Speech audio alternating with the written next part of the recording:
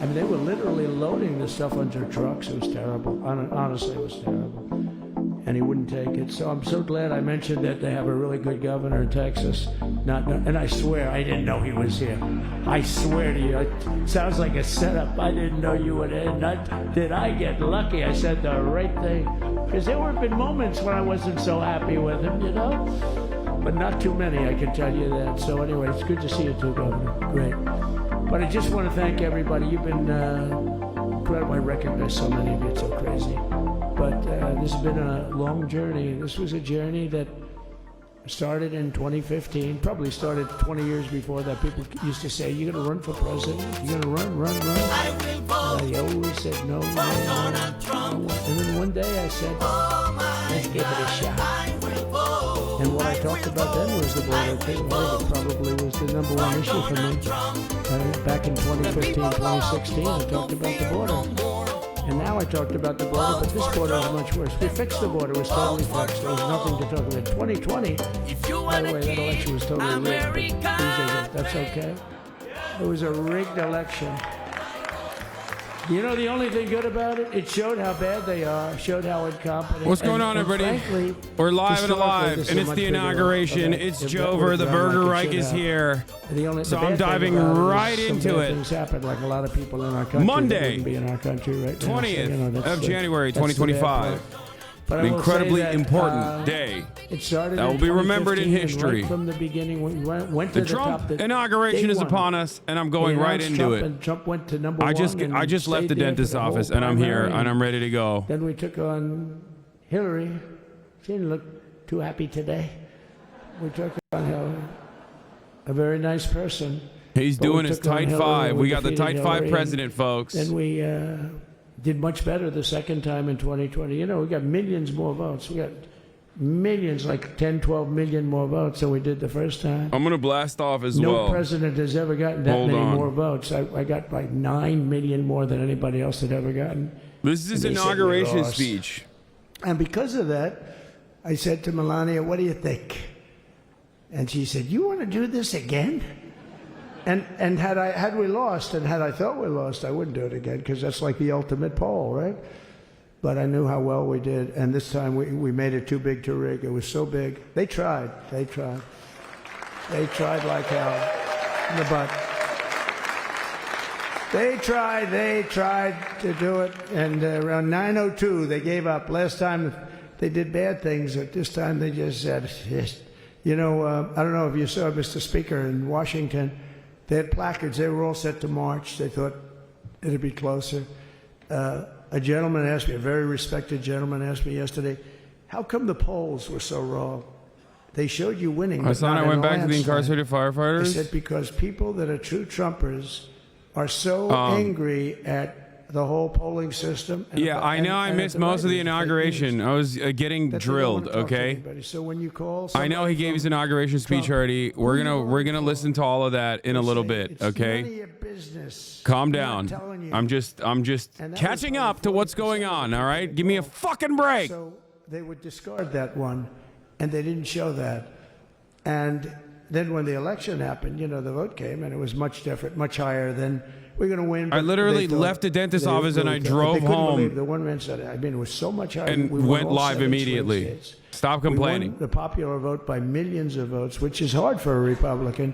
I'll tell you who came through. The unions came through. The auto workers were great. The Teamsters were great. The firemen were great. I think almost every union was great. The only one that weren't great, although Sean was great, and the Teamsters, the head of the Sean O'Brien, the head of the Teamsters, friend of the show, was fantastic. Friend of the show mentioned. Generally speaking, the head of the union was against Trump, but the union would be with us for like 80, 85%. Look what we did with the auto workers in Michigan. Look what we did with the Teamsters. The Teamsters were unbelievable. They were a solid Democrat vote, and they voted for Trump. So we had a great experience. This has been, now we have to go to work and get it done, because we have to do blast something. Off. We blasted off. We're going to turn our country around, and we're going to turn it around fast. And I think this was a better speech than the one I made upstairs, okay? I think this was better, JD. I think this was much better, and I got to see my friend. So, Governor, take care of yourself. You call me, we'll start working. You know what that means with him? He's going to be calling me tomorrow morning at about 6. And I said, how about next week? You call me and we're going to get it started real fast. We'll really help you a lot. You've done a fantastic job protecting something which is it's not supposed to be for the states. And amazing job you've done. Thank you very much. And I want to thank everybody. And I have a First Lady who's been incredible. She's been incredible. I shouldn't say this. I'm going to get hell when I say this, but her feet are absolutely aching. You know, those heels. And we thought we were leaving. We were going home. Sir, would you be able to go down and say hello to some of your other fans that are here? I said, oh, I didn't know that. Wow. Did you get to see pretty clearly the picture, I hope? Good. That's good. But because you wouldn't want to make the same speech again, right? But she said, darling, I love you so much, but my feet are killing me. I said, honey, let me just see how far it is. I asked the person. Oh, not that long, maybe 400 or 500 yards. That's 5 football fields. I said, can you make it? She said, we're going to make it no matter what. We're going to make it because we have to go. Right? Right? And then we went out to the helicopter, though, just prior to this and said goodbye. And it's a custom, and the wind is blowing like crazy. And with the hat that she's wearing, she almost blew away. We almost lost off her. She was being elevated off the ground. She almost blew away. No. So we all appreciate it because she's been a great First Lady. A beautiful and a great First Lady. And they love our First Lady. You know, JD, whenever I make a speech, I see hundreds of times, we love our First Lady. We love, and they do, and they should. She's great. So I just want to thank you. Thank you very much. I just want to thank everybody. Bro, I like people being like, oh, I can't believe he's president. I can't believe he's yapping all this stuff. I'm going to be honest with you. It's just, this is it. This is, America sucks. Hello, everybody. Thank you for being here. Bye-bye. Okay? I gave you the A+ America treatment. sucks. Thank you. I'm going to keep it a Thank you all. $1.50. And as a nation that sucks, we're going to have a president that sucks. Okay? This is the most expected outcome. Democrats sold the country off and sold your rights away, signed your rights away. We're an embarrassing country. And I think that even Trump supporters are somewhat aware of the demise. 4 years of free content for you, you're so stupid, okay? I don't care about free content. I have long maintained the position that no matter what, I would much rather not have a fantastic, robust media career as long as we got to have Medicare for all. Okay? It's not about content. We have mass ICE raids incoming starting tomorrow. Probably starting today, if we're being real. I would rather have a boring country where American citizens' needs are solved instead of a, content-filled 4 years where horrifying, cruel things are happening with regular frequency. Okay? So, having said that, this is the worst day to call you a content demon. You chose the dentist instead of a 300K plus stream. Exactly. I'm going to Japan soon. I had my another dentist thing that I had to do, and instead of live streaming the inauguration and sitting in front of 300,000 people, I did all of that. Having said that, there's still plenty of commentary to do, and there's still plenty of moments to cover from the inauguration, which I'm going to go into in a brief moment. Okay? Asman has 70,000 real viewers. It's botted.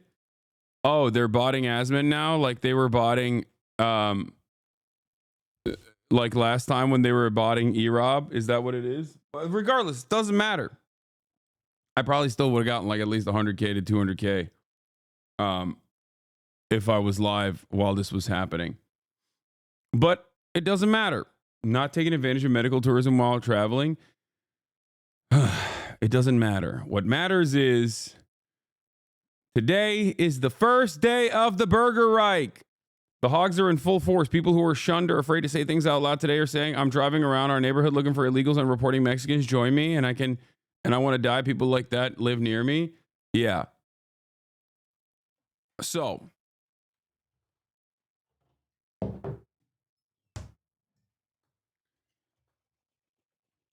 the Burger Reich is here, and America's demise is near. Okay? And we're going to talk about it. You look so sad. Well, I mean, yeah, I think that Donald Trump is going to be a horrible president. And it's beginning. Donald Trump is going to be a horrible president, and it's starting right now. There's still more to come today. He will sign executive orders of the Capitol in a bit. The day's not over. Yeah. Also, Joe Biden did a bunch of fun little last second moments, last second pardons. Apparently, I was on Hasan Minaj's YouTube video where I think he was making fun of me, maybe. I don't know what happened there. But they were saying Hasan on Hasan violence. Oh, here it is. Then the far left will hate on the pundits. Oh, they fucking nuts. Simultaneously, MAGA will then hate on the lefties and the pundits. Okay, only 30K viewers in here. The world is finally healing. Well, most of your viewers are probably still asleep. God knows they ain't work, lol. I like that people's political analysis on twitch.tv revolves around how many viewers I have at any given time. That's cool. Yeah. I mean, I'm live. First of all, it's MLK Day. Secondly, it's I'm live for 10 minutes. So yeah, I've been live for 15 minutes. Calm down. All right. Last but not least.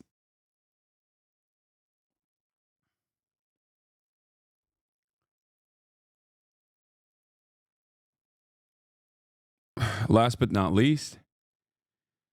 None of this shit matters. Okay. If today you are excited that Donald Trump is finally the president again after 4 years of the Brandon regime, where Republicans were sent off to work camps for the crime of being patriotic or saying that there are two genders or whatever.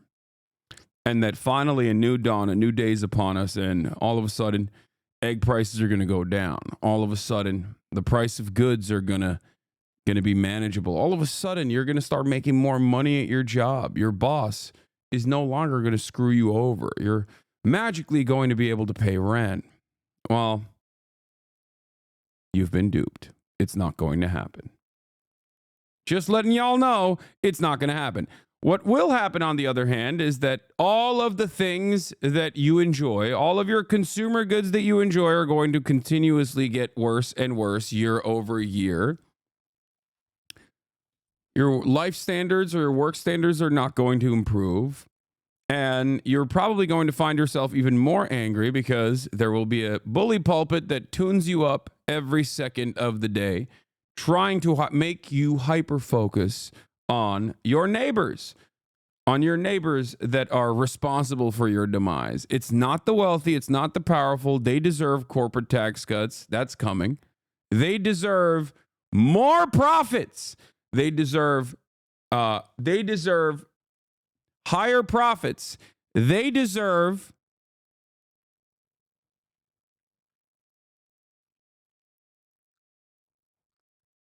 to pay less in taxes. And slowly but surely, I think the American war machine will continue tuning up as it has. In many ways, nothing will change. In some very meaningful ways, things only stand to get worse.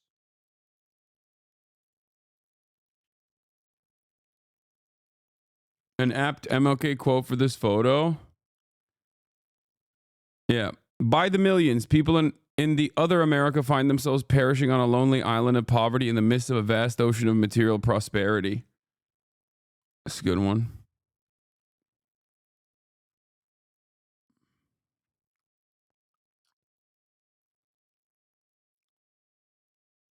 Trump said he wanted to take Panama Canal again. Yeah. Do you think we will see an improvement in things like price of core goods to appease the pros before they start putting pressure in? Or do you think it'll be full steam ahead? We'll see. Well, I don't know.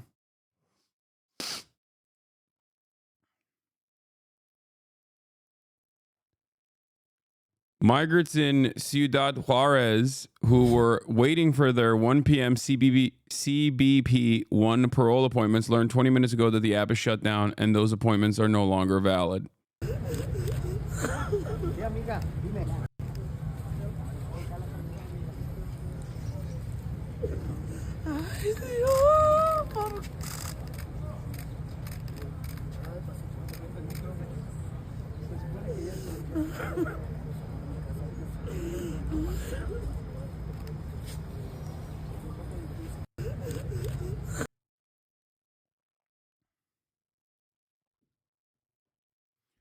Coworker believes that the answer to financial freedom is crypto, but doesn't acknowledge his medical debt. No, coworker is awesome.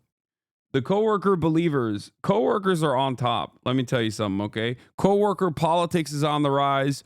Coworker interests are on the rise. We are now living in the coworker dystopia. And the coworker is not wrong, technically, when he says, oh, the future of money is crypto. We had not one, not two, but 3 different people in Trump's immediate orbit, including Trump himself, pull off crypto rug pulls sequentially in the last 48 hours. You understand? Do you understand? Donald Trump, Melania Trump, and then the Students for Trump guy, all 3 of them pulled crypto rug pulls to the tune of multiple hundreds of millions of dollars right before Donald Trump was inaugurated, right before he became the president. That is the future of America. The future of America is cons, quick schemes, cons for rubes and suckers. Everyone joining in on the fun, thinking that they will not be the bag holders, but will actually grab the bag and pass it down the line. Reagan, during his first inauguration day, signed executive orders in this room, as did President Johnson, signed the Voting Rights Act what with about Martin black Luther people, King Hasan? Jr. in that room. So it's very historic. Oh, by the way, I have a hair trigger today. I'm probably going to ban a lot more people. Like, I'm just letting you know, if you come in here to try to derail specifically, just by saying like, what about black people, Hasan? You're wrong, you're wrong, you're wrong. I'm going to ban you. I'm going to permanently ban you, and you will never get unbanned. And 2 words for you for what we've just seen so far in the last couple of moments here. Number 1, historic. There has been no other president that has made inaugural remarks inside the Capitol Visitor Center, because it didn't exist a very long time ago. So this was the first time we saw, if you want to call it an inaugural speech or an inaugural chat, this was the first time a president did this. And I'm sure everyone in Congress is really glad they built the Capitol Visitor Center, because it came in handy today on a very cold day. The second word to think about, electric. This is the word that was used when I was texting lawmakers inside the Capitol Rotunda during the swearing-in ceremony. I asked them, how does it feel in there? Because when you're watching on TV, you kind of feel that moment, but what does it feel like in there? And they said it was electric, not just because of the moment, but the people that President Trump has curated in just the last year over this campaign. Like you mentioned, Jeff Bezos of the world, Joe Rogan was in there, who helped him reach an entirely new audience, and also Miriam Adelson, who helped him reach the Jewish American vote. So all of these people that sort of helped him come to this moment, he in a way thanked them for being there, and some new friends as well, like the Mark Zuckerbergs that he hopes to work with in the future. So all very new things for us to watch here, and a really exciting time right now. Aisha Hasni, live on the Hill. Aisha, thanks. Britt Hume's still with us. And Kaylee McEnany here, you listened to that second speech, and I could see your mind saying, if I was press secretary, how would I answer these questions? I'd be taking diligent notes and footnotes to go underneath those notes. Look, one of the great things about President Trump that I learned when I was press secretary is accessibility. I recall when Jen Psaki was once asked, hey, did you speak with the president today? And she kind of circumvented the question. And anyone who knows communications picked up on, oh, I don't think she spoke with the president before this briefing. Caroline Leavitt will not have that problem. The president, in many ways, is his own spokesperson. Oh. Yeah, let's watch the carcass deliver his last speech, I guess. First Lady, Did we just miss it? Moments ago, leaving Joint Base Andrews. You can see the plane there waiting for them. The president, former president, saying, "Stay engaged," saying, "I've been doing this for 50 years." Did say something like, "We're on the cusp of..." Oh, Biden gave a speech and I missed it? Yeah, I don't really care. Dude, I'm not going to lie. I'm having a hard time caring, man. I really am. In terms of like caring about all the dangerous things that are about to happen, I'm going to offer a lot of coverage and hopefully do my very best to speak on the humanity of the victims, okay, of this upcoming administration. But in terms of all the palace intrigue, in terms of like, oh, Joe Biden, ooh, drama, John Fetterman, did he wear a short and hoodie? Like, what were Biden's last words? I don't care. I do think it's stupid and silly that he did that like last second perma pardon thing. I think that everything overall just sucks. I don't know. I can't help but feel like everything is bad and it will continue getting worse. And I don't mean that because like, oh, I got owned. And Donald Trump is wait, oh my God. Ben Cohen hit me up. Co-founder of Ben and Jerry's, Ben Cohen.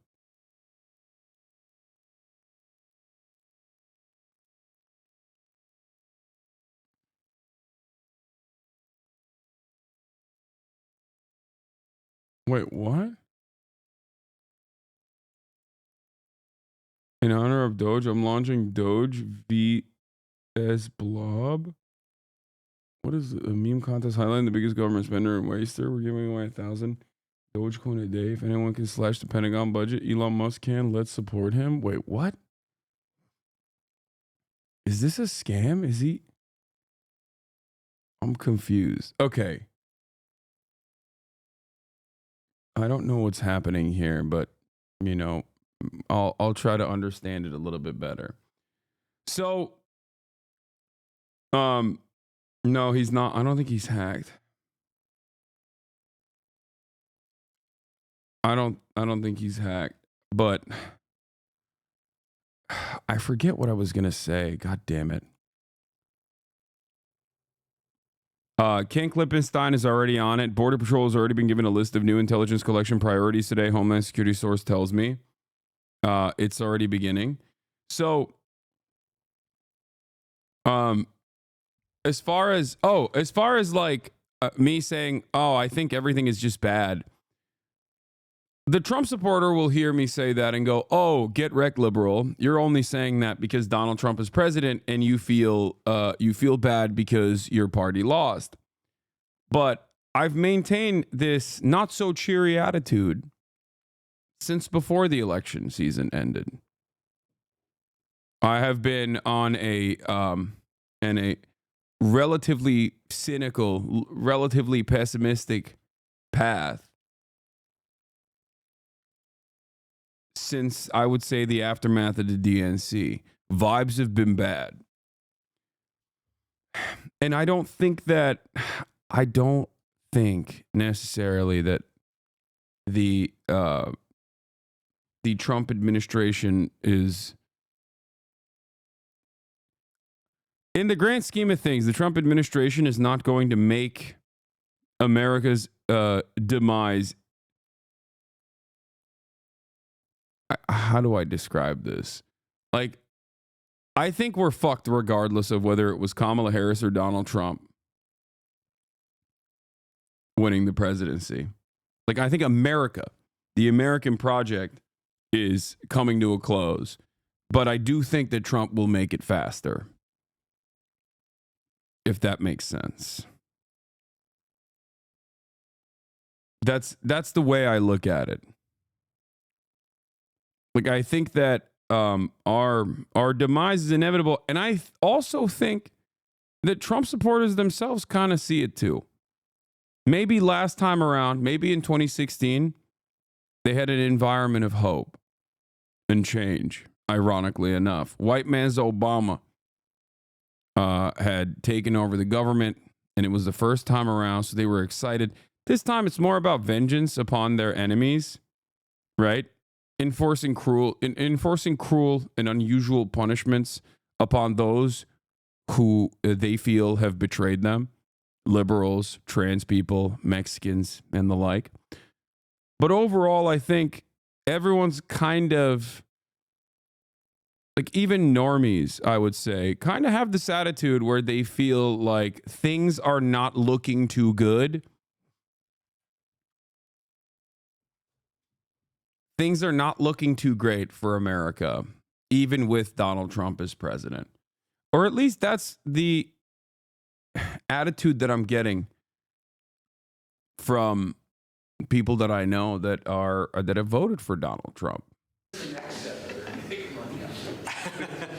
a tradition.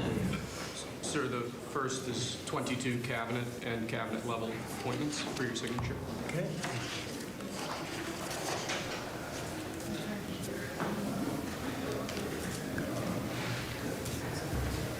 It's the truth. You vote for division, you get it. What do you mean vote for division? Who votes for unity? What is the unity vote? There's a duopoly, my man. I don't know what kind of silliness this is. Like, you think you're making like an adult take or something, but 47 sub-cabinet level appointments, sir. But you don't have to sign 47 times. I have no idea what the hell Melania's wearing, by the way. I don't know what's going on there, but I'm sure Americans really love that. Like, the real Americans today look at that and go, that's a real fit, Madam First Lady. Why does she look like Oppenheimer? Thank you, sir. You now have 31 acting designations and appointments to effectively... I know what a zoot suit is. Are you kidding me? I think zoot suits are fucking amazing. Zoot suits are the proletarian's garb. I want to get a zoot suit. Don't give her that.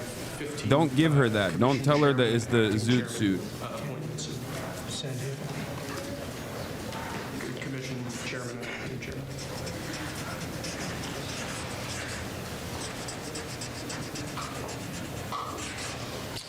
He was #1 at Harvard also. You know that? Good counsel. They have something in common. Thank you, sir. Lastly, we have a proclamation ordering that on all future inauguration days, including this inauguration day, that flags shall be flown at full mast. Very important. Very important. It's because of Jimmy Carter that the flags were flying at half mast. Are they signing an executive order to fly them full mast? Inauguration tonight, the sound was so good. The temperature was 72 degrees, but the sound was so good on it. So maybe something to think about. Thank you, sir. Okay. Good acoustics. Yes. All right. Now thank you. We go to I can't believe Jake and Logan Paul are at the inauguration. Well, why am I saying I can't believe that? That's the most that is the future. This is America's future. If you want to understand, like, Jake and Logan Paul taking photos with New York City Mayor Eric Adams. That is, oh, wait, is that Witkoff? What the hell is Witkoff doing right there? Bro should be in Gaza right now.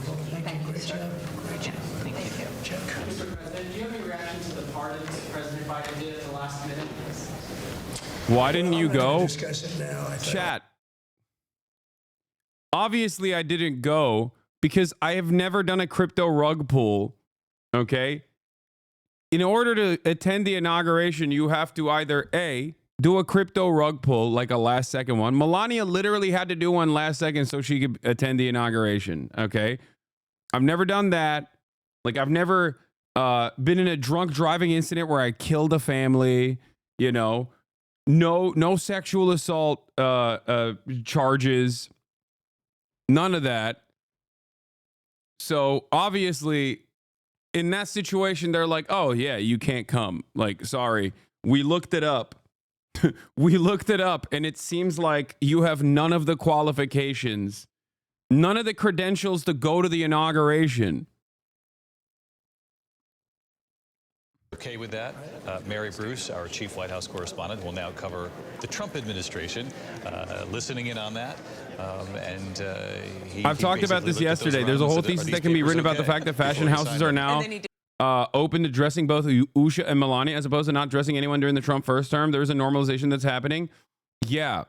Also, there's also a historical parallel here that we can point to as well in terms of, you know, the Nazi movement, the aesthetics of fascism, fashion and fascism intersecting, and how big fashion houses also had no issues with historical fascist movements and actually supported them too, whether it be Hugo Boss or even Chanel.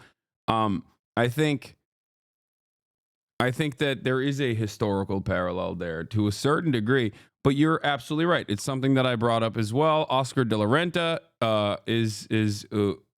was openly posting about dressing Usha Vance, right? JD Vance's wife. So I agree. All of these like elite corporations are this time around completely servile to the interests of fascists, right? Here it is, Oscar de la Renta talking about Ivanka Trump. Swipe to see the making of Ivanka Trump's custom pearl and crystal gown. Such elegance. This is something that I've thought about quite a bit, but it's look, all I'm saying is second time Trump version 2.0 is perceived as very normal, okay? Trump version 2.0 is no longer weird, odd, unique, an aberration. Trump version 1.0 was not necessarily unique in terms of like what he did, because he was the logical endpoint of the Republican Party, right? And I maintain that position quite a bit, and liberals would get mad at me whenever I said like Trump in 2016 was doing things that the Republicans would do. The only difference was he was more incompetent, more open about his corruption, and also utilizing the bully pulpit to accelerate racist rhetoric, right? Normalizing and accelerating racist rhetoric. And people will get kind of mad at me about it. They would say, like, what do you mean? No, you don't understand. Trump is different. Trump is different. Trump is a different type of president. It's like, no, he accelerated down to January 6th, down to all of the election is stolen conspiracies. Donald Trump's attitude was not different than the rest of the Republican Party. His communication was different than the rest of the Republican Party. And I used to point to the likes of Paul Ryan, institutional Republicans that were considered normal Republicans that would get like puff pieces about how he likes to work out and stuff like that by GQ, doing the same exact the elections are stolen by immigrants rhetoric, but using very different words. Like never fully openly stating that as a fact, right? Donald Trump, on the other hand, took away the dog whistles and basically went full tilt with it. And it was like he cast aside the civility and the aesthetics of civility. And I think that was shocking for a lot of liberals. They're like, what are you talking about? This is not how we do. This is not how we operate. This is not who we are. But while I was, clowning on the aesthetics focused, optics focused, civility focused, resistance liberalism the first time around, I do still think that level of pressure, at least to a certain degree, created a permission structure and a counterbalance against all of the awful things that the Trump administration was doing. And liberal media also was hyper-focusing on all of the awful things that the Trump administration was doing. It's not happening this time around. Okay? That's what's truly interesting. It's not happening this time around. So I don't know what that is going to look like. I don't know what's going to what that's going to look like now. Liberalism is dead. It was already on its, it was already gasping for air, but it's officially, I think, dead. And what comes next, unfortunately for everyone, is obviously fascism. They have capital accumulation. They have concentration of power, backing from the capital accumulators and those who have concentrated power. They have better organizational structure. They have better entry points into institutional control. And very clearly, that is the new game in town.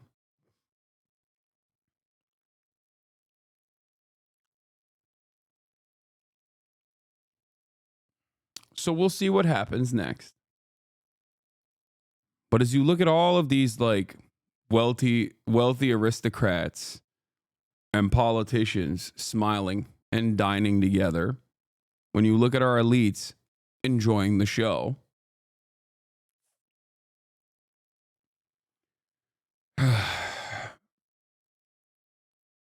just remember that, this is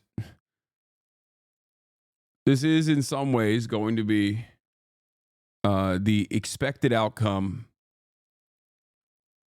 This was always going to happen, but Donald Trump, I suspect, will, accelerate America's demise even more.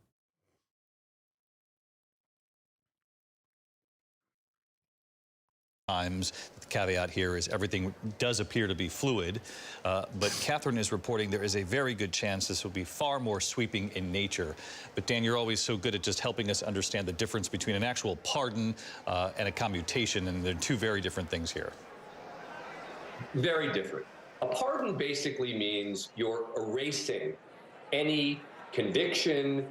Okay, they're talking about Brandon's last second pardons. CNN, while pointing out all the tech billionaires and CEOs, President Trump's inauguration just glosses over the millions said billionaires and CEOs funneled to Trump, and instead treating it as a branding and aesthetics exercise. But these folks, and then just scattered throughout are these tech CEOs. yeah. I mean, the exclusivity of this room is incredible. I mean, there are governors and high-level elected officials who are in the overflow. Like, if you're a Republican today and you're watching me right now, or you're watching CNN, you go, what's the problem? Every other previous Democratic administration has enjoyed all of this glazing from our tech overlords. Why is it a problem when we finally have that, right? And I think that's a valid perspective to have. And that's what I'm trying to explain, is that the billionaires, no matter who's in charge, do not have your best interest in mind. And I hope that is clear when you come here. That's why I always say there's no such thing as like good billionaires and bad billionaires or whatever, that they only care about profit. Okay? And now, because they recognize that there's a lot of chaos, there's a lot of anger, there's a lot of resentment, there's a lot of instability born out of the wealth inequality, that they consider someone like Trump to be a better alternative than the Democratic Party that is seen as incompetent, because Trump represents order with a fist. Okay, because that's what fascism is.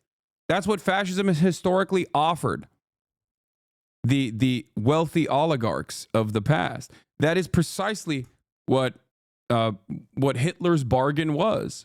That is precisely the reason why he was backed by a lot of these wealthy capitalists in Nazi Germany. Because fascism will present, at a time when there's instability, fascism presents order, okay? Order through violence, order through brutality. But more importantly than order, fascism does not actually overthrow the pre-existing hierarchy. It maintains it in increasingly more violent ways. That's what happens. It offers stability at a time of instability.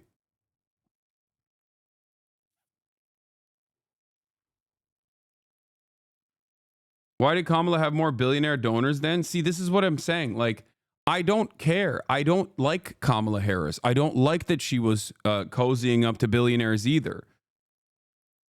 You are a regular American. You are not a billionaire. You are not an oligarch. And as a regular American, it does not matter to you whether those billionaires are standing next to a Democrat or a Republican. Okay? Both parties in this duopoly will serve their interests. Key sectors like oil and gas will hedge their bets more in favor of the Republican Party. And in the past, tech sector billionaires were oftentimes hedging their bets with the liberal mechanisms of control. Seems like they feel pretty comfortable with both parties. Of course they do, because they are. Because at the end of the day, Democrat or Republican, both parties, with some exceptions, at least on the Democratic side with like the likes of Bernie Sanders or whatever, both parties are there to serve their interests. Both parties are there to manage their profit-seeking attitude. Both parties are there to, you know, do a little bit of deregulation, do a little bit of tax cuts. One more so than the other.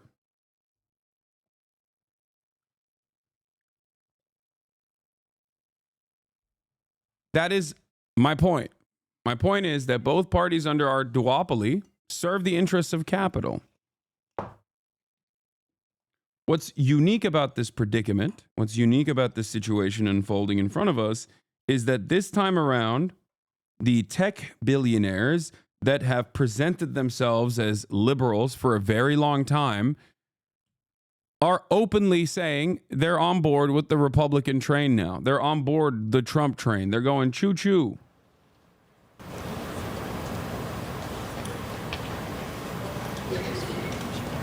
It's not weird or unique to see, you know, oil barons at the inauguration. It's not unique or weird to see the likes of Miriam Adelson at the inauguration standing next to the Republican Party. What's unique is seeing Zuckerberg and the Google CEO and those guys. That's unique. Their presence at the Republican inauguration is unique because they have historically presented themselves as liberals. They've historically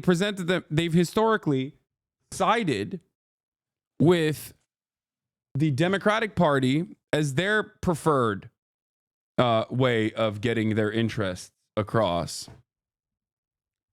But the question I have remains, which is, why are we servile to their interests? Why do we have to sit back and you know, let them dominate the conversation? 150 years ago. It doesn't seem, is that Amy Klobuchar speaking? It doesn't seem like a democracy, does it? House wing of the Capitol was built, and in the midst of the Civil War, Congress dedicated this chamber to host statues chosen by every state. Walking into the hall, we all passed under the arch, holding the marble car of history clock. The statue shows Cleo, the Greek muse of history, holding a book to record events as they happen. And as you can see, she's heard a lot of stuff. And as she rides her chariot forward into the future, she looks behind her to remember the past. She remains here as she has for hundreds of years, a reminder that history will remember the events of the present, and it is on us to write that history right now. Speaking of art, the painting right here before you, I chose this painting for this lunch this summer, and it's titled American Horizon. I don't care about this stuff, dude. Oh my God. This stuff is so stupid. More like silly aesthetic focused nonsense. Congressional luncheon time. All right, let's see what the CNN, what the good people over at CNN had to say about all these tech billionaires sitting side by side, standing side by side with the Trump and then just admin, scattered throughout admin. are these tech CEOs. Yeah. I mean, the exclusivity of this room is incredible. I mean, there are governors and high-level elected officials who are in the overflow. But these folks, we should also remind people, they paid money into the Donald Trump inaugural fund. Mark Zuckerberg and Meta, they wrote $1 million checks. And $1 million check, I suppose, gets you in the room where it happens. I agree with you, Abby, but this is about as mutually beneficial as it gets. Because, as I think you said earlier, Donald Trump is the ultimate producer, and he understands branding and marketing and imagery as well as, or better than most. And then just scattered throughout. Yeah, this isn't branding and marketing and imagery. This is, they're not wrong when they say it's a mutually beneficial relationship. They're not wrong about that. They're right about that. It is mutually beneficial. Wealthy members of the oligarchy purchase politicians, purchase Congress, in order to ensure that they never get regulated when regulation is a necessity, okay? And also, Trump simultaneously takes advantage of any outlet, any mode of communication that will give him a benefit, that will boost him, that will accelerate the right wing, the right wing attitude, like that will serve the purpose of pushing right wing messaging. Okay. Jeff Bezos owns a newspaper. Jeff Bezos owns Washington Post. Elon Musk owns Twitter. Google owns YouTube, and obviously Google as well, and numerous other properties. Mark Zuckerberg owns Facebook. And the last part of that equation, Tim Cook obviously owns Apple. The last part of that equation was TikTok.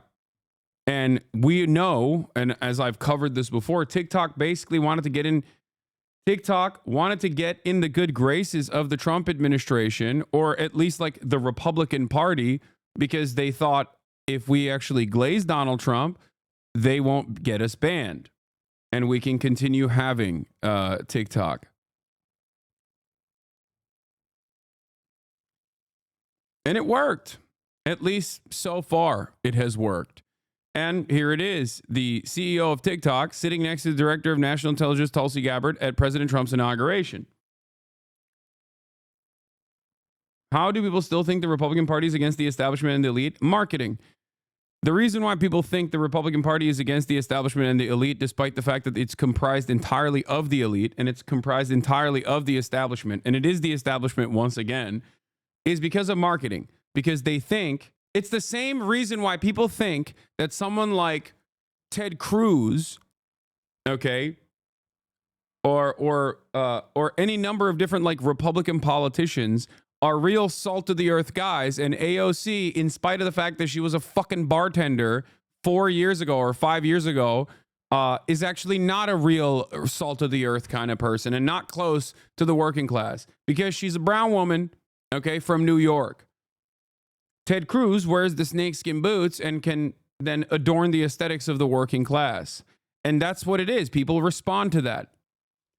In the United States of America, because class politics are so muddied, so eviscerated, so thoroughly gutted, that how you look and how you carry yourself and how close you are to being like racist is a better signifier in the eyes of many for being working class, for being of a working class background, than being quote unquote woke. Wokeness is identified with elitism. The Democratic Party is identified with HR, management, professional managerial class, at least up until now. Okay? And that's it. Now, obviously, there's issues, or rather, I have that same hat. Goddamn. There's obviously reasons for why. Like I think the Democratic Party's ineptitude, in my opinion, has also contributed to this as well. Stop giving a shit. Thank you for the 20 gifted subs. Allowing 20 people to no longer see the ads at the middle of the hour or the top of the hour, even though I don't run the ads any longer. But you too can subscribe for $6 or for free with a Twitch Prime. Twitch Prime is free if you want to support the broadcast. afternoon. Here's on Trump's. The greatest. Here's Trump's inauguration day ever. Campaign head or whatever his name is, the guy who's in charge of like the new Today cabinet is one of the appointments. most important days in American history because Donald J. Trump is right now heading back to the White House. I could not be prouder to be standing before you. There's one thing that I'm also worried about with respect to TikTok. Remember what I said about TikTok, like juicing right-wing algo stuff?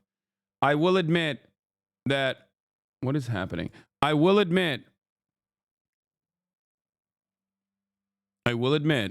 that I worry about what the TikTok algorithm is going to look like.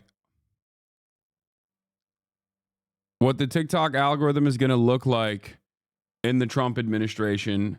I really, really, really hope they don't boost the right even further and turn it into Twitter 2.0. Because if TikTok goes by the way of Twitter, we're done. It's over. Global permanent neo-Nazi regime. Every single social media platform in the United States of America is incredibly slanted to the right. Now, one of the things that I want to say, one of the things that I noticed, that I saw, this is, a lot of people are saying this now. A lot of people are posting stuff like this. I don't know the veracity of this, but TikTok is now region locking Americans from looking up things like fascism. Donald Trump rigged the election. On the left are results from a device in America. On the right are results from the UK. This might be fake. I don't think this is like this is all these people are immediately rushing to this.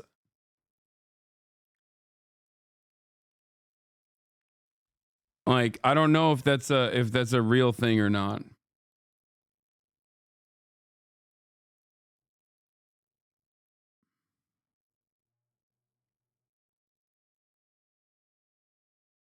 Like, I'm looking up fascism and it's showing up. I don't know why people are saying that it's not showing up. I tried it. It's not. Donald Trump rigged election. Yeah, it's working. Oh, it says the Donald Trump rigged election. The phrase may be associated with behavior or content that violates our guidelines. Okay, that's new. Wait, let me see. Donald Trump sucks. Okay, you can still look that up.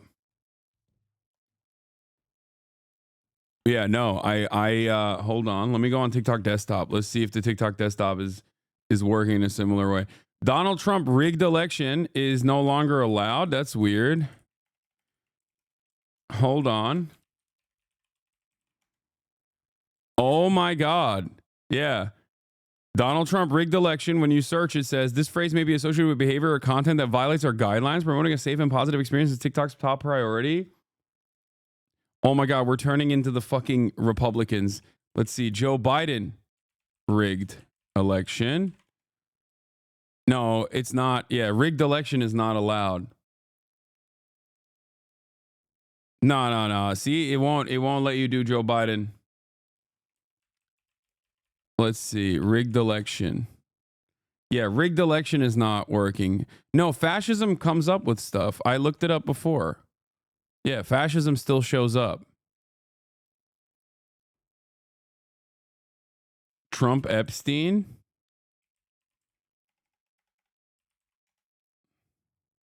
That stuff comes up.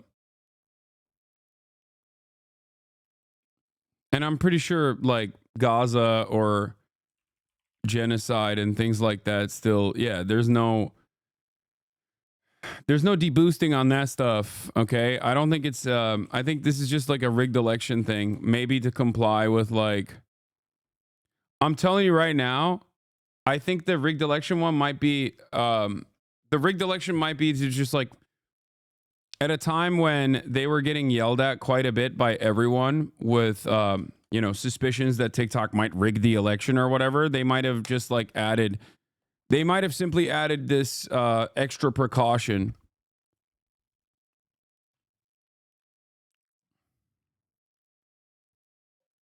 Does that make sense?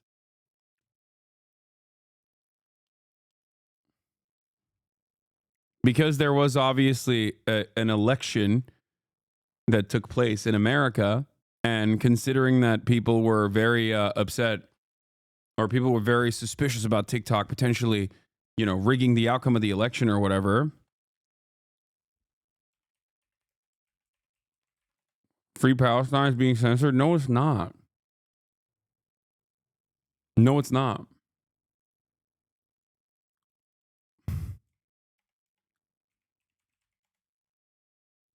Yeah, Free Luigi's not being censored either. You're wrong.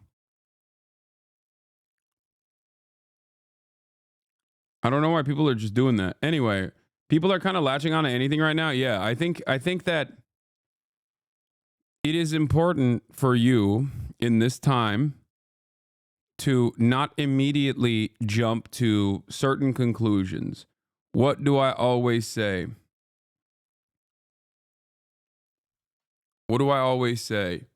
If a narrative seems too good to be true, okay, there is a likelihood that it might be false. Just whenever you see something online that corresponds to your existing biases, okay, the first thing you should do, instead of immediately adopting that as the truth, the first thing you should do, and sometimes it might be true, but the first thing you should do always is to go, wait a minute, let me check to make sure. He explained this beautifully. It's a 404, can't find the I don't know what the link you're sending me. The term rigged election seems to be the issue. Also typed in Bush and Gore, and that showed nothing. This is healthy, okay? It's healthy whenever you see a narrative, whenever you see something, okay, that corresponds to what you already believe.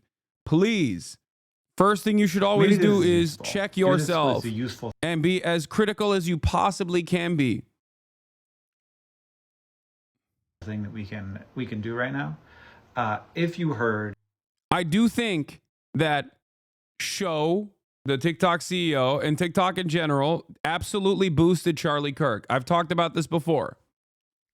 And I think the reason why they did that is because they thought if they boost Charlie Kirk has Trump's ear, and he will say nice things about TikTok, and he will talk about how TikTok is wonderful for making the youth more right-wing. I do believe that. This is something that I have talked about quite a bit.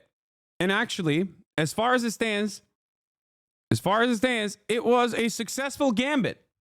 Now, having said that, will they continue doing that? Probably. I don't know.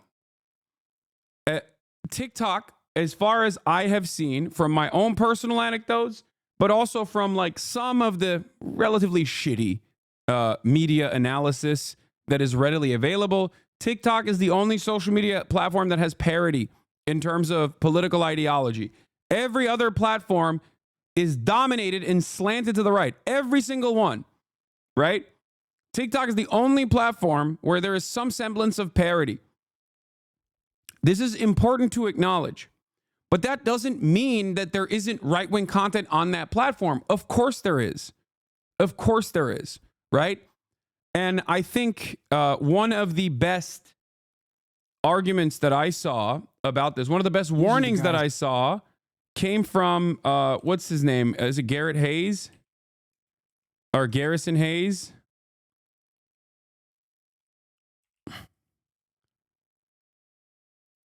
Where is it? One of the best videos I saw on this. I hate.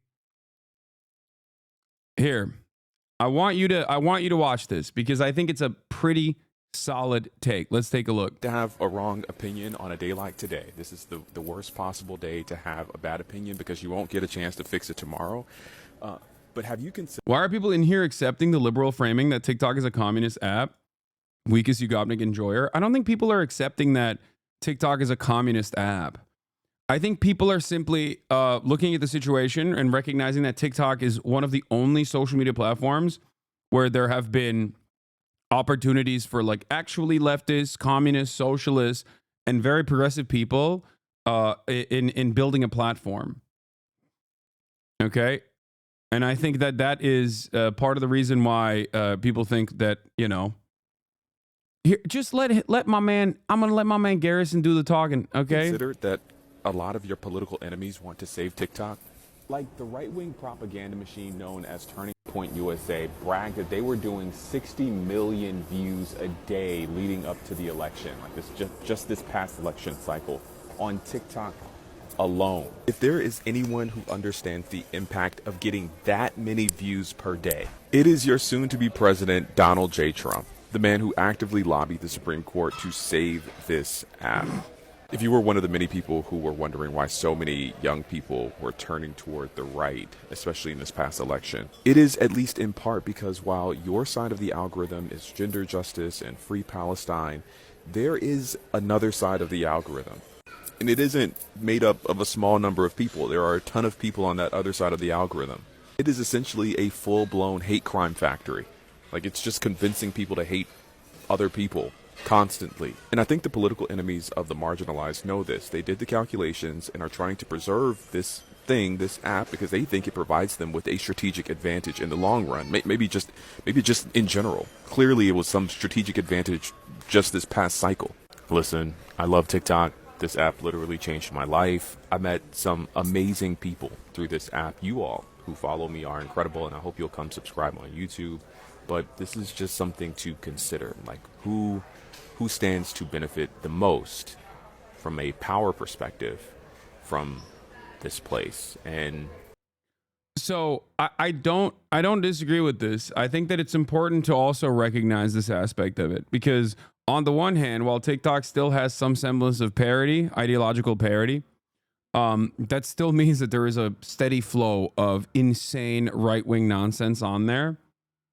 Okay. And I do think that right-wingers understand the value that TikTok gives them in terms of propaganda, the value that TikTok offers them in terms of yet another platform where they can supercharge their right-wing propaganda, reactionary content that creates loyal soldiers for the Republican Party and creates loyal soldiers for the reactionary movement in general. Okay. It doesn't have to immediately, it doesn't have to actually make, for example, young men, right, into people that are card-carrying Republican Party voters. That's not the project. The project is, as long as they are apolitical but right-wing in a lot of these like key issues, they can be captured. Their attention can always be captured, and their anger and resentment can always be weaponized. And I do think that that is, I do think that that's important to recognize, and it goes along with something that I've been warning about quite a bit in terms of like how right-wing young male spaces look like nowadays. And TikTok, just like every other platform, TikTok is not alone in this, and TikTok is far from the worst platform on this issue. YouTube is terrible for this. Okay. Twitter is obviously the worst one out of all of them. Facebook doesn't really have a lot of young people, but Facebook is also very right wing as well. Like all of the social media platforms that we use that are seen as like the only places where people can gather and communicate with one another are incredibly slanted to the right. That is devastating. Okay. This was part of the reason why I maintained the position that that you know, TikTok was while still churning out right-wing propaganda at an alarming rate, still had some semblance of leftist commentary on it as well. And I know that people will say, Hasan, this is just like silly social media platform stuff. Like, why do you care about this so much? But in an environment where we do not have any sort of organizational tools, and that our production capacities, our forces of production are basically moving away from the assembly line so that we are more alienated from our labor and we're more isolated from one another, which makes it harder to organize, which makes it harder to recognize solidarity, class solidarity, specifically amongst workers. The only place where people actually gather in groups are online. And online spaces can be easily manipulated. Online spaces can be easily manipulated, easily brigaded, change people's attitudes over certain things. And the more time we spend online and away from other people, the worse I think these organizational tools will become. The more right-wing these social media platforms get, the worse things get overall. Yes, but isn't TikTok most views for progressive content versus other social platforms? I know. That's why I'm saying that like TikTok has been both a benefit and a burden at the same time. But in comparison to all the other content platforms out there, it's certainly not the worst. It's definitely better than the other ones. And that is part of the reason why I maintain the position that TikTok shouldn't get banned. That's the reason why I think people wanted TikTok to get banned. That's what carried it over the finish line. This one really mattered. And I just want to say thank you. Anyway, let's look at one of these tech billionaire oligarchs speaking at the inauguration. My heart goes out to you. Did he just Sig Heil? It is thanks to you that the future of civilization is assured. Thanks to you. We're going to have safe cities, finally, safe cities. Secure borders, sensible spending, basic stuff. And we're going to take Doge to Mars.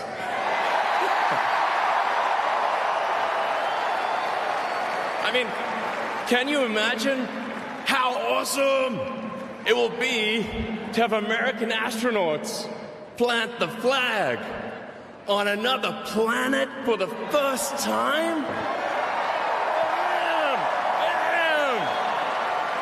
Yeah! How inspiring would that be? You know, there's always problems in life. You know, there's this problem, solve that problem. But you know, there need to be things that inspire you. There need to be things that make you glad to wake up in the morning and say, I'm looking forward to the future. Yeah. And I love you guys.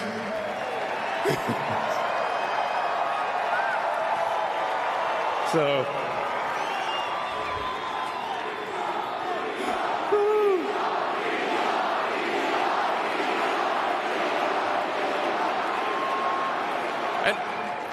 and let me tell you, I'm gonna work my ass off for you guys. So,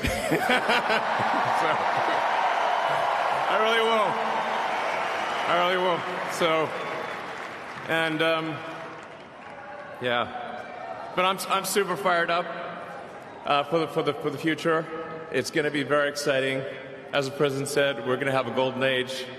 It's going to be fantastic. And one of the fundamental things, one of the most American values that I love is optimism, and this feeling like we're gonna make the future good. We're gonna make it good. So,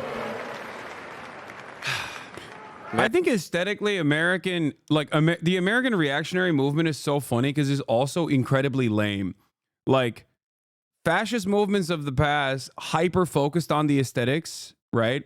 They cared a lot about their visual output. They had this like insane, intense interest in making it seem as though they were superior and that like moral degeneracy must be squashed and that you know, everything down to the minutia was organized.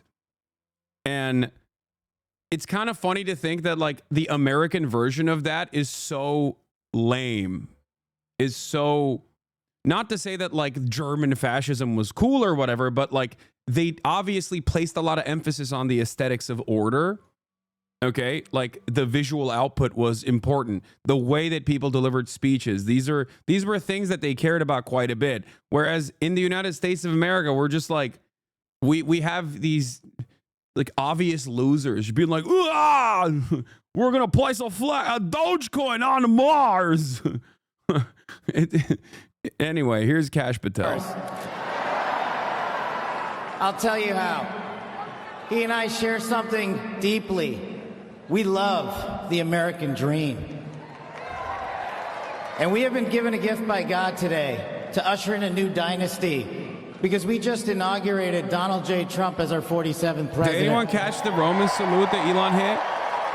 And we just inaugurated J.D. Vance as our Vice President of the United States. And we did that because the American dream is alive and well, because you chose that our dream can be the dream for our children and the dream for our world. And we are at a crossroads here in America. But our future is bright because you had the courage to stand for your convictions. So I'm humbled here to talk to you about why I love the American dream. My story's pretty simple, it's unique, and some of you share in it. My parents were born and raised in East Africa. My father in the 1970s fled a genocidal dictatorship in Uganda, where he saw 300,000 of his countrymen murdered, where he saw what lawlessness would do if it was allowed to break through the system of constitutional justice. He fled, like so many others. He married my mother. They moved here. They waited in line. They stood in line because the American dream was worth standing in line for.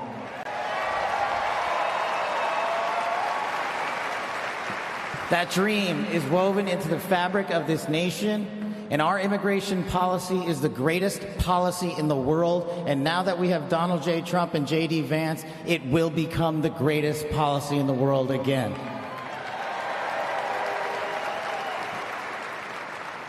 But dreams and hopes aren't enough, my friends.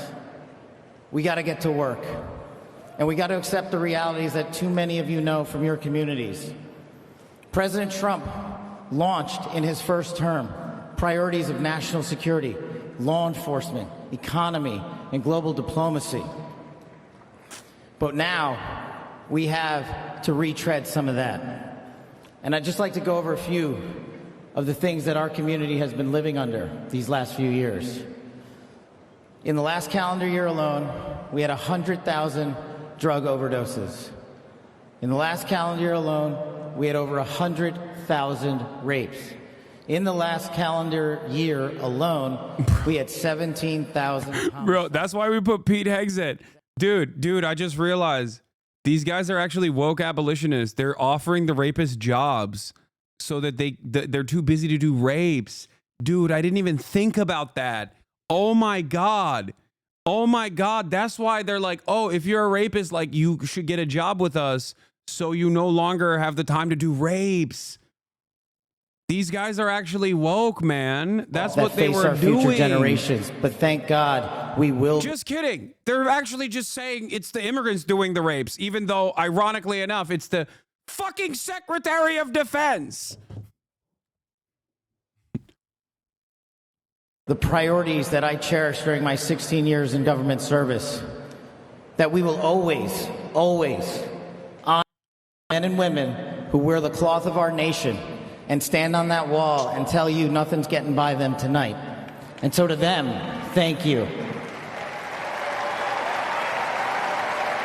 Calm down. What's happening? To our teachers and our frontline workers and our first responders, y'all choose to show up every single day for our children, for our communities, and we will now show up for you.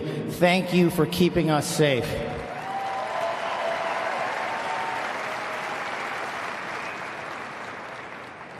To the men and women in law enforcement, and maybe I'm biased on this one. Our police officers, our sheriffs, our federal agents are some of the greatest warriors that God has ever created. And we will put them first because they have our backs, and now we will have your backs.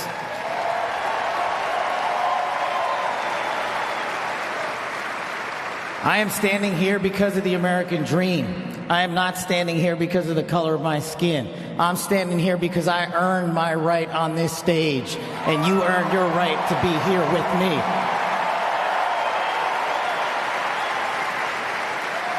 And I promise you this, with every fiber of my being, that our law enforcement, that our teachers, that our first responders, that our veterans, that our men and women in uniform who dare to serve this country and put themselves below the rest of our needs will be reprioritized to the top of the heap because they are standing on that wall, and we will not let that light go dark on them.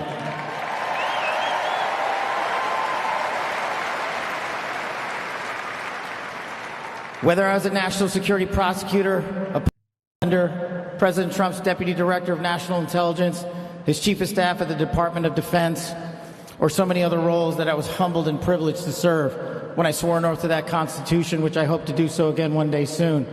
You have my word that you have ushered in a dynasty of change. You have ushered in a dynasty that will allow our children to live this American dream. My American dream. I am living the world's American dream. I am the son of lawful immigrants. We worked our tails off just like you all do, and I'm going to make you a deal. I promise you I will never quit on your children. I will never quit on their children, because this American dream does not belong to me. It does not belong to them. This American dream belongs to the world.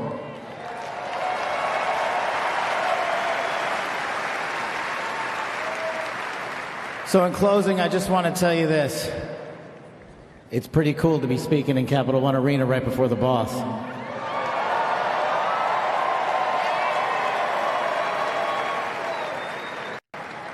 You've inspired me beyond words. Your love, your devotion, your commitment to our country, everywhere I go, shows us that we are not only the beacon of hope, but we are the land of constitutional justice. We are the land under Donald J. Trump and J.D. Vance, where we are going to end the two-tier system of justice. We are going to remove the weaponization of the intelligence community for political purposes. And we are going to put the men and women of America first.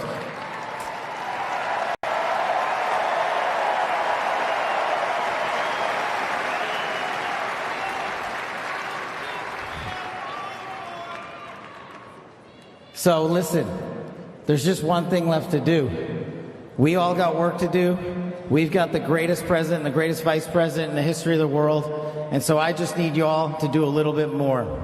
Every time you see a law enforcement officer, every time you see a veteran, every time you see a teacher, shake their hand. Give them a little bit of your time, because they're giving us all of our time.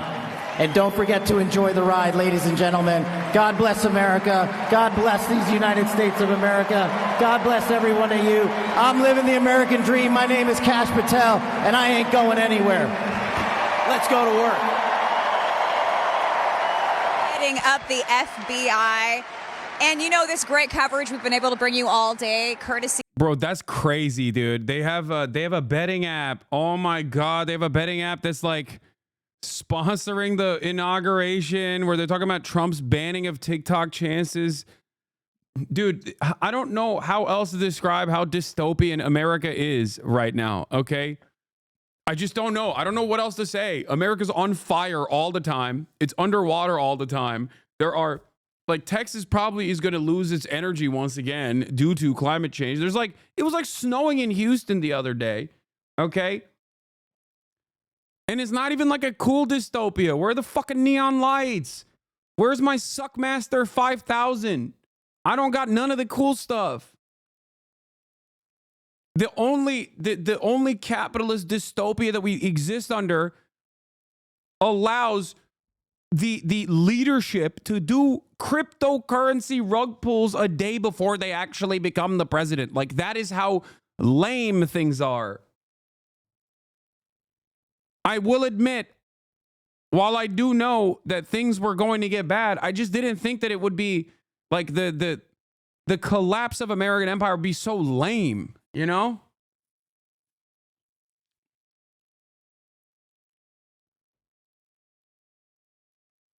It's crazy, man. It's crazy to think. Yeah, the only Suckmaster 5000 is Mark Zuckerberg at the Capitol.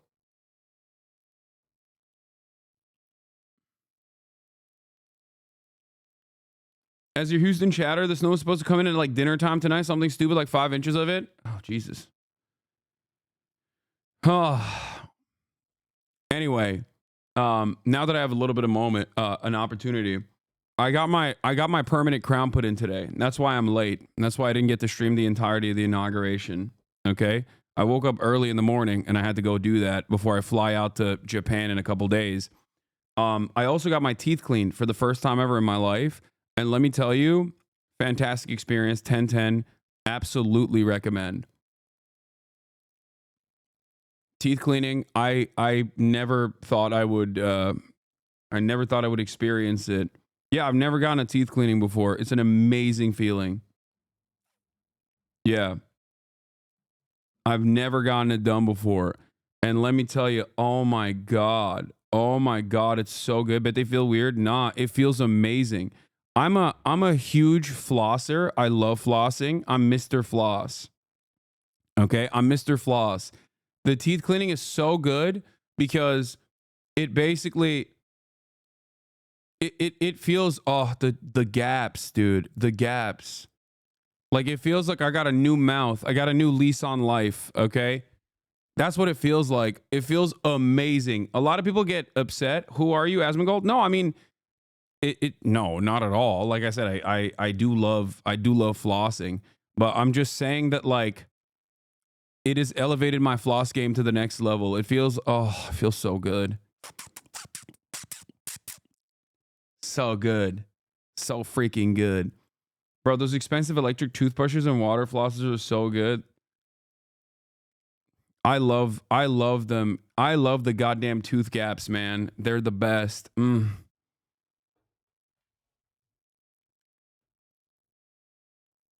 mean your first deep cleaning? Yeah.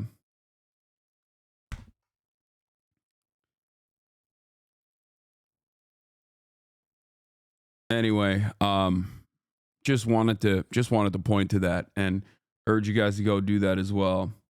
You love diastema? I don't know what that means. Is that the tooth gap?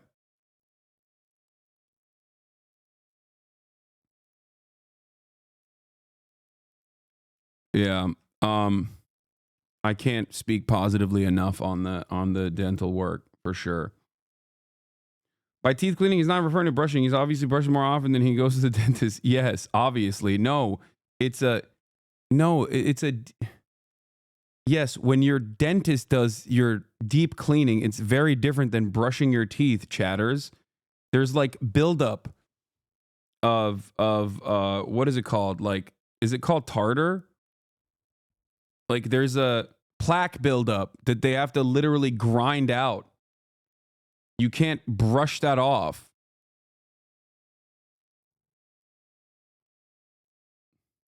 And considering that I have never done it before, there was 33 years of plaque buildup that they just grinded out of my mouth. And it was amazing. It feels amazing. And that's not your dentist, a dental hygienist? No, but my dentist's office has a dental hygienist as well.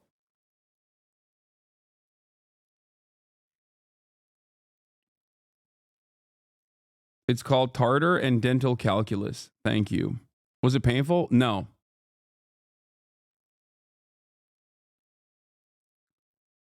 You're supposed to do it every 6 months, I think. That's what they say, but I've never done it before, but it was awesome. Dog, how's your breath not been absolute ass the entire time? I think genetics plays a role in that, by the way. I have pretty decent teeth, all things considered. And the reality of the matter is I think genes play a big role. Like your diet plays a big role and your genes play a big role in it. But I've never had bad breath ever in my entire life.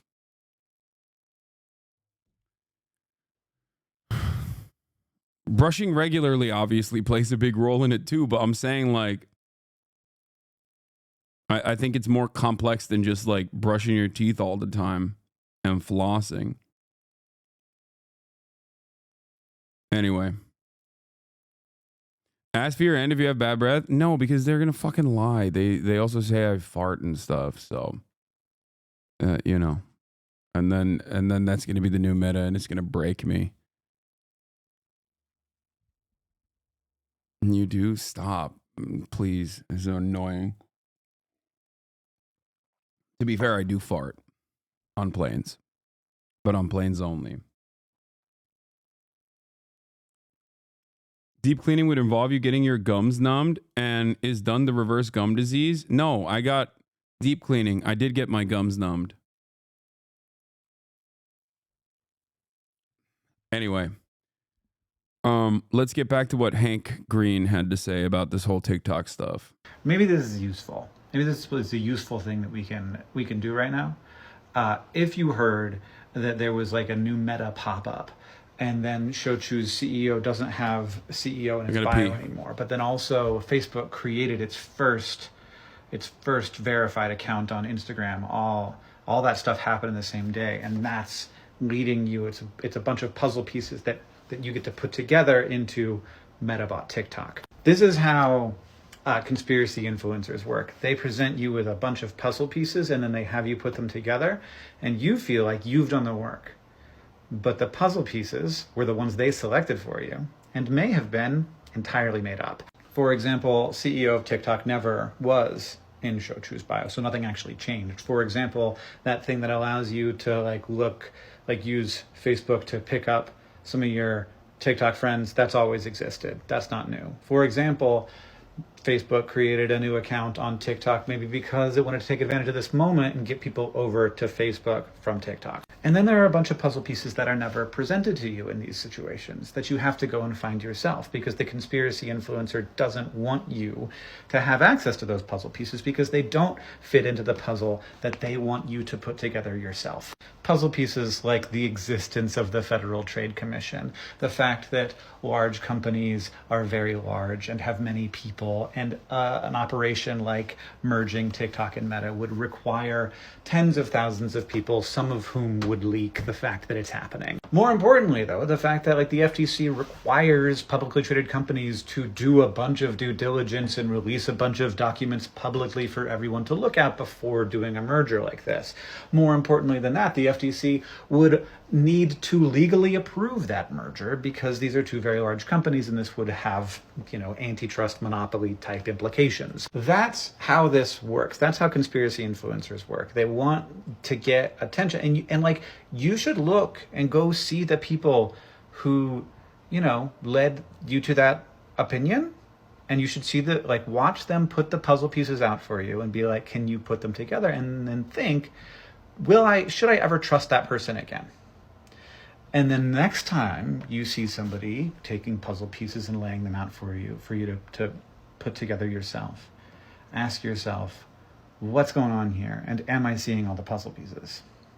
When you end up believing a lie, you need to go back and look at what caused you to believe that lie, because there's a bunch of stuff internally that we all need to work on internally. We all do this. I do this. I made a video on Vlogbrothers about a bunch of lies I believed, and then later found out were incorrect, and you should watch it.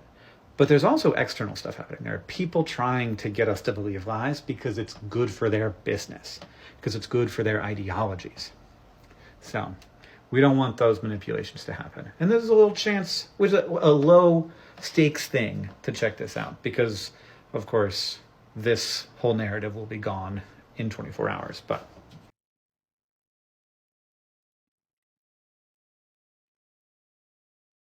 are you going to hang out with Michael Mez soon, or who's Michael Mez? What are you going to do if you get censored? I mean, I'm a leftist. That much is always a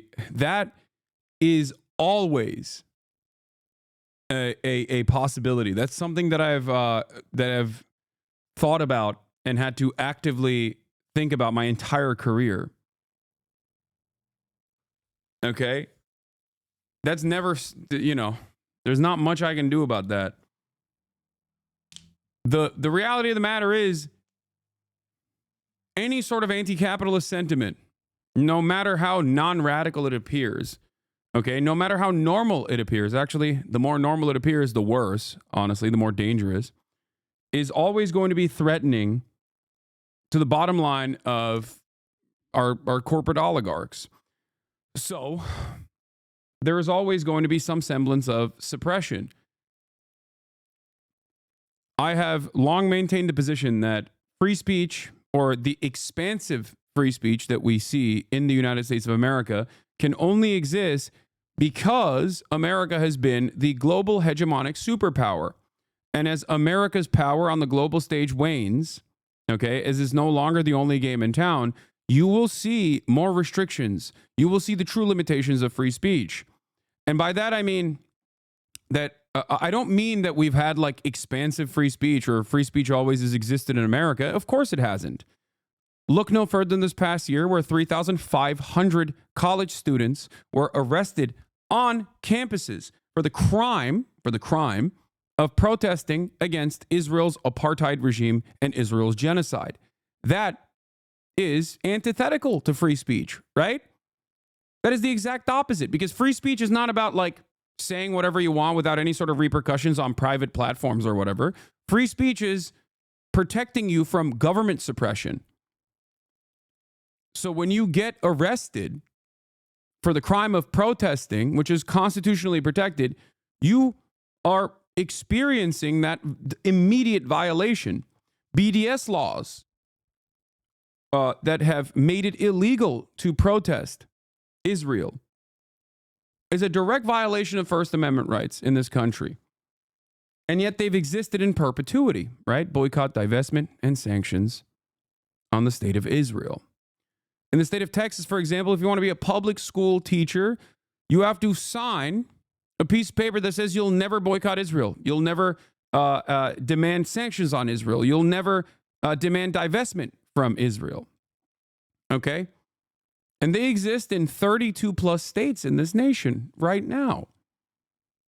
These laws were written by the pro-Israeli lobby. Okay? The vice president is talking now. I don't see it because I'm on Right Side Broadcasting and they're not showing the vice president talking. So I don't know. So understand that there has always been limits to free speech, like real free speech. Okay? There has always been limitations on free speech. After all, this is the country where the McCarthyist trials happened. The Red Scare happened. That was a direct violation. That was government prosecution for people exercising their freedom of assembly, for people exercising their speech, for people openly saying that they subscribe to a certain ideology that the government thought was inappropriate and unacceptable. Look no further than what this country has done to revolutionary black organizers and activists and leaders. They've assassinated them. They've jailed them. That is a direct violation of free speech. And in the modern era, look no further than what the government has done to anti-Israel protesters.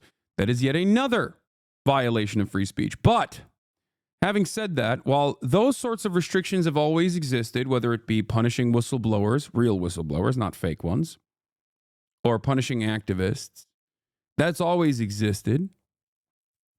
What you must understand is that the silly types of free speech restrictions that you hear about in like China, for example, oh, you can't compare Xi Jinping to Winnie the Pooh. That kind of stuff, those kinds of restrictions had not existed in the United States of America. And part of the reason why they had not is because America is so powerful that those sorts of silly things, that level of control, that level of censorship was never seen as a necessity. Okay? It's not even true, by the way. It doesn't matter. Okay. The reality of the matter is, fuck the Winnie the Pooh stuff, but yeah, the Chinese social media platforms do have more rigorous control. The Chinese government definitely surveils certain speech, and the Chinese government is obviously more combative towards political dissidents. This much is true. In the United States of America, there is still obviously criminal penalties that apply for people exercising their First Amendment rights. Absolutely. In direct violation of the First Amendment, obviously. But the permission structure is like the bandwidth for it, and the permission for what you can and can't say is far more expansive. But here is the difference. Okay? Here is the difference. The reason why it is far more expansive in America is because America is the global superpower. It has been the only game in town in perpetuity. Okay? Understand that. That is the only way. That is the only reason why America can be like so comfortable with political dissidents. Because America sees political dissidents as powerless ultimately. Until now. Because as the situation worsens, as the collapse becomes inevitable, you will see the American government start taking actions like this. And I think trying to ban TikTok in this way was a pretty clear-cut indicator of that. Okay? It's a pretty clear-cut indicator of that, because if you've ever heard me talk about like free speech limitations in countries that are outside of the sphere of American influence, you've already heard me say that, yes, of course, Cuba, for example, treats political dissidents with criminal penalties. But Cuba, on the other hand, has constantly been in a state of war since the Cuban Revolution, a state of war against the largest superpower on the planet that has unjustifiably placed Cuba under a blockade, a country that consistently tries to interfere in the politics of Cuba, right? So while I disagree with this on principle, while I disagree with any sort of limitation on free speech on principle, I do understand from a realistic perspective why certain states would apply certain restrictions to free speech. And those restrictions have existed in the United States of America in times of war especially, right? Speaking out against any sort of war initiatives would land you in jail during World War I. That's why Eugene Debs actually went to prison. Speaking out against war in World War II also landed you in prison. Speaking out against war during Vietnam also landed you in prison. And speaking out against war right now, even though it is not a draft-style state violence in the same way that we have seen in Vietnam, you still see people experiencing criminal repercussions for it. So, obviously, when push comes to shove, when times are tough, the American government absolutely has scaled back its principled approach to freedom of speech. And I think, what point are you trying to make here? Can you bring this back to something key here? I am. My point is the same, which is that the limits to what is permissible speech are going to get more and more restrictive. That's it. As America loses its grip of power at the global stage, you will start seeing our politicians panic and increase the mechanisms of enforcement. And that is where we're at now. That's it. That is where we are at now. Permissible speech in the United States of America and in Western nations, for the most part, have often protected far-right speech. It has never had that same level of protection for leftist speech in general, anti-capitalist speech in general. As a matter of fact, it's more often than not used and weaponized against communists, socialists, trade unionists. Okay? That's why historically fascist movements have always gotten police protection, whether it be in the United States of America or in England or anywhere else. When fascists march on the streets, cops march alongside them. When socialists fight back, the cops brutalize the anti-fascists.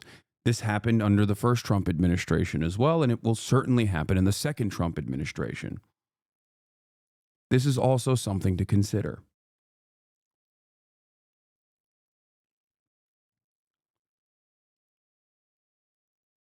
Reading a script? I'm not. But thank you for thinking that I'm reading a script, even though I'm going off the dome. Most animated response you saw from Elon Musk is when Donald Trump talked about planting our stars and stripes on Mars. That is certainly something that would likely benefit SpaceX, which has poured billions of dollars into space travel and including the efforts to get humans to Mars eventually at some point in the future. And in fact, there's been this behind the scenes conversation, a great debate going on with NASA about whether or not we should be focusing our attention initially on getting to the moon and then to Mars. Elon Musk has said repeatedly that the moon, he sees it as a distraction. It also isn't part of the SpaceX business plan in as great of detail as Mars is. So certainly you can understand why there were those cheers today from Elon Musk at that point. He's also... All right, let's get to the, let's watch the swearing in ceremony Please as we raise wait your for the right next hand event. and repeat after me. I, James David Vance, do solemnly swear. I, James David Vance, do solemnly swear that I will support. Wait, I thought his name was I thought his name was John Don Vance. And defend the Constitution of the United States. That I will support and defend the Constitution of the United States. Against all enemies, foreign and domestic. Against all enemies, foreign and domestic. That I will bear true faith. That I will bear true faith. And allegiance to the same. And allegiance to the same. That I take this obligation freely. That I take this obligation freely. Without any mental reservation. It's not Jorkin the Peanuts Vance? That's crazy. Any mental reservation. Or purpose of evasion. Or purpose of evasion. And that I will well and faithfully discharge. And that I will well and faithfully discharge. The duties of the office. The duties of the office. On which I am about to enter. On which I am about to enter. So help me God. So help me God. Congratulations, Mr. Vice President.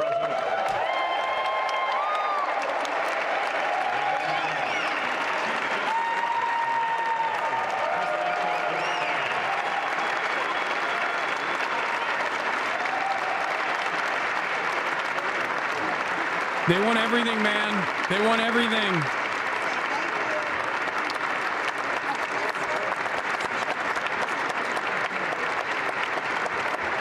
Ladies and gentlemen, please welcome Chief Justice Roberts to administer the presidential oath of office.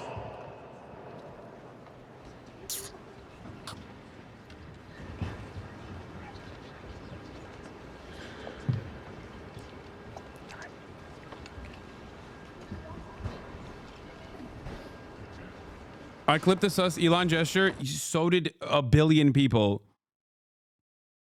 Bro, Steven Crowder said, bro, what? Chat. Please. You want to know something? Look at, dude, that move from Elon Musk was so insane. Steven Crowder posted it. My heart goes out to you. Do you understand how insane that is? My man hit that Roman salute, dude. That is not a sus moment. It's not suspicious. It's auspicious, okay? It's out there. It's out and about.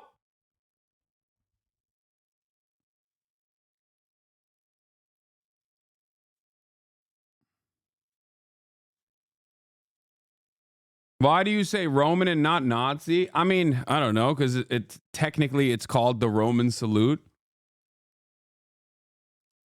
That's why. I mean, it's the same thing. It's just Sig Heiling.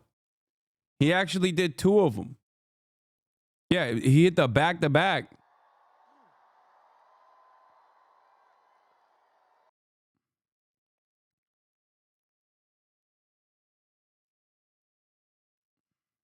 The two-time.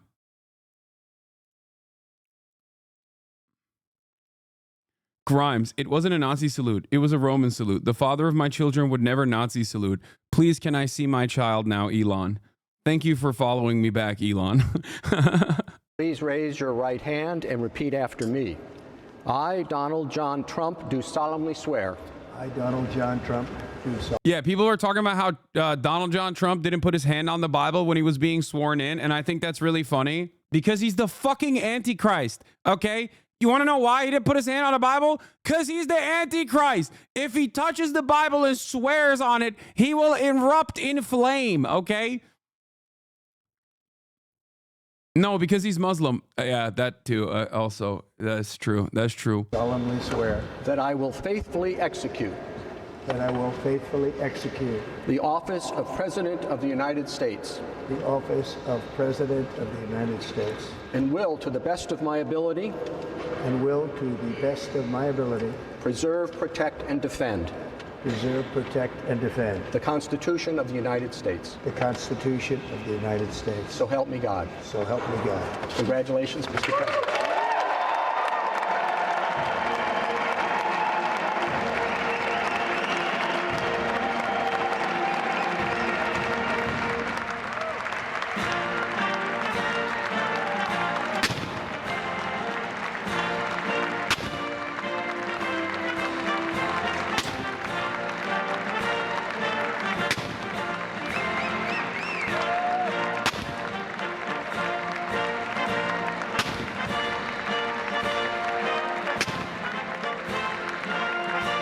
We did it.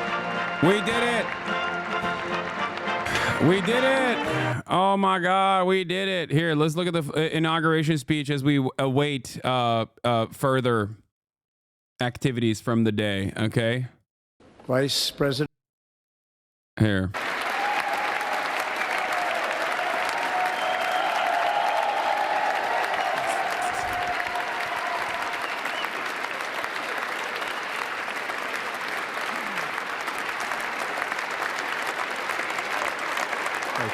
Thank you very much, everybody. Well, thank you very, very much.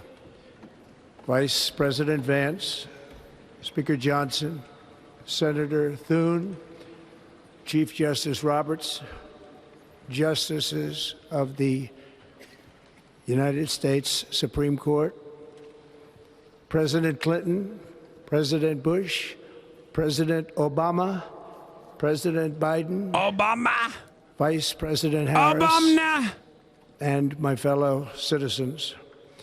The golden age of America begins right now.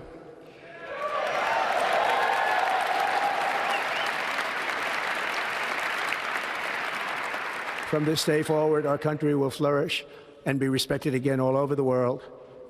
We will be the envy of every nation, and we will not allow ourselves to be taken advantage of any longer.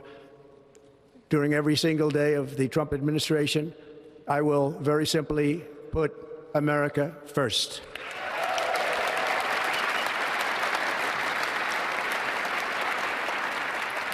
Our sovereignty will be reclaimed.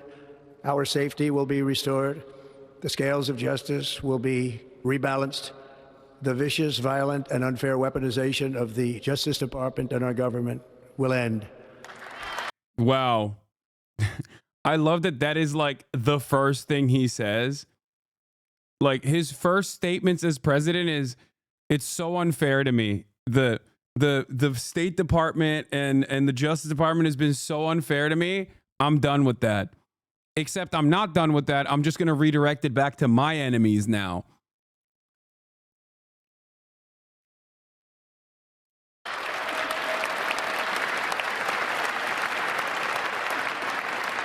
And our top priority will be to create a nation that is proud, prosperous, and free.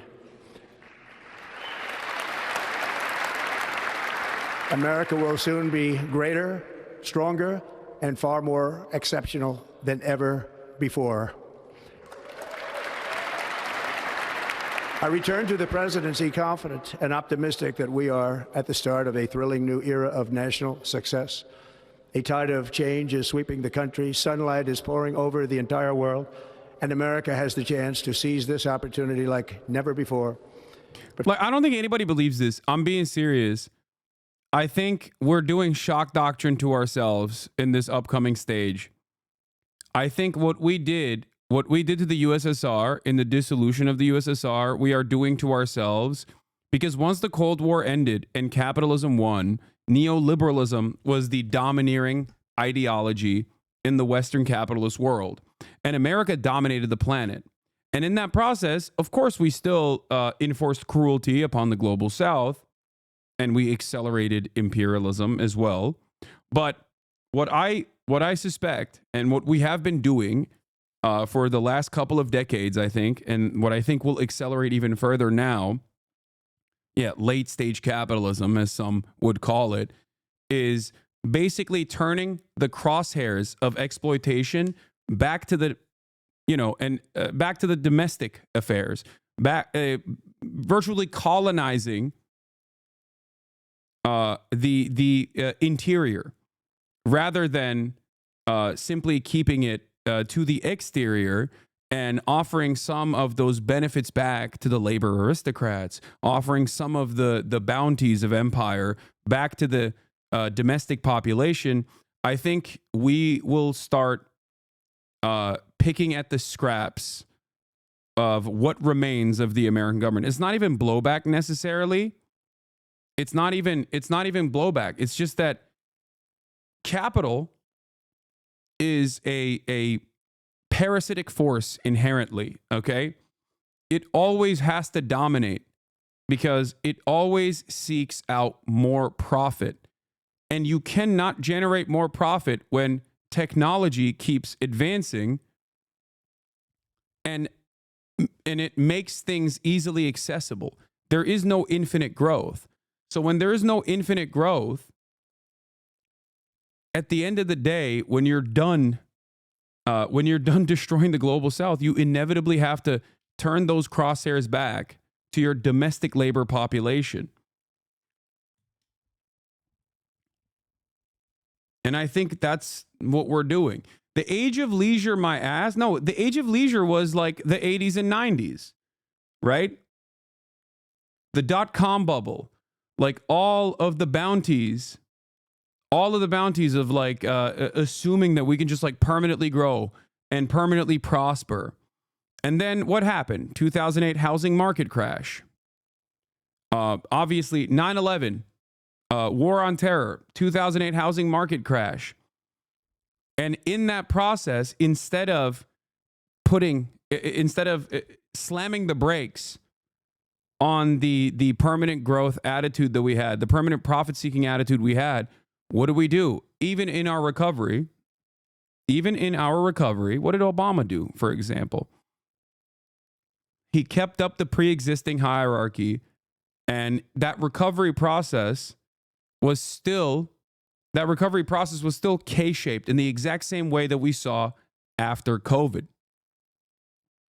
Those at the top ended up gaining from this collapse, even though they were responsible for this collapse through multiple decades worth of neoliberal deregulation. So on the one hand, it was still very much both Democrats and Republicans of the past that caused the 2008 housing market to happen. And they did that because they were doing the bidding of the wealthy, the super wealthy, and the corporations. But even in that recovery, there was still opportunity for more profits. So it is not an accident that in that time frame, America saw great wealth transfers that continued to trickle upwards rather than evenly distribute down to the working class. That would have been a much healthier recovery for America. But even in that process, we decided, nope, we're just going to keep doing the same thing over and over again. And I suspect that is where we're at right now.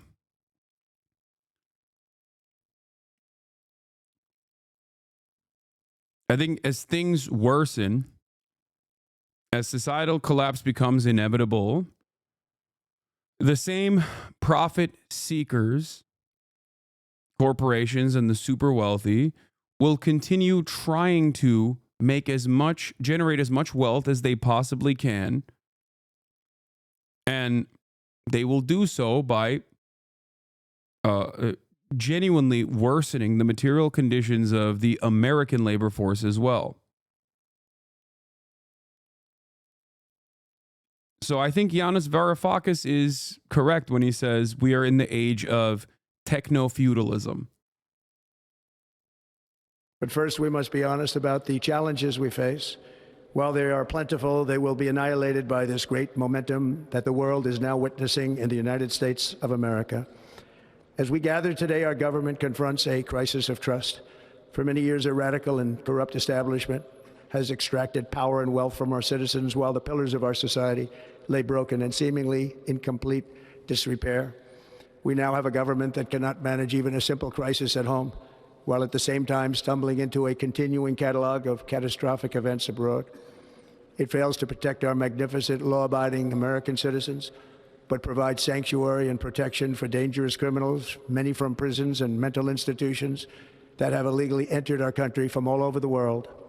I do think that Republicans do a better job of marketing their not administrative functions, but I think Republicans do a better job of just like pacifying the public by not actually pacifying them, but making them more angry. But instead of being angry at the systems, redirecting that anger towards marginalized people, right? Democrats, on the other hand, approach it with like this institutional stability attitude, right? They say, oh, good things are not possible. We're the adults in the room. Of course, we're going to have to give you the broccoli. You have to just sit there and eat this vegetable. And if you cry about it, well, then you're too stupid to understand that it's good for you. Whereas the Republicans will come in and be like, no, we're going to give you sugar all day, every day. Candy for dinner, baby. That's right. Meanwhile, they're serving you the same poison. And even at a more accelerated rate than the Democrats are serving you that poison. Because Democrats do actually, to a certain degree, reinstate stability. They're still the adults in comparison to the Republicans. At least on domestic issues, right? At least on domestic affairs. But Americans, as conditions worsen for them, Americans understand that these institutions are not there to protect them at all. So they don't care necessarily, if that makes sense. They don't care about preserving these institutions because they're like, what has that done for me? What has that done for me at all? I don't care. So they seek out someone who will at least offer them some additional treats or offer them anything, really. A fear that I've had, that I have consistently reiterated through the first Trump administration, was the Tucker Carlson phenomenon. Tucker Carlson came into prominence at Fox News as a WASP nationalist, right? A person who was very good at propagandizing a National Socialist position, right? A Nazi position, but for Americans who, you know, still ultimately think Nazis are bad, at least for the time being. And what he would do is hype up a populist sentiment, a pro-worker sentiment, but pro-legacy American worker sentiment. He would call it legacy Americans. He can't call them Native Americans, obviously, because that's an entirely different thing. What that meant was WASPs. The OG Americans, right? And I often warn that if the Democrats do not engage honestly and earnestly with left-wing economic populism, they will cede ground to the right that will do that. And they will not do that in an honest way at all. They will simply use that as a marketing tool. And that's what Tucker Carlson did. And that's kind of what Trump did too, the first time around, and certainly doing it now. And that's where we're at. In the eyes of many Americans, Donald Trump is seen as the guy who is protecting the American working class interests. By doing what? By fighting against the scourge of migration into the country by scary brown folk that want to kill, rape, pillage, and steal your jobs, but also steal your welfare. But Donald Trump also is seen as the protector of working class interests because he's going to do trade isolationist policies that will restore the manufacturing capabilities of America. Now, will he actually restore the manufacturing capabilities of America? Absolutely not. I don't believe that at all, because at the end of the day, he himself is a billionaire and also cares about the corporate oligarchy. And if I look at all the things that Donald Trump has done in his first term, his most successful initiatives have always been at the behest of the oligarchs, at the behest of the corporations and the super wealthy. What is his signature policy accomplishment? His signature policy accomplishment was what? Tax cuts. Gigantic tax cuts at a time when American corporations were already seeing supercharged profits.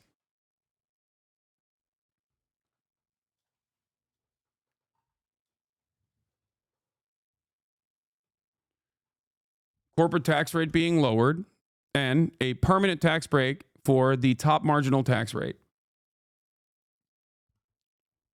And he's going to do that again. All of that actually accelerates the demise of the American working class because it greatly increases the wealth disparity. It greatly elevates income inequality in this country. It is the opposite of what America needs right now. And part of the reason why we have never gotten that is because the Democratic Party is also invested in the same endeavors. They are also bought and sold by the same corporate oligarchs.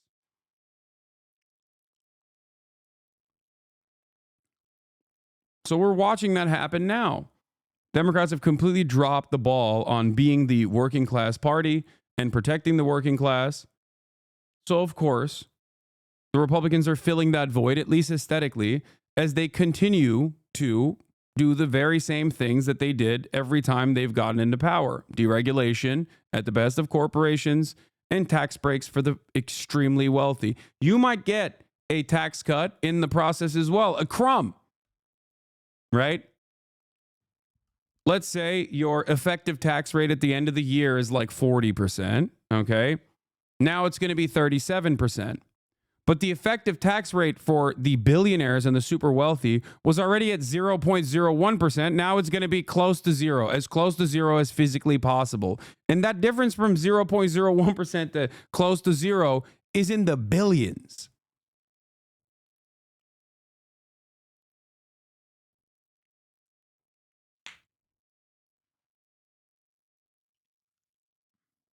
We have a government that has given unlimited funding to the defense of foreign borders, but refuses to defend American borders or, more importantly, its own people.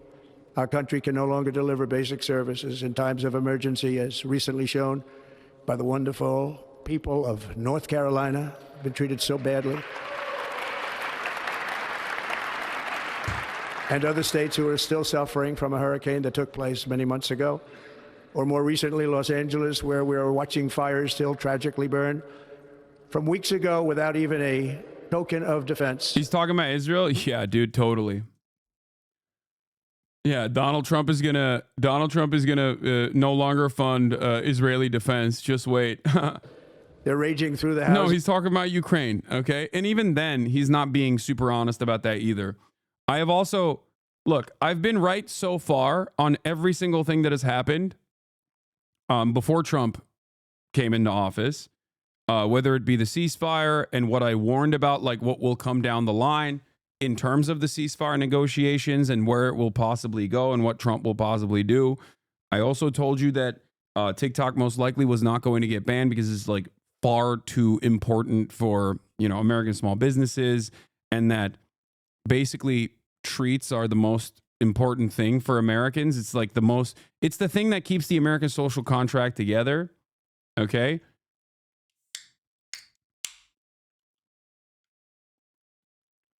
And so heed my warning now. Okay. I have said this before many times over. I do not believe that Donald Trump is going to take an anti-Ukraine stance in the way that liberal media claimed he would. If he throws Ukraine under the bus, what do you think it means? I think that he is aesthetically adopting that, like, why are we giving so much money to foreign nations and not funding our own borders?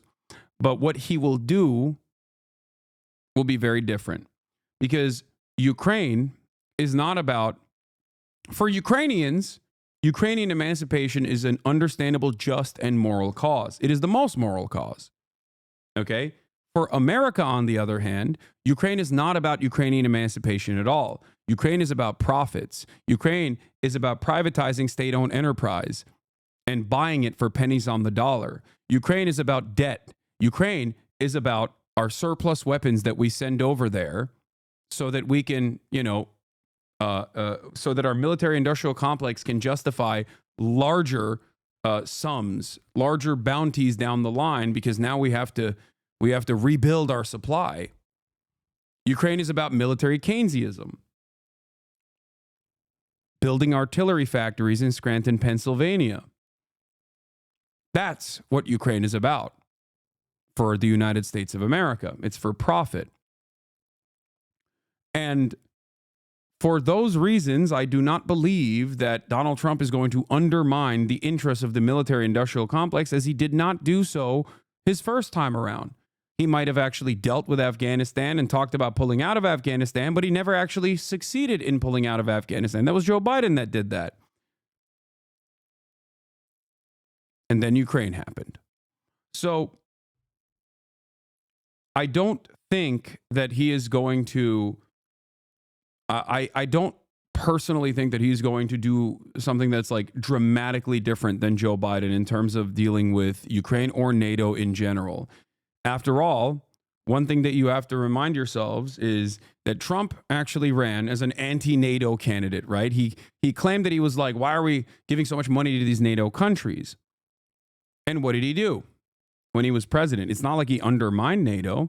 He simply demanded that our NATO partners, our NATO allies, give more back to the United States of America. Like a mob boss coming in and demanding more from the local Italian food restaurant for protection, because NATO at the end of the day is a protection racket. And it was so not a destabilizing move that the Biden administration continued Trump's policies in that regard. It's not like Biden went back and said, hey, you guys no longer have to put more into the NATO fund. They just kept it up. They continued it, right? And I think that things like that are more instructive of understanding what Donald Trump is going to do next, right?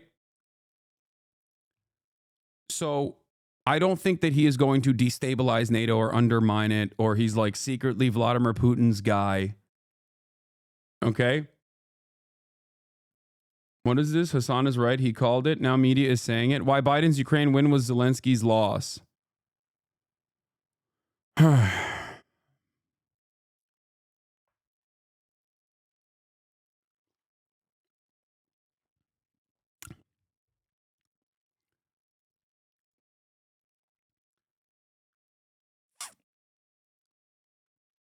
I think that we'll see if he actually tries to do a ceasefire in Ukraine. It's entirely dependent on our profit-seeking military-industrial complex. I think that ultimately that is what matters most. The best possible way to go about it from Trump's perspective, where he still maintains a steady flow of weapons being shipped out to Ukraine, but also gets an aesthetic victory, would be to minimize the conflict to the best of his ability, where there's still need for Ukrainian security. You can still say, you can still ship out weapons to Ukraine, while simultaneously you can tell your base, like, we fixed it. We fixed Ukraine. Russia's no longer invading Ukraine. I don't know what that looks like. But like I said, I don't think that Trump is going to greatly undermine or, genuinely change the trajectory of American foreign policy on Ukraine.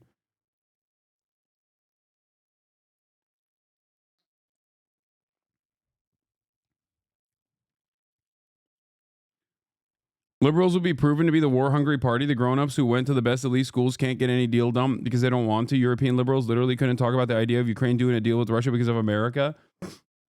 Yeah, I think just as I was an advocate for a ceasefire no matter what in Palestine, I was an advocate for a ceasefire no matter what in Ukraine as well. Okay? I've been consistent on these positions across the board because ultimately, ceasefires and any cessation of hostility is better than continuing to do war, even if the foreign adversary on the other side of that is not willing to play ball and will take advantage of said ceasefire and reignite hostilities down the line. But if hostilities are happening, right, and a moment of respite from that, is still good. Because ultimately, the counter to that is still going back to square one and continuing to bomb one another.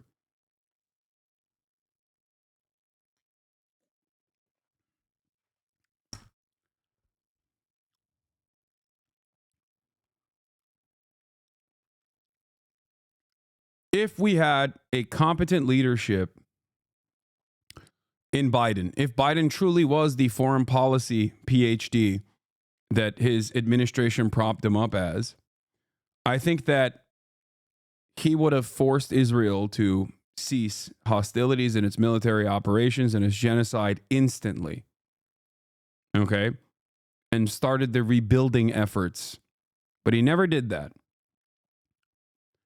That led to Donald Trump winning the election and also immediately sending his envoy there to actually apply pressure to the only party that was ruining the ceasefire negotiations. That gave a ginormous W to Donald Trump. In that process, I suspect that Donald Trump cut a side deal with Israel as well. I believe that he ultimately wants Israel to permanently annex the West Bank. At least that's what I suspect is going to happen because that's what Miriam Adelson gave him $100 million to do so.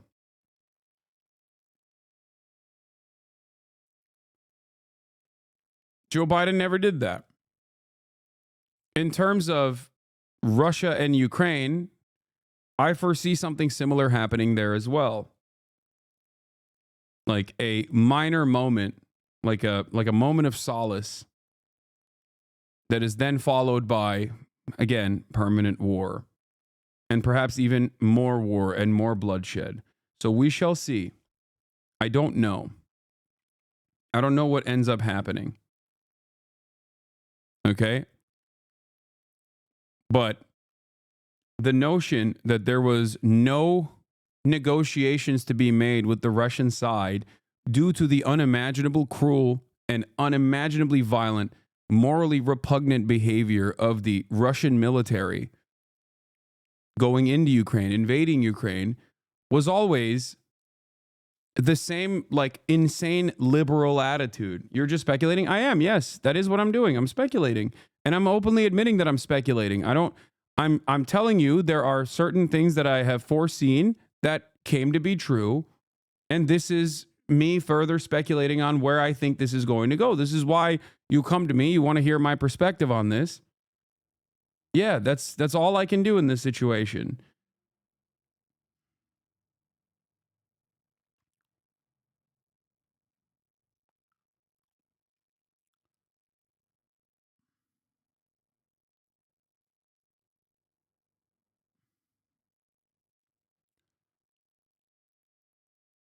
But as far as like Ukraine goes, as far as what happens in Ukraine, I don't think that Trump would do anything in Ukraine that's like genuinely different than what Biden would have done in Ukraine. Especially because the dynamic is a little different, right? With Israel, we hold all the cards. Israel doesn't do the bombings without our political cover. Israel doesn't get to violate human rights. Israel doesn't get to do the bombings without our bombs being shipped to Israel, right? But with Russia and Ukraine, Russia is, at the end of the day, a foreign adversary. So dealing with Russia is a little bit different because the responsible party in Gaza is Israel. The responsible party in Ukraine is Russia. Russia being a foreign adversary changes the dynamic a little bit. If we had responsible leadership that was actually interested in ending the bloodshed, no matter what the cost, I think that they would have dealt with the situation a little bit differently.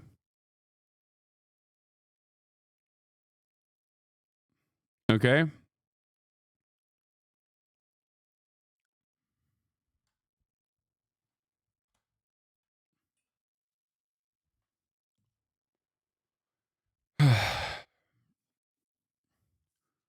They would have offered an exit ramp to the foreign adversary.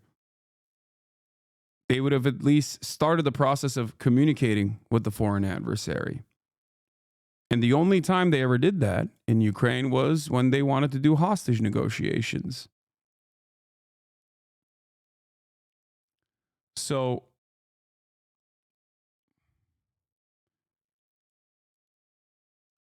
I don't know.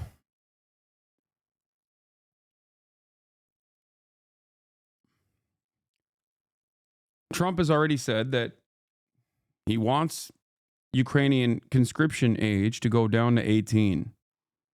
Because the reality of the matter is, on the field of battle, Ukraine is running out of people. They're running out of people.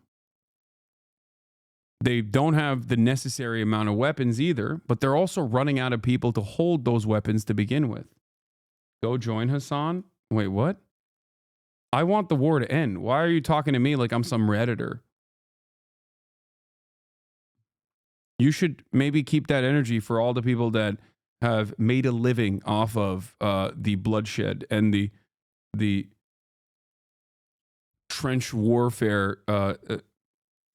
The people that literally kept egging it on over and over again and saying it was awesome and that it should continue no matter what the cost. You know?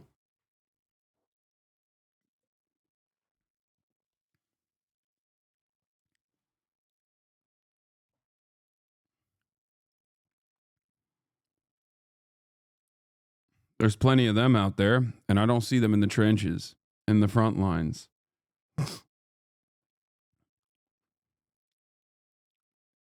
And I was never that person for Gaza either. So don't come to me with that shit either. But let's get back to Donald Trump. In communities, even affecting some of the wealthiest and most powerful individuals in our country, some of whom are sitting here right now. They don't have a home any longer. That's interesting. But we can't let this happen. Everyone is unable to do anything about it. That's going to change. We have a public health system that does not deliver in times of disaster, yet more money is spent on it than any country anywhere in the world. And we have an education system that teaches our children to be ashamed of themselves in many cases, to hate our country despite the love that we try so desperately to provide to them. All of this will change starting today, and it will change very quickly.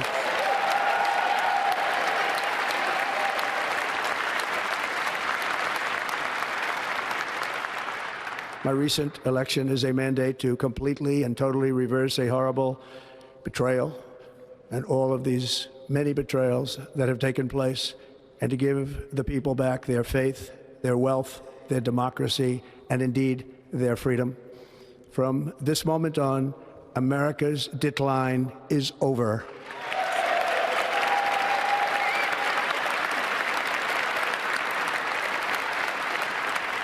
Our liberties and our nation's glorious destiny will no longer be denied, and we will immediately restore the integrity, competency, and loyalty of America's government. Over the past 8 years, I have been tested and challenged more than any president in our 250-year history, and I've learned a lot along the way. The journey to reclaim our republic has not been an easy one, that I can tell you. Those who wish to stop our cause have tried to take my freedom and indeed to take my life. Just a few months ago in a beautiful Pennsylvania field, an assassin's bullet ripped through my ear. But I felt then, and believe even more so now, that my life was saved for a reason. I was saved by God to make America great again.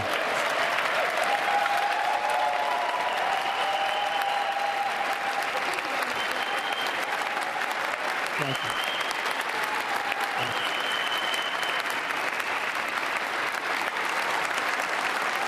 Thank you very much.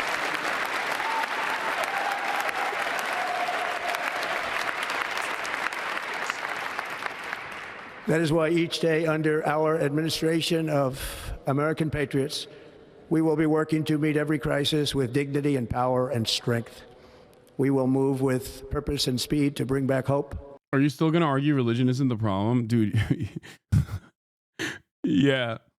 Donald Trump, Mr. Religion.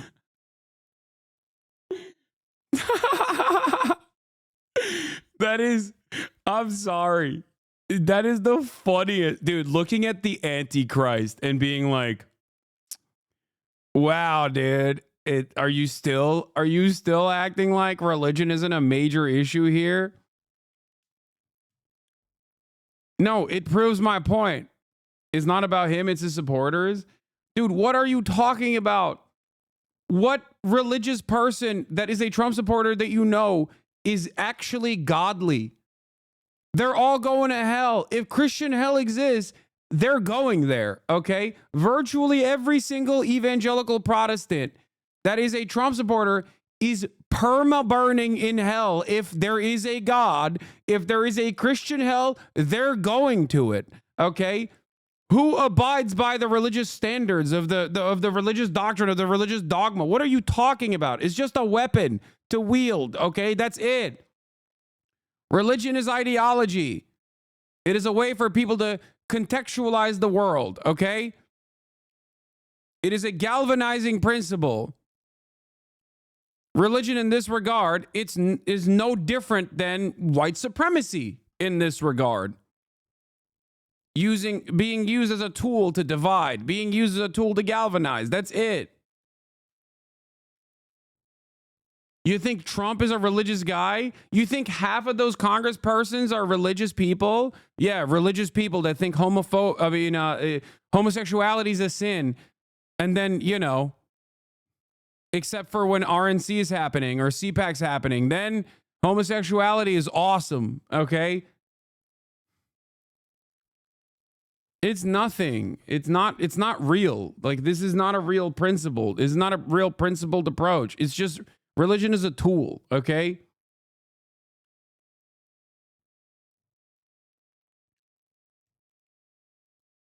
It's funny because for Trump, he doesn't even care to even remotely appear as religious. That's why it's funny. He doesn't even care to be, he doesn't even care to present himself as like a religious person at all. And yet the also supposedly quote unquote religious people love him. Why? Because it has nothing to do with religion whatsoever. It has everything to do with punishing their enemies. Okay? Most religious people, if you listen to like evangelical pastors and Christian nationalists, Christian dominionists, and all these other people, some of which are now going to be in Trump's cabinet, okay? They recognize that Trump is not the godliest person. They openly will say that. They'll be the first to tell you that. But they also think he actually, his policies help them, okay? And for them, their demonstration of religion is about punishing people that they hate. That's it. If it wasn't religion, it'd be something else.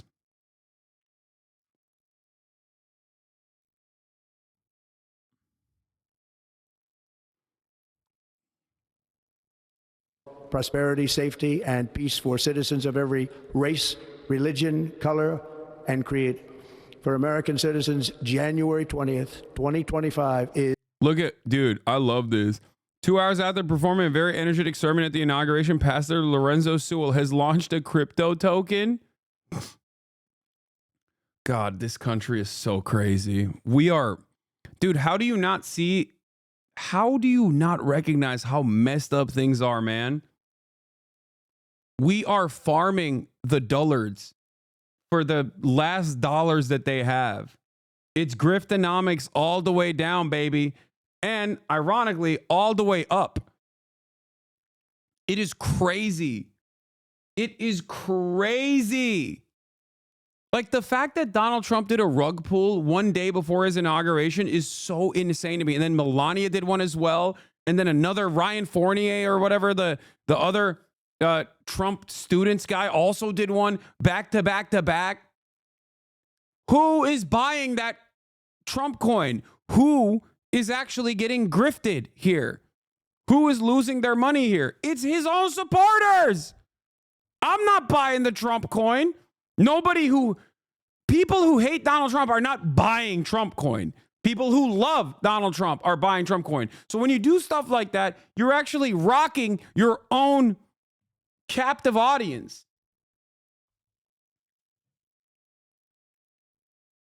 It's crazy that this transparent graft is happening in real time in broad daylight. No one seems to understand what's going on either. They just think like, nah, it's great. I'm never missing out like this again. I'm setting up alerts for everyone in that world. 4G auto blow, Ryan Fournier, I don't care. I'm getting it on the ground floor. The next 10 shit coins or however many it takes for me to buy an F-15.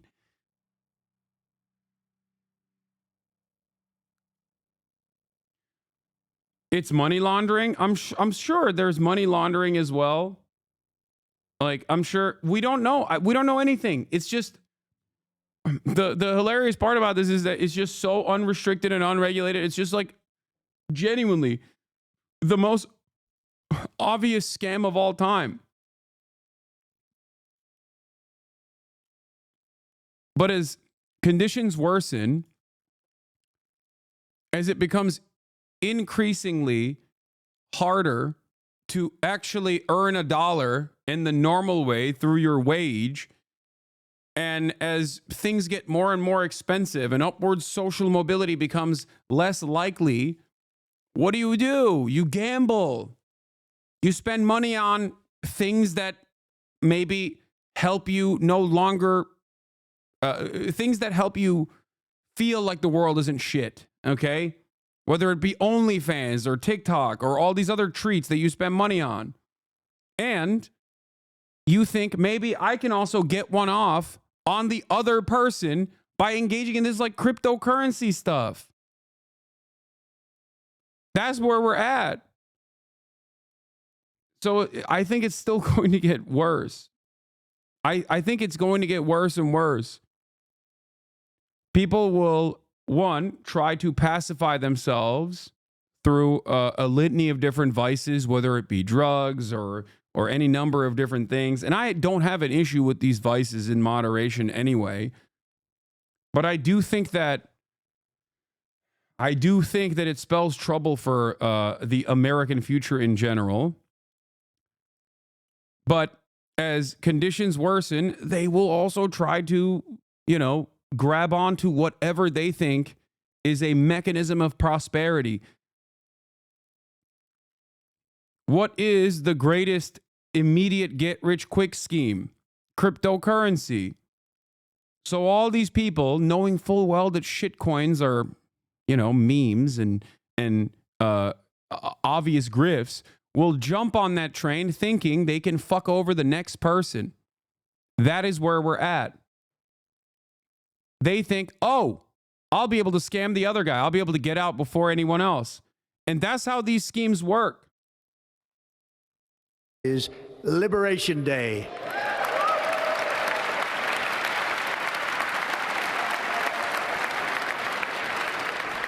It is my hope that our recent presidential election will be remembered as the greatest and most consequential election in the history of our country. As our victory showed, the entire nation is rapidly unifying behind our agenda with dramatic increases in support from virtually every element of our society, young and old, men and women, African Americans, Hispanic Americans, Asian Americans, urban, suburban, rural, and very importantly, we had a powerful win in all 7 swing states, and the popular vote, we won by millions of people. To the Black and Hispanic communities, I want to thank you for the tremendous outpouring of love and trust that you have shown me with your vote. We set records and I will not forget it. I've heard your voices in the campaign, and I look forward to working with you in the years to come. Today is Martin Luther King Day, and his honor, this will be a great honor, but in his honor, we will strive together to make his dream a reality. We will make his dream come true.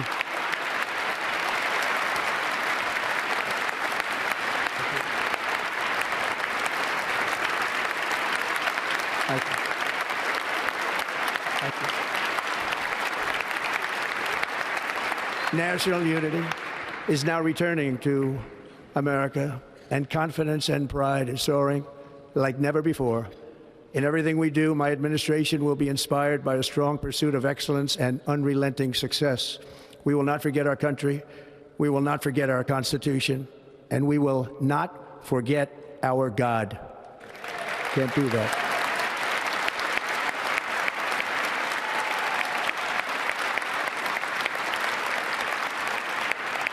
Today, I will sign a series of historic executive orders. With these actions, we will begin the complete restoration of America and the revolution of common sense. It's all about common sense. First, I will declare a national emergency at our southern border.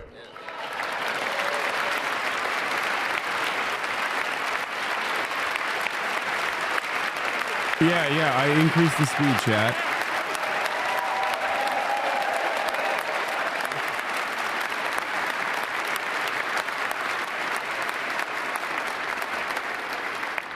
All illegal entry will immediately be halted, and we will begin the process of returning millions and millions of criminal aliens back to the places from which they came.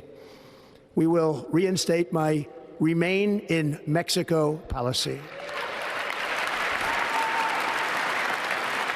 I will end the practice of catch and release. And I will send troops to the southern border to repel the disastrous invasion of our country. Under the orders I signed today, we will also be designating the cartels as foreign terrorist organizations.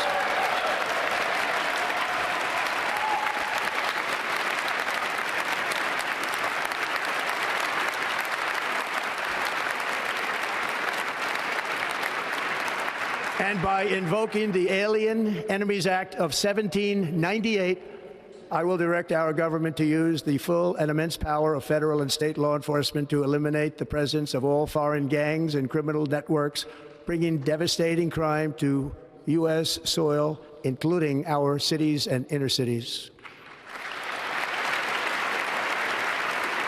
War on Terror As Commander-in-Chief, Redux, but I Mexico. have no higher responsibility than to defend our country from threats and invasions, and that is exactly what I am going to do. We will do it at a level that nobody's ever seen before.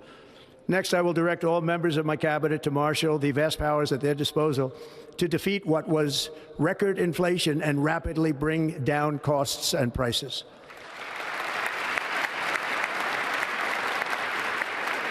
The inflation crisis was caused by massive overspending and escalating energy prices, and that is why today I will also declare a national energy emergency. We will drill, baby, drill.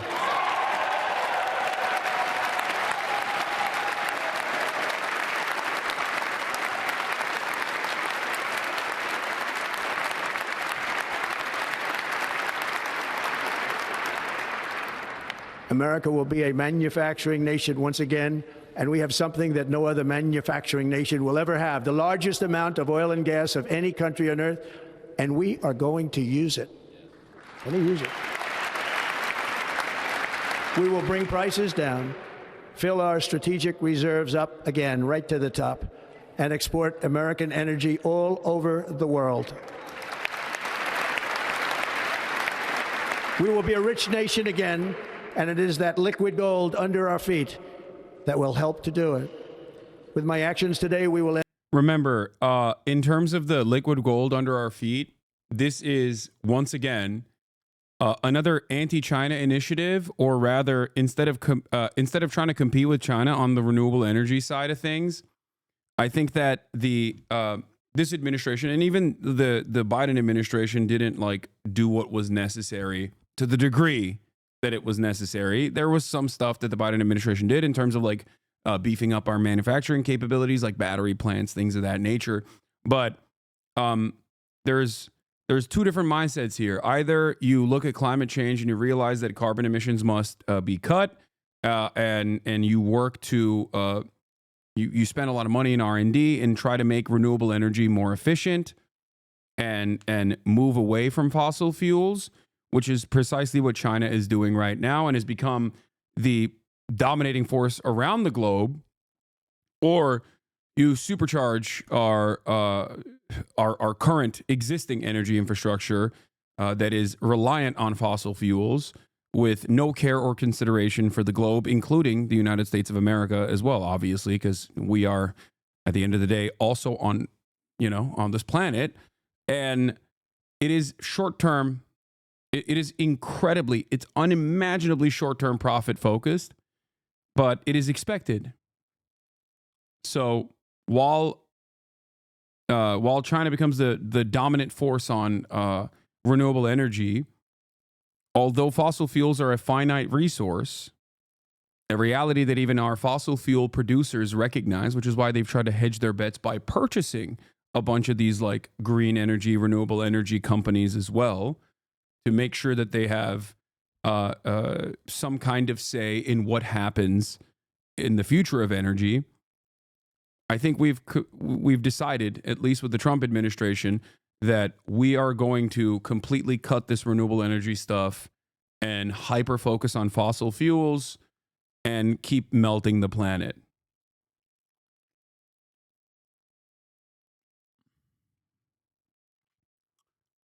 God forbid we collaborate and cooperate with a foreign adversary and try to fix the ecological disaster that is already happening and will only get worse. Of course, we're not going to do that. Instead, we're looking to melt the table. Instead of playing the game, we're just going to flip the table, or rather, light the table on fire. That much is clear. End the Green New Deal, and we will revoke the electric vehicle mandate, saving our auto industry and keeping my sacred pledge to our great American auto workers.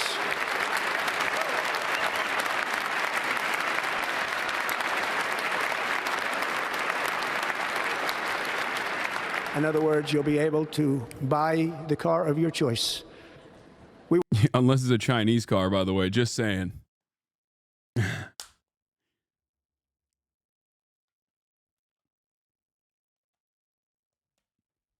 What's interesting about this is that it's not like Biden was open to allowing BYD or any sort of like Chinese cars to enter the American marketplace. Like that wasn't the case. So I don't know what he's talking about here. Maybe he's saying like he's going to tariff European cars or something. Maybe. I don't know. Because Biden also maintained that trade restriction.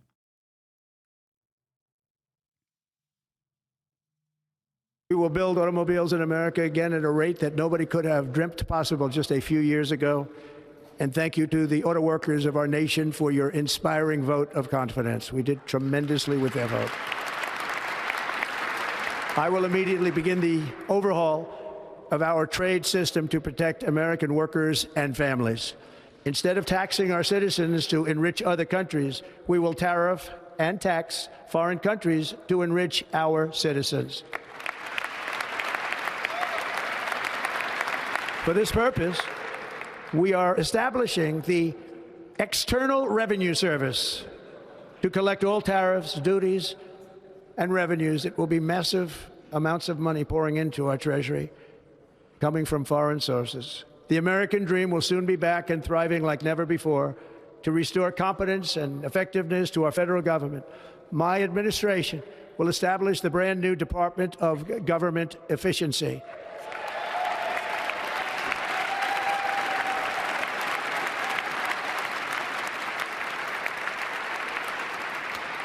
After years and years of illegal and unconstitutional federal efforts to restrict free expression, I will also sign an executive order to immediately stop all government censorship and bring back free speech to America. This, I think, is extra funny. Saying we're going to bring back free speech to America is basically, I mean, that's just, it's gone, okay? Like, there's always been restrictions on free speech, as I talked about extensively earlier. And I do think that it's going to get significantly worse. Project Esther, under the Project 2025 banner, quite literally has a task force designated to combating anti-Israel sentiment. Okay? And I do think that they're going to follow through on that. I think that this administration is somehow even, maybe to the same degree, not even more captured, but to the same degree, captured by the same exact interests in terms of advancing American foreign policy, which of course means no mean words about Israel whatsoever. So I do think that in terms of like free speech, we're going to bring back free speech. Like, remember, these guys actively are anti-CRT, anti-DEI, or whatever, right? Like whatever they call wokeness, that is anti-free speech. Okay? In terms of going after teachers and schooling and educational materials that teach the accurate the accurate history of the United States of America, that is anti-free speech. Book bans, anti-free speech. That is real cancel culture. Okay? No one ever seems to see it that way when the right does it, but that is true. And they're going to continue doing that. Okay? They are going to continue doing that, and they're going to further prosecute, in my opinion, further prosecute people who are naysayers of Israel, but also even the American government too.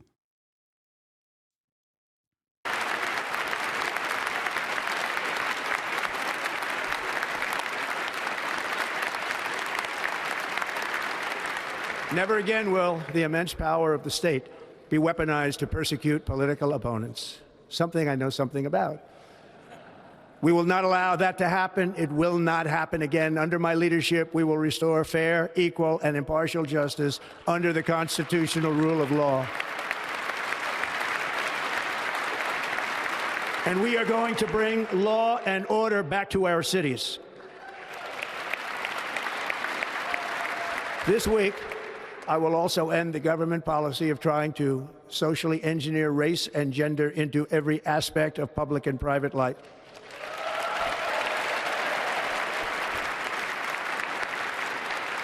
We will forge a society that is colorblind and merit-based.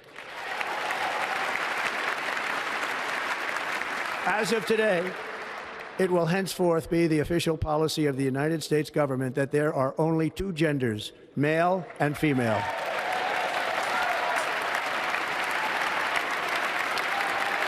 Hell yeah! Let's go! No more non-binary. Like, what is this? What is this? What is this? What are you clapping for? You're such a fucking idiot, dude.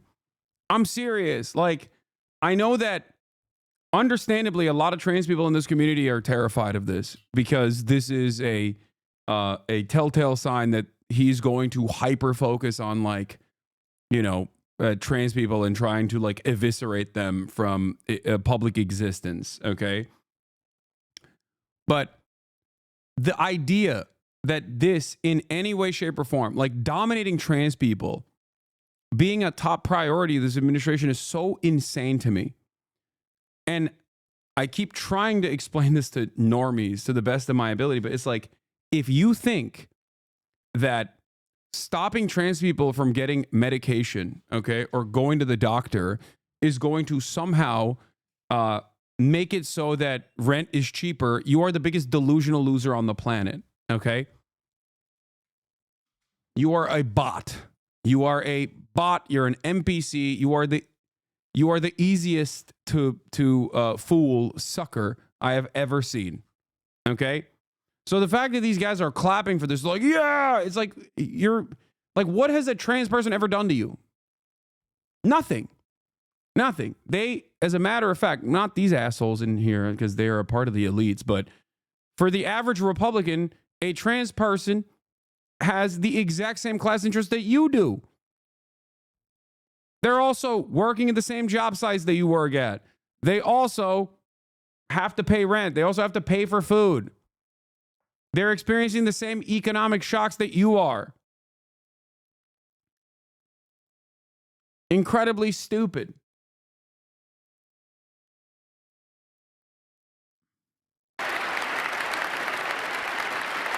Same goes for undocumented migrants, by the way. Once again, like, these guys think, oh, if we just harm, you know, the Mexicans or whatever, maybe the situation will be better for me. That's not how it works, and it's not going to be that way.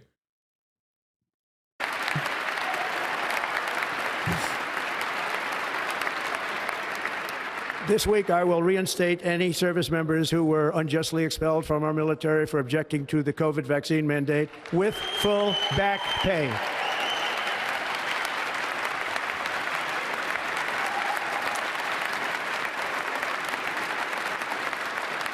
And I will sign an order to stop our warriors from being subjected to radical political theories and social experiments while on duty. It's going to end immediately.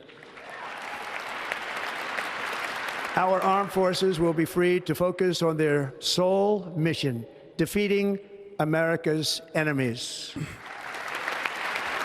Yeah, like the communists within our ranks.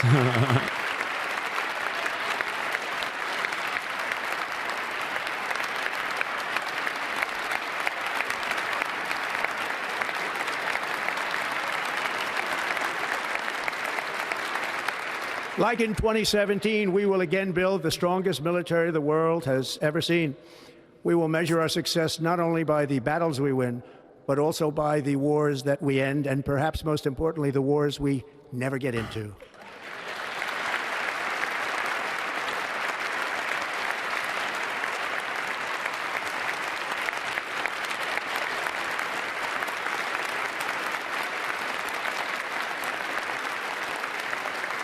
My proudest legacy will be that of a peacemaker and unifier. That's what I want to be, a peacemaker and a unifier.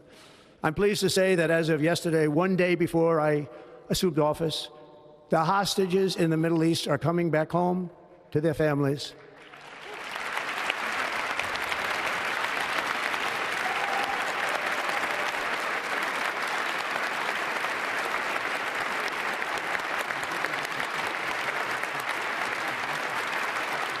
Thank you. America will reclaim its rightful place as the greatest, most powerful, most respected nation on earth, inspiring the awe.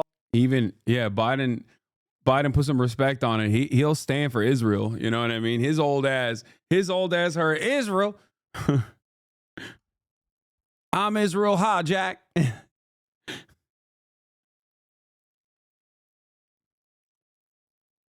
I'm glad that we had a moment of unity there, you know.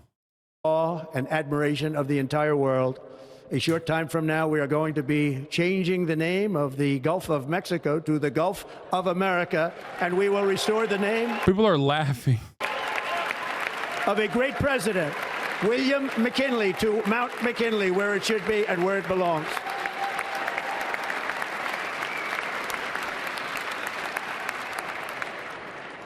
President McKinley made our country very rich through tariffs and through talent. He was a natural businessman and gave Teddy Roosevelt the money for many of the great things he did, including the Panama Canal, which has foolishly been given to the country of Panama after the United States. The United States, I mean, think of this, spent more money than ever spent on a project before and lost 38,000 lives in the building of the Panama Canal. We have been treated very badly from this foolish gift that should have never been made, and Panama's promise to us has been broken. The purpose of our deal and the spirit of our treaty has been totally violated. American ships are being severely overcharged and not treated fairly in any way, shape, or form, and that includes the United States Navy. And above all, China is operating the Panama Canal, and we didn't give it to China, we gave it to Panama, and we're taking it back.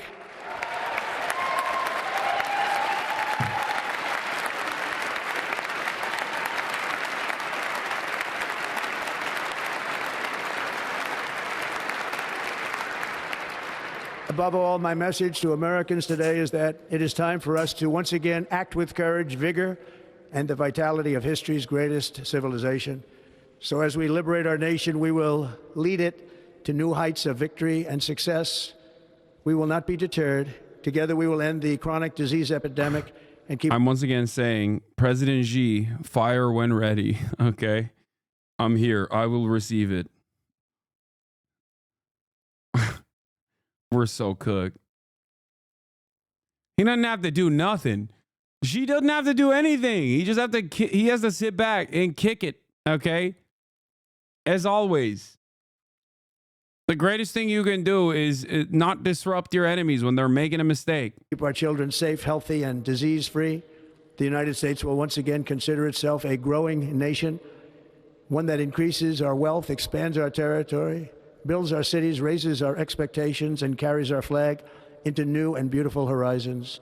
And we will pursue our manifest destiny into the stars, launching American astronauts to plant the stars and stripes on the planet Mars. What he's actually talking about when he said China operates the canal, usually there's a slightest kernel of truth to it, like they let Chinese ships through or something. Yes, that's it. When he says that the Chinese are operating the canal, they're saying that like China is using the canal for trade. That's it. Like they don't operate the canal or anything like that. Into the stars, launching American new territory. Wait, I'm sorry. Did he say manifest destiny? Raises our expectations and carries our flag into new and beautiful horizons. And we will pursue our manifest destiny into the stars, launching American astronauts to plant the stars and stripes on the planet Mars.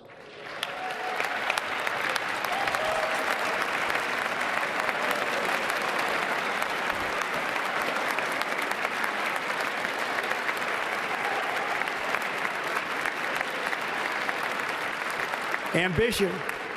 Dude, come on, dude. What is this fit, bro? Like, what is this fit? Have some respect. Is the lifeblood of a great nation. And right now, our nation is more ambitious than any other. There's no nation like our nation. Americans are explorers, builders, innovators, entrepreneurs, and pioneers. The spirit of the frontier. Bro, also, Barron doesn't look convinced, dude. Look at this. Look at Barron. Look at Barron. Barron is out here being like, I don't know about this. Look at this man. Look at my man. Even Barron's like, you know what? I don't know about this. Ambitious. I don't know about what's going on. Like our nation. Americans are explorers, builders, innovators, entrepreneurs, and pioneers. The spirit of the frontier is written into our hearts. The call of the next great adventure resounds from within our souls. Our American ancestors turned a small group of colonies on the edge of a vast continent into a mighty republic of the most extraordinary citizens on earth. No one comes close. Americans pushed thousands of miles through a rugged land of untamed wilderness. They crossed deserts, scaled mountains, braved untold dangers, won the Wild West, ended slavery, rescued millions from tyranny, lifted billions from poverty, harnessed electricity, split the atom. We love talking about how like there's so much myth making in China or whatever, or there's so much mythology in like North Korea, and then we say stuff like this. You know what I mean?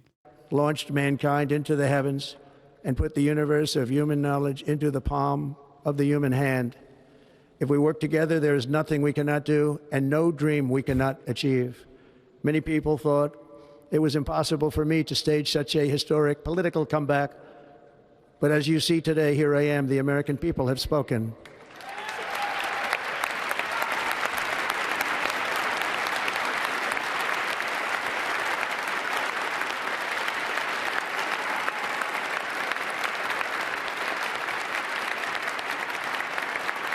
I stand before you now as proof that you should never believe that something is impossible to do.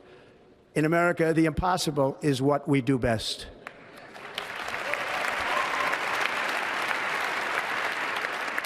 From New York to Los Angeles, from Philadelphia to Phoenix, from Chicago to Miami, from Houston to right here in Washington, D.C., our country was forged and built by the generations of patriots who gave everything they had for our rights and for our freedom.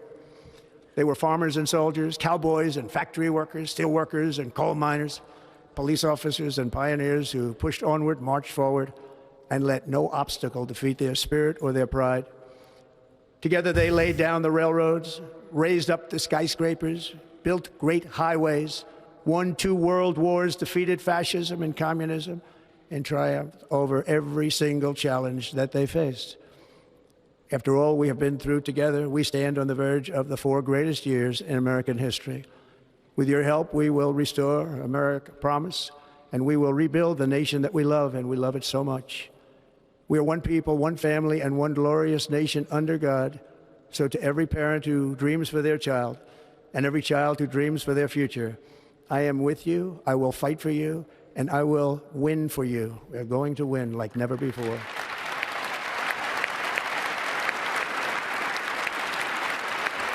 Thank you.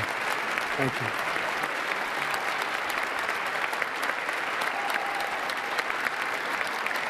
Thank you. Thank you.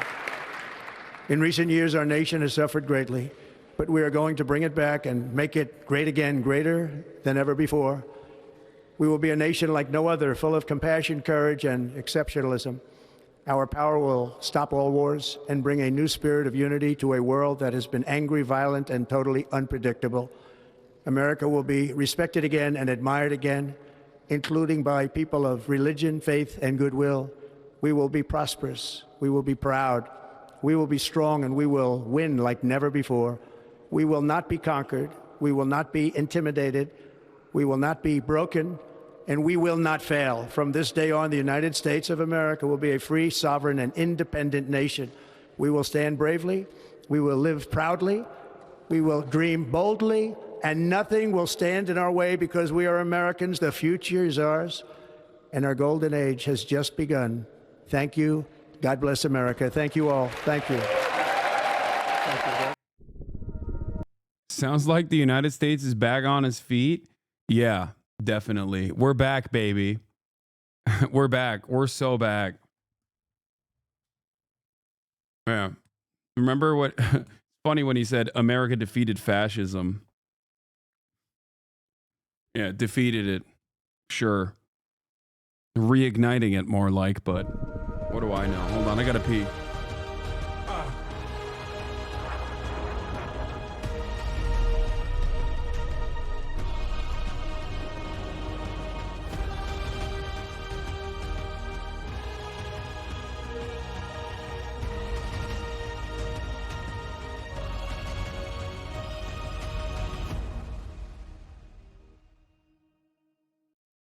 Ladies and gentlemen, the President-elect of the United States, the Honorable Donald John Trump.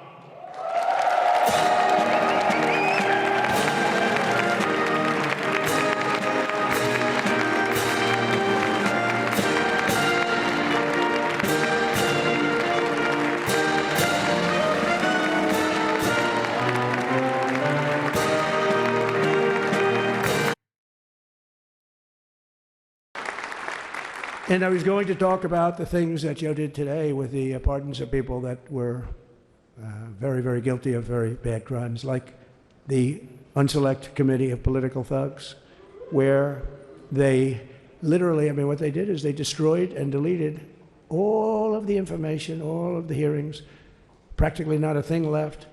They deleted all the information on Nancy Pelosi having turned down the offer of 10,000 soldiers. You wouldn't have needed 10,000. You could have had 500, and it would have stopped. Because we may have had 1 million people that day, the people that were there. You don't see any photographs, but we have a lot of great photos. But you don't see those photographs. They don't put them in to show the people at the Capitol. But I was talking about that. I was going to talk about that. They said, please don't bring that up right now. You can bring it up tomorrow. I missed the kiss. Okay, here. The Unselect. Where? Is it here? Or is it in the previous one? Ladies Here. and gentlemen, the President-elect of the United States, the Honorable Donald John Trump. Watch awkward moment. Trump tries to kiss wife Melania.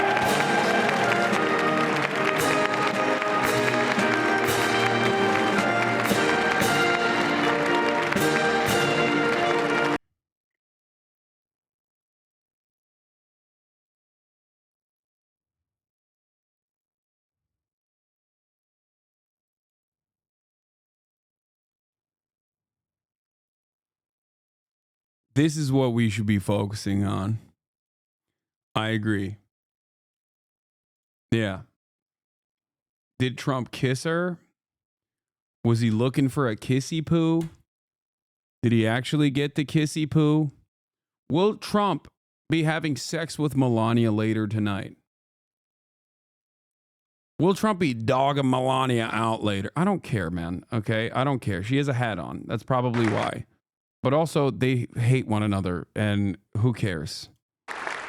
And I was going to talk about the photos.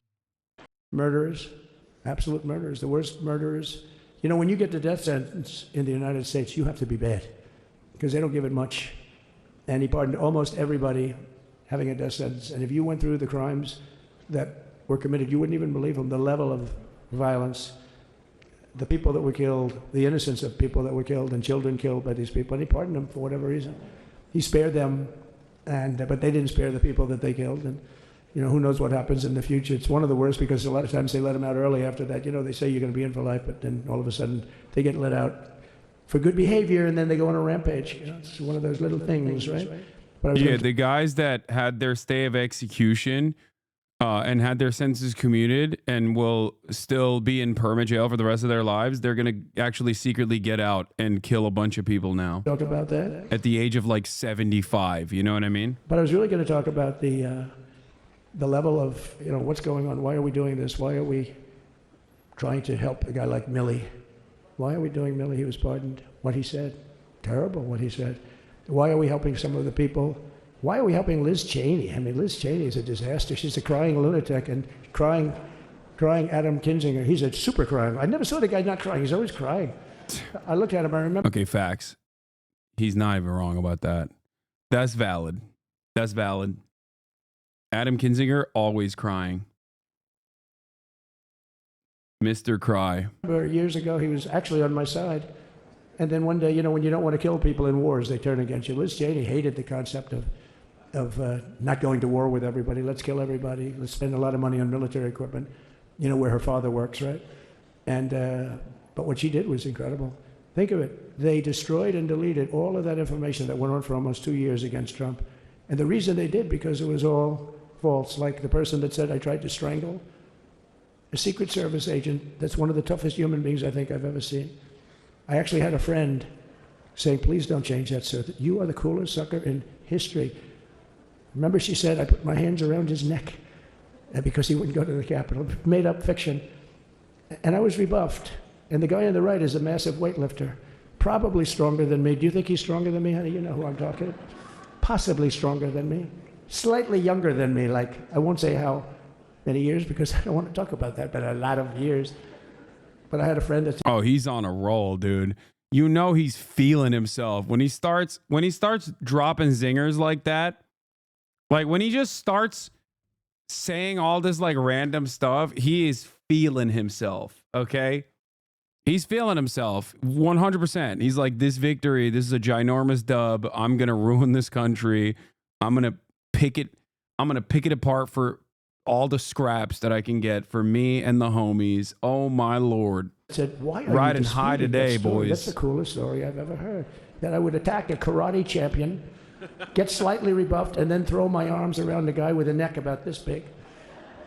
Even though there are bars, you know, there are bars, you can't really do that anyway. So I wanted to talk about that. But all of that stuff got deleted. And the reason it got deleted is they were all caught in lies. You know, Secret Service testified, and they said it didn't happen. Actually, the two guys were very embarrassed. They're suffering because their friends are saying, did Trump really do that to you?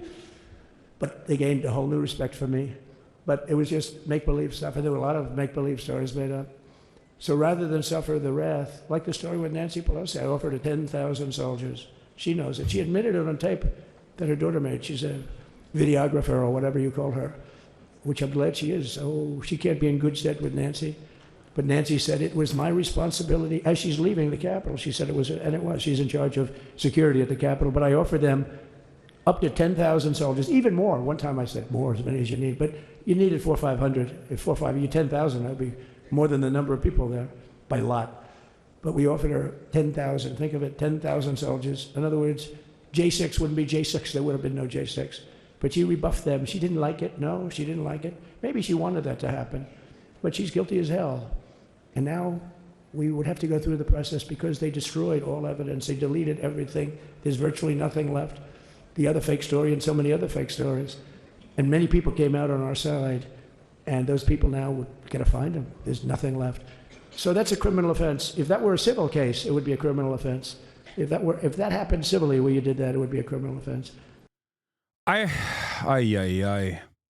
This is the petty stuff that Trump is going to do that I just actually don't care about in terms of like punishing the people that implemented the January 6th trials or whatever.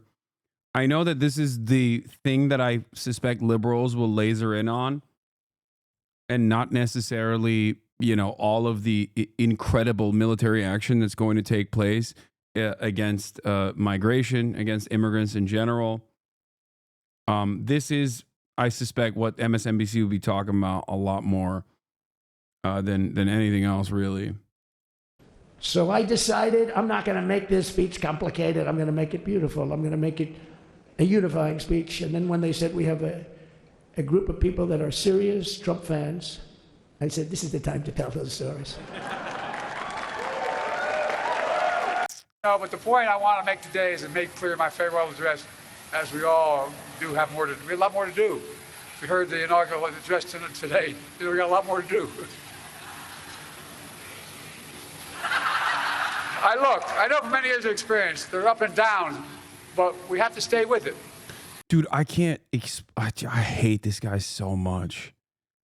I hate this guy so much. I hate this demon so much, dude.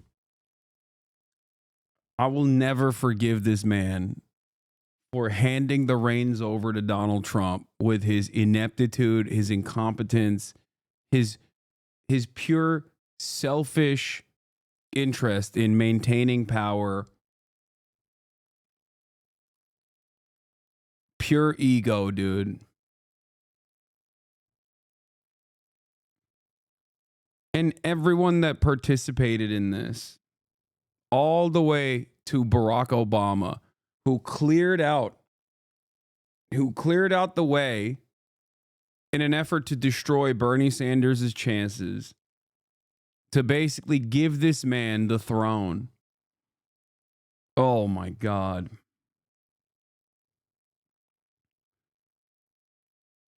It's just wild because, like,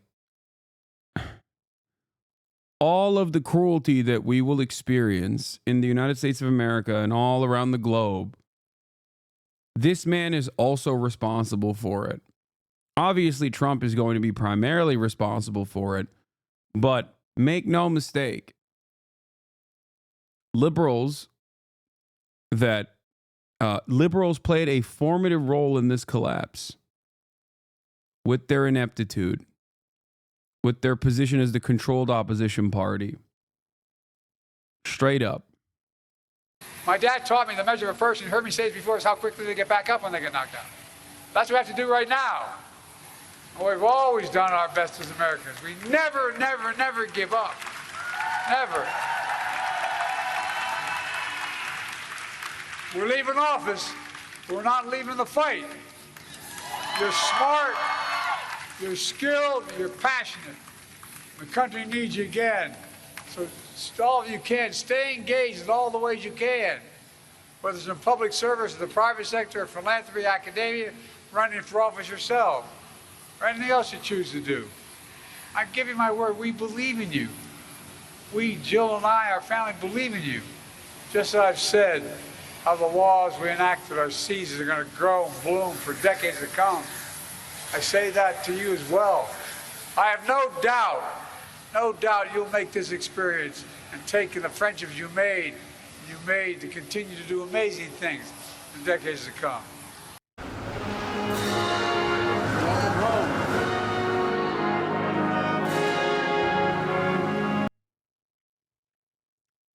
I'm reminded of the Joe Byron 2019 campaign launch where he was like, Donald Trump is now Nazi, he's a fascist. That's why I'm running to restore the soul of this nation, Jack. Remember? Joe Biden in 2019. Everything that Donald Trump stands for is antithetical to American democracy. We're going to fight him tooth and nail at the ballot box. Or, sorry, battle box. Battle bots. Hubba-ba-dubba-da. Look at them now. Part of that is because liberals take great pleasure in the fact that they get to do a peaceful transition of power, right? That's it. Like, they're like, look at us. We're such adults. We're doing a peaceful transfer of power because the American project is far more important. The maintenance of the American project and business as usual politics is far more important than handing over the keys of the castle to a out and about psychopath.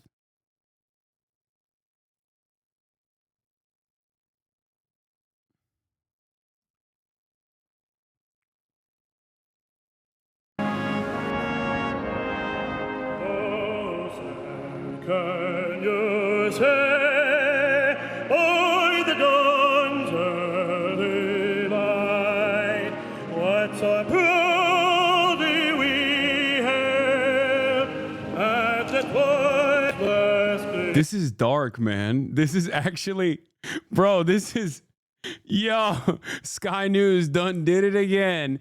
Bro, there's some deep darkness here. The juxtaposition is wow, ominous. Ominous. So help me God. So help me God. Congratulations, Mr. Vice President. I, Donald John Trump, do solemnly swear that I will faithfully execute the office of President of the United States. The office of President of the United States.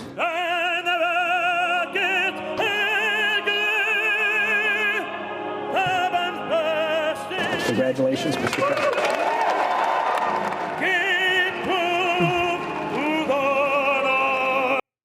Yeah, shake his hand. Shake his hand, you fucking monster. You fucking piece of shit. You goddamn demented old asshole. Shake his freaking hand. You put him there. The golden age of America begins right now. Today I will sign a series of historic executive orders. First, this singer sounds like you. He sounds like Homer Simpson. Someone in the chat said that too. I will declare a national emergency at our southern border.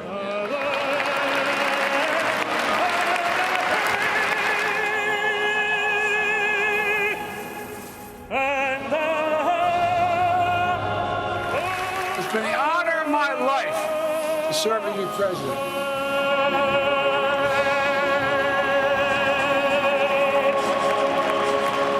I gave you the A+ treatment. Thank you. Thank you all. Wow. We are cooked, man. We are so cooked. So freaking cooked. I saw that I think according to Wall Street Journal, Trump is continuing shipping the shipment of 2,000-pound bombs to Israel. Israel, in the process, by the way, has violated the ceasefire that it had placed, that it was supposed to abide by killing 6 people, I believe, 6 Palestinians a couple hours ago. So that's cool, wonderful stuff. Israel ambassador expects Trump to reverse hold on 2,000-pound bombs. Israel expects President Trump to lift the Biden administration's hold on the supply of 2,000-pound bombs in his first day in office. Outgoing Israeli ambassador to the U.S., Mike Herzog, told Axios.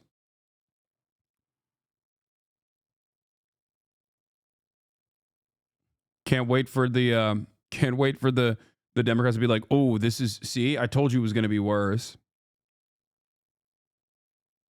The best part of this inauguration was during all the promises of fixing America's problems. They couldn't even fix the mic sound system. Yeah, okay, well. Sorry, it wasn't 6, it's 8. West Bank is currently on fire. The settlers have lit the West Bank on fire. So make no mistake. The brief moment of respite will be followed, like I've said, by a lot more cruelty.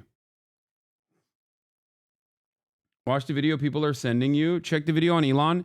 If you think that I didn't watch it in real time, Elon Musk hitting the Sig Heil, and that you're coming in here and offering me new information, I don't know what to tell you. Okay? Like, yeah, I saw it happen in real time. Vorlo clipped it and posted my reaction in real time. The tweet itself already has 100,000 likes in an hour.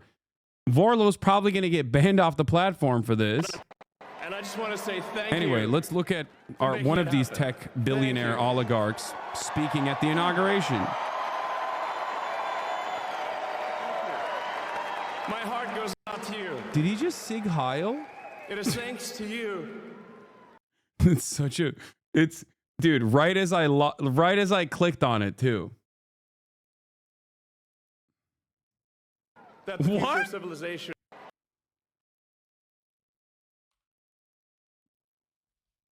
First reply, this you. Palestine will be free. Zionism is not Judaism. Israel's a pariah and will continue to be until the end. I like that this is Nazism for that guy.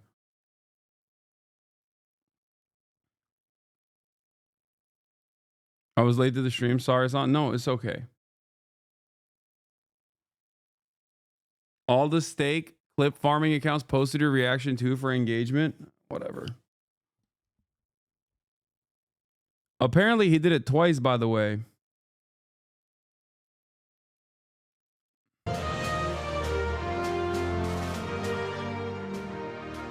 We welcome you back to CBS News coverage of the inauguration of President Trump. We are now joined by two New Jersey residents from two different towns. Bro, Elon had to hit the Sig Heil specifically so that people know he's a real gamer, okay? That's why he did it, because everyone was questioning whether he's an authentic gamer, capital G hard R gamer, and he wanted to show the world that he really is that guy, okay? That are next to each other with two I love interviewing someone wearing this shirt. This is certainly a serious person. very different points of view. Lou DeMore is a Republican. Donna Miller is a Democrat. And they sat down with Tony DeCoppel a few times and were very nice enough to spend part of their day with us. We wanted to get their reaction to Donald Trump's speech. Lou and Donna, it's good to see you because we talked to you before the election, then we caught up with you after the election, then we really wanted to touch base on it. Inauguration Day. I know you both watch two different networks. And so, Dana, I want to start with you, what you're thinking. What am I thinking that I haven't said before? I am thinking the worst and hoping for the best. I am thinking that I have lived through 4 years of normalcy where I didn't have to predict what is going to happen next. And now, Dude, this is amazing. You got like a Rachel Maddow looking gay liberal wife with obviously insane. Like, this is literally the American political spectrum. Like which, like the if you could capture the essence of a voter of either party, this is it. Okay. Person who has experimented with bisexuality in college and listens to NPR on the one side. Person who is definitely mentally ill and somehow still not a victim of child court, a victim of family court, wearing the most insane Trump gear you've seen on the other side. Literally, this is the only two people that vote in this country for the only two readily available parties, okay? I got a Trump shirt. I feel like I'm losing it. This is perfect. And of course, they're in their fairly wealthy, not even upper middle class, but like wealthy home that is well decorated. I can see the Viking kitchen appliances in the background, and you know they're wealthy because if you pay close attention, they got that sink that they have on top of the they have a sink on top of the Viking appliances that you only get in like super wealthy houses, okay? They got a pot filler. This is the perfect demonstration. Oh, these are two random people. It's not a couple. Okay, that makes it a little bit more okay, so then he is divorced then.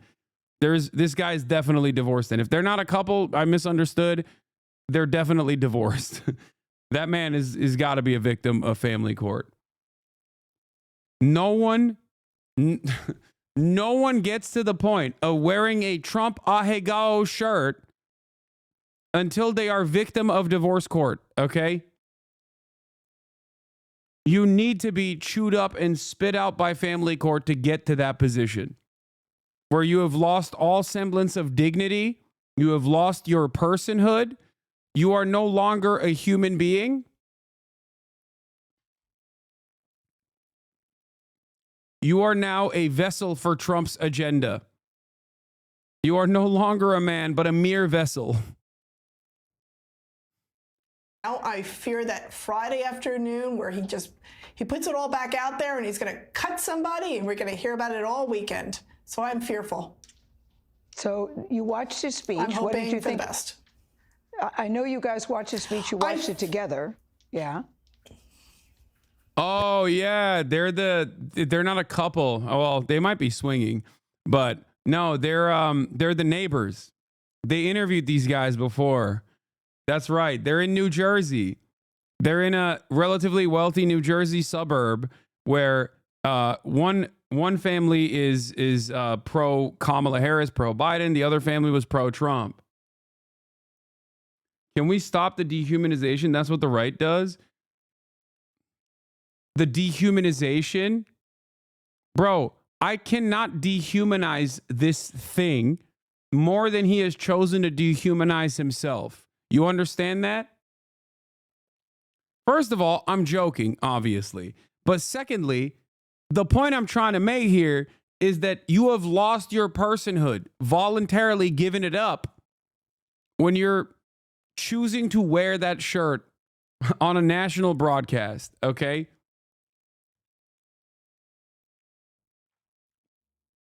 That's it. Yep. Yep. And what did we think? Yeah, I want to know what you I thought. felt like it was a how you're campaign getting- speech. Your campaign speech. I want to know how you're getting through this day. I'm getting through it with some beverages, okay? I'm getting through it. Yeah, I like that. I like that some liberals have immediately started hitting that note. Some liberals have immediately started hitting the note of like, can you not be mean to conservatives, please? This is how Trump won. Yeah, dude. Yeah, that's why Trump won, because Kamala was too mean to conservatives. Kamala was literally doing tricks on conservatives, okay? She was hugging and kissing conservatives every day of the week on the campaign trail. Look how far that went. Hoping that, you know what, those day one promises, I hope he's signing a lot of papers for all those day one promises. Well, Dana just said, Lou, that she said it felt like a campaign speech. You watched the speech. What did you think? I see you have a little libation as well. I'm so excited right now. I'm so excited it's not even sinking in yet, because we're doing all this filming here. We were here all day today waiting to go on, and haven't really been paying attention so much to the speech, but I'm excited. I'm excited. I've been waiting a long time for this, and I felt like I've been in a coma Was for there 4 something years. that, Lou, And I finally came out of my coma. I know, I know the feeling. And sometimes in television, there's a lot of waiting, so we appreciate you sticking around. But was there something that spoke to you specifically in his speech that excites you? I want the. Let me guess. All right. Oh, when he said two genders, I loved it. I loved it. That's what I care about. He's going to restore dignity to America. I love that. Those borders closed. Yeah, he's going to kill the illegals. How could I forget? That's the number one thing, of All course. his people to get nominated as soon as possible. I want to get the ball rolling, man, because we've been waiting 4 years for this. Really been hurting. I'm in a lot of pain. What are you talking about? You live in a New Jersey suburb. What do you mean you're in a lot of... You realize you're a beta cuck, right? Yes, I am a beta cuck. Sitting at 230 pounds, okay? a person that your girlfriend, if you have one, most likely not, but your mom and your sister would literally throw away most of their material possessions to have sex with. I'm the beta cuck here. You, on the other hand, sir, you are the alpha dog. You got me. Anyway, that's also back. We're back. We're so back. 2016 politics is so back. It's awesome. No, you don't understand. I am a Republican, so obviously I'm alpha. Please, please understand that I'm an alpha dog because I'm a Republican. You're soy. Anyway, living in a New Jersey suburb, living in an upper middle class New Jersey suburb and being like, the immigrants have ruined my life. I've experienced a lot of pain is so crazy because, like, what are you talking about? What do you mean? You went to Home Depot and hired a bunch of these guys 100% to do landscaping. What are you talking about? How have they harmed you?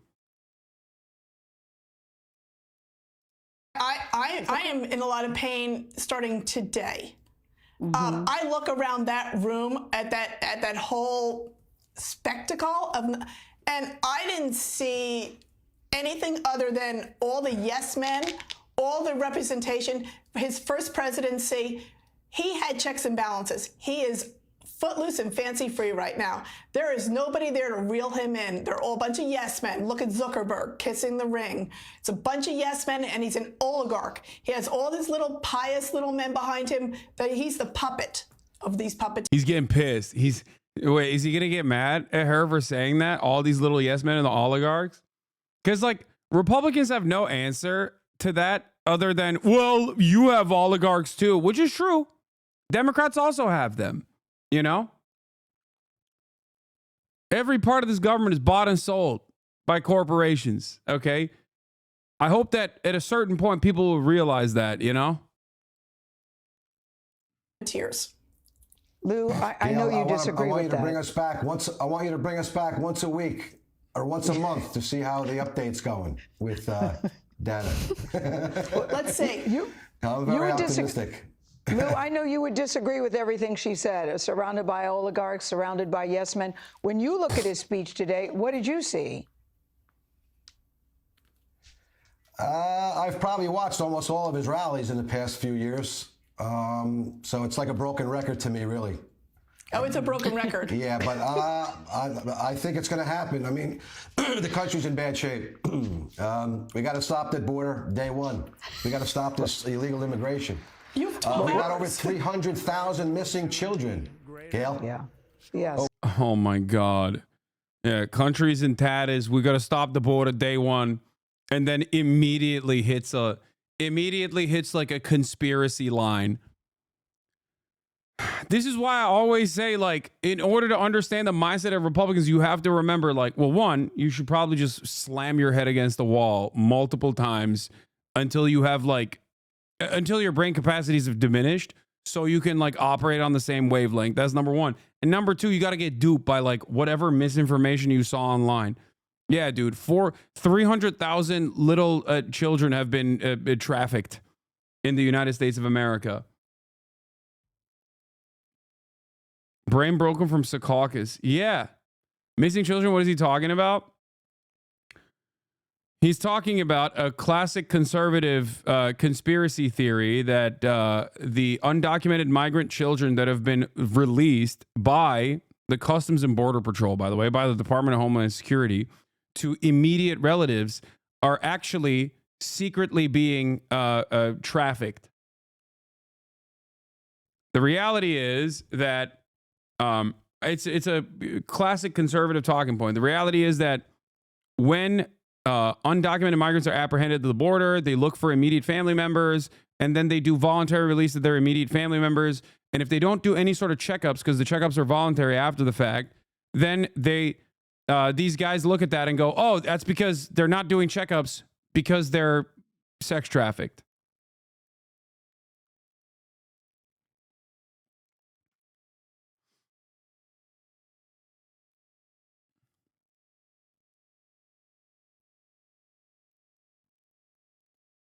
There's also, I mean, part of the reason why they also say that is because of, like, Sound of Freedom and all these other guys. You know, it's a big a big Republican thing that like sex trafficking of children is happening. Sex trafficking of children is happening, and the Democrats are doing it. Pedophile cabal, that sort of thing. Over 300,000 missing children. We got to find these children. Yeah, we're expecting to hear his plan. We're expecting to, if you can hold on a little bit longer, we're expecting to hear his immigration plan very soon. But Dana, before you go, was there anything you heard that gave you hope? I'd like to think that maybe there was something that gave you hope in the speech today. You know what? Actions speak louder than words. And what I'm going to hope for, I'm going to see the facts. 100 days out, let's see where this policy has led us. Let's see if all those day one implementations have been started in a democratic way. Let's see if we're able to hold back World War III. Let's see if we're able to put together and come together. And let's see if all these promises are not just reared towards the lose of the world, but for the rest of us, all people in America, not just people that follow him. I like that, Lou, the lose of the world. You know, what I appreciate about you guys is that you're neighbors, clearly you're friends, but you're able to have these difficult conversations that many people cannot have. It's fractured some families, it's fractured some friendships. Why is it that you two are able to still maintain the relationship that you two have? Because they're upper middle class, and you know, white and upper middle class enough not to like care. Also, I mean, that this isn't to say that like poor people or everyone can't be friends with one another regardless of their political differences or whatever, but like that I'm sure plays a big role in this.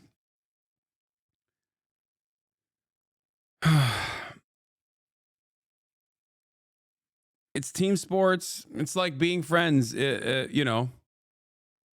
It's like being able to maintain a relationship with someone who is a fan of an opposing team.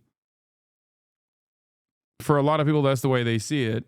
And it's understandable that that's the way they see it because, I mean, the reality is American politics only goes in one direction, and it's to the right. And liberals are often just playing catch up after Republicans just like further accelerate America's demise. And your spouses. We want to bring the country back together again. That's what Trump's going to do. We want to bring the country. This has to stop. This division has to stop. We can never go forward as a country divided like this. It's never been like this. I never.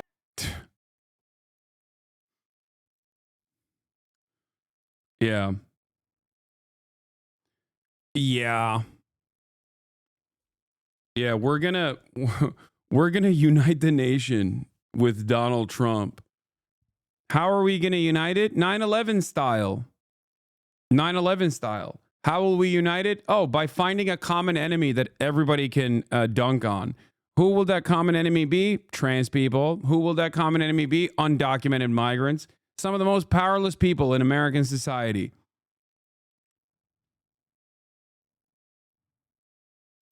I never knew where my neighbors stood on politics. I never knew who voted where until Trump in 2016/17. And then all of a sudden, everybody knows where everybody stands on politics. And a lot of it caught me by surprise. I didn't know that people didn't think like me. A lot of my friends. And yeah, that's, oh, hold on. There's more. You're right. United against common enemies, such as Muslims, of course, who could forget, homeless people.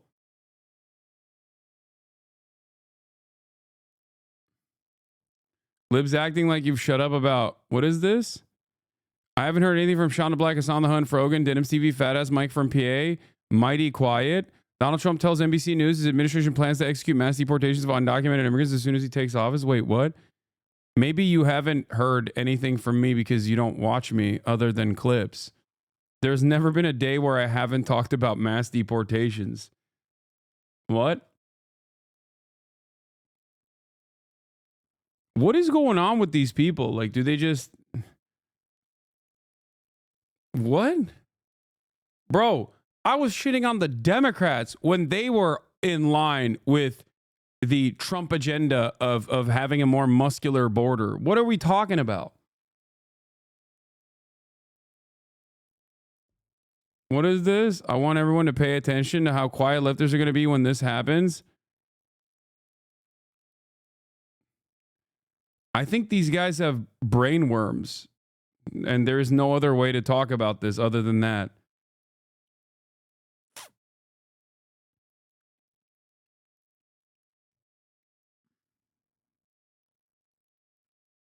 I mean, yeah, these guys are just obviously engagement farming. I've quite literally worked. I've done more than virtually every person that is chirping about that sort of thing in terms of trying to mount a significant legal defense for undocumented migrants. These past 2 months, we fundraised specifically for a community organizing tool in Texas that works to create some kind of legal safety net around undocumented migrants in the state of Texas. All of the proceeds from my merchandise at ideology.shop, Union Made, American Made, went to Raíces, Texas. And not only that, but I've also literally worked with groups comprised of undocumented migrants that work to defend undocumented migrants and talked about methods of organizing against Trump's obviously insane and cruel and violent anti-immigrant policies months ahead of time, and I will always continue to do so. Saying that I haven't talked significantly or talked enough about undocumented migrants is as stupid as saying that I'm like transphobic or something.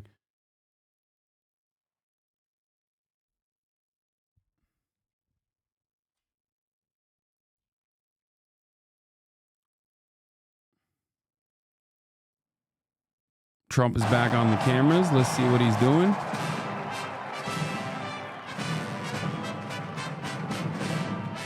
Did you see Trump? Did you see Elon do a questionable salute? It wasn't a questionable salute. There was no question of what the salute was. He hit the Sig Heil, and he hit it twice. Okay? That wasn't questionable. I think there's nothing in question there. That wasn't suspicious. Nothing suspicious about that. Very obviously, the guy who bought Twitter and turned it into a neo-Nazi farming ground did the Nazi salute on stage twice. And he did it very deliberately.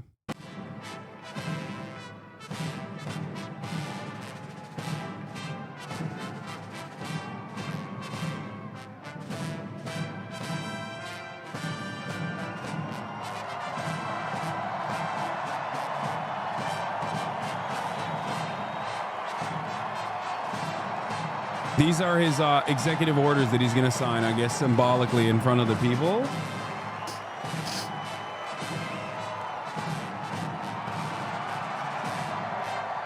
ABC has subtitles. Can you link it, Demasius?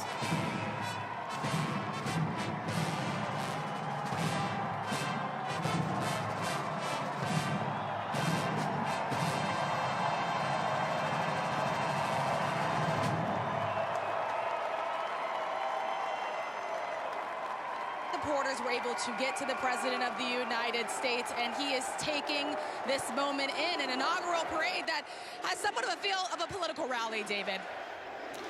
Thank you, Rachel. I think that is well put.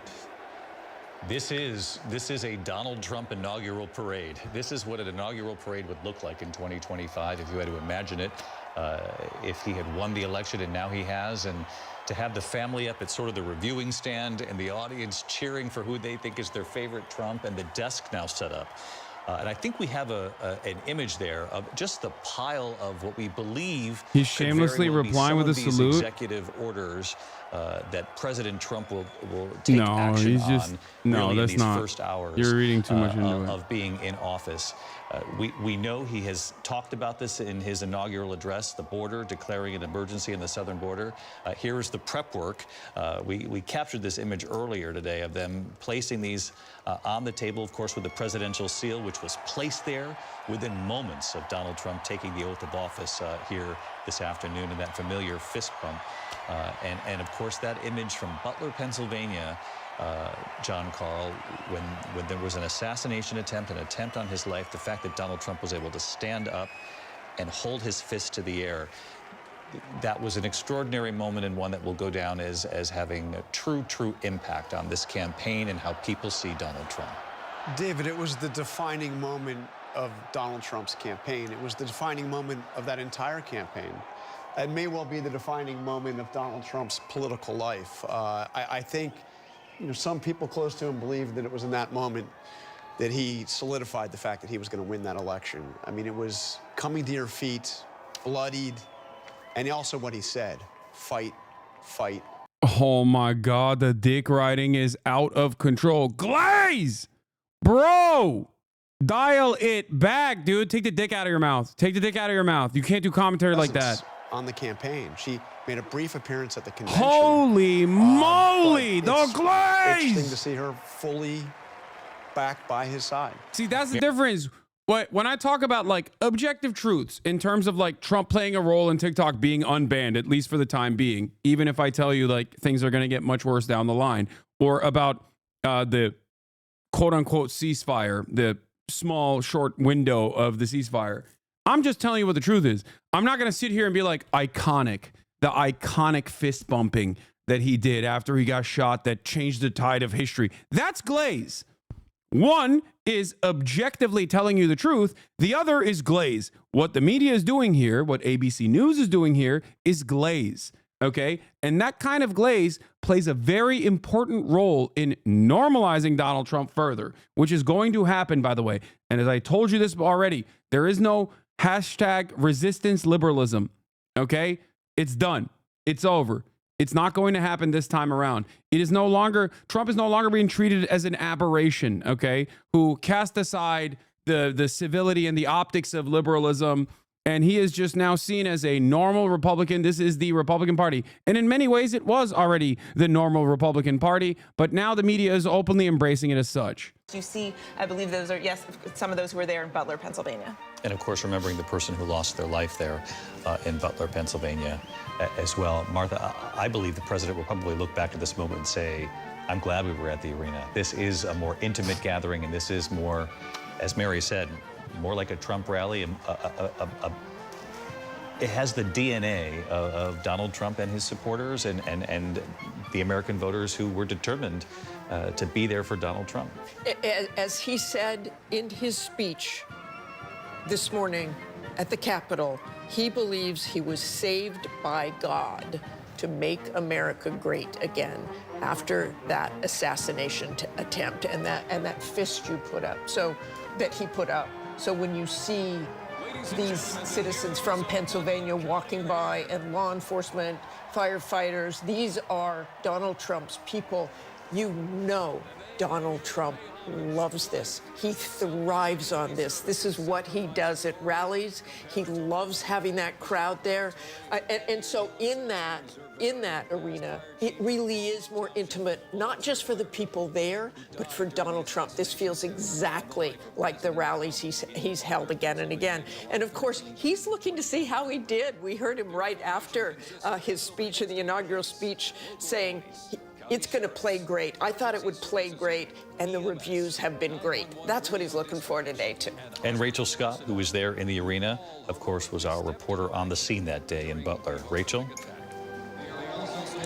It is striking, David, to see this procession that is happening. Those first responders from Butler County walked out to applause carrying that uniform from Corey Compentor, someone who died ultimately shielding his family. I remember being there in Butler and the sheer panic that was as the president-elect covered his ear. He was rushed out, and then he raised his fist in the air. You remember those striking images as he said, fight, fight, fight. And I thought of that moment again today as the president of the United States was inside of the Capitol taking the oath, and right after putting up his fist 3 times once again. You saw him do it just a moment ago as well. Fight, fight, fight. It became the mantra of his campaign. Many people in this arena repeating it right back to him, David.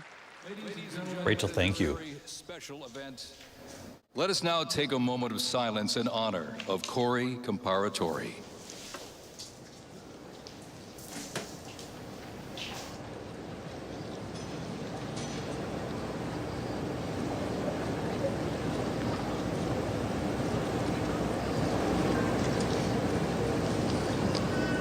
Thank you very much, ladies and gentlemen.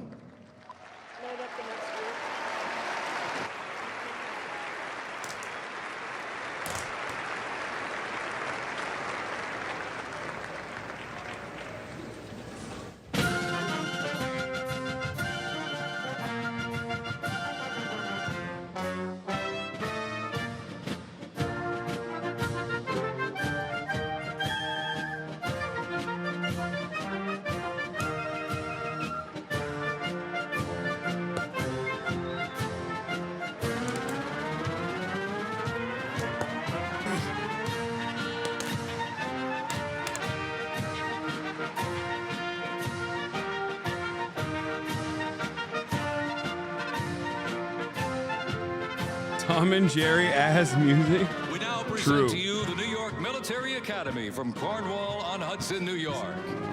New York Military Academy stands out due to its unique connection to the president himself. President Trump is a 1964 graduate and has been enshrined as one of our alumni of distinction. This historic academy has been named a Junior Reserve Officer Training Corps, that's JROTC, and are marching with their cadet dress uniforms. Look at these, all modeled after post-World War I General Blackjack Pershing's gray uniform.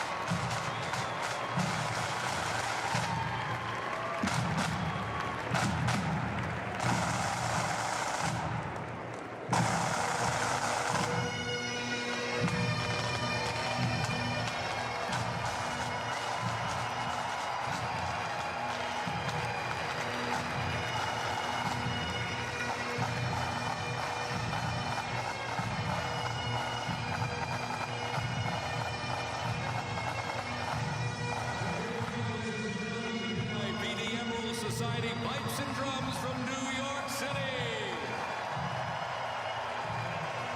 They have performed internationally in Ireland, Canada, Australia, Germany, and Switzerland. And as of this past December, the band has had the distinct honor to perform at the 75th commemoration of the attack on Pearl Harbor in Oahu, Hawaii. The band has also played for hospitalized children, military veterans, as well as the 1980 and 2005 presidential inaugural parades, and His Holiness Pope John Paul II. The NYPD Emerald Society Pipes and Drums formed way back in 1960. And you know, they are the oldest, largest police pipe band in the United States, comprised of all active and retired police officers of various ranks and assignments. Listen to those bagpipes. Let's hear it for them, folks.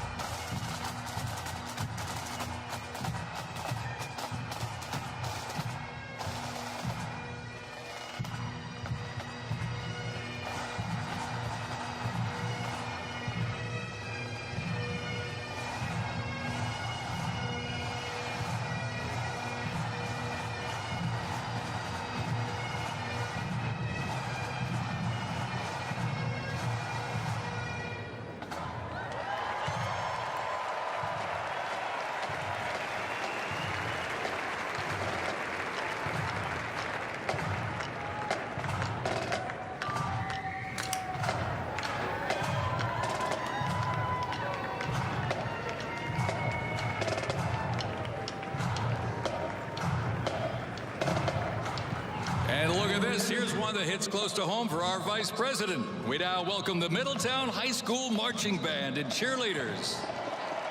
They're traveling all the way from Middletown, Ohio to proudly represent their school, our nation, and outstanding alumni, including our new Vice President of the United States, J.D. Vance.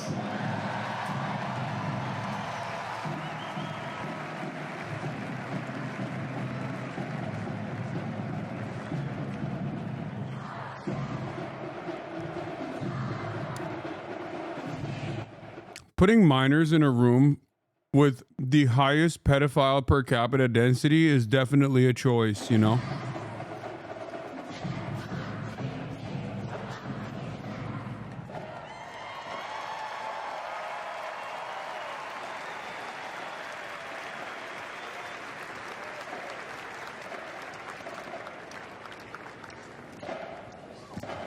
The band has performed in countless parades, community and sporting events, as well as competitions. They have also always qualified for the Ohio Music Educators Association state finals for 23 years straight. How about that? And have earned the highest rating in 18 of those appearances. Woo! And today they performed America's Sweet Land of Liberty.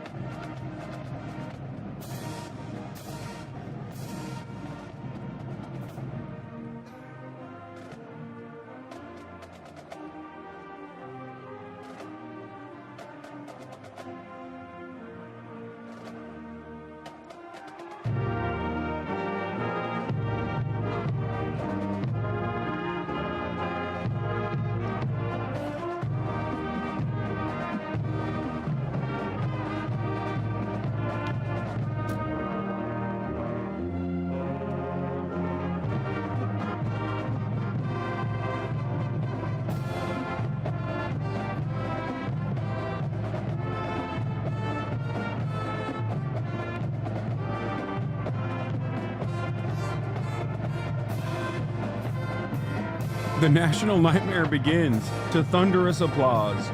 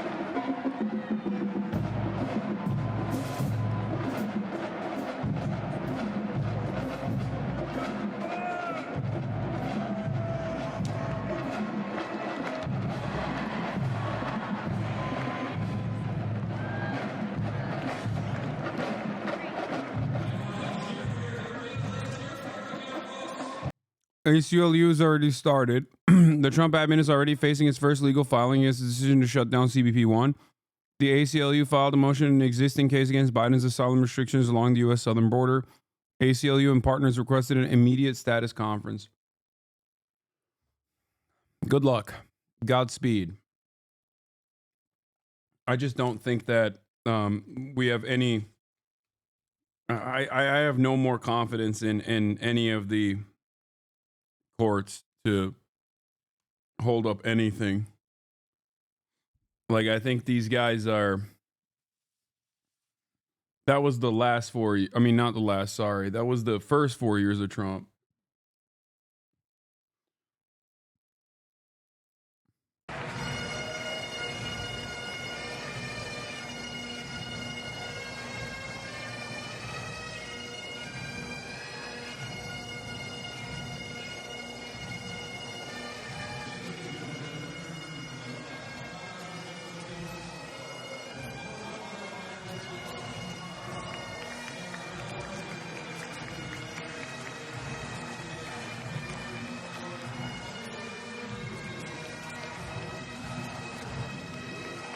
They are wearing their most notable uniforms. What a great photo opportunity.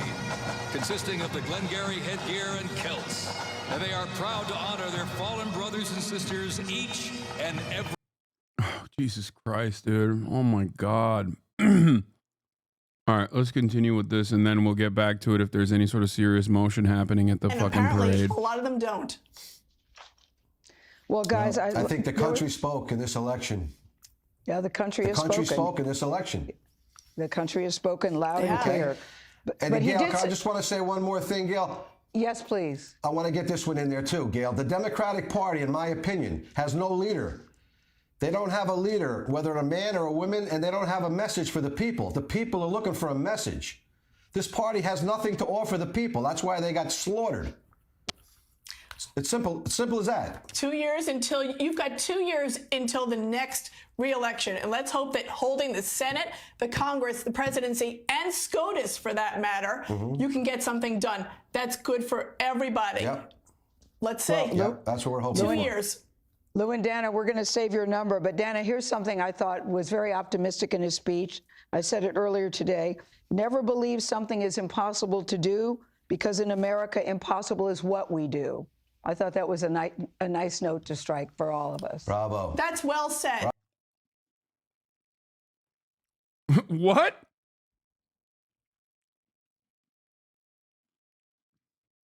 Yeah. Glaze. Again. See, we can find something to unite behind. Trump's like, we're going to start executing everyone of Honduran descent tomorrow. And Glazing Gale over here is like, well, you know, he said it's impossible. That's technically an impossible task, but we can do it. Bravo. Gail, I will hold the same optimism you do. Because I do, Gail, I've been watching you for years. I do respect you. And if you hold in faith, I can do it as well. I respect you too, Gail. I learned a lot about you in the last couple of months. I really respect you. I really do. I come from the school, I never guys. knew nothing We want the about you, but I president really to like you succeed. now. Oh, I did. Okay. Thank you, Lou. I feel so much better today. I come from this point of view that, listen, we want the president to succeed because we want the country to succeed. That's the position I hold today. I thank you guys both, and we will definitely check in with you. I'll tell Tony you said hello. Thank you both. Oh my God, this is literally a repeat. Oh my God, America is in its repeat era.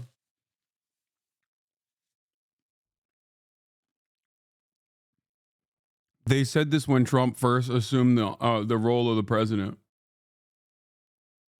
They did this. It's a rerun. This is literally a reboot.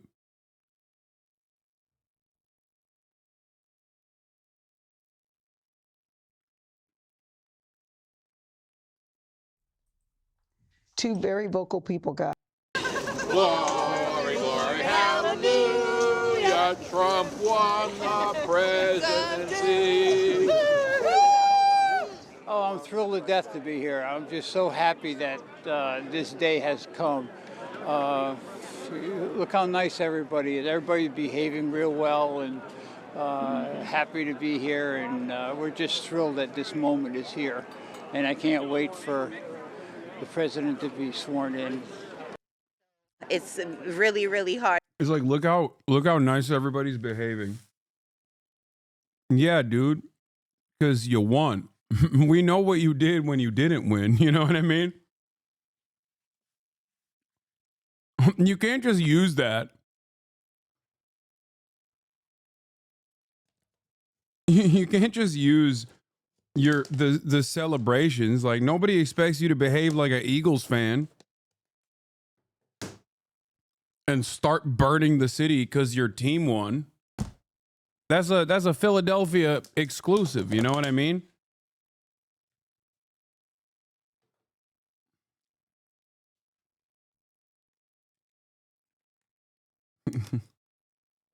Go Birds. Win or lose, we still burn the city to the ground. Hard economy that we're living in right now, and I can't take it anymore. I'm so happy that Trump won. I'm unbelievably happy. That's why I'm here today. Lightning. I feel energetic. I'm so excited. I'm so happy for this. So excited for President Trump. Happiness, you know. Where I'm from, everyone hates Trump. A lot of people disagree with him on everything. So it's a nice change of atmosphere. Okay. Is he Irish? Or just drunk? Was that just an Irish man? Or a third thing, which is somehow both?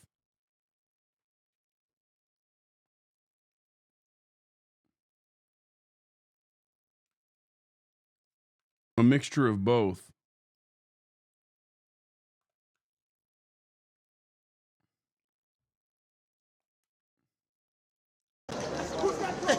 Hi.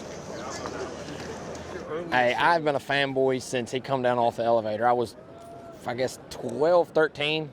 And I mean, I was Trump all the way. Everybody made fun of me, you know, and then once he got in and he was the GOAT, I'm kind of an obnoxious person, so that's kind of why I liked him. But then once he got in and this dude's like, hey, he's the stuff, then everybody started jumping on board. So I always joke and say I was a fan before it was cool. Speaking of President Biden violating every norm on his way out the door, he decided to issue, literally on his way out the door, blanket pardons for Dr. Anthony Fauci, retired General Mark Milley, and members of the House committee that investigated the January 6th attack on the Capitol. Even the Associated Press says this is an extraordinary use of the powers of the presidency in his final hours. And Joe Biden said in a statement, again, his excuse for breaking the law is always that he has to do it preemptively so Donald Trump doesn't break the law. By the way, President Trump did just arrive at the White House. He was greeted by President Biden's prone body. They propped him up on some sort of stand, and then he greeted President Trump, and Jill took Joe's hand and waved it at Trump, and then they all sort of moved into the White House. Apparently, he wrote a letter that he's leaving for President Trump. It may or may not say that he's being held hostage by members of his own administration and has not decided any of his actual policies for the last several years. Meanwhile, Ivanka Trump has also arrived at the Capitol building in preparation for the inauguration, the second inauguration of her father.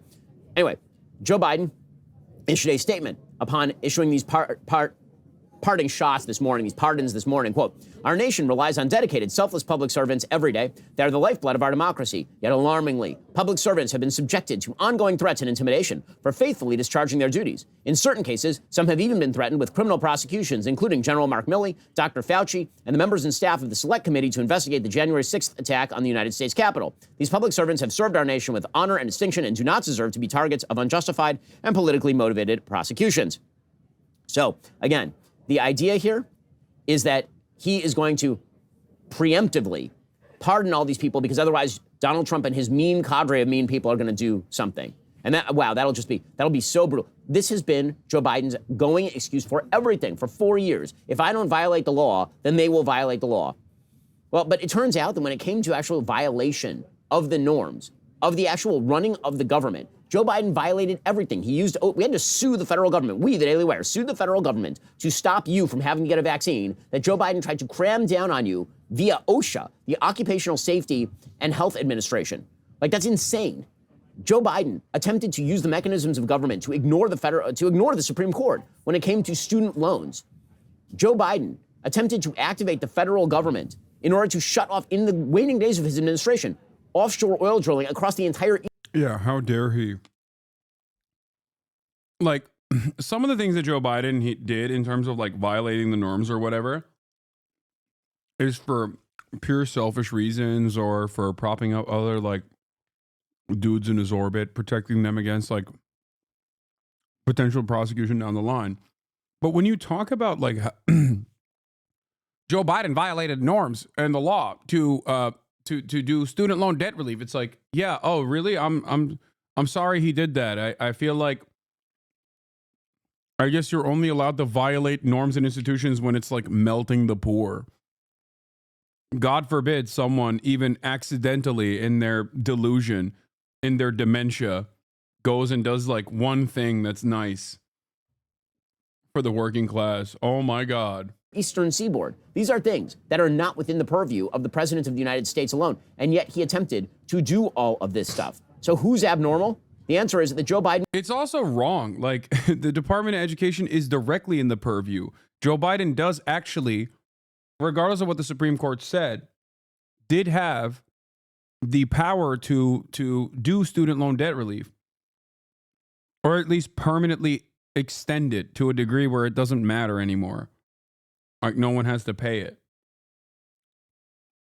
That is something that he had the power to do. The Supreme Court blocked him from doing it. He should have just still done it regardless.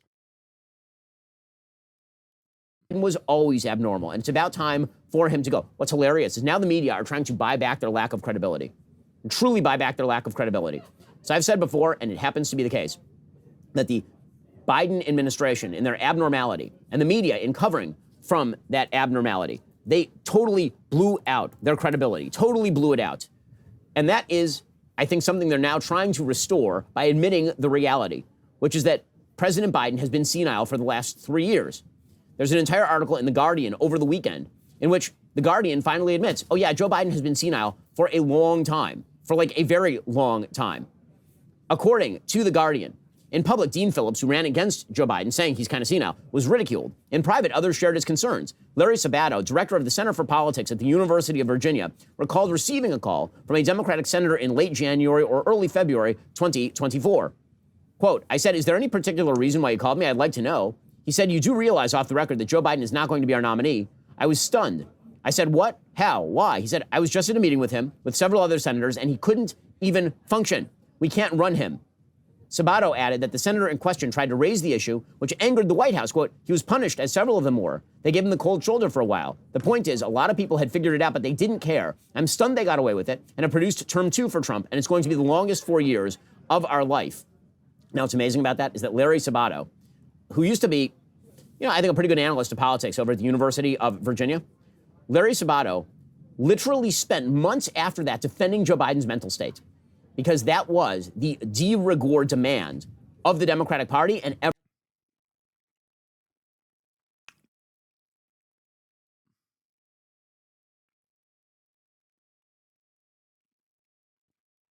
Vorlow's tweet reached Jerry Rig. Jerry Rig Everything says, I currently own 4 different Tesla vehicles. By the end of 2025, I will own 0 Tesla vehicles. 140,000 likes from Vorlow's. Oh my God. Vorlow was worried that he was going to get banned, but honestly, now I'm worried I'm going to get assassinated.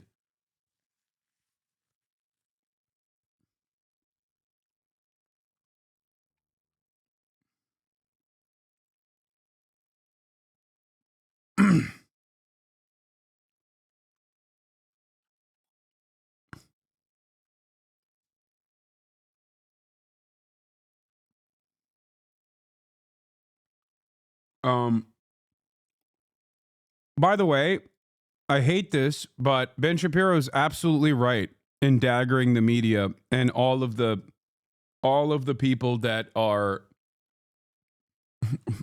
literally all the people that are openly defended Biden against the senility allegations.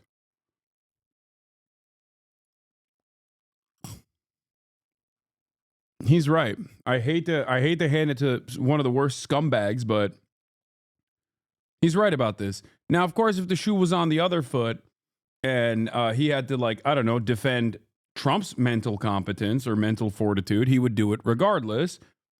Okay, and has done it. But make no mistake, he is in the right here. The Democrats did give some of these worst villains in American society a massive W there, too.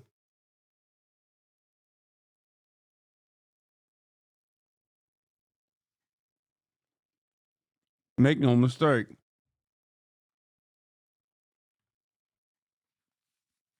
Wait. Someone in the chat said the ADL is defending Elon's salute.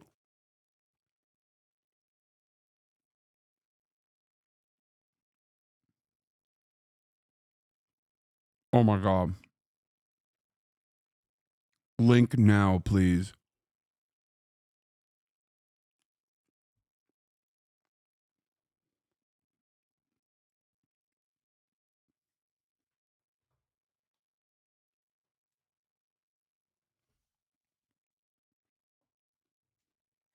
These guys have been trying to get me banned off Twitch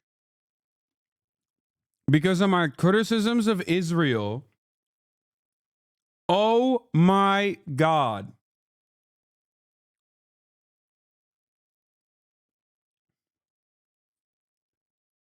Oh my God. I didn't think they'd be so shameless, dude. I mean, I didn't think that this joke was going to be the truth. I said, it's okay, though. He's pro-Israel. Don't worry, guys. And then the ADL did the damn thing. They did do that.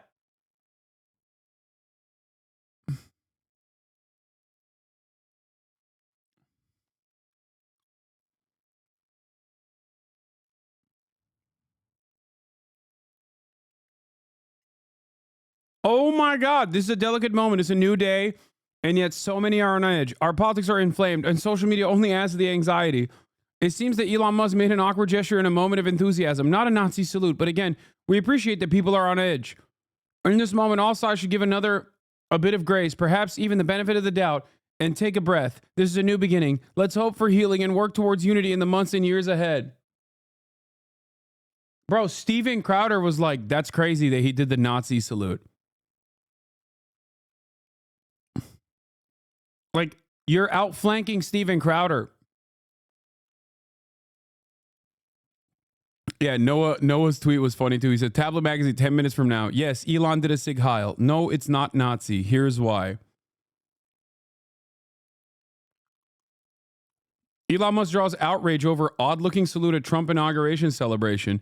Indeed, many observers suggested that Musk was instead performing a Roman salute that soldiers in the ancient empire would use to greet their commanders as a show of respect and loyalty. The Roman salute, however, was later adopted in some forms by fascist states, including Nazi Germany, as some noted. What is going on in the entire Western world?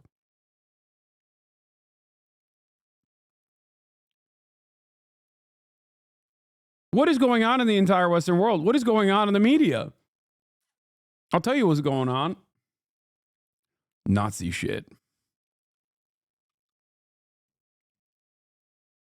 Wow.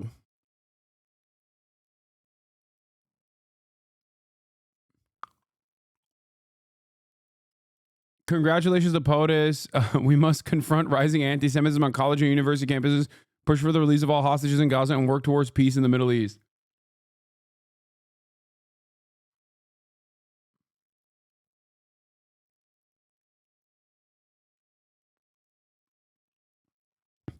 Yeah. Elon Musk comes out with a swastika armband, and they're like, well, initially the swastika was used as a Hindu symbol of peace for many decades before it was adopted by the Nazis before it was adopted by the fascists in Nazi Germany. Like,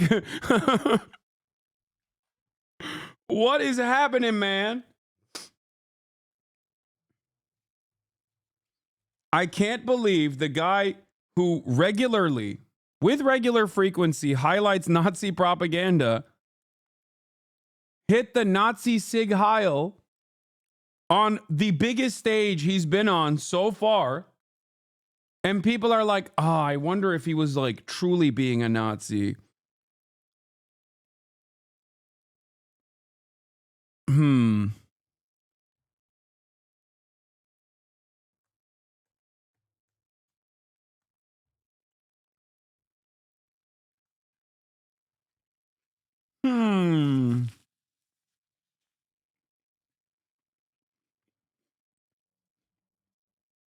Everybody just jumped. The Democratic Party said jump. Everybody said how high. We'll get to more on this in just one moment. First, I used to think restless night. but more likely a case of collective wishful thinking. Bull. That is absolute nonsense. Of course it was a cover-up. Of course it was, particularly by the media. It's one thing for people around Joe Biden to be credulous. It is a complete other thing for the media to be this credulous, and it shows who they work for. Now, I will admit, I am enjoying the spectacle of the Democrats eating one another in what has to be the funniest headline of the day. This from Politico. Alexandra Pelosi, that will be the daughter of the former Speaker of the House, Nancy Pelosi, blasts First Lady Joe Biden, quote, Lady McBiden. So now they're saying the thing that she's Lady Macbeth. Fueling that anger is Joe Biden's continued now public nursing of a grudge toward Pelosi for pushing the president to withdraw from last year's campaign. Alexandra Pelosi, the former speaker's daughter, said, quote, if I was Lady McBiden, I'd put on my big girl pants, play the long game, and think about my husband's legacy. There aren't many people in America who have something nice to say about Joe Biden. Nancy Pelosi is one of them. Wow, Lady McBiden. Now, only I have been calling her Lady Macbeth for a while, because clearly she is the one who's been steering Joe Biden toward a sort of power-hungry attitude. But I hate this guy so much. And Ed O'Keefe, what do we know about those executive actions by People were arguing in our chat today about what to call and how they have to tread lightly. Like, what is going on? We are at peak appeasement for media. It is crazy that a dude that is known to highlight neo-Nazi sentiment on the platform that he purchased, where he unbanned every single neo-Nazi from all around the world, did a straight up Sig Heil, not once but twice, on this massive stage, and the New York Times is like, I don't know. Like, this is a joke, right? Like, if you post this title on the New York Times and then post this photo underneath it, it kind of makes the title seem stupid, because the title makes it seem like, well, that could mean anything.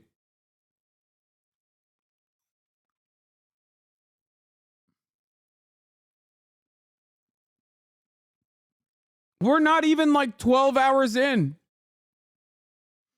I like that he had this locked in the chamber, you know, ready to rip. And he fucking rips it. And the New York Times is like, I guess what it could mean anything.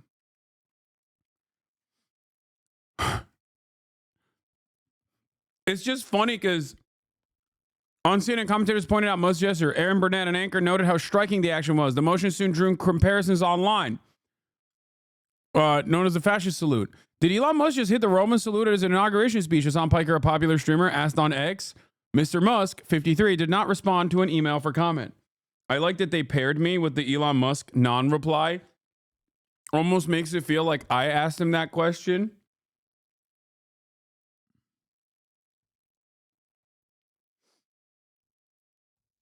Like, I asked him directly. This is like the okay hand gesture. No, it's not like the okay hand gesture. The entire point of the okay hand gesture is that it's supposed to be a dog whistle, a subtle nod, a hand gesture that is popular. That's there. So it's only contextually inappropriate in certain circumstances. There is no contextually appropriate situation where you're Sig Heiling. We kind of, as a society, had moved away from that. It is the exact opposite of the okay hand gesture.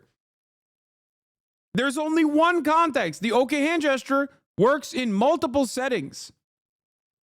You know, because it's called the okay hand gesture. It's in the name. As in, sometimes people throw it up to say, okay.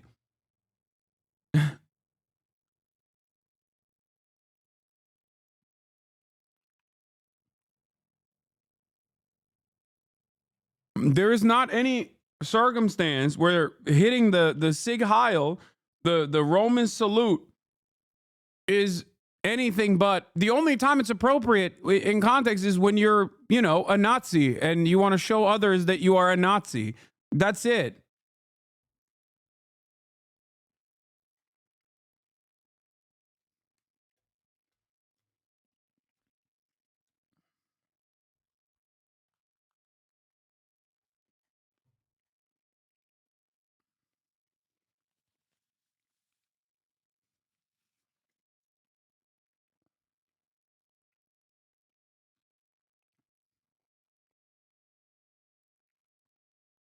Anyway.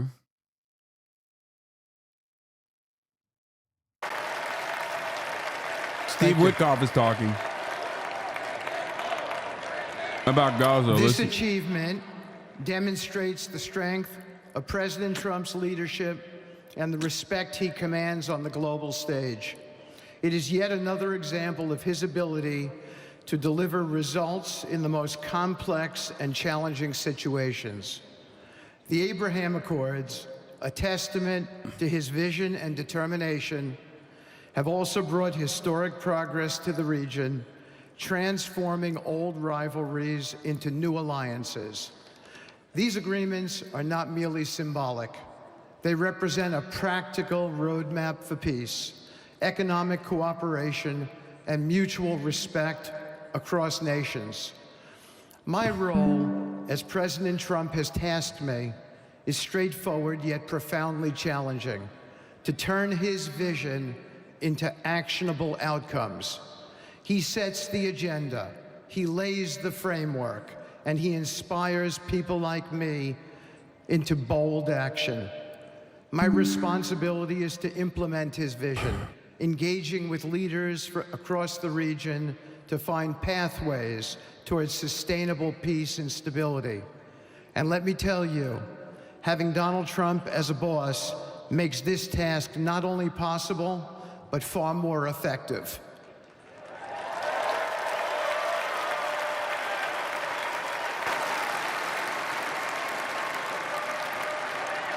President Trump's reputation as a leader who delivers results resonates far beyond Washington. Leaders in the Middle East know he means what he says. His ability to cut through bureaucratic gridlock and focus on tangible results is the game changer. It allows me to approach delicate negotiations with the confidence that the full weight of the United States is behind me. The principles President Trump has laid out for our approach to the Middle East and foreign policy in general are fourfold, and they are clear. 1, respect for sovereignty. Every nation deserves the right to determine its own destiny, free from the interference of external powers. 2, economic prosperity as a bridge to stability. Through economic partnerships and investment, we can build a foundation for cooperation that transcends historical grievances. 3, courageous diplomacy. Real progress requires difficult conversations and bold decisions, and it is through these that trust is built and maintained. And finally, 4, reciprocity and Chad's saying, what about Gaza? He's literally talking about Gaza, dude. Why do you think he's saying that? You think he needs to say that for Israel? Everybody understands Israel has sovereignty. For nations that are unwilling.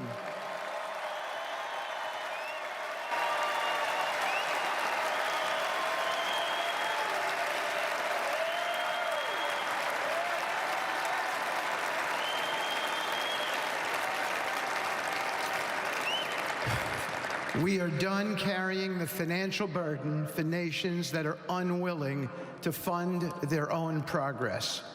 The days of blank checks are over.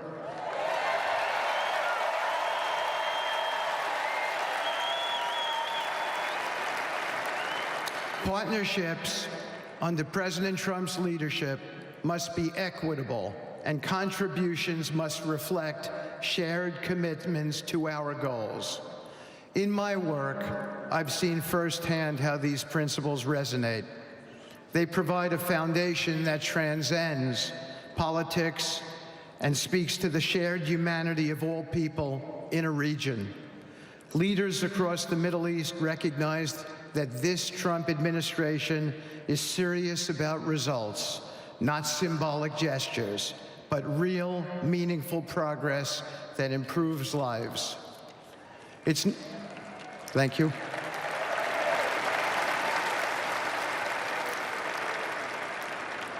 It's not always easy. There are moments of deep challenge and frustration. Decades of mistrust cannot be undone overnight. Yet I take comfort in knowing that I am not in this alone.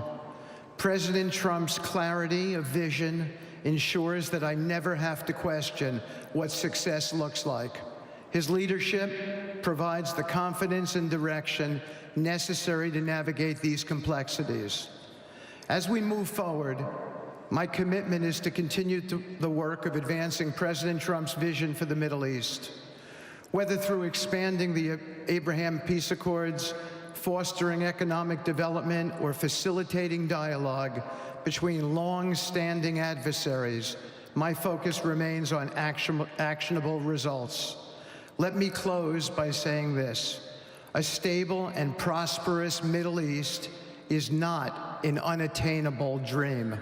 It is a goal within our reach, made possible by strong leadership and unwavering commitment. Under President Trump's guidance, we are proving that the impossible can become reality. Thank you, but I have one more thing to say. We have some special people for me to introduce you to tonight. President Trump has been talking to them as well. They are the families of hostages from Israel who have been in Gaza for the last year and a half. There are many of them here today.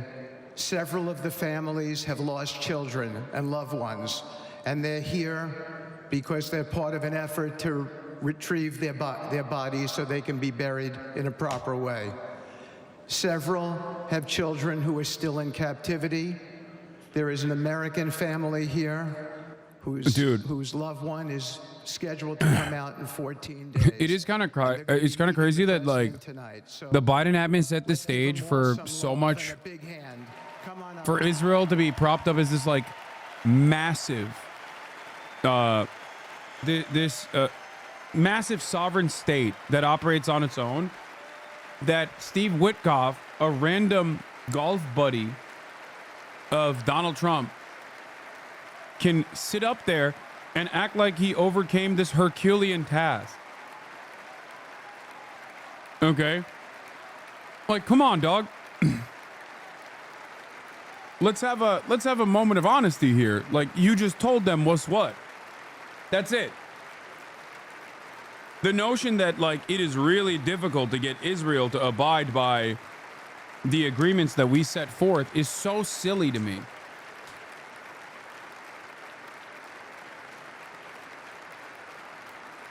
It's ridiculous. No Palestinian representative? Yeah, of course not, dude. Are you kidding me? I told you, it's not like Donald Trump is a friend of the Palestinians. Never was and never will be. Make no mistake. Whenever I talked about this situation, I told you, yes, in the interim period, a moment of respite is still ultimately a good thing. But I am not holding my breath with the assumption that, the future for Palestinians will be great under the Trump leadership. It's not. I warned you that he'd most likely cut a side deal. Without Donald Trump. I told you that any kind of respite, any kind of long-standing ceasefire agreement is most likely being conducted so that Israel can recoup, recover, and rearm. But this does not mean that there shouldn't be a ceasefire.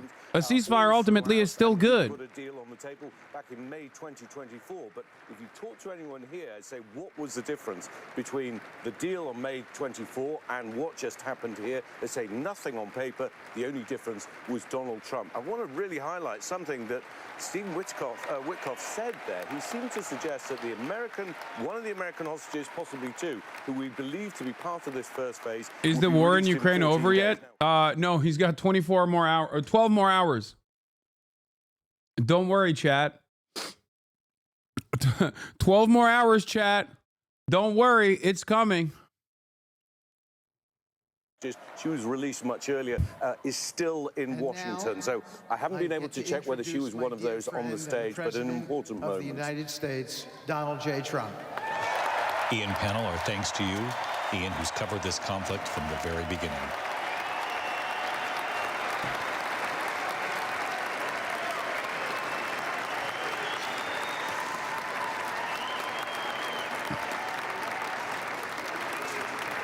He's got like 6 more hours, dude. He'll fix the.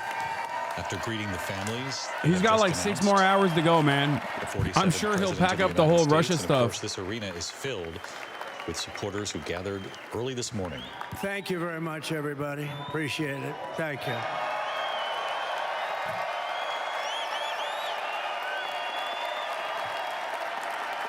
So now the work begins. We won, but now the work begins. We have to bring Witkoff them visiting home. Gaza to ensure the ceasefire deal is implemented.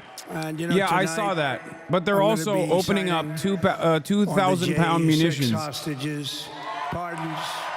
They're going to continue giving extra munitions to Israel. Here, look at this. And as soon as I leave, I'm going to the Oval Office and we'll be signing pardons for a lot of people, a lot of people. And thank you to Steve Witkoff. He's a great guy. He's a friend of mine. He's been a very successful man. He's a great negotiator. He's a wonderful guy. People love him. And he's got a tremendous power of persuasion. And that's what we need. We don't need stiffs. We don't need stiffs. We got a lot of stiffs. You just had a whole load of them. And to the former hostages with us today, welcome. Welcome home. Some of the folks are former hostages. Not a good situation. The 3 young ladies that came home yesterday, you saw that. They're more coming home every day now. They're coming home. But they were hurt. They were hurt. They were hurt. One had her head blown off. Fingers. Oh, God, bro. Don't say that in front of them. Holy shit. She was trying to defend herself from a bullet Oh, being fired. my You God, believe this? bro. A He is bullet so crazy. Knocked off her hand. I don't know. You look at it, it's a disgrace. We never stop. Oh, my praying for you, God. and we're so glad that you're reunited. Bro, in front of the parents, dude. Bless you all. And some of them are just saying, no, my son is gone, but please just bring home his body. Right, Steve? Many of you have told me that your son is gone, but bring home his body. It should have never happened. 3 years, it's ridiculous. Should have never happened. Wouldn't have happened. I also want to express my tremendous gratitude to the hundreds of thousands of proud American patriots who came from all across the country to join us in this celebration. It's a celebration of a big win.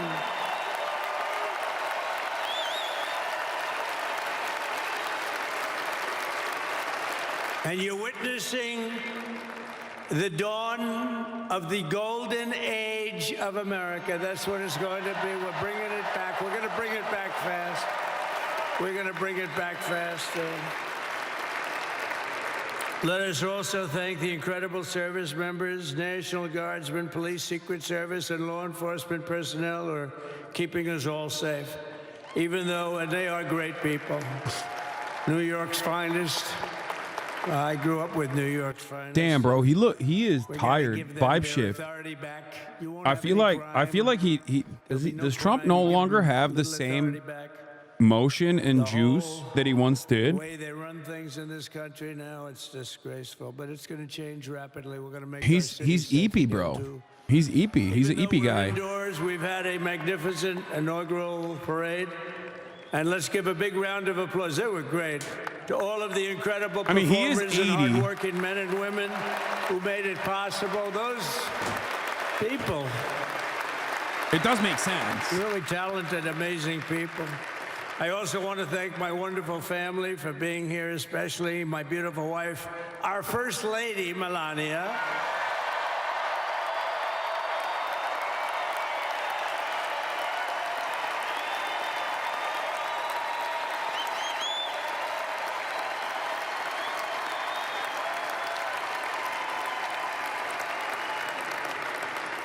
I love our First Lady. Also, JD. How good has JD been? And his beautiful wife, Usha. How good is JB? JD has been great. He's another good negotiator, Steve. He's a great negotiator, too. We need negotiators in this country. But so many of the people on the stage behind, not only family members, as an example, Lara Trump, the wife of Eric. She was the head of the Republican Party, along with My friend Michael, stand up. The two of you. What a job. What a job they did. They worked so hard. They knew there'd be rigging, but they said, we're going to make it too big to rig, and we did. We made it too big to rig. We won every swing state by a lot. We won the popular vote by millions and millions of votes. We won the whole ball of wax. And now we're going to go and drill, baby, drill, and do all the things that we've wanted to do and bring your costs down, your prices down, and make our country safe. So thank you very much, Michael. Thank you very much. What a job you've done, Michael. I'm never moving you, you know. He was thinking about getting a nice job in the administration. I said, no, I'm leaving you right where you are. You've done a very good job. We're not moving you, Michael. I'm sorry. Anyway, thank you very much. Appreciate it. Appreciate it very much. Right here with us also in the arena, I'm about to sign some very important executive orders of our new administration. Hey, Don, will you stand up, please? Don is another one. How about Don? This guy. Libs of TikTok defending Nazi salute. PBS News, which is publicly funded, is spreading propaganda that Elon Musk made a fascist salute during a speech at the Capital One Arena. Their own video clearly shows that he was motioning. My heart goes out to you, to the audience. Defund PBS. Libs of TikTok, Chaya Reichik, once again, is an Orthodox Jewish woman, okay? Like, as long as someone is rich, Republican, and pro-Israel, they can straight up be like, I love Adolf Hitler, and people will still be like, all right, it's cool. He didn't mean it. He meant like he loves Hitler's veganism. Fetterman's brain damage going strong. Fetterman admits that Lake and Riley Act does not protect dreamers. Asked why he broke his promise never to vote to harm dreamers, he muttered about wearing a hoodie and gym shorts at the inauguration. I don't see why people are so concerned with how others dress, he replied. Yeah, brain damage has caused this man to become a conservative, and he will be flipping to the Republican Party. Mark my words. Bro, are you a moron? His salute didn't mean shit.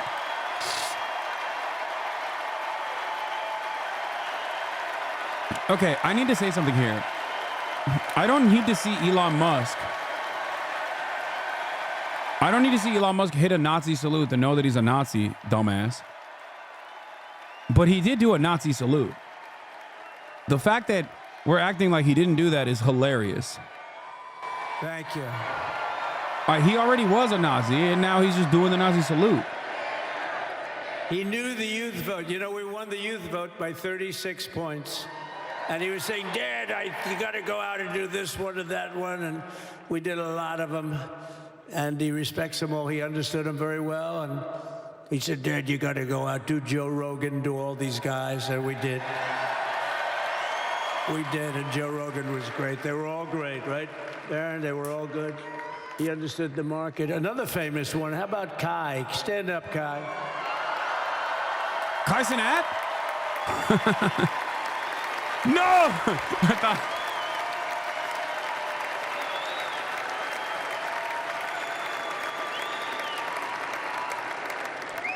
Is that Byron Donalds back there? Stand up, Byron.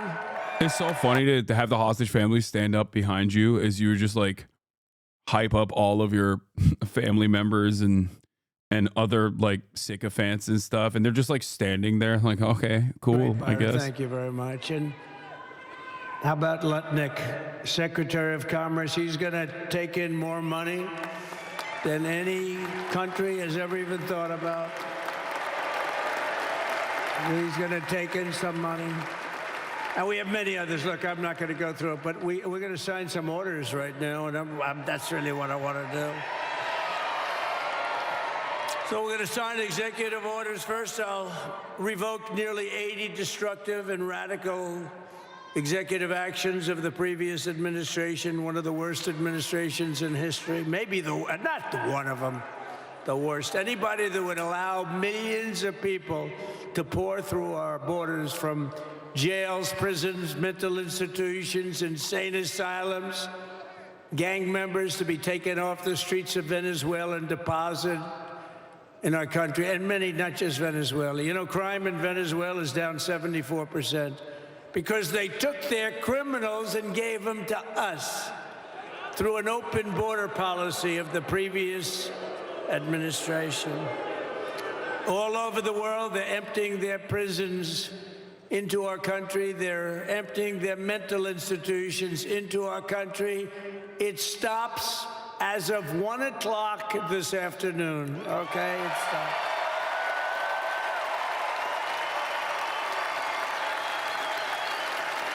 So I'm revoking nearly 80 destructive, radical executive actions of the previous administration. They'll all be null and void within about, what, 5 minutes? Is that them over there? 5 minutes?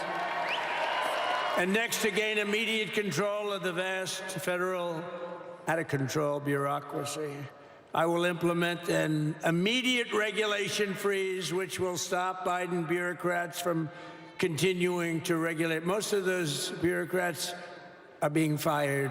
They're gone.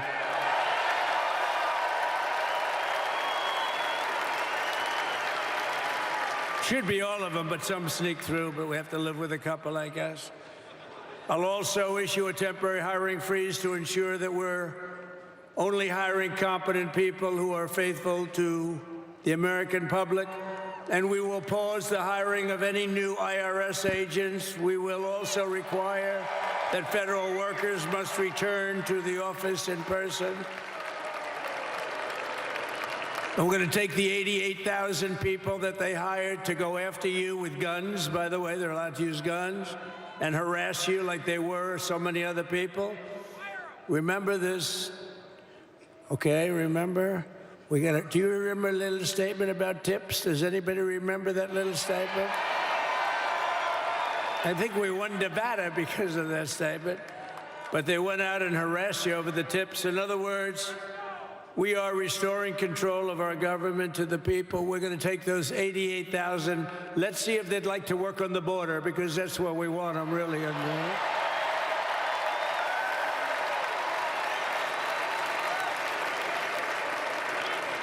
So we're going to have no tax on tips, right? No tax on tips.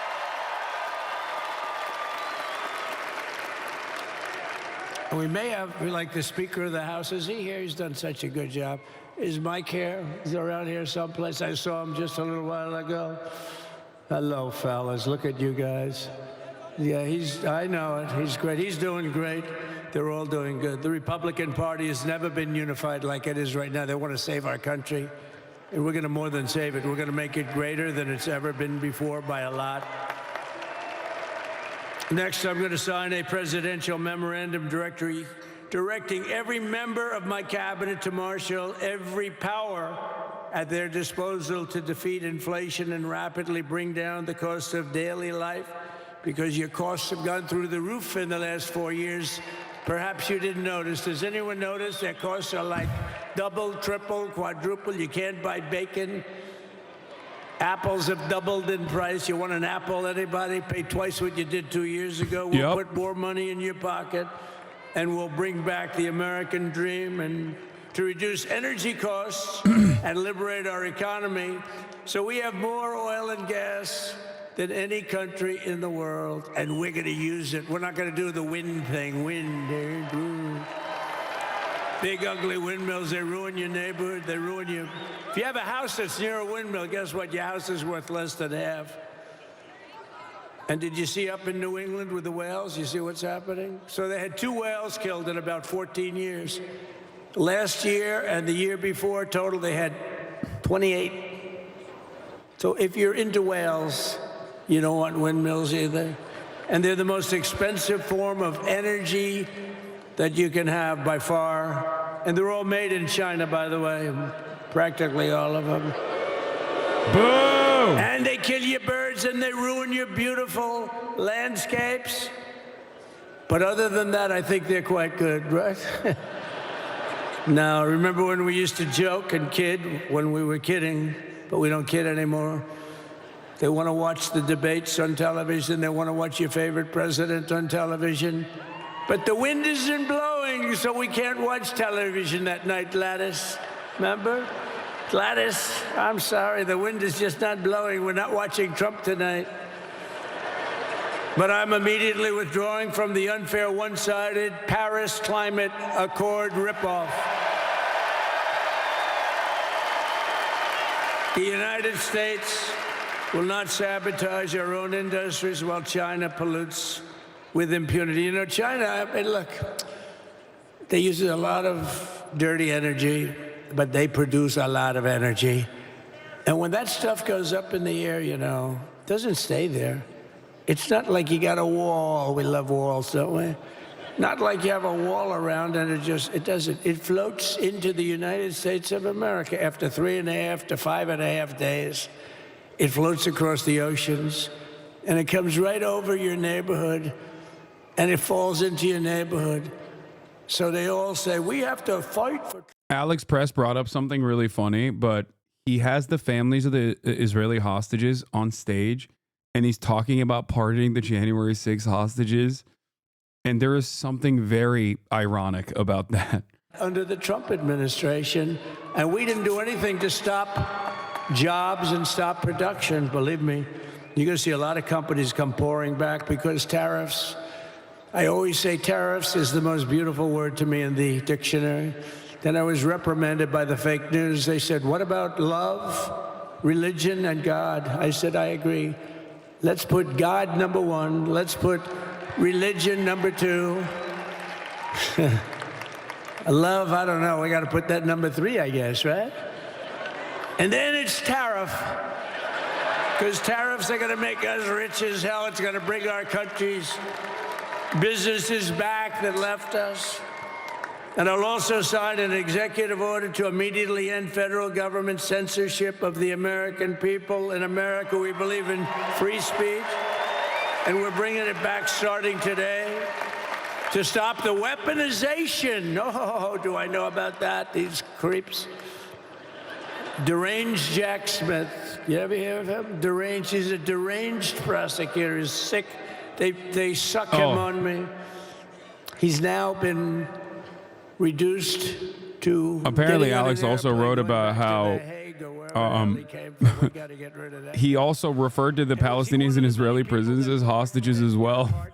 Did they pardon Jack Smith? Base Trump. Did you know that Biden, while I was making my speech, pardoned his whole family? Boo! The brother, the whole deal was pardoned. Can you imagine that? While I was making my speech. Did everybody hear my speech? Did you like my speech?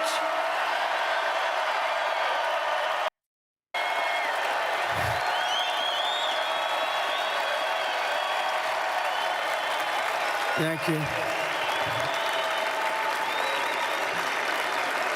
I mean, the only thing wrong with it is I had a lot of tough things to say, and I have some great people that work for me. Sir, this is such a great speech. It's so unifying.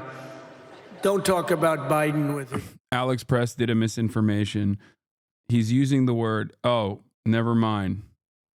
I'm correcting the record. I just meant he's using the word hostage to refer to political prisoners. He didn't say hostages about Palestinians. I was wrong. I was wrong because I was misguided by so-called quote-unquote journalist Alex Press. Won't be unified like it is. It's so beautiful the way it is, and it is getting great reviews. The new administration has officially kickstarted, and we're already doing misinfo. The fake news goes crazy, right? So Already.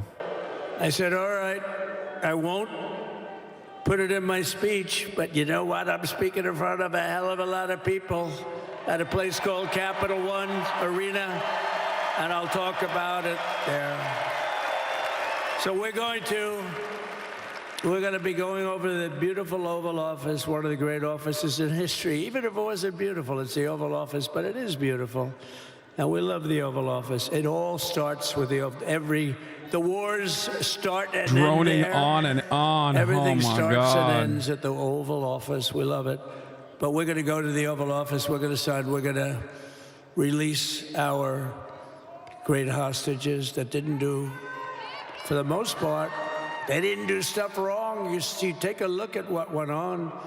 And look what happens in other parts of the country. In Portland, where they kill people, they destroy the city. Nothing happens to them. In Seattle, where they took over a big chunk of the city, nothing happened. Minneapolis, where they burned down the city, nothing happened. Essentially, nothing happened.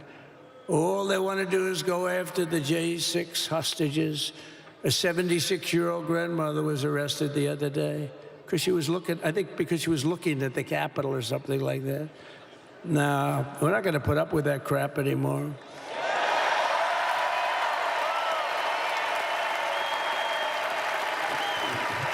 And to stop the weaponization of law enforcement, I've been investigated more than any human being in the world. I believe I have the all-time record. Every day a subpoena. Every single day would get subpoenas. I was more than any person. Alphonse Capone, remember I used to talk about it? Now, Alphonse Capone, Scarface, he was a pretty rough guy. He was investigated about 1/100th what Trump was investigated. My father's looking down at me, my mother, how the hell did this happen? You know what it is? They investigated their political opponent, the opponent of Biden, and then ultimately Kamala. Has anyone ever heard of Kamala?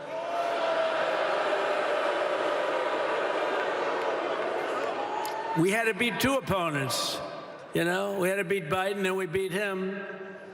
Now he goes on top. The guy was like 39 points down. I think I could have beaten Trump. They should have left me and I would have beaten. No, his debate performance wasn't the best, right? That's what killed him. And then they had to change, and that's like you get into a fight. The great Dana White spoke last night. We love Dana White, right? UFC. That's like he puts in two fighters. One of them's getting creamed, getting really beaten, and they say, all right, take him out. Let's put somebody else in to finish up the fight. That's what they did to us. They gave us somebody new, but we took care of both of them. So we beat actually two opponents. But to stop the weaponization of law enforcement and our government, I will also sign an order directing every federal agency to preserve all records pertaining to political persecutions under the last administration, of which there were many, and beginning the process of exposing any and all abuses of power, even though he's pardoned many of these people. Can you believe it? He's pardoned them. You know why he did it while I was speaking? Because that way I couldn't speak about it. I was speaking. I didn't know he did it. I finished my speech, and they said, sir, he pardoned his whole family. I said, oh, can I go back out there and talk about it? Somehow that wouldn't be very elegant. Our First Lady would say, please don't do that. But we have plenty of time to talk about it, and we will. We're doing all of this on our very first day in office. You know, don't forget, we've been in this position, really, where we won the primaries in record time. We were the fastest win of a primary ever in political history, which is a very nice thing. It's nice to know. Well, the second election was rigged, so we knew we were doing well. And if it wasn't, you know what? If it wasn't, I would have never run. But the third one was just a monster. Boy, was that a big one, huh? That was a big one. On the second one, we got like 10 or 12 million votes more than the first one. How about that? We did great on the first one. We did much better on the second one. But bad did we do well on the third one. So we're gonna have some fun. It's very simple. We're gonna make our country great. We're gonna make our country great again. We're gonna make America great again. How good a name is MAGA, though, right? You know?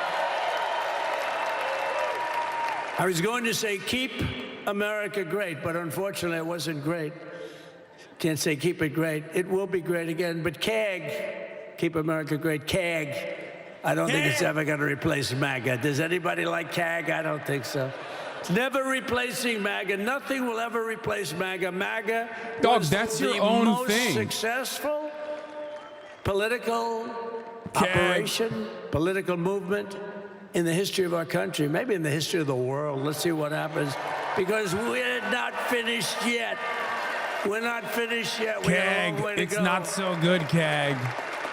But we're doing this on the very first day in office, and in just a few moments, I'm not only signing the release of the J6 hostages, I'm signing other things that you're going to love. Oh, you're going to be happy reading newspapers tomorrow, and the next day, and the next day, and the next day. Yeah, he's keeping the Israeli family hostages hostage again, you know? It's full to the Hostage on rafters. You stage. don't have any. Look at those people up there. He's holding them hostage, too. You don't have any empty seats. And by the way, the Capital One owners, they are so good. While talking about the real hostages, January 6th. To us. And I just want to thank Ted and everybody. You guys have been fantastic. And the ice hockey team's doing great. Ovechkin's pretty good, right? They're doing great. So I want to thank them, Capital One Arena owners. They have been absolutely fantastic. And thank you once again to everyone. And I can only tell you, you're going to be very happy. You're going to watch a lot of good things happen. We got to stop some wars that are happening and going on. Some stupid things are happening. The war with Ukraine would have never happened, and it has.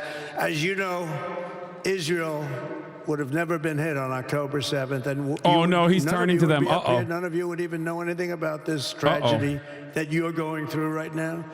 But Iran was broke. Anybody that bought oil from Iran, they couldn't do any business with us.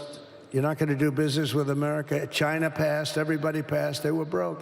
They didn't have money for Hamas, they didn't have money for Hezbollah. And your sons would be alive, and they certainly wouldn't be incarcerated like they are. It's a shame, but we're getting a lot of people out in a short period of time. So I'm going to go right over to here, and I'm going to sign in front of you. Is that okay? Good. President Trump, after giving his inaugural address earlier today inside the Capitol Rotunda, now at Capital One Arena, shaking hands with families of the hostages. Many of those families have given Donald Trump credit in recent days, saying they do not think that this ceasefire, this deal, would have gotten across the finish line had it not been for Donald Trump. I don't think that lady likes of course, his him. Middle East envoy, teaming up with the Biden that? administration in those final days. They have said that they believe it was the addition of Donald Trump and his team that made this happen. Donald Trump saying he will head over to that table with a number of executive actions already laid out on the table in the presidential seal. Mary, Bruce, do we have an understanding of exactly what it is he's signing right here? We don't have a full list right now, but we do know that this is going to be a tremendous effort for him to show straight out the gate just how aggressive he is being, as he has been touting all day. We know that he is signing a wide range of executive orders, ranging from rescinding any DEI or gender-related directives from the Biden administration to designating cartels as foreign terrorist organizations or stealing rules. Signing is the rescission of 78 Biden-era executive actions, executive orders, presidential memoranda, and others. Wait, you can do that with one signature? That's crazy. Bold, radical. Thank you, sir.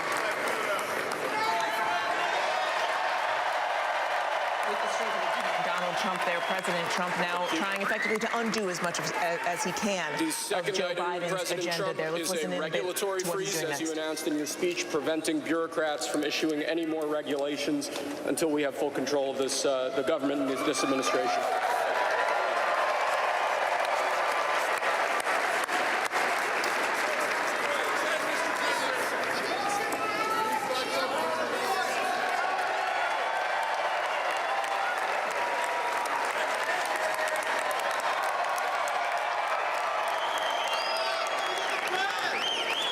Thank you, sir. Sir, can I have a pen? The next item, sir, is a freeze on all federal hiring, excepting the military and a number of other excluded categories, again, until full control of the government is achieved and we understand the objectives of government going forward.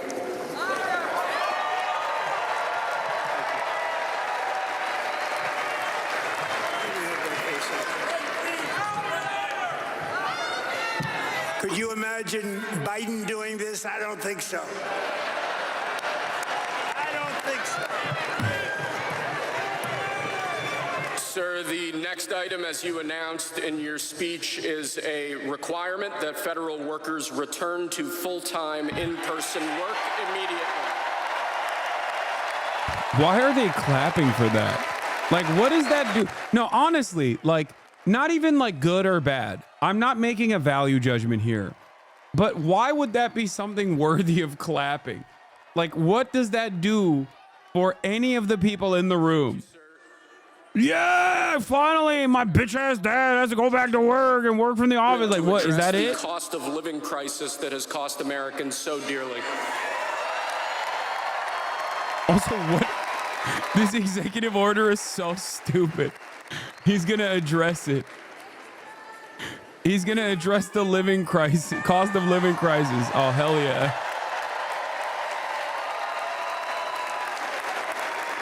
Thank you, sir. The next item here is the withdrawal from the Paris Climate Treaty. Another thing where it's like, why are you clapping for that? Good or bad? And this one is objectively like ridiculous, but clapping for that is so stupid.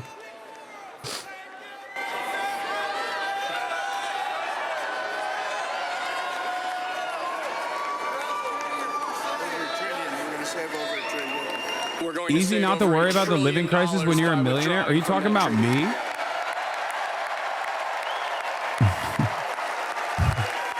Are you stupid?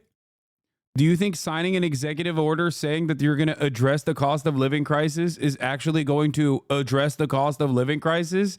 Because I'm not talking about the validity of the cost of living crisis. That much is, you know, apparent.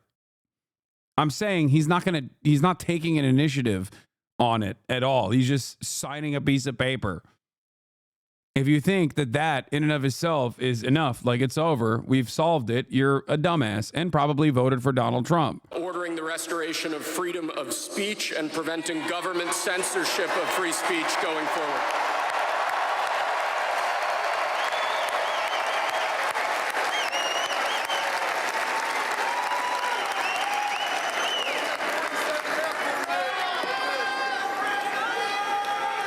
And lastly, sir, before we go back to the Oval Office to sign a large number of other items, is a directive to the federal government ending the weaponization of government against the political adversaries of the previous administration, as we've seen.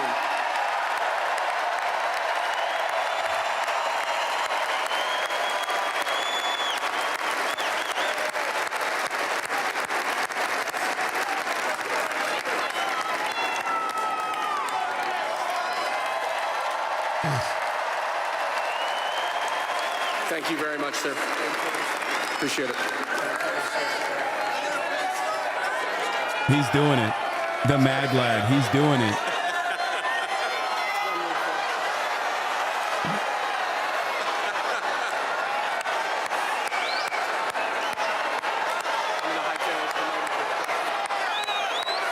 Oh my God.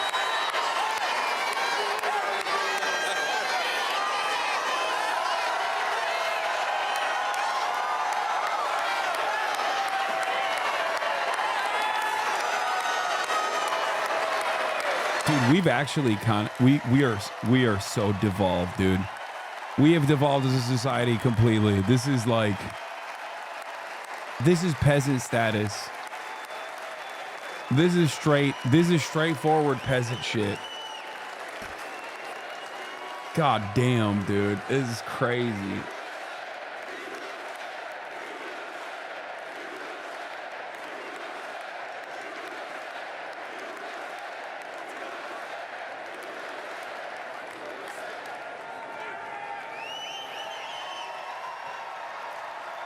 And there you have it, what replaced the typical inaugural parade in Washington every 4 years. A sort of rally, if you will, at the Capital One Arena. President Trump returning to the White House 8 years after he first served in 2017, the 45th and the 47th president of the United States. 99-0, Marco Rubio confirmed. Yeah, of course there's no resistance to that. Are you kidding me? The Senate confirmed Marco Rubio to be Secretary of State to 99-0. There's no anger. There is not going to be any resistance to anything, really. And all the resistance that you will get from the liberals in Congress will be like totally just on aesthetic grounds. But what you have to understand something is Marco Rubio also is the exact type of person that the Democrats want as Secretary of State. So from their calculations, Marco Rubio basically is an establishment figure. Like, it could have been so much worse in their eyes. You know what I mean? It could have been like Tulsi Gabbard or something. They see him as a competent war hawk, which is precisely the reason why they will always gladly vote for him. Bernie voted for Rubio? I don't know. Yeah. But having said that, here are the 12 Democrats that voted for the Laken-Riley Act.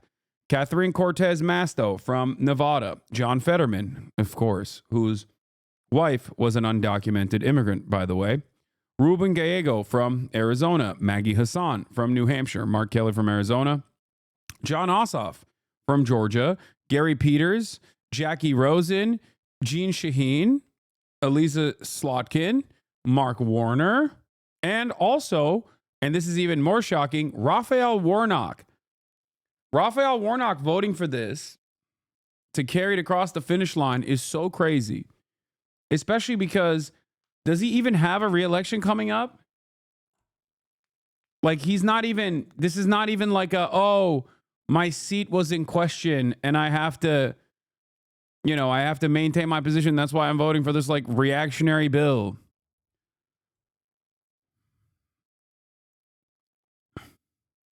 Yeah, he's up in 2028. Ossoff is in 2026. Maggie Hassan and Maggie Hassan, Mark Kelly. These are Maggie Hassan is the old hat rotating villain figurehead that I routinely reference, and it seems like these guys will be, if the Democrats ever actually seize power once again. Many of these guys will be in the new rotating villain squad that always exists in the Democratic Party.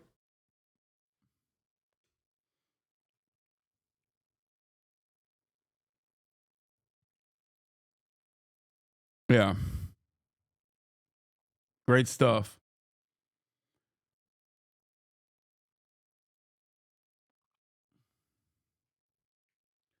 Head of Immigration Court has been fired. New, the acting head of the U.S. Immigration Court system, along with 3 other key leaders, were fired soon after the Trump administration took office on Monday, according to 3 sources familiar with the matter.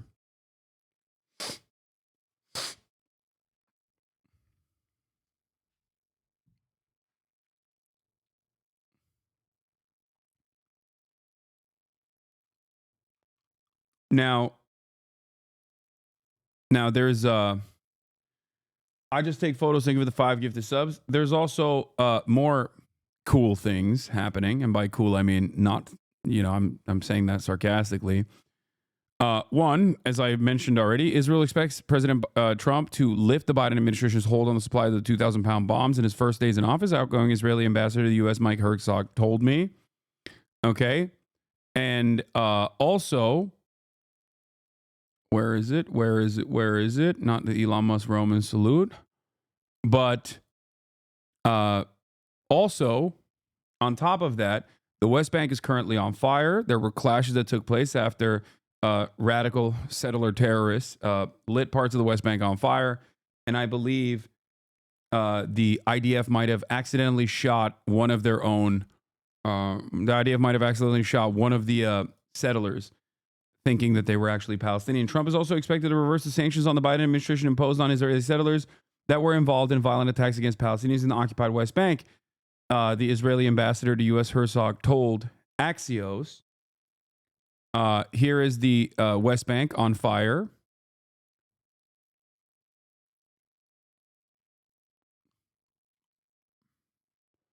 Oh, not 1, but 2. The IDF shot 2. Breaking. An Israeli policeman shot 2 Israeli settlers after mistaking them for Palestinians. Israeli Channel 12 reports The settlers, reportedly masked, were shot after the officer, fearing for his safety, believed they were a threat. Several Israeli news outlets reports that the settlers were carrying weapons and had fired towards the Al-Funduk village, leading the officer to think they were Palestinian gunmen. Haaretz confirmed the settlers were severely wounded in the incident. Packwatch, once again. These guys are not dissimilar to the Republican Party, basically killing themselves because there's no more Palestinians to kill at this point, you know? The Palestinian Red Crescent reports that 21 Palestinians were injured due to assaults and gas inhalation during the settlers' attack on the villages of Al-Funduk, Jinsafut, east of Kalkilia.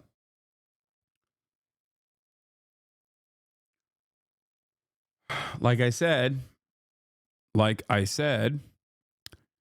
Donald Trump is going to severely escalate the cruelty in the West Bank, and that this brief moment of solace coming from the brief moment of solace coming from the ceasefire in Gaza. You can barely pronounce the names of those cities. Grifter. Wait, what? I don't know if you know this, but I don't speak Arabic. I'm Turkish. I speak Turkish. Maybe you don't know that, actually. You probably just assumed I was Arab because my name is Hasan and I'm pro-Palestinian, right? So you're just like, oh, these classic Arab hive mind guy, but also simultaneously not able to speak Arabic or something. Anyway,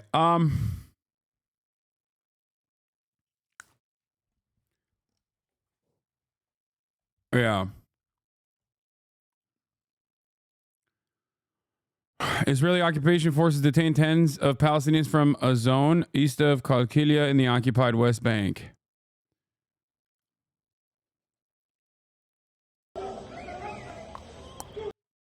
Yeah. There it is.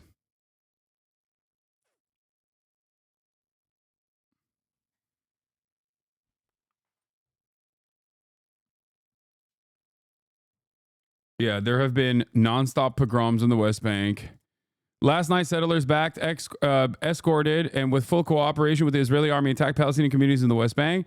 In Sabastia, a 15-year-old boy was shot and killed by soldiers. In Shinjil, 6 Palestinians were injured by Molotov cocktails. And in numerous intersections, settlers rioted and threw stones at Palestinian vehicles. While the deal progresses, the settlers' rioters are clear to impose a price tag for the release of Palestinians from Israeli prisons. These guys are terrorists. They are the Klan. They are basically the KKK. They are Jewish supremacists, rabid psychopaths. And they are absolutely defended by the Israeli government and the occupying force in the region. So make no mistake. Things are going to get worse very quickly. Except Biden already reversed the sanctions he placed on the forced settlers because Smotrich threatened to fuck up the Palestinian Authority's access to banking.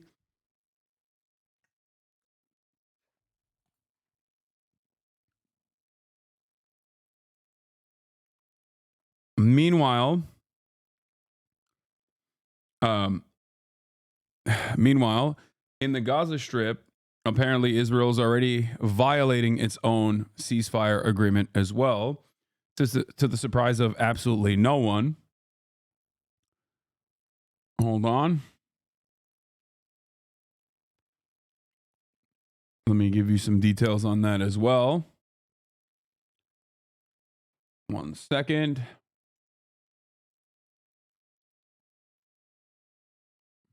Where is it? Does anyone have the link to that? The update you're looking for in regards to Gaza. Here it is. Live, 137 bodies found in Rafah alone on day 2 of the Israel-Hamas ceasefire. They've just found new bodies. These are new bodies from under the rubble since the start of the ceasefire in Rafah alone. An estimated 10,000 bodies are buried under the concrete wasteland in Gaza. At least 3 Palestinians have been killed and a further 8 wounded by Israeli gunfire in Rafah, despite the ceasefire. Okay? So they are already violating the ceasefire that they didn't want to take on, and shooting and killing Palestinians already.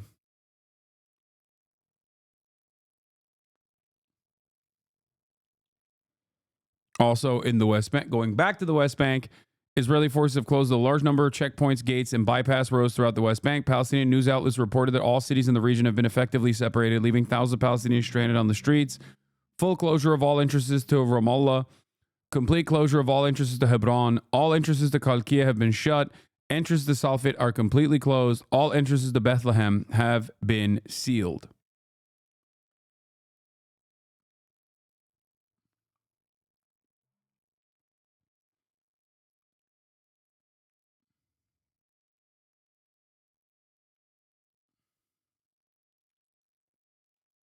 What is this? Israel kills 87 Palestinians in Gaza in day after ceasefire deal is announced. No, that was before the ceasefire was implemented. Yes, they killed 87 Palestinians in Gaza in that same day after they announced that they were going to sign the ceasefire deal. Yes. And it's so crazy to think, but as I said back then, and I reported on this as well, that Israel has a policy of greatly escalating the bombing campaign all the way until the last moment of the actual implementation of the ceasefire. So yeah, some wonderful news on that front, as always. So, like I said, make no mistake, Donald Trump is not a friend to the Palestinians, but neither was Joe Biden. The notion that this was going to get better was always a silly one, but the very fact that the Democratic Party that is supposed to be against this sort of thing just simply didn't do anything, knowing full well that they could even lose the election and then Trump would be significantly worse.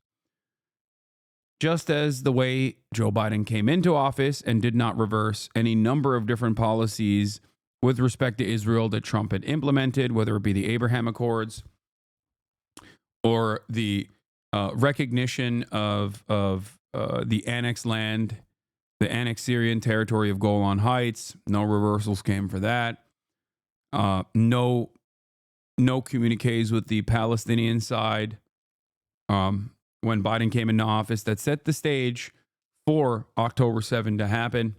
And then 15 months of endless, unlimited genocide that Biden oversaw with no interest in putting an end to the hurt, not moving the embassy from Jerusalem, all of this stuff. And here we are.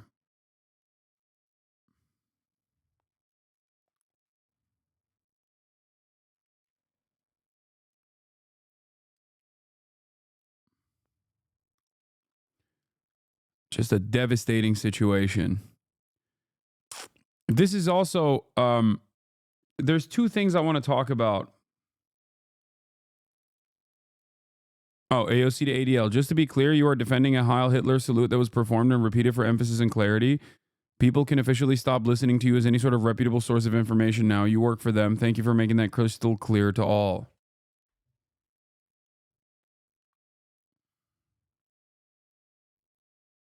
Do you think the ADL will say anything about Elon straight up doing a Nazi salute? They already have. They did. They defended him. The ADL, which famously have said that students wearing a keffiyeh are actually basically wearing a Nazi swastika, turned around and predictably defended Elon Musk doing a Nazi salute. And I joked about this before they actually tweeted this out, saying, here, I tweeted about this as well. Here it is. I said, come on, man. I said, it's okay, though. He's pro-Israel. Don't worry, guys. And then mere moments later, look at this. I said this at 1:08 p.m. Okay? 2 hours after the fact, ADL. This is a delicate moment. It's a new day, and yet so many are on edge. Our politics are inflamed as social media only adds to the anxiety. It seems that Elon Musk made an awkward gesture in a moment of enthusiasm, not a Nazi salute. But again, we appreciate that people are on edge. In this moment, all sides should give one another a bit of grace, perhaps even the benefit of the doubt, and take a breath. This is a new beginning. Let's hope for healing and work towards unity in the months and years ahead.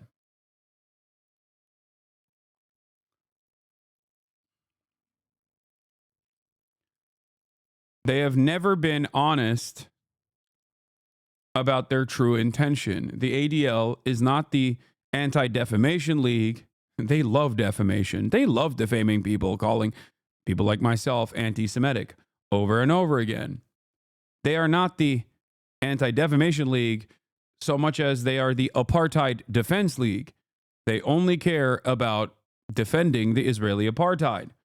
I've shown you enough footage of Jonathan Greenblatt, the president of the ADL, speaking in front of the Israeli Knesset about what Israel must do to promote Israel in the Western world over and over again.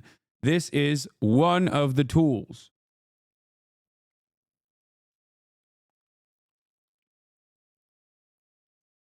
Okay?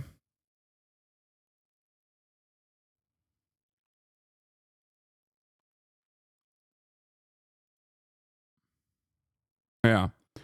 For the ADL, a Nazi salute from a pro-apartheid billionaire is just an awkward gesture in a moment of enthusiasm, but a college student wearing a keffiyeh is basically a swastika.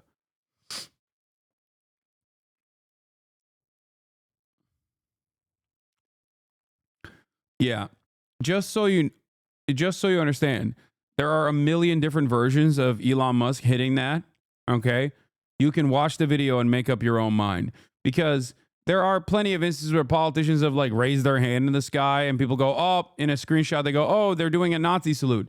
Elon Musk hit it, okay? I'm not going to repeat it, but Elon Musk hit it twice in succession, enthusiastically, and dare I say belligerently. He hit it twice. He emoted it twice. He even hit the chest while hitting it, okay?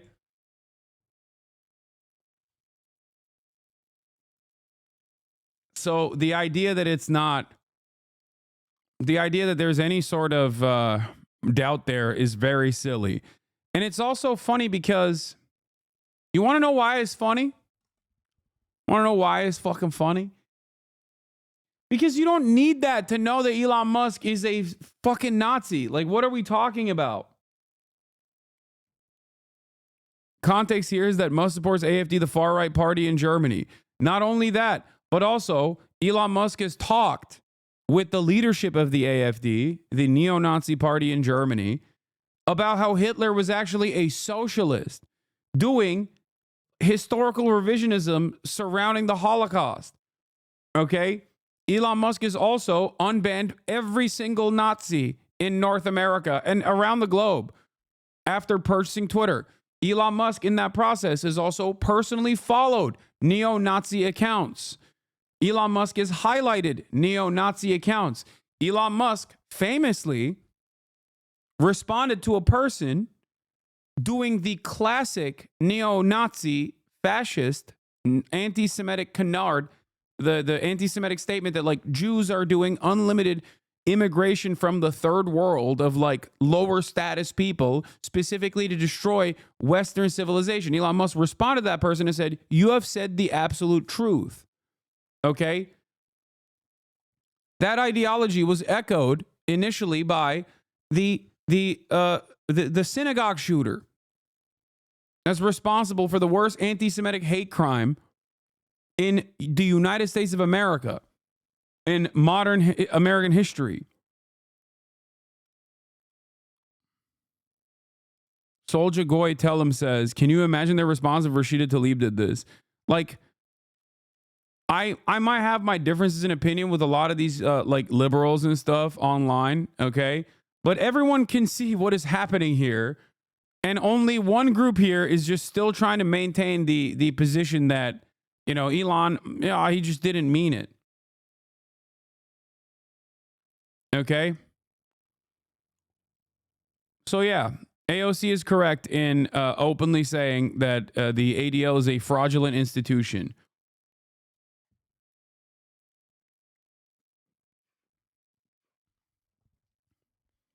One thing that I also always find funny is that it does not take much.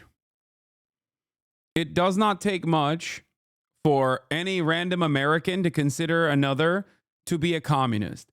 These people say Nancy Pelosi is a communist. These people say the likes of billionaire billionaire corporate owners, billionaire oligarchs like Jeff Bezos are socialists. But God forbid someone does a Sig Heil. That's not a Nazi.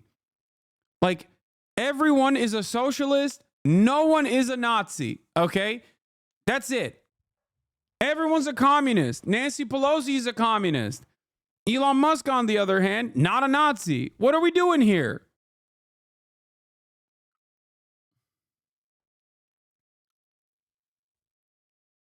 Why is everyone so afraid to call it what it is? Well, for the ADL, there's a different reason. The ADL's motivations is as long as you are rich and as long as you are a wealthy billionaire who is a right-wing Republican, but more importantly, as long as you are, your chat might be filled with bots. I don't think so.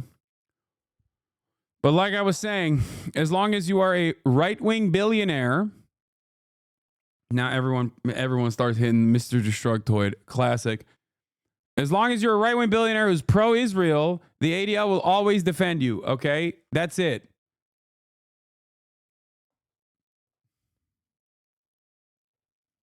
Classic take from Ben Shapiro that I always go back to. Ann Coulter tweets regarding Jews. Awful. Nonsensical. Ann Coulter is also super pro-Israel and always has been, so I won't sleep. I won't lose sleep.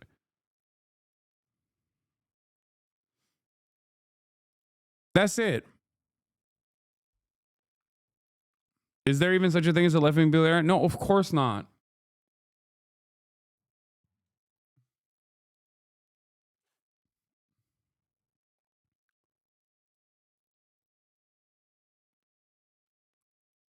Anyway. What?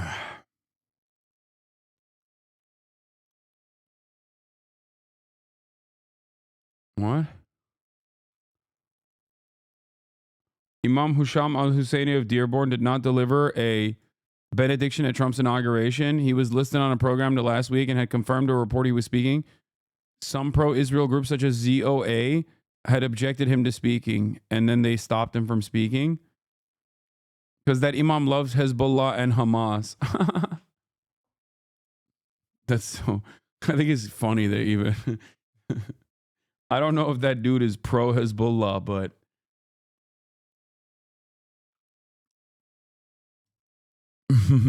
but it's funny to think that that the Trump administration was like, yeah, we want a pro-Hezbollah imam to speak and deliver a speech.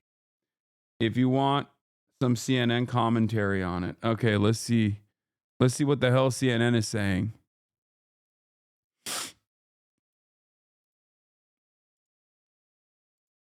Pardon or commute sentences of individuals involved in violence, particularly given the number of law enforcement personnel who were injured and then several who later died. And then there's the seditious conspiracy. Oh my God, what did I tell you? I told you they're talking about the January 6th serious charge. They're talking about how devastating it is that oh my God. They're talking about the January 6th stuff. For everyone, right? And you've got all the individuals. All right, all stay with me. Thank you very much. Are all going to stay with us through this hour, as President Trump is expected to make those pardons, and those distinctions that Carrie is talking about are so crucial. We have some new details on that from Evan Perez and what he's hearing. What is Fox News talking about? Talking to Tom Homan about killing migrants. Nice. Oh God, what is happening, dude? These websites are all blasted with ads. Now the ad block doesn't work. Everything sucks, chat. Google has destroyed ad block. Everything is getting worse and worse and worse, day in, day out.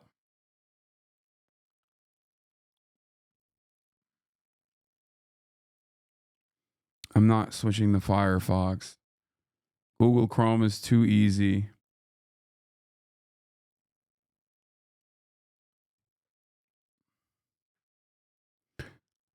Anyway. We covered the executive orders already. This link will work. Let's see. Potentially. Oh yeah, here's I the see reports daily, 1,000 being arrested by the Border Patrol. here's And the you count the freaking gotaways, Harkonnen talking about killing we just migrants. created several different buckets and call them legal pathways, which are not. There's the same population of illegal aliens coming across the border. Now, we heard that Chicago was going to happen tomorrow and maybe some other cities. Then we heard that was kind of called off. What's the story there? The story of Chicago, a specific operational plan was leaked. So we pulled back and looking at officer safety concerns. It's always a dangerous job. Yeah. But what did it do did it raise your officer safety concerns? So we looked at it, we made a decision. People will find out real soon what we're going to do. And Tom, when you think about where we've been over the past 4 years, the totals, we don't really have totals, but what's your best guess of how many people came into the country who did not deserve legal status, any type of regularized status?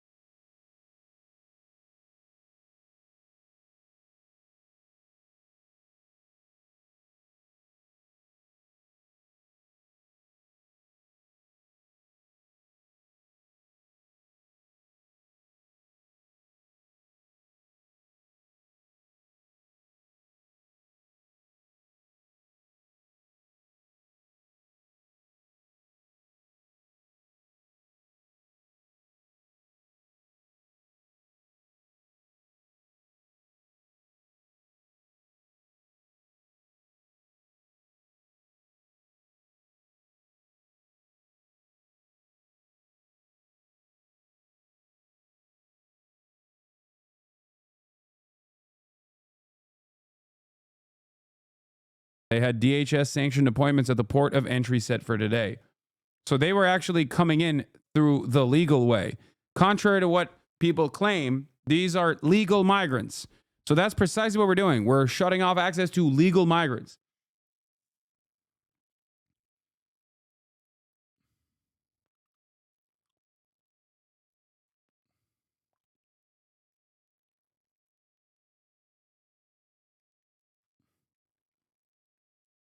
If the speed limit yesterday was 75 and today is 50, you will get a ticket if you go over 50 today. So, you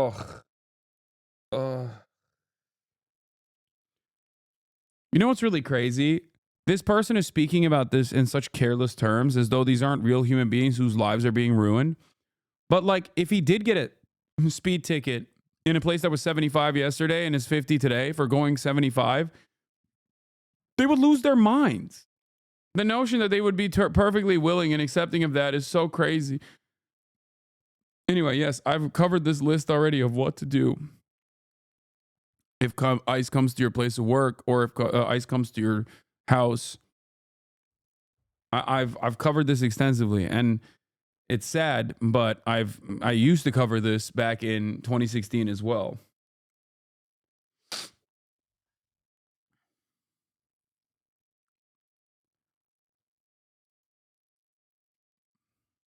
Exclusive, Trump administration canceling flights for nearly 1,660 Afghan refugees, says U.S. official.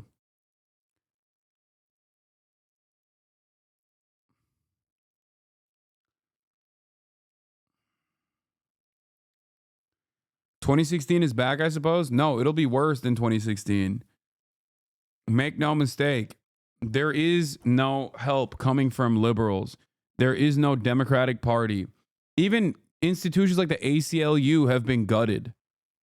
So, like, any matter of different, like, legal counsel, legal support that would at least, like, try to hold this kind of process up in courts, in mountains of paperwork, are kind of gone away. They've kind of gone away as well.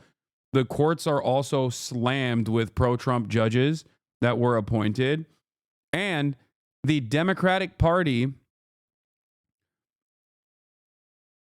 itself, that at the very least was mounting an aesthetic defense on the basis of civility at times, was still creating a permission structure to say, no, this is unacceptable. And the media was also covering everything that the Trump administration was doing with negative terms for that reason. So both the media and the Democratic Party that are supposed to operate with, like, some semblance of critical analysis and countering what Trump is doing in Trump's agenda, are no longer doing that, which means that large majorities of the public are not going to be aware of what Trump is doing or care about what Trump is doing, or worse, they will actually defend what Trump is doing.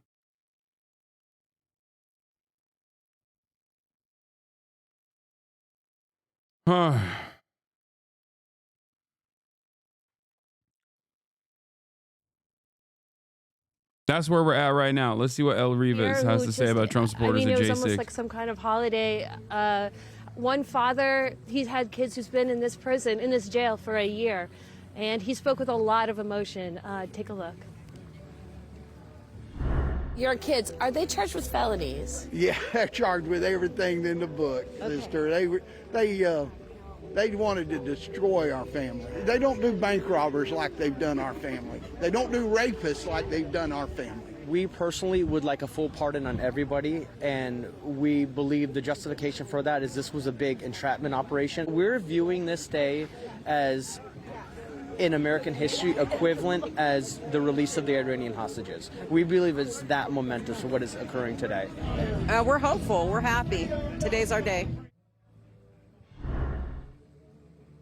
So just a few minutes ago, I was on a bus that a group, the J6 Vets Association, chartered to bring Jan 6ers to a hotel, which they called an undisclosed location. Other Jan 6ers are going to a rented house they call the Eagle's Nest here on Capitol Hill. There's a lot of money available to the people. There's a lot of financing to help people get their feet back on the ground and get their lives back together. All right, Ellie, thank you very much. Ellie's done such incredible reporting, and to be there, to actually watch those moments. I mean, it is pretty incredible the moment this country is in, watching this happen today, and it might happen tonight. Out front now is Jackson Reffitt. He turned his father, Guy Reffitt, into the FBI for participating in the insurrection. That's the HasnAbi Guy Reffitt head. is currently in prison, serving a 6.5-year sentence for rioting at the U.S. Capitol on January 6th. So obviously convicted and serving his sentence. There's a HasnAbi head Jackson, in the I news. appreciate your time. So here we are, and Trump is announcing pardons for January 6th defendants. That this could include your father, who's serving a 6-year sentence, a 6.5-year sentence as we speak. What's your reaction? Well, I'm honestly flabbergasted that we've gotten to this point. I mean, I'm terrified. I don't know what I'm going to do. I've taken as many precautions as I could recently. I've picked up a gun. I've moved, and I've gotten myself away from what I thought would be a dangerous situation and staying where I thought my dad could find me, or other people, people that are going to feel so validated by these actions, by this pardon. I'm just so filled with paranoia about what could happen. I've been waiting all day from a call from the DOJ to just figure it out and know what to do next. Because right now I don't, other than just to, sit around and, talk about it. I mean, you're scared. I mean, you're right. I mean, you're scared about what could happen from your father specifically, or someone else. Yeah. I don't know what other people are thinking. I don't even know what my father's thinking. I mean, I've talked to my father before, but I had thought it gotten better, and it really hadn't. My dad is still involved with these militias. He still talks with, a martyr status. He has no change. He's more galvanized than ever that I've seen. My mom too. My sisters are waiting outside the jail cell right now, and I feel for them, and I know who they are, and I love them, but I can't feel safe. And I'm sure hundreds of other families, thousands of other people that have been affected by these people and their actions, and what could happen when they're released. I mean, who knows? I mean, my dad once called me a traitor, and he said traitors get shot. So that's, all I can think about recently. Throwing bagels at a wall. Thank you for the Tony community gift of subs. Yeah. I'm sorry, Jackson. You mentioned your sisters, and I know you're one of three, and your sisters are there, and you mentioned your mom too, and your mom and your sisters are fully on board with your father. And you talk about, it really sounds like January 6th broke your family apart. Is there any way that yeah. Go ahead. Destroy it. Seriously, I mean, my father's actions coming from the Trump presidency and what he thought what he was doing was right, just destroyed it. And I made a very, very disgusting decision to inform authorities about what he was doing. And I still feel horrible about it every day.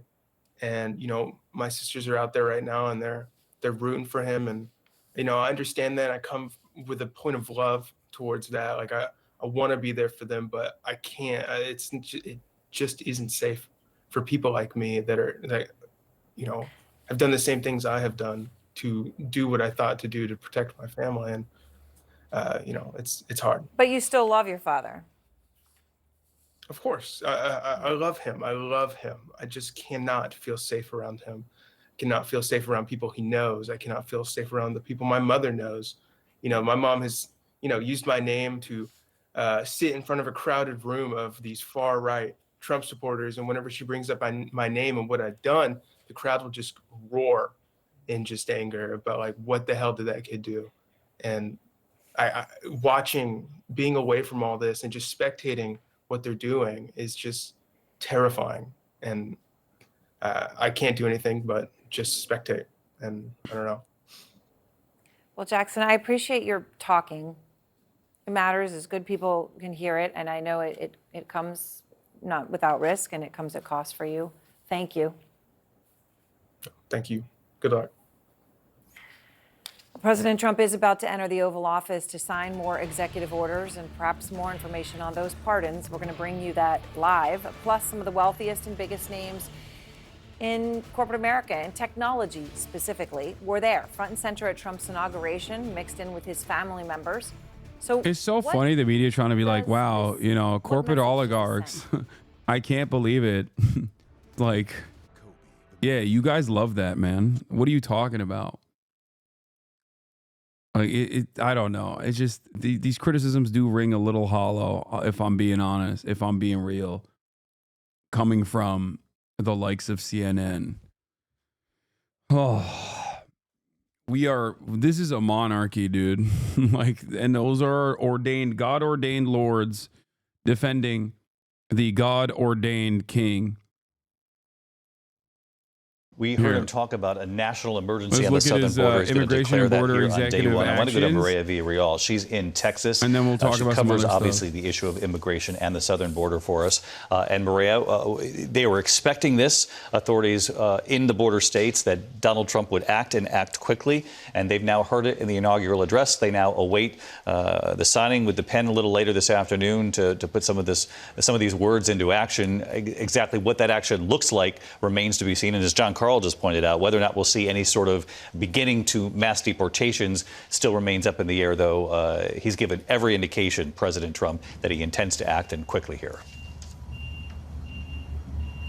You know, David, I think Mary Bruce probably put it best a little earlier, right? She said we heard the inaugural address and then we heard a second address. And I think that's when we really got a good sense of what Trump is really focused on, what's important to him, where he feels most comfortable. We've been talking about this all throughout the election, right? For me, though, this gave us a lot more perspective on what we can expect at the border. And I think that's what a lot of people, a lot of contacts and sources down here have been waiting for. There have been a lot of rumblings for weeks about what could potentially happen. I mean, obviously, he talked today about bringing back Remain in Mexico. We've also heard a lot of conversations around Title 42. And when you talk about Okay, that's kind of crazy. You got Kenneth Vogel, New York Times Kenneth Vogel, the ADL, which recently hired Ballard Firm, the lobbying shop headed by one of Trump's top fundraisers, Brian Ballard, to develop practice and policies to counter the rise of anti-Semitism in the U.S., appears to be willing to give Trump's team the benefit of the doubt. That's kind of cool that the New York Times is also doing this kind of reporting on the ADL. This is not the treatment that you give an institution that operates inside of American boundaries at the behest of the Israeli government, 100%, by the way. I think the ADL also gets grants from the Knesset, if I'm not mistaken. The ADL might not, but it means that the new, like the way that things are going, like they're willing to actually, in an effort to, I guess, maybe be anti-Trump, they're willing to attack an institution that normally works alongside the State Department.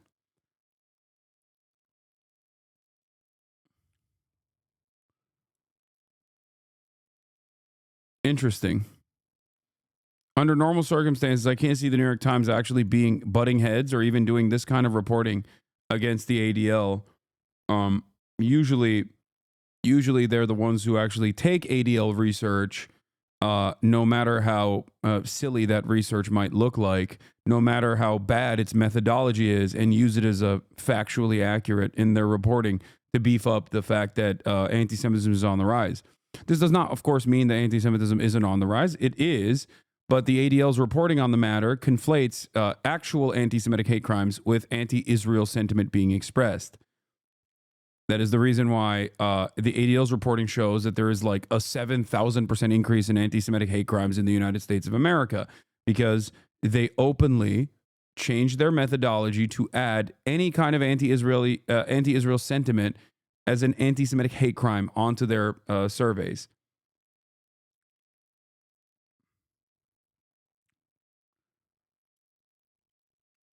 The previous president of ADL, Abraham Foxman, director emeritus of ADL, has, for the second time now, criticized the current leadership of the ADL.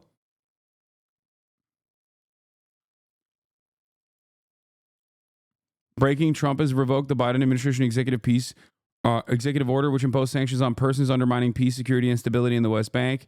The 5 settlers of the Biden administration offered a brief sanctions on that I'm pretty sure it took back on anyway. Like he actually went back on this. They weren't exactly pushing for they weren't exactly pushing for this regardless. And I think that they just he automatically removed that with the removal of all executive orders in the previous administration, if you remember. Yeah. Abraham Foxman says, Elon Musk may be the world's richest man, but that does not excuse his thanking the Trump supporters with a Heil Hitler Nazi salute. In addition to supporting Germany's neo-Nazi party in the next elections, it is a very disconcerting image. This is the second time Abraham Foxman has butt heads with the current leadership of the ADL, Jonathan Greenblatt. The last time was also over Elon Musk, as a matter of fact. Just, pointing that out. He said this last time. Jonathan Greenblatt did PR for Elon Musk as well. He was like, what are you doing? What an insane thing to do from your position of authority as someone who's supposed to be the leading figure of combating anti-Semitism.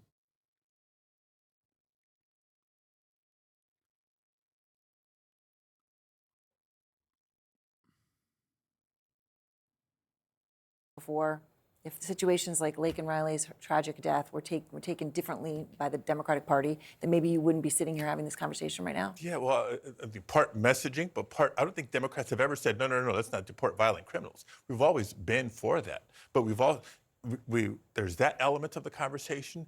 There's people coming to the United States seeking asylum. That needs to be addressed. But the people who have been here for years, if not decades, like dreamers, like farm workers, like other essential workers that make our country tick, that's a whole different population, and they deserve better than the chaos that is coming back to their families and to their communities under these threats by President Trump. Well, Senator Padilla, I very much appreciate your time, and thoughts are with you with what you're going through in your state with those fires that are continuing to rage even as we speak. Thank you very much. A lot of them we're going to take to help rebuild. They are, right? And there's going to be a lot of need for FEMA, which I know is also part of this conversation. Thank you very much, Senator Padilla. I appreciate it. And President Trump earlier today did promise to usher in a, quote, golden age for America, quickly, though, portraying a declining country that's failing its citizens, a failure that Trump says he'll reverse. Just got here. Did you talk about Elon doing the salute? Bro, I haven't stopped talking about it. Please stop asking me to talk about the Elon doing the salute. Yes, man, he did it. We're waiting for more. What? Content? What is this? Quit crying, mate. I've seen someone bitch about America as you do. Why aren't you moving to a different country then? But of course that won't happen. You won't have the same wealth elsewhere as you do in America. European countries like the UK are piss poor and broke. What? Why are you complaining about America, what an American is saying, exercising his God-given First Amendment, constitutionally protected First Amendment rights from a piss-poor country like the UK? Silence, Brit. Silence, Angloid. An American is talking, okay? Know your fucking place. Don't ever come at me like that. You have the Reform Party to deal with anyway. I'm sure you like that, though, because you're a dumbass, most likely EDL Trump's supporter. Policy. And he's talked about a lot more drilling. Drill, baby, drill is the way he put it today. It's where he put it today, filling the Strategic Petroleum Reserve. But I know you've also said there were parts of his speech that you would have written. We blow a 13 colony lead, love. I know a thing or two. Are you taking a piece, mate? And about fulfilling the promises that he's been making on the campaign trail. And I agree with him in that respect. I wanted to see the same thing in terms of sending a message about a safe southern border. I wanted to see a message about the deportations that he said would happen, and he has to honor that. Oh, thank God. We're looking at the. Thank God. Anyway, he's signing new executive orders into action. Executive actions. We have about 6 commutations in there where we're doing further research. Nice to see you again.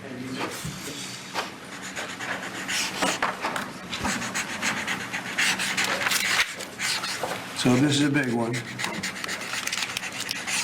Anything you want to explain about this? We hope they get him. We hope they come out tonight, frankly. He got Enrique Tarrio out of prison, They're too. expecting it.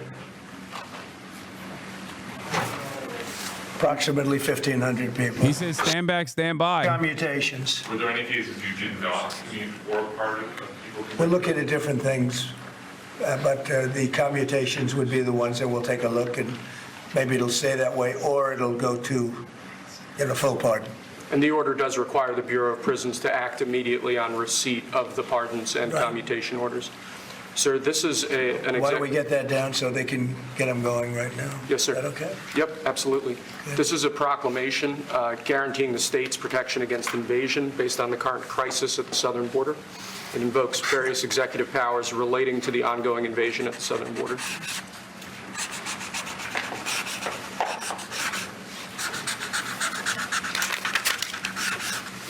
Mr. President, what makes you confident that those are not going to be blocked by the courts? I don't think they will. I don't think they can be. They're very straight up. Why don't you take that and go over here? Could you get him over here, not on the side angle? Do you mind? Just go right over here with your friends. Okay? Sir, this is an executive order realigning the United States refugee admission program to better align with American principles and American interests.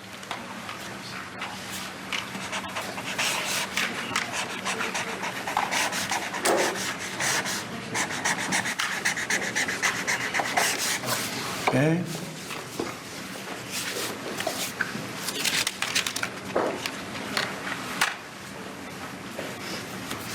Thank you, sir.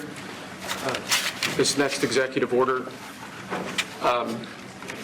is about protecting America from foreign terrorists and other national security and public safety threats. Again, crisis at the border, but it goes beyond that and it implicates other executive powers as well. Okay?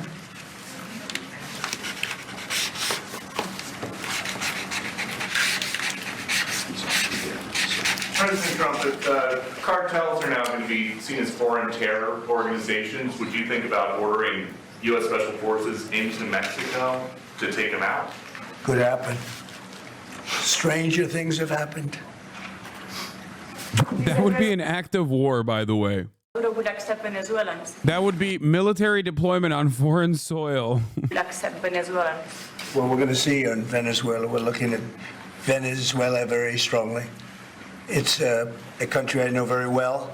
He said he wants to do Syria to Venezuela. Well, it was a great country 20 years ago, and now it's a mess, right? Sir, can we expect ICE raids starting tomorrow in major cities? What does that mean? Can we expect ICE raids in major cities? I don't want to say when, but it's going to happen. Has to happen, or we're not going to have a country left. This is actually an executive order designating the cartels and other organizations to be foreign terrorist organizations. That's a big one. Yes, sir. People have wanted to do this for years. So they are now designated as terrorist organizations, foreign. And Mexico probably doesn't want that. But we have to do what's right. They're killing our people. They're killing 250, 300,000 American people a year. Not 100, like has been reported for 15 years. It's probably 300,000. This is an executive. You said Mexico doesn't want that. How are you going to deal with this? I don't know. You'll have to ask them. Sir, this is an executive order entitled Protecting the American People Against Invasion, which again deals with the southern border and the unprecedented admission of illegal aliens across the southern border.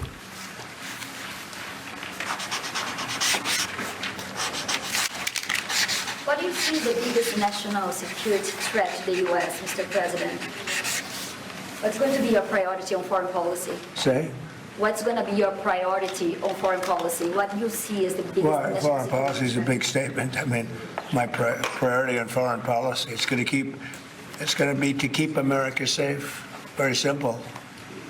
It's a big question, though. That's a very big question. Who is going to be the first foreign leader that you plan to meet, or who are you going to call tomorrow on your first day? I've already been meeting people. I've been meeting them. I've been talking to them. I met with Prime Minister Trudeau, who I call Governor Trudeau. I met with numerous foreign leaders.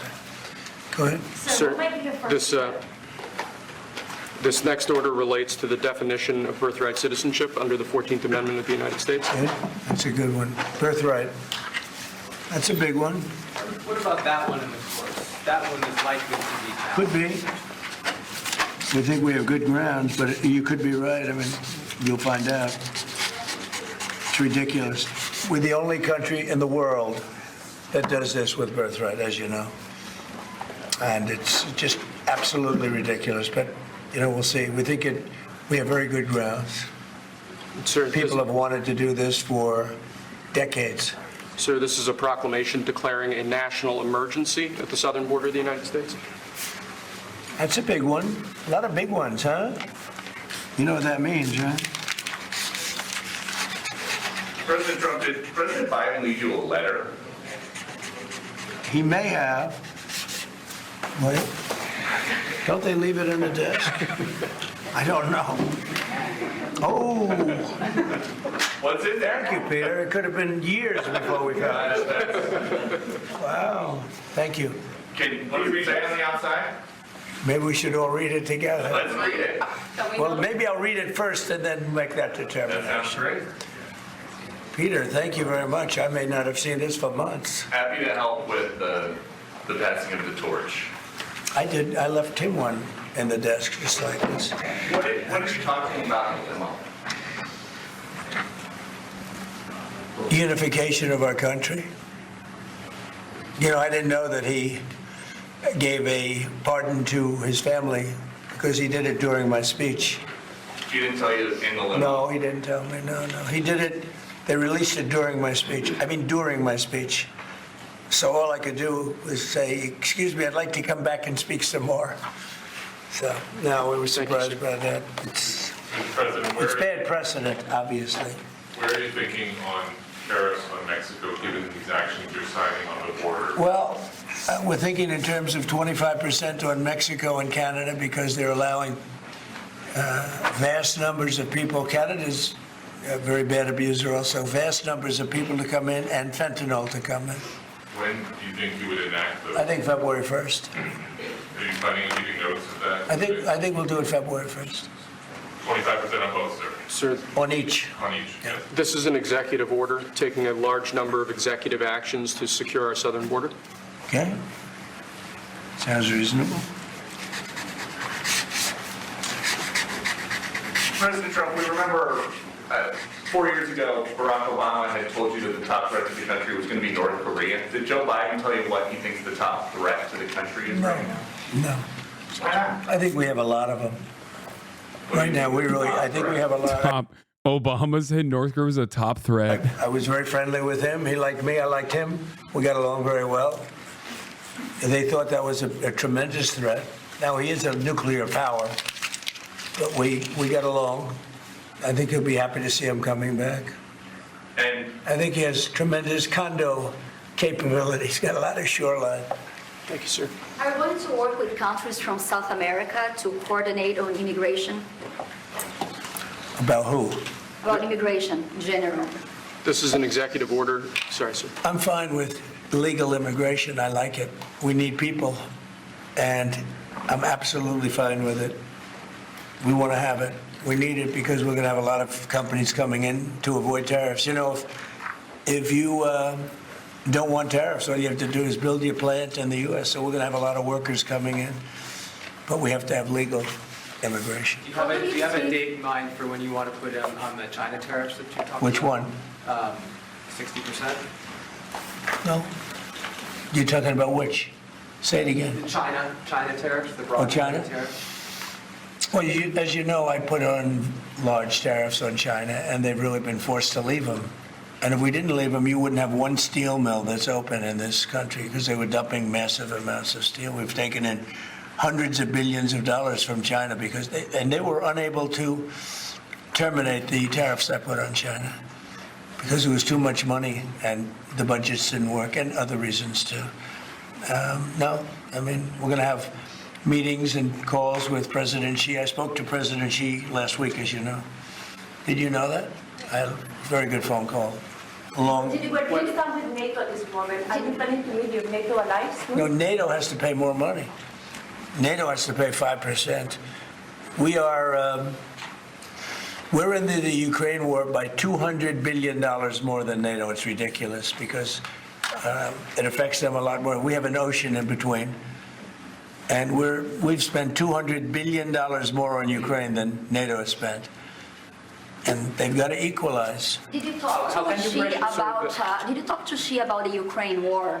Yeah. Because China and Brazil together has a proposal to bring Russia and Ukraine to talk. That's good. That's fine. I'm ready. When are you going to talk with the Brazilian president? How did Brazil get involved? Brazil's involved. This is a new one. When are you going to talk to Lula? Are you from Brazil? I'm from Brazil. When are you talking? That's why they're involved, I guess. When are you going to talk with the Brazilian president? How do you see your relationship with Latin America and Brazil? Great. Should be great. They need us much more than we need them. We don't need them. They need us. Everybody needs us. Mr. President, it sounds like you will not proceed with additional China tariffs necessarily, depending on how talks go with President Xi. Is that correct? What does that define that? Well, we were asking, you pledged in the campaign potentially a 10% tariff on China or as much as Because of fentanyl. Right. So I'm asking where you're. That's only because of fentanyl. There are other things too. Are additional. And a very big thing is the Panama Canal. China controls the Panama Canal. What's that all about? They're not supposed to be good. When Jimmy Carter gave it, which was a terrible mistake, he didn't do it. He didn't give it to China. He gave it to Panama. And China controls the Panama Canal. So are China tariffs? And we're not going to allow that to happen. Are they still on the table, or is that? We're not going to allow that to happen. Thank you, sir. What can we expect of the countries in NATO that spend the least amount of money, like Spain, France, below the 5%? Spain is very low. And yet, are they a BRICS nation? What?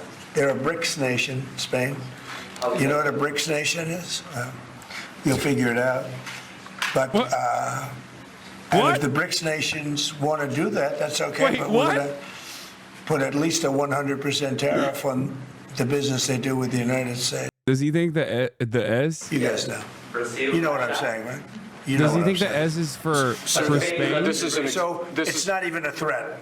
In fact, since I made that statement, Biden said, well, they have us over a barrel. I said, no, we have them over a barrel. And there's no way they're going to be able to do that. It's so funny that BRICS was an acronym created by Americans initially, and he still got it wrong. They'll have a 100% tariff if they so much as even think about doing what they thought. Can you explain how it's... And therefore they'll give it up immediately. So will China give it up. So this is about reforming the system of hiring in the federal government to ensure that merit is the lodestar of hiring decisions As per the Supreme Court. other matters. Yes, sir. Mr. President, This is a big deal. Merit. Our country is going to be based on merit again. Can you believe it? Mr. President, you said you would end the Russia-Ukraine war on your first day in office. Where do things stand right now, and how do you intend? Well, this is only half a day. I have another half a day left. We'll see. We want to get it done. This is an order creating and implementing the Department of Governmental Efficiency, known as DOGE. Okay, that's a big one. Is Elon Musk going to get a West Wing office? No, he's getting an office for about 20 people that we're hiring to make sure that these get implemented. We have a problem in this country. You sign an executive order, it doesn't get done for 6 months. As an example, when we allow the J6 hostages to go out, it might not be approved under the old days for 2 weeks, 3 weeks, 6 months. You know, they had a good ruling from the Supreme Court, and it's like nothing happened. That ruling was 6 months ago, you know that. And it was like they didn't have a ruling. They've been treated very unfair. The judges have been absolutely brutal. The prosecutors have been brutal. Nobody's ever treated people in this country like that. Mr. President, are you commuting the sentences of anyone who assaulted a police officer on January 6th? Well, we're looking at 2 police officers, actually, that Washington police officers who went after an illegal, and things happened, and they ended up putting them in jail. They got 5-year jail sentences. You know the case. And we're looking at that in order to give them we got to give them a break. But is there clemency in your actions today for anyone? Well, it would be a who pardon. assaulted? That would be a pardon. The one I'm talking about would be a pardon. Here you go, sir. Should there be punishment for the people who assaulted law enforcement officers that day? Well, I will say this. They've been in jail for a long time already. I see murderers in this country get 2 years, 1 year, and maybe no time. So they've already been in jail for a long time. These people have been destroyed. What they've done to these people is outrageous. There's rarely been anything like it in the history of our country. And even people that were aggressive, and in many cases, I believe they happen to be outside agitators, but, you know, what do I know, right? But I think they were outside agitators. There were outside agitators involved. And obviously the FBI was involved because Ray admitted the FBI was involved. Didn't he say 23 people indirectly or directly were involved, and it was in 26. That's a lot of people. Now we have, we got to take care of these people have been treated so badly. It's never happened before. What happened in Seattle where they took over a big portion of the city? What happened in Portland where they burn down the city every day and people die? Nothing happened to anybody. But they go after these people violently. I mean, they're still going after brand new people. They found somebody else with a picture. There's never been anything like this. And you know, it's almost 100%. Think of this, almost 100% of the people are convicted. 100%. It's Washington, D.C. People go into a trial and they say, oh, I have a wonderful lawyer and I didn't do anything wrong. And they end up in shackles almost immediately and jail.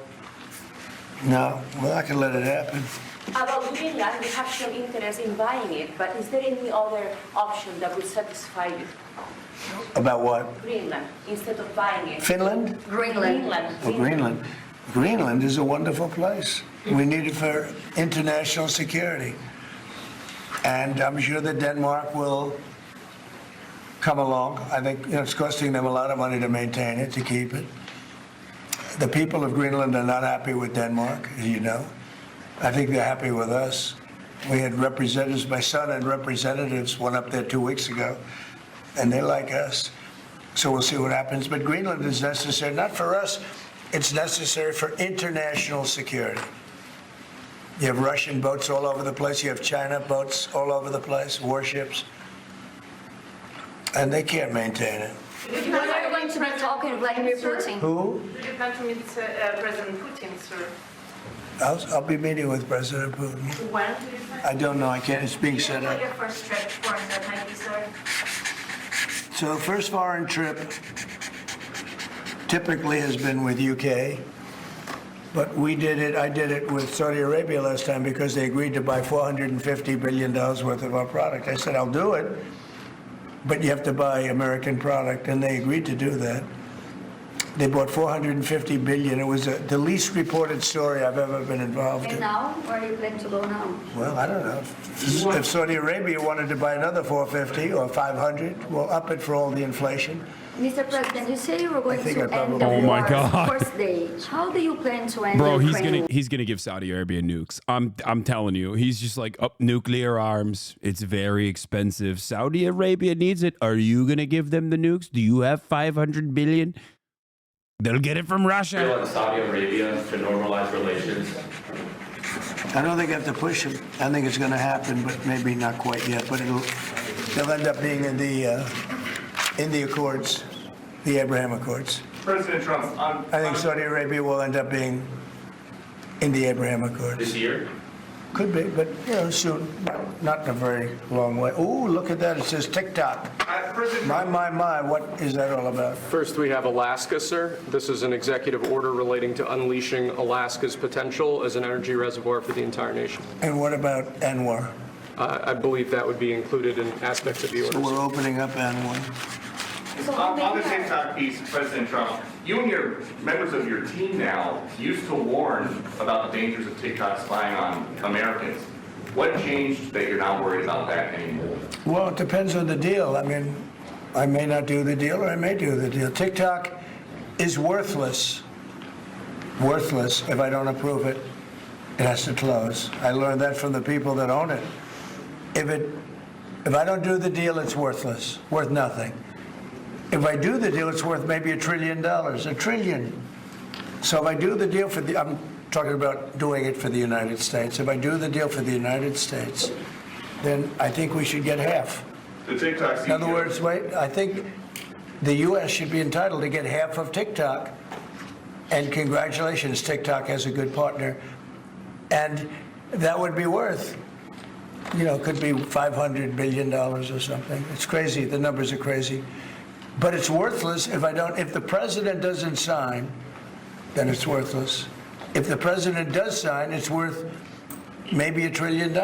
So I think, like a joint venture, I think we would have a joint venture with the people from TikTok. We'll see what happens. I mean, that's one of many ideas I've The had. CEO is in town. Did he say that he's open to that idea? When the CEO of TikTok is around. Oh, I think he'd probably like it. Because he's got nothing. I mean, they really have nothing. It's passed in Congress. It gives the president a right to make a deal or to close it. And we have 90 days to make that decision. But I could see making a deal where the U.S. gets 50% of TikTok, polices it a little bit or a lot, depends on them. But remember, they make telephones in China, they make all sorts of things in China. Nobody ever complains about that. Here they're complaining about this. There's so many different products made in China, and nobody ever complained about it. The only one they complain about is TikTok. And TikTok is largely young people. I guess I have a warm spot for TikTok that I didn't have originally. But, you know, I went on TikTok, and I won young people up by 36%, Peter. He loves that. That is the main. Typically don't do too well. I with swear young to God, people. that's the only But it's a reason why different he wants to Republican defend Party. TikTok. With the U.S. TikTok. He's like, yeah, TikTok was great for me with the youth vote. I'm keeping it. 50% of TikTok for the approval that TikTok could continue in If business. Huawei phones somehow were responsible for him winning the election, he would have saved that too. Essentially would be paid for doing that half of the value of TikTok. Would there be a private sector owner as Could well? in be, the yeah, US? could be a lot. Tell you what, every rich person has called me about TikTok You wanted to block TikTok. Why did you change your mind? because I got to use it. And remember, TikTok is largely about kids, young kids. If China's going to get information about young kids, I don't know. Are you To be honest with you, I think we have bigger problems than that. But you know, when you take a look at telephones that are made in China and all the other things that are made in China, military equipment made in China, TikTok, I think TikTok is not their biggest problem. But there's big value in TikTok if it gets approved. If it doesn't get approved, there's no value. So if we create that value, why aren't we entitled to like half? Sir, if you don't have any 90 days, will you shut them down? Does Biden ever do news conferences like this? How many news conferences? He's not Peter, has he president done like anymore. this? He's dead, bro. None. Who cares about Biden? He's still talking about Biden. And it would be zero for the next infinity. For infinity, it would be zero. Mr. President, when you plan to talk to President Musk, going to help implement the executive orders? I think you mentioned implementation. Yes, it was technically his FBI that did January 6th. He's very busy sending Yes. rocket ships up to various places. But he with lots of always satellites considers the on it. FBI before January 6th and after January 6th, especially as a hostile entity. By the way, it was quote unquote his FBI that did January 6th with his like head that he had appointed to the FBI after firing the previous one. So it's like it was fully his FBI. I think he's going to get a lot of votes. I think he's going to be at 90% or something. I mean, Did you say I'm hearing President very Musk? good. People know him. They know him in the Sorry. Senate. They know he's good. He's doing a good job. I don't know. I can't tell you. I don't know what's going to happen with that. He's got some very strong ideas, though, Marco. You signed the TikTok order, right? Did you sign the TikTok order? Yeah. Yes, that was just signed. President Marco Rubio's ideas is Just signed it. How many still did you sign? changing Venezuela, changing power. Are you still committed with Maduro leaving power in Venezuela? Well, we're going to find out about that, too, because we're going to probably stop buying oil from Venezuela. We don't need their oil. Another. Oh, fuck. Yeah. Yes, that was just signed. President Marco Rubio's ideas is Just signed it. How many still did you sign? changing Are you going to Venezuela, sign? changing power. Are you still committed with Maduro leaving power in Venezuela? Well, we're going to find out about that, too, because we're going to probably stop buying oil from Venezuela. We don't need their oil. Another embargo like the first term? Well, it could be, but we don't want to buy. We don't have to buy their oil. We have plenty of oil for ourselves, so President Trump, that'll change Venezuela quite a bit. President Trump, there was a lot of concern about this during the campaign. A question that only works today. Are you a dictator on day one? No. I can't imagine even being called that. No, I believe in the sanctity of the vote. The Democrats didn't because they cheated like dogs, but I believe in the sanctity, and this was too big to rig. This last election was just too big to rig. But no, Finally, the opposite. an election that he won, so it wasn't. There was no Could be cheating. very soon. And you talked a bit about Ukraine and Russia, but how long do you think it would take to end that conflict? And I have to speak to President Putin. We're going to have to find out. He can't be thrilled. He's not doing so well. I mean, he's grinding it out, but most people thought that war would have been over in about 1 week. I And now told you you're he was into going to do 3 that. years, right? So he can't be thrilled. It's not making him look very good. Now, eventually, you know, I mean, it's a big machine, so things will happen. But I think he'd be very well off to Oh end my that God. war. Tariffs are We coming have in on them. Numbers of Oh, almost February 1 million Russian 1st. soldiers have been killed. About 700,000 Ukrainian soldiers are killed. Russia's bigger. They have more soldiers to lose. But that's no way to run a country. What did your TikTok order do, Mr. President? It just gave me the right to sell it or close it. Essentially, with TikTok, I have the right to either sell it or close it. And we'll make that determination. And we may have to get an approval from China, too. I'm not sure. But I'm sure they'll approve it. And if they don't approve it, it would be somewhat of a hostile act, I think. But it's good for China if it gets approved. Mr. President, so you're not guaranteeing that TikTok will be around after 90 days from today? No, but it could very well be. It makes sense for it to be, because it's got tremendous value. But if we create the value by approving, you know, in other words, that approval gives it tremendous value. If that's the case, then we should be entitled to 50% as a country. You understand? You haven't heard that one before, right? That's called a joint venture. And nobody ever thought that way before. Well, I don't know. I think you have a lot of people that would be interested in TikTok with the United States as a partner. Mr. President, what was it like walking into the Oval Office this evening? Oh, what a great feeling. One of the better feelings I've ever had. Do you like this town better now than in 2017? Well, we're very experienced now. You would say nobody's ever had experience like I have. I've dealt with some very good people. I've dealt with some very bad people, and I know who the bad ones are and the good ones are. You know, don't forget, I was very successful in primarily the real estate business.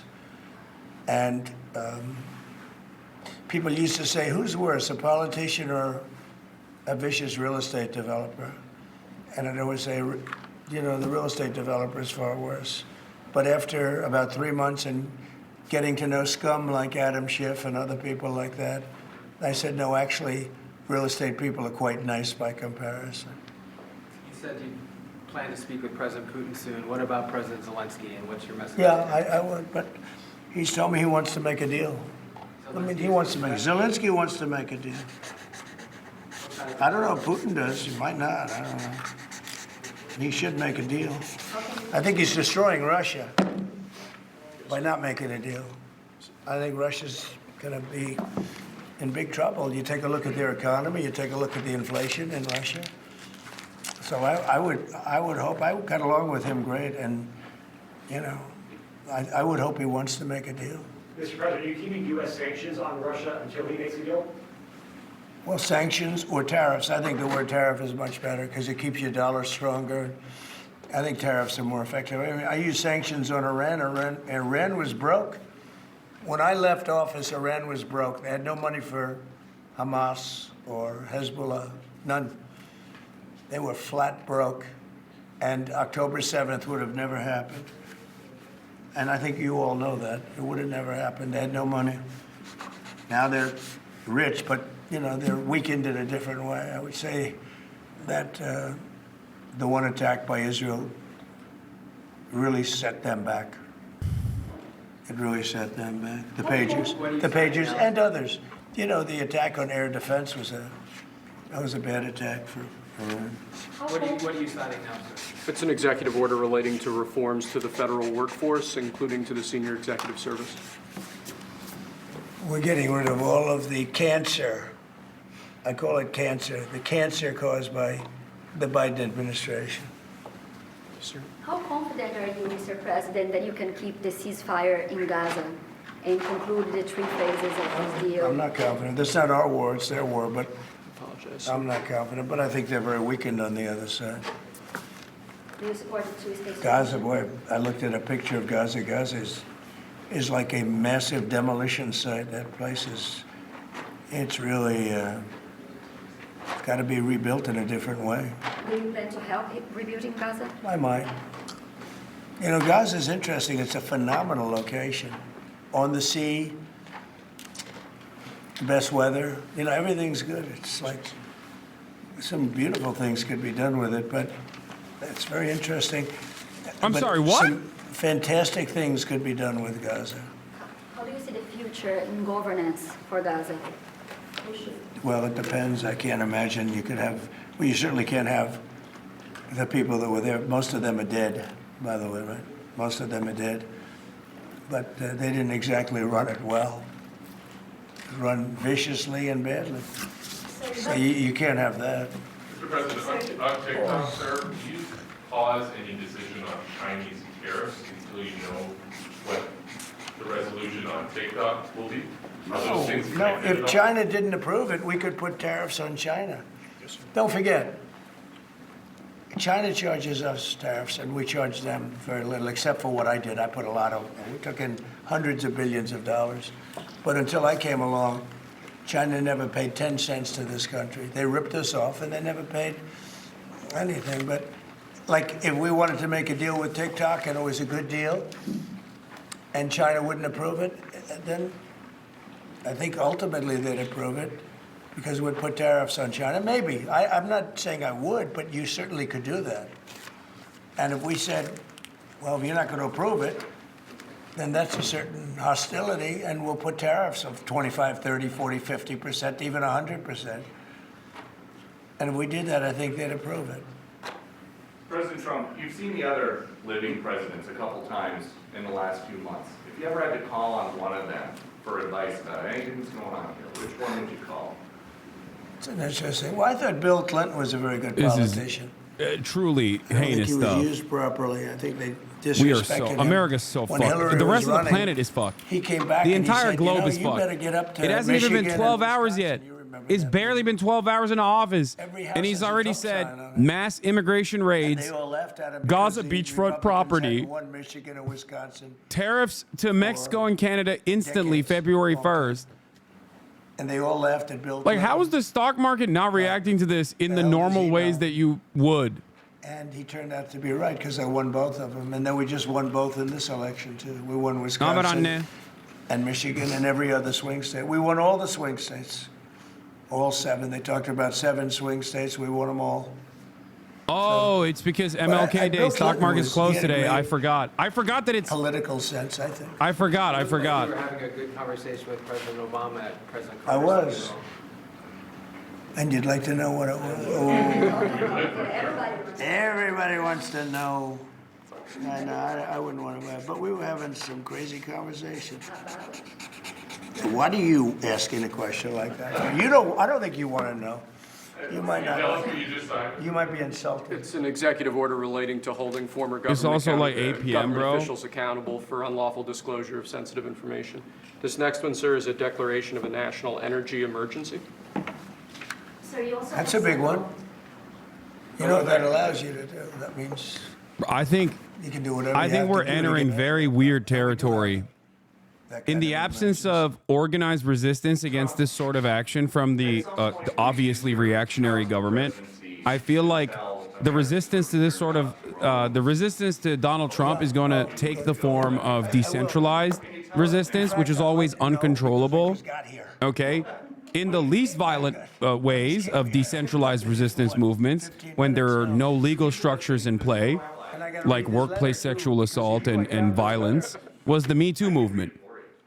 The most violent version of decentralized resistance against unlimited amounts of profit seeking that puts people's lives at stake is Luigi Mangione. Take your pick. I would like to find out what it is. And It's going to probably see itself in the form of both of these different movements. On the one hand, there will be, I suspect that there will be some semblance of organized efforts to try and actively apply social pressure in the face of unchanging and unyielding cruelty by our legislative body, by our judicial body.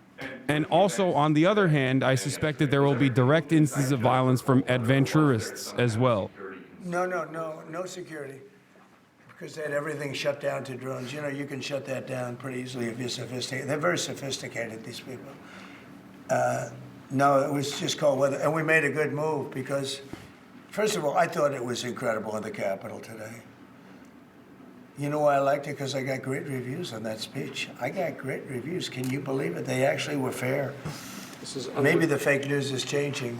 Unleashing energy production. Yeah, unleashing energy production. But I thought it was, I think having it in the Capitol is great. It's obviously, you can take care of the people you have to take care of. The city was booming. And if we would have done it outside, people would have been hurt because it was really cold. You know, it was like, looked sunny. But when you stood outside for 10 minutes, people were running back in. It was really cold and really windy. The wind brings it down a lot. So we made the right decision. You couldn't have stayed. I don't think you could have had it out. You know how cold it was today. It was, people went out for a little while just to test it. They couldn't stay out more than 10 minutes. They all came back in. So we would have had a disaster if we did that, and people would have been hurt. President, the unlawful disclosure, is that related to the Hunter Biden situation? Which one? The one on unlawful disclosures by federal officials, is that related to No, I think it's just more general than that. It's not Hunter Biden.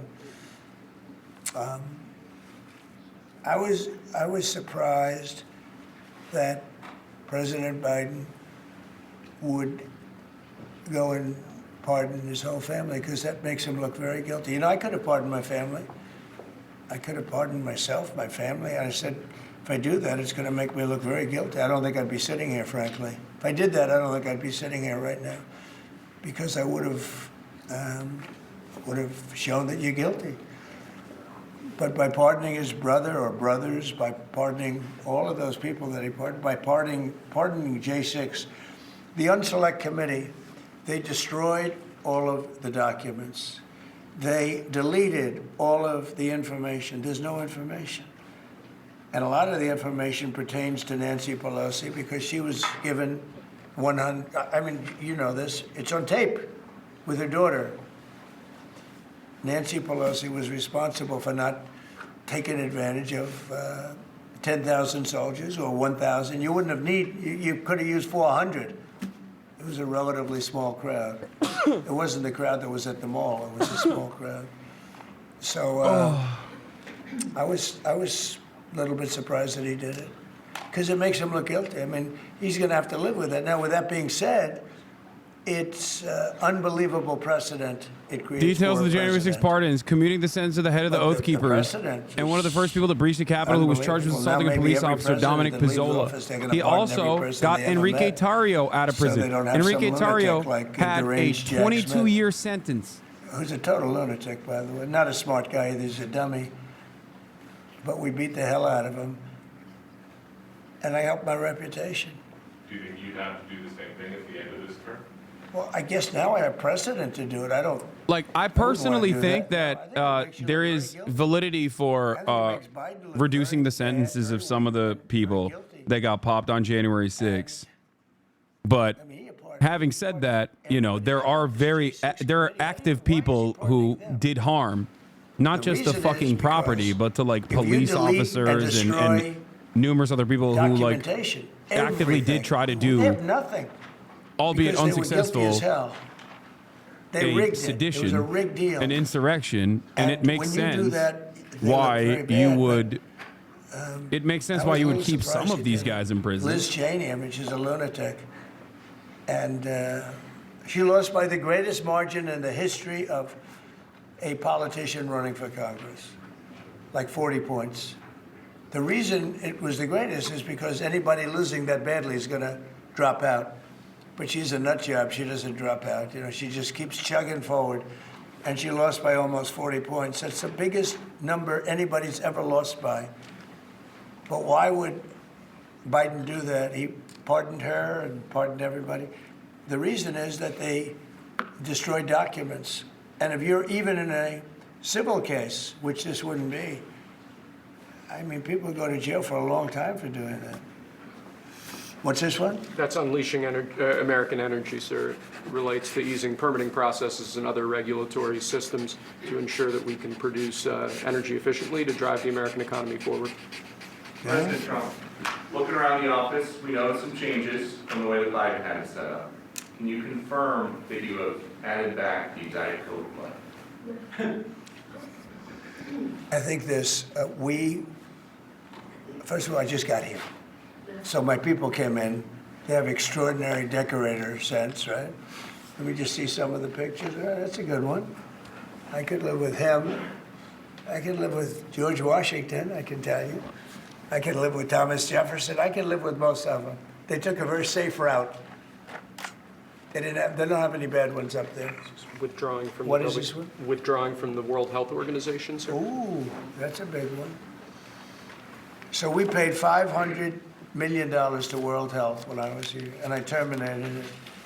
China, with 1.4 billion people, we have 350 to pay. We have, nobody knows what we have because so many people came in illegally, but let's say we have 325. They had 1.4 billion. They were paying 39 million, we were paying 500 million. It seemed a little unfair to me. So that wasn't the reason, but I dropped out. They offered me to come back for 39 million. In theory, it should be less than that, but you know. And when Biden came back, they came back for 500 million. He knew that you could have come back for 39 million. Bro, you're talking about, you're acting like this is cutting a deal. Like this is global health, dude. What the hell? China pays 39 million and we pay 500 million. And China's a bigger country. Mr. President, you spoke about inflation today in your remarks. What actions are you taking today that will have a Already the deal, baby. Americans on their everyday Billions costs must to bring die. costs down? The biggest thing and factor for inflation is energy. They screwed up my energy policy. And then they went back to it. You know, they heard it really badly, and then they went back to it, and they started drilling more. But by that time, it was too late. Many of these things that we're signing, and that Doug Burgum is going to be signing, and Chris Wright, who's phenomenal, you know, Energy Department Alex of Energy. leaked your We're going tags. to be taking a lot. We're going to make a lot of money from energy. We have more than anybody else. We're going to make a lot of money from energy. We're going to make a lot What? of No, money this from is not tariffs. for me. What You are know, you talking European about? Union charges us. They have a VAT tax of 20%, but it's really much higher than that. And that's the equivalent, almost the equivalent of a tariff. And they're tough. They're very tough. They don't take our cars. They don't take our farm product. They don't take almost anything. And yet we take their cars and we take their farm product. We take a lot from them. So, you know, we have like a $300 billion deficit with the European Union. So we'll straighten that out with either tariffs or they have to buy our oil. The one thing they can do, our oil and gas, the one thing they can do to catch up quickly, buy our oil and gas. Will you travel, And they should do that. Will you travel to China this year? Yeah, it could be. Yeah, I've had the invite. President, she's invited I would you do it, to yeah. come this I year. would do it. Talking about the European Union and the tariffs, like, what do you mean when you say that European Union country like is part of BRICS? That are what? BRICS. You said Oh, BRICS. No, I was talking about BRICS. BRICS are 6 nations. I think it's 7 nations. And they were looking to do a number in the United States. And They if added, do they that, added Spain. they won't be happy about what's going to happen to them. Are you still considering a universal tariff, Mr. President, on all countries? I may, yeah, but we're not ready for that yet. We may put it, wrap it, Mr. President. because essentially all countries take advantage of the U.S. We don't make any good deals in the U.S. It's amazing in a way that we exist. We don't make good deals. We don't have any good deals. We have a deficit with almost, not all, there are a couple, I won't tell you their names because I don't want them to find out about it because they'll feel stupid. But there are a couple of countries that actually don't make money with us. But I don't want to let you know because they'll immediately change that. But we're gonna do. I tell you what, our country has an amazing economic future. I really believe that. What kind of universal tariff if you did do one? Well, you'd put a universal tariff on anybody doing business in the United States because they're coming in and they're stealing our wealth, they're stealing our jobs, they're stealing our companies, they're hurting our companies. So you put a tariff on to keep them from doing that. Mr. President, you surrounded yourself with a whole bunch of billionaires today. President Biden, has in his farewell address, warned about an oligarchy. I was wondering if you could respond to that. Well, he had a lot of guys, and then they found out that he didn't know what the hell he was talking about, and I think they deserted him. They deserted him, those same guys. Look, I don't make pretenses, smart guys, but there are a lot of smart people around, but they did desert him. They were all with him, every one of them. Now they're all with me. I don't know. It's not going to get anything from me. I don't need money. But I do want the nation to do well, and they're smart people, and they have, they create a lot of jobs. And if they don't do it, China's going to do it. What they've done is they've taken industries and they've taken it away. They outsmarted China. Elon replied to the ADL. What did he say? He said, I did sig heil. What are you going to do about it? Not all of them. Protecting women from radical gender ideologies. Ooh. Mr. President, going back to the World Health Health Organization, you were the president during COVID. Don't you see the importance of organization like that to coordinate a global response? Sure, I do, but not when you're being ripped off like we are by the World Health. World Health ripped us off. Everybody rips off the United States, and that's it. It's not going to happen anymore. Thank you very much, everybody. All right, guys, let's go. One last one, sir. This is your Martin Luther King Day proclamation. Thank you, Press. Thank you, sir. Thank you, Press. Thank you very much. Thank you, guys. Thank you. Let's go. Thanks, Press. Thank you, guys. This is Martin. Let's go, guys. What are we doing on this stuff? Well, we've just been watching the new... By the way, Jake Tapper, already full glaze mode, did the thing that I told you that they would start doing immediately, that they did last time Donald Trump became president, and said something so insane. Hold on. Where is it? 1 second. I got to show you.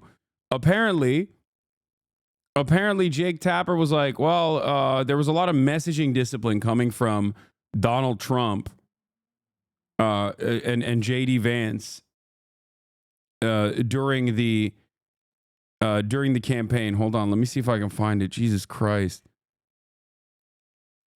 where is it?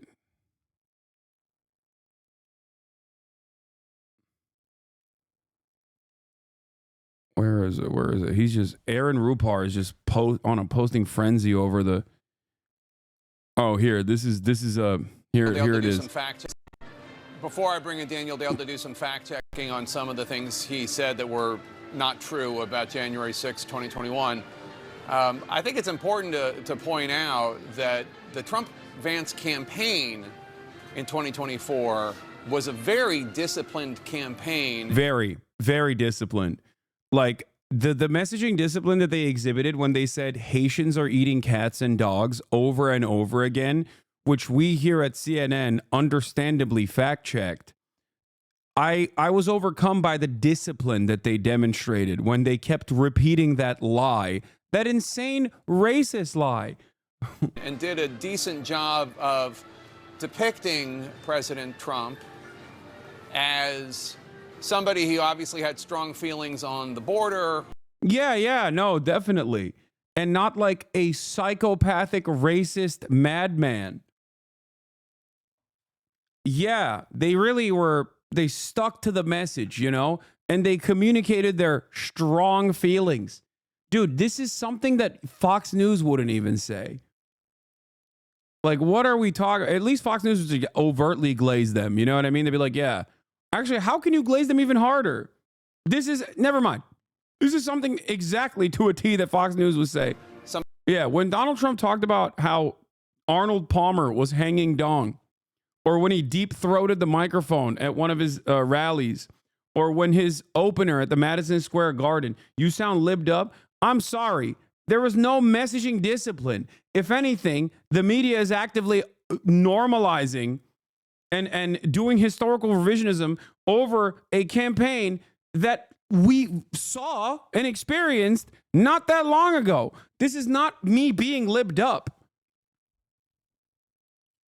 This is me doing objective media analysis. What a crazy thing for Jake Tapper to say. Somebody who had strong feelings on inflation and a disruptor, but somebody who was within the realm of normalcy, which is not obviously what we just heard from the new president there in Emancipation Hall. Like there is a difference. There's a difference between, like, I'm not, my job is not to lie to you. Okay, my job is to tell you the truth. And time again, I have communicated to you when Donald Trump, even in the interim period, does something that the Democrats haven't done. My job is to also offer additional context and analysis. Like, for example, Gaza being the key issue that we've talked about extensively over the past 15 months, the genocide that Israel has conducted. Okay. Joe Biden refused to deal with Israel, refused to pressure Israel at all, refused to let Israel budge on the ceasefire negotiations, and actively lied at the behest of Israel. Donald Trump came in and in a matter of 2 weeks pressured Israel to commit to a ceasefire. Now, I said at the time that there's probably additional assurances that Donald Trump gave to Benjamin Netanyahu. That much is becoming clear, even right now. The fact that Donald Trump also is talking about how he's going to turn Gaza into beachfront property is further assurances that he is not interested in, obviously, understandably, the emancipation of Palestinian people, make no mistake, and instead is giving Israel the opportunity to re-up and rearm in the process as they ship more weapons, specifically 2,000-pound bombs. Okay? If I were libbed up, I would be like, see, Donald Trump is significantly worse than Joe Biden on the issue of Palestine. That's what I would say. That would be a libbed up analysis. Clear-headed analysis on the matter is different than that. You have to understand there's a difference. How do you see this potential West Bank annexation deal playing out for Netanyahu and his base and coalition are so opposed to ending the war? Personally, I'm skeptical the deal will survive phase one. But what's the calculation for Bibi if it does? Would he regain support by annexation/KSA peace? How do you see a part of it? I think that Benjamin Netanyahu, and you'll probably agree with me on this, his number one thing in Israel, aside from being the security guy, is that he has 3 decades of experience with America. Everyone in Israel understands that America has to be, America is the most valuable ally, and that if you have a politician that is, quote unquote, the whisperer of the American state, that's pretty valuable. So I think Benjamin Netanyahu's close relationship with Donald Trump will be highlighted by the likes of, Channel 14 and all these other pro Benjamin Netanyahu outlets. Okay. And that will consistently gain him more support, enough support that he does not have to have a delicate allegiance with all these other people, and most likely will cause him to regain control of the Israeli government. But I don't know. I don't know if this will happen. But what I suspect is he will keep beefing up, and Donald Trump will also give him the additional American propaganda from the American state that is necessary for his survival, his political survival, so that he can do whatever he wants and suffer some political penalties for it, but not so much that it completely disbands his governing coalition and potentially kicks him out of power. That is how I think he will be able to stay in power and continue and maybe even limit the offensive actions in Gaza and create a period of fake peace so that he can re-up and rearm and annex the West Bank, in its entirety later down the line. I agree partly, but at the end of the day, I'm not sure how he remains a power electorally with the war gone. Yeah, I don't know. We'll see. Especially considering that, and you know this better because you are in Israel, but it does feel like, at least from over here, that even a brief cessation of hostilities is being seen as a major issue in Israel. In spite of the fact that you are seeing hostages get released, and there's a brief moment of celebration for that, it seems like the broad majority of Israeli society, specifically majorities in the Jewish population, want the war to continue, want the genocide to continue, want the death and destruction to continue.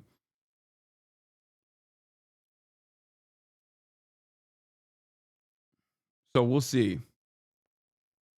New York Times making superbly spineless choice in the face of overt fascism.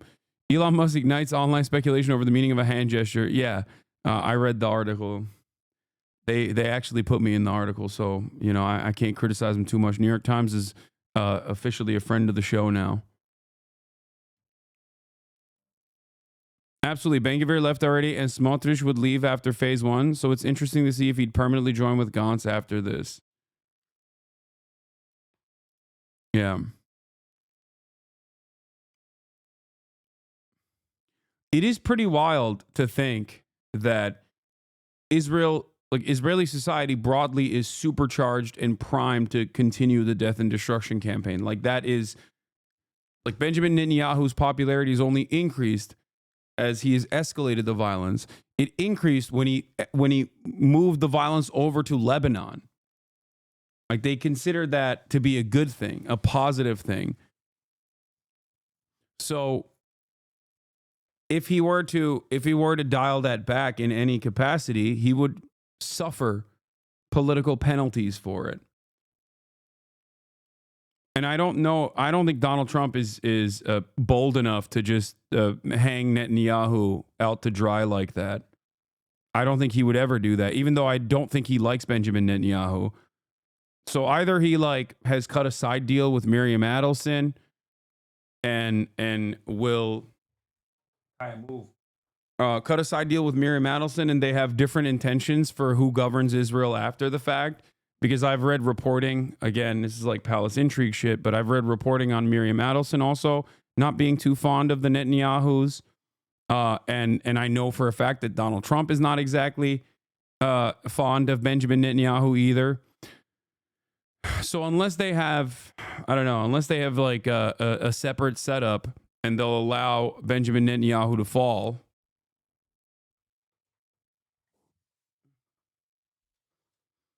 what do you think happens to Palestine? Do you think the ceasefire is legit?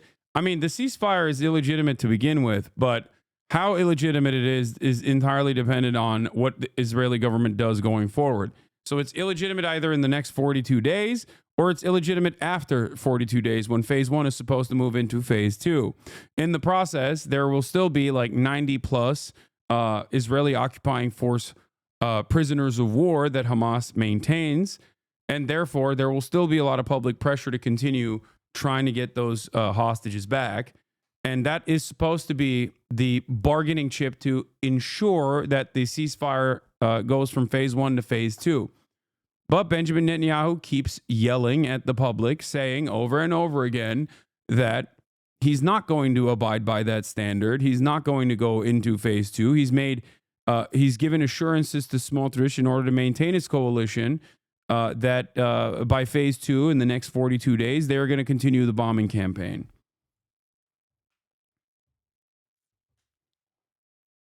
So we'll see. Turn on Fox News. What's on Fox News? Hulk is on Fox News. Me down. Just like that 4-year administration. What are you going to do? The lies, the cheating, all the stuff that's going on, brother. I feel like the veil's been lifted and that dark cloud. If I wasn't so tired, brother, I'd just rip all my clothes. Oh, you're not tired. You know what? Donald Trump lifted the veil off America. Hold on, Jess. All right, here we go.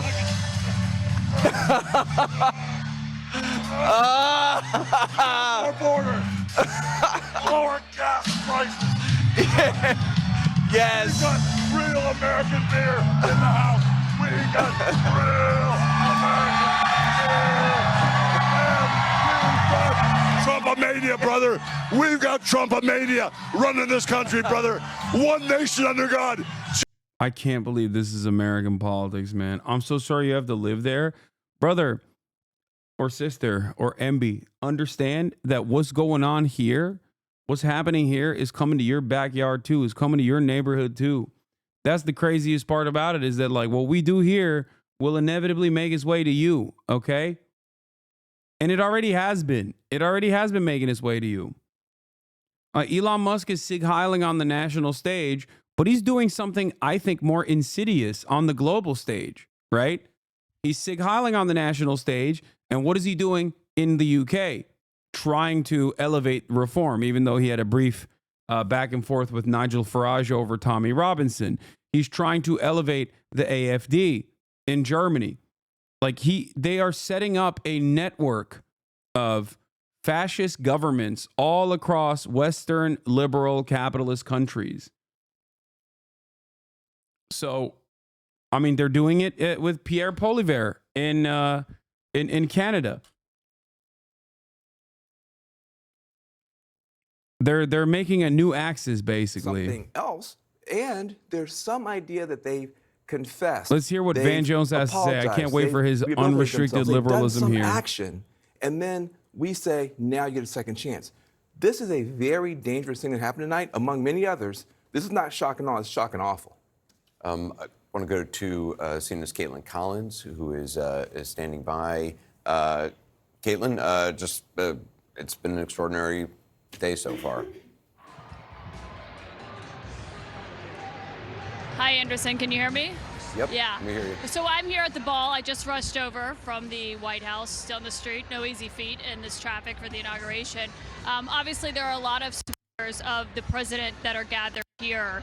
And I just want to note, as we're watching all of this play out, we just saw Trump giving that lengthy press conference inside the Oval Office for about 45 minutes. He made a lot of news there and a lot of headlines. And I want to get reaction tonight from New Jersey Democratic Senator Cory Booker, who, if you were watching Trump's inaugural address today, was sitting there actually in the front row. And Senator Booker, I was keeping an eye on your reaction in some of the lines to Trump's speech. Can you just first give me your reaction to what he had to say today? You know, again, it's a moment of where we have the peaceful transfer of power, and I thought there was a lot of dignity and respect on that stage, seeing former presidents, the Supreme Court. It should be normally a joyous moment. I could not help but be under that great dome and not think about 4 years earlier where there were these horrific violent acts taking place, and that he... Dude, oh my God. Let it go, man. Let it go, dude. Oh my God. Oh my God. It's over. You lost, dude. Like, on the one hand, I too find it so ridiculous that a shitty loser who could not contend with losing the election fair and square tried to do the funniest insurrection of all time. Okay? But if you consistently talk about how traumatized you were because of January 6th, it's like, I'm sorry, it's impossible for me to feel any type of way about you, in any sympathy for you, especially when I have to be reminded of your incompetence allowing that man to win again.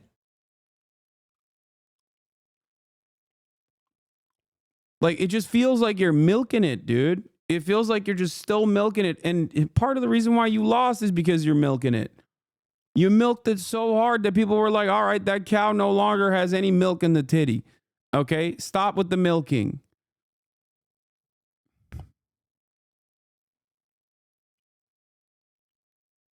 A second allegation hit the towers? What are you talking about?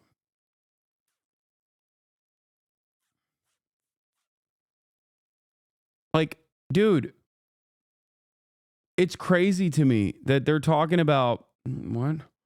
They're talking about this January 6th. Meanwhile, this dude is talking about D. I don't know what you're talking about.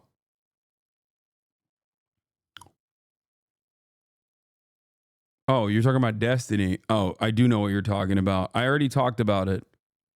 I talked about it yesterday, remember? 2 women have come forward. Yeah, one of them was his ex-wife. I know. It's not even a who cares situation. You'll most likely see more people talking about it because it seems like there's litigation involved as well. Destiny Stephen Kenneth Bonnell II is accused of illegally sharing revenge porn and is being sued by one of his victims.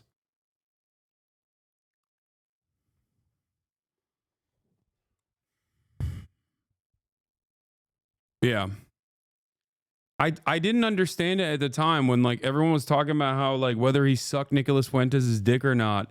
But like what I was always shocked by is the fact that he had sent someone that he was trying to have sex with, a 19-year-old, numerous videos of him having sex with other people. And only after I saw Melina, his ex-wife, talk about how he did not give Destiny consent to share the footage of them having sex with other people, did I realize that this was actually a lot worse than the speculation of whether or not he had sucked a Nazi's penis or not, and that he was inappropriately sharing sexual material that he had filmed with other people, with random people, which is illegal.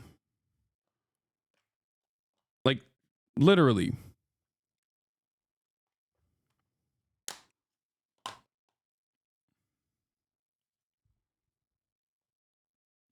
You seem to have more knowledge regarding Twitter streamer than the U.S. government. If you think I have more knowledgeable over this dumb shit than the U.S. government, you have not been paying attention.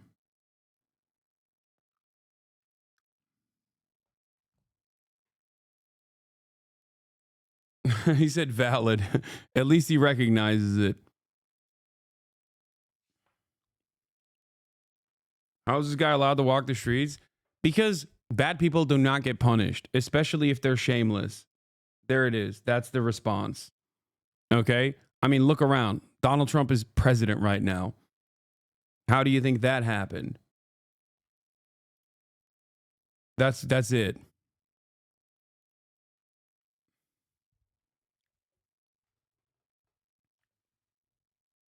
Especially if you develop a community of like rabid sycophants who are not there for any sort of like political movement or anything like that, and simply just revolve around your day-to-day existence and will fight your battles without even thinking about their own, without thinking about, you know, what these actions look like or if they're good or bad. And especially if you have a relatively decent and sophisticated media operation where you constantly are pumping videos of you dunking on literally the dumbest PUA guys on the planet, you can kind of get away with that for a very long time, as he has, especially when your core base of support that are knowledgeable on all of the ridiculous and awful and cruel shit that you do don't actually care because they like the chaos.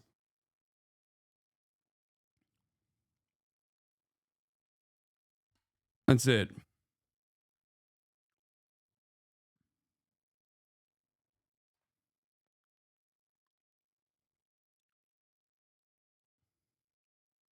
What is this?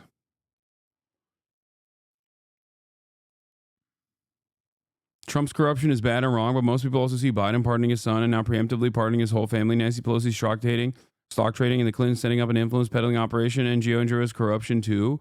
I mean, this isn't wrong. This is actually correct.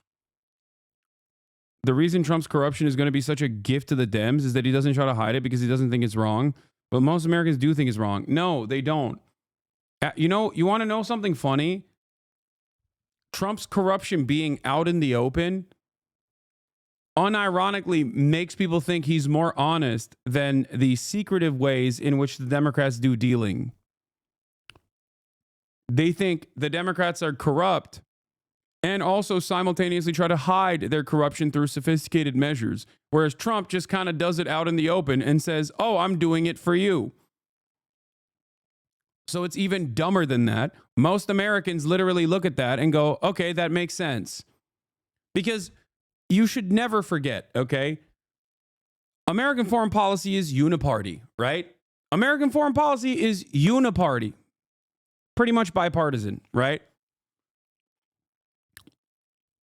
Let's take a look at giving weapons to Saudi Arabia, for example. Something that, because it's uniparty, the Democratic Party has done, and something that the Republican Party has done. When Trump was president and Mohammed bin Salman got Jamal Khashoggi, an American legal permanent resident and a Washington Post reporter, chopped up in the Saudi consulate in Turkey, in Istanbul, okay, and was outed for assassinating him, the media was up in arms and they were like, how dare you, Trump? I can't believe, what are you going to do about Saudi Arabia? And Trump was like, you know what I'm going to do? I'm going to give him billions of dollars of weapons. And the media went back to him and said, you're going to give him billions of dollars of weapons, but he killed a journalist. What's happening? Right? To which Donald Trump turned around and said, are you going to give me $1 billion for these weapons? They're going to get it anyway. If they don't get it from us, they're going to get it from Russia. People looked at that and went, oh yeah, that actually does make sense. Okay? That's it. That is open corruption. That is honest with your dishonesty. That is Trump's modus operandi. Whereas, under similar circumstances, the way that the Democrats operate come across as cynical and hypocritical, because the Democrats try to present themselves as like the world peace champions, somehow morally above all of this stuff, where they will, on the one hand, try to manufacture consent, on the other hand, engage in a metric ton of violence overseas, but will also do it in a very smarmy way. We'll also do it in a way where they're like, no, this is actually good for the world peace. We are the world peacekeepers. We have an international rule-based order that we must maintain, while simultaneously eroding it. And you'll see this. You'll see the hypocrisy in full display when Donald Trump ends up, of course, allowing Israel to roll over Gaza and kill as many Palestinians as possible. Okay? It's that simple. Democrats try to manufacture consent and spit on your face and tell you it's raining. Trump spits on your face and says, yeah, I spit on your face. What are you going to do about it? I spit on your face and it's good for you. Okay? Democrats spit on your face, tell you it's raining, and say, how dare you? How dare you claim we're spitting on your face? Trump spits on your face and says, hey, there wasn't any other space for me to spit on. You know? What are you going to do? And people go, yes, you're right, sir. I deserve to be spit on by you. That's the difference. Okay?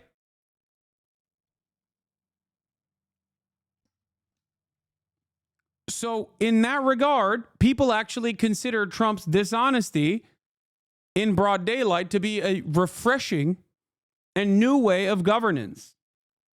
Okay? That's it. That is the major difference here. If corruption is uniparty, if foreign policy is uniparty, and one side is at the very least saying like, yeah, we're fucked up, we're bad, but everyone's bad. It is what it is. You got to do what you got to do. People, I think, respond to that more positively. Liberals, on the other hand, liberal voters in general, and people who find themselves to be intellectuals, who read the New York Times and read NPR and all this stuff, they want this kind of intellectual veneer to hide the shame, to hide the open corruption. They like that. They think that that is like a better way to approach the subject matter. They want to delude themselves into believing that they are doing good at the end of the day, but it's too hard. Things are simply too complicated. Republicans don't want that. And they don't think that. They don't think it's too complicated. And in some instances, it's not that complicated. Like in Israel, it's not that complicated. Okay? So that's what it is.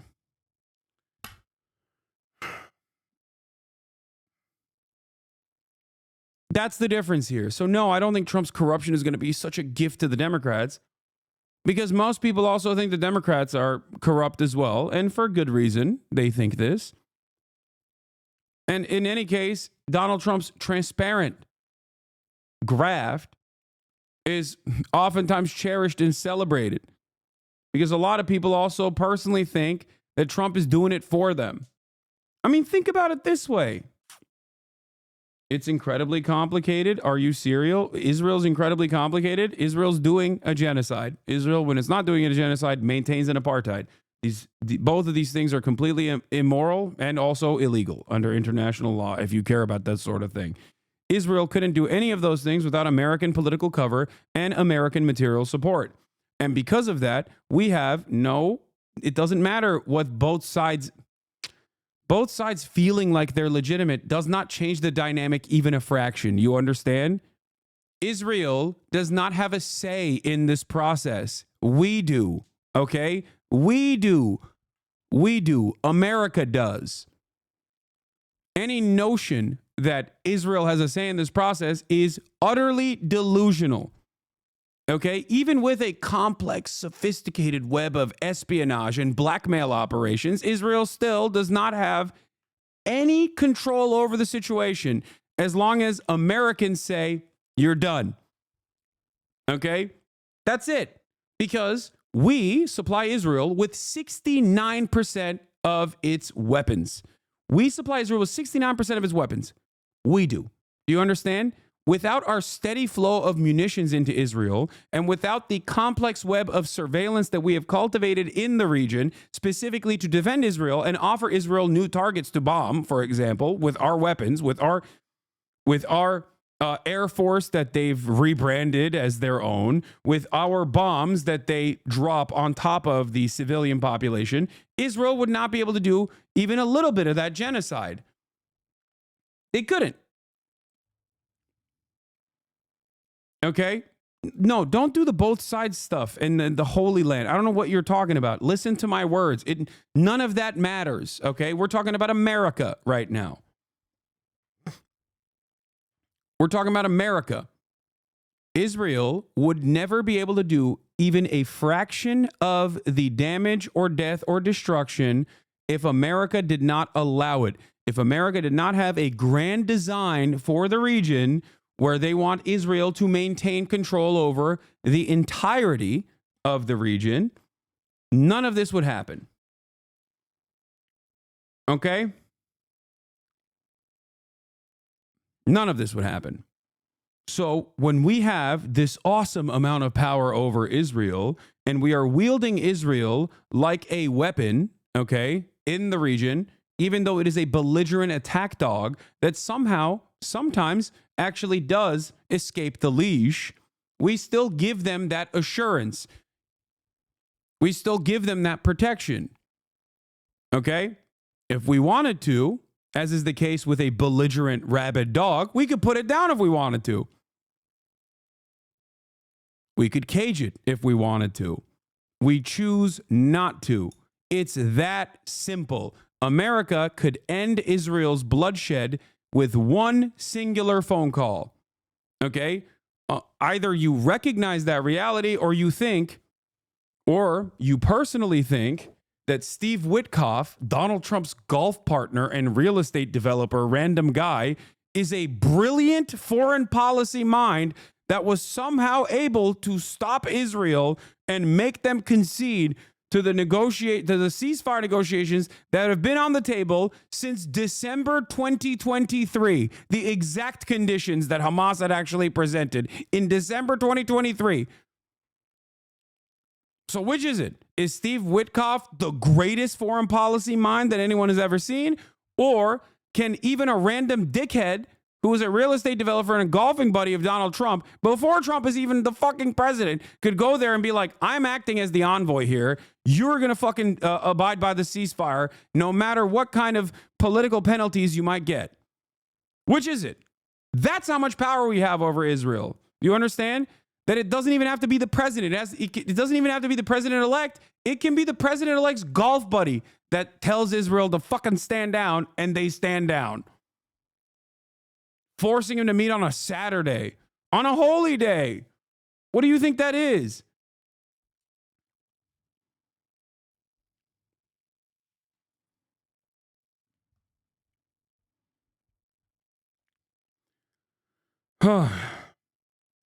Anyway, having said that, we have this level of power over Israel, and you'll see what Donald Trump lets Israel do. Just wait, because things are going to get much, much worse still, okay?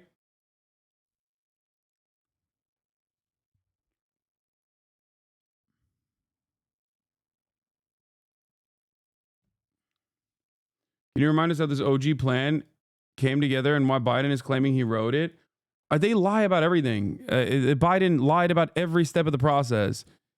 Like, and it's not unique to Biden either. So did Bill Clinton in the so-called peace process and the peace negotiations that took place. They lied during the meetings. They lied after the meetings. They leaked key details of the meetings that favored Israel.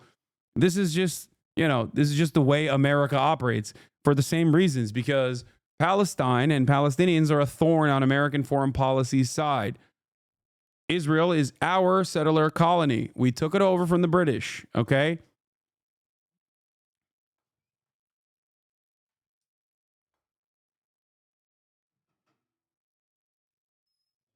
And because the mainstream press, especially in the Western world, no matter how independent they present themselves to be, is a mouthpiece and a stenographer for the State Department, when the State Department says this is our interest, mainstream press will also actively delude the population. That's why everyone not here that wasn't listening to me, when they come in here, are shocked when they find out new information that completely contradicts what they've been reading on the New York Times. It's like, what? This doesn't make sense.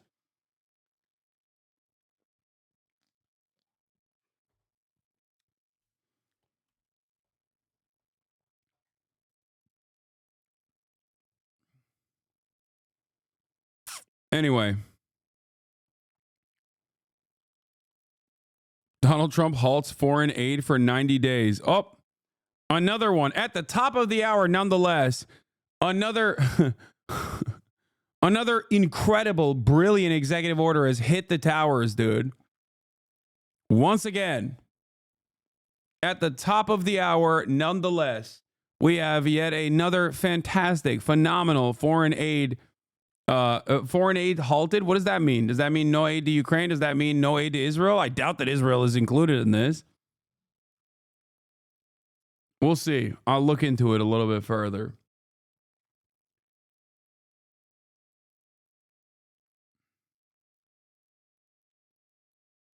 Didn't you make a deal to do a photo shoot? What? Yeah, I said I would show hole and dick and balls if Donald Trump ended the apartheid. Do you think Donald Trump ended the apartheid? Like, as in there's a Palestinian state right now?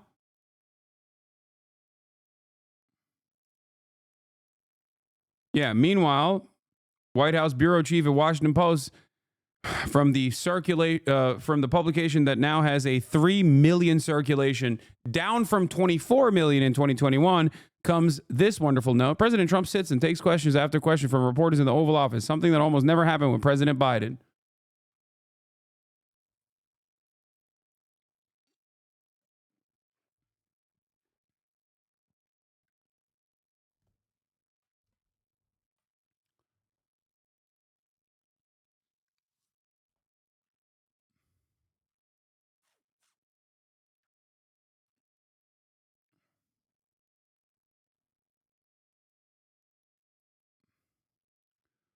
What executive orders have passed? So many. Too many to count. Many of them are stupid. Well, here's another wonderful take from Trump on Gaza. Gaza, boy, I looked at a picture of Gaza. Gaza is like a massive demolition site. That place it's really got to be rebuilt in a different way. Yeah, World Health Organization withdrawal, unlimited climate change. No, limited to climate change. Left the Paris Climate Accords. Do you plan to help in rebuilding Gaza? I might. Gaza is interesting. It's a phenomenal location. On the sea, best weather. Everything's good. It's like some beautiful things could be done with it, but it's very interesting. But some fantastic things could be done with Gaza. When you hear a real estate developer say that, run, okay? This man wants to turn Gaza into a golf course. Oh, my God. Reevaluating and realigning United States foreign aid by the authority vested in me by the president, as president by the Constitution and laws of the United States. The United States foreign aid industry and bureaucracy are not aligned with American interests, in many cases antithetical to American values. They serve to destabilize the world by promoting ideas in foreign countries that are directly inverse to harmonious and stable relations internal among countries. I think part of this is like NGOs that he's talking about that do like reproductive health rights and things of that nature. You know what I mean? He did this last time too, by the way, for those of you who don't know. He greatly limited aid to like African countries, like foreign aid that we were given to African countries. Some of that, ironically, is good and for soft power, and others are actually a complex web of espionage opportunities that we create with civil society organizations that we implement in other nations.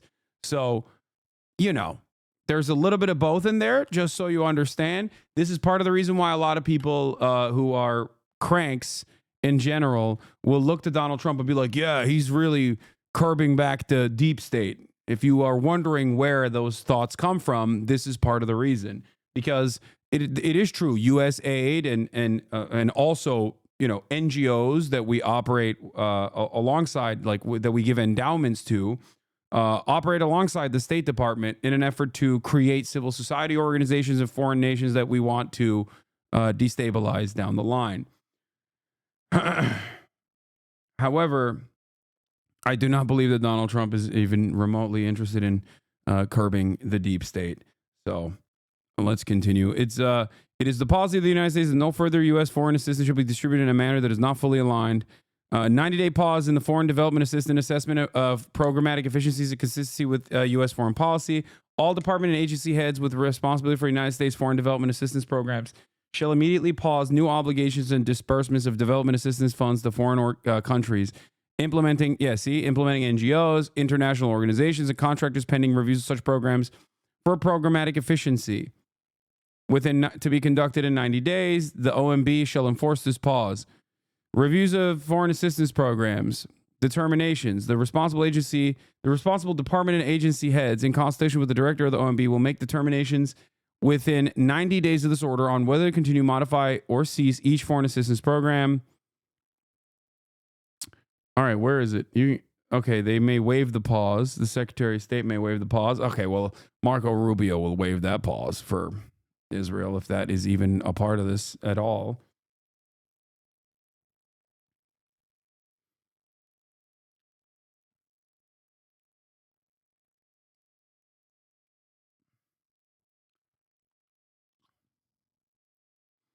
Do you think he will pressure Pakistan to free Imran Khan? I feel like they had a good relationship. That would be awesome. That would be another marker for J.D. Pandan, permanent first world genocide. Maoist third world is J.D. Pandan. Freeing Imran Khan would be kind of funny.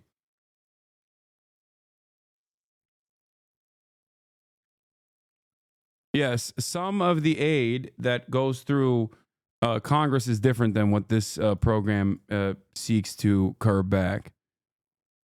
DC police officer attacked by the mob on January 6th. Just worked for 14 hours making sure Trump's inauguration was secure, peaceful, home, and got...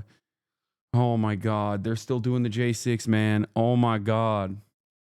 Give it up. Give it up. Give it up. Give it up. Move on. Move on. Move on. Move on. Donald Trump over here is like, I think the World Health Organization should implode. And these guys are like, dude, look at this cop that was at the Capitol on January 6th and was attacked by Donald Trump's cronies and is now finding out that it's their attackers are free.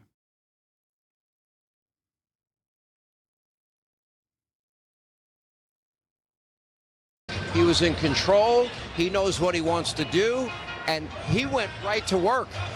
I mean, he'll be here a little later than originally planned because he was taking questions from the press and signing executive orders. Wow. By the way, he took more questions today than Joe Biden did in 4 years.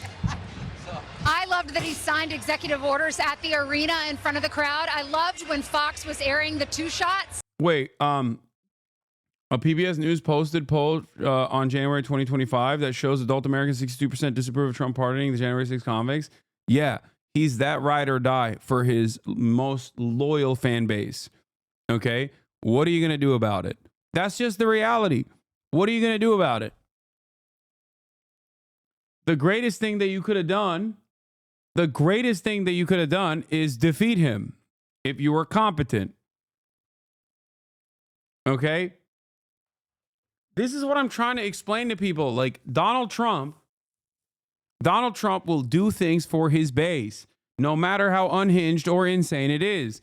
Democrats won't even give its base something that 80% of its base demands.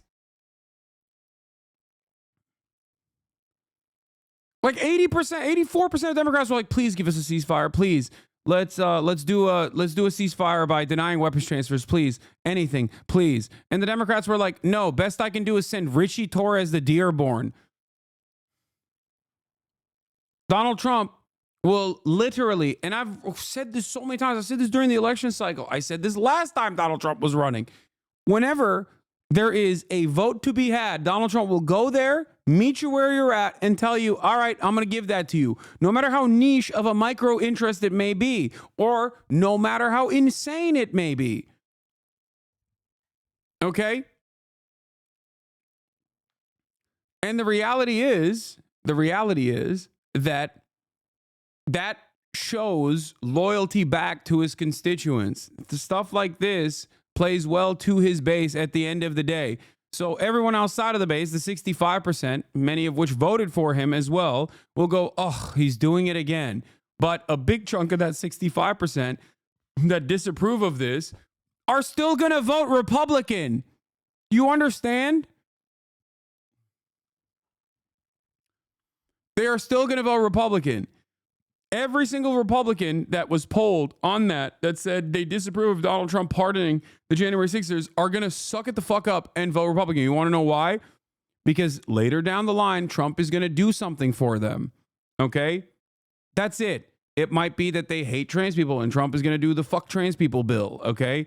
It might be because they, I don't know, they have they need fishing permits in a North Dakota river, and Donald Trump's like, oh yeah, I signed an executive order, or I went and talked to Doug Burgum, and now we have fishing permits for the, 500 people living in the North Dakotan village that really wanted that fishing permit. And they're going to go, okay, I'm voting for him. That's how he does. That's how he does it.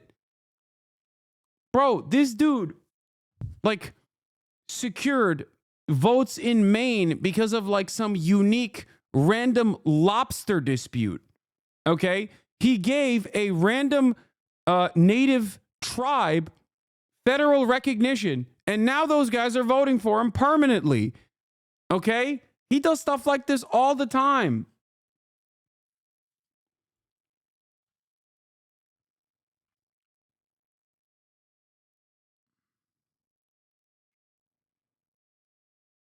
Why are you hating on him? Why am I hating on him? Because he wants to do deportation of 20 million people living on U.S. soil that haven't done any fucking crimes whatsoever. And the only crimes that they crossed a goddamn imaginary line and now are infinitely more important and functioning members of society than someone such as yourself. That's why I think this is ruthless, cruel, unusual. And also, on top of that, he's going to obviously do massive tax cuts for the wealthy and corporations once again, when the opposite should be happening. Okay? Those are two top priorities for me, on top of curbing back reproductive rights for women and also signing an executive order day one that says, fuck trans people.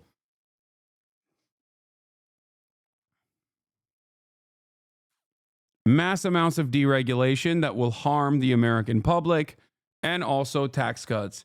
Cry bitch. Dog, I am in the class and category of people that will see material benefit from Trump's policies. You won't be. I don't know why you're telling me cry bitch. I at least have the foresight to recognize that these kinds of policies unironically destabilize the country and exacerbate wealth inequality. That's why I'm advocating against my immediate material benefits. You, on the other hand, don't own a deed to a factory, and yet here you are defending capitalism tooth and nail, like you got a fucking factory, like you got any assets whatsoever. The only asset you have to your name is a busted down 1997 Honda Civic that was a hand-me-down from your older brother, and he fucked in it, and you've never gotten pussy in it. For the rest of your life, you will never get pussy in it because you're busy working at the fucking Jack in the Box for $15 an hour. And here you are thinking, oh man, if I actually advocate for Republican policies, one day I'll be super wealthy too. It's so fucking stupid. It blows my mind. Work for your self-interest. Stop working against your self-interest, okay?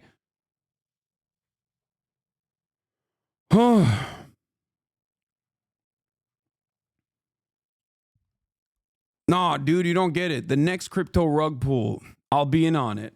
And I'll be the one pulling the rug from other dumbasses you say over and over again as you literally take out the remainder of your crumb of disposable income and lose it instantly.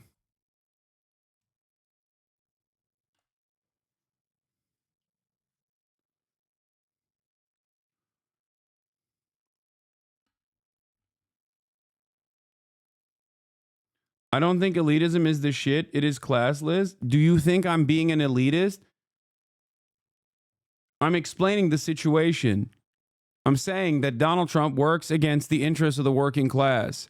And if you come in here and defend that as a member of the working class, sometimes you need a little bit of a cold, hard pill to swallow.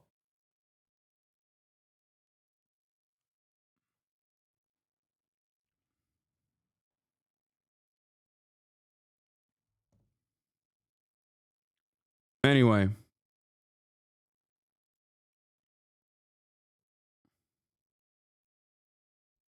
I'm a sub and love you in your broadcast, but I'm resonating more with drink than you lately. You're right. Because unfortunately for you, I don't think that we should melt homeless people or, keep prisoners in perma jail. I apologize.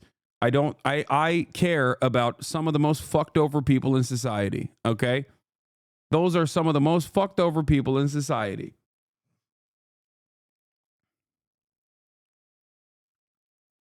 Thank you, Oh Zai, for the 100 gifted subs.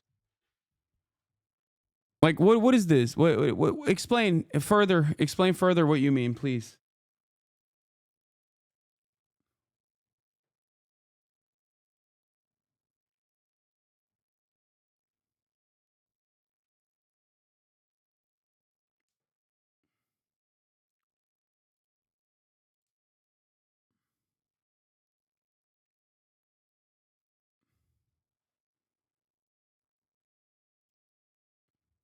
I think the immigration issue is real. That's about it. Everything else, I agree with you. The immigration issue is real how? Elaborate. Do you think that undocumented immigrants are actually responsible for an insane amount of crimes and they're just simply not being prosecuted? Or do you think it's a racist lie that Donald Trump has escalated over and over again, and with no pushback whatsoever from the supposedly anti-fascist side of the political equation, people have just taken it for granted and now believe it to be true? Because if you can't disagree with facts, okay? When people say undocumented migrants, or the immigration issue is real, you have to explain what you mean by that. Do you mean that they're doing a lot of crimes? Because that's what Donald Trump says. Maybe you agree with it, maybe you don't, but I can give you the facts on why that's not true. Do you think that they are stealing jobs from hardworking Americans? Okay, you might believe that. That's also not true. We can get into that.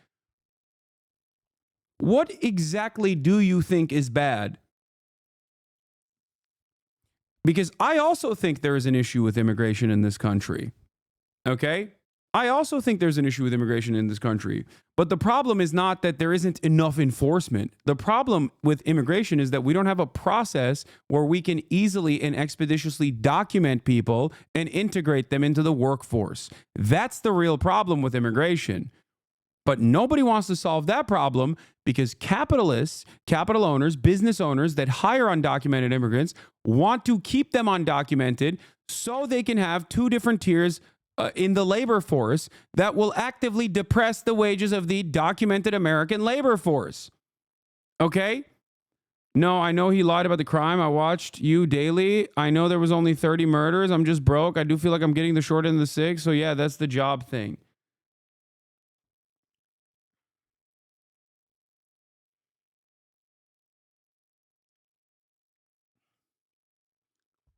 You think undocumented immigrants are taking your job?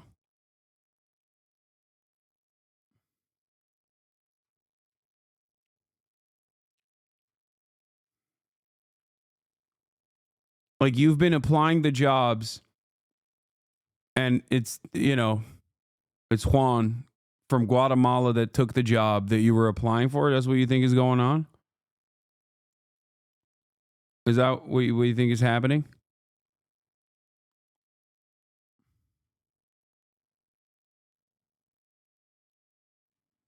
It's more complex than I can explain in chat from Hasan. It's hard to get my point across like this. I don't want to argue. I love your show, bro.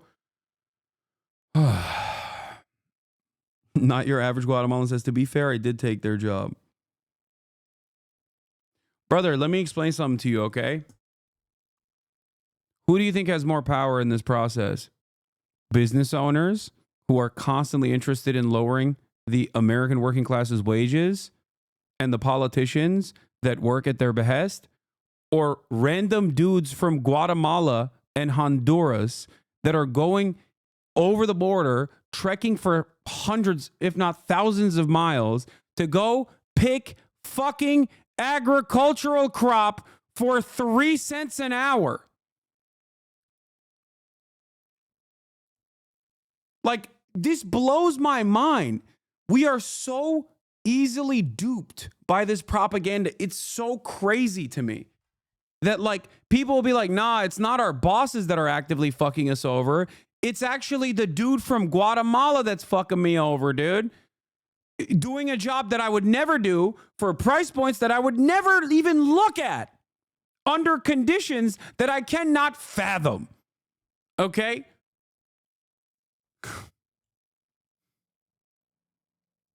When Sean felt that the kids were starting to lose a connection with the greatness of the country and our history in the schools and everywhere, and he put these concerts on, and they were the most wonderful concerts. And I came here tonight to say, will you please produce a couple of more of those concerts for the children of today? You know what? I think that's a great. The brilliant minds of the Trump. For the Hollywood celebrities who are fans of Trump. It's John Voight, isn't it? It's not Christopher Walken, chatters. He's John Voight. Angelina Jolie's dad.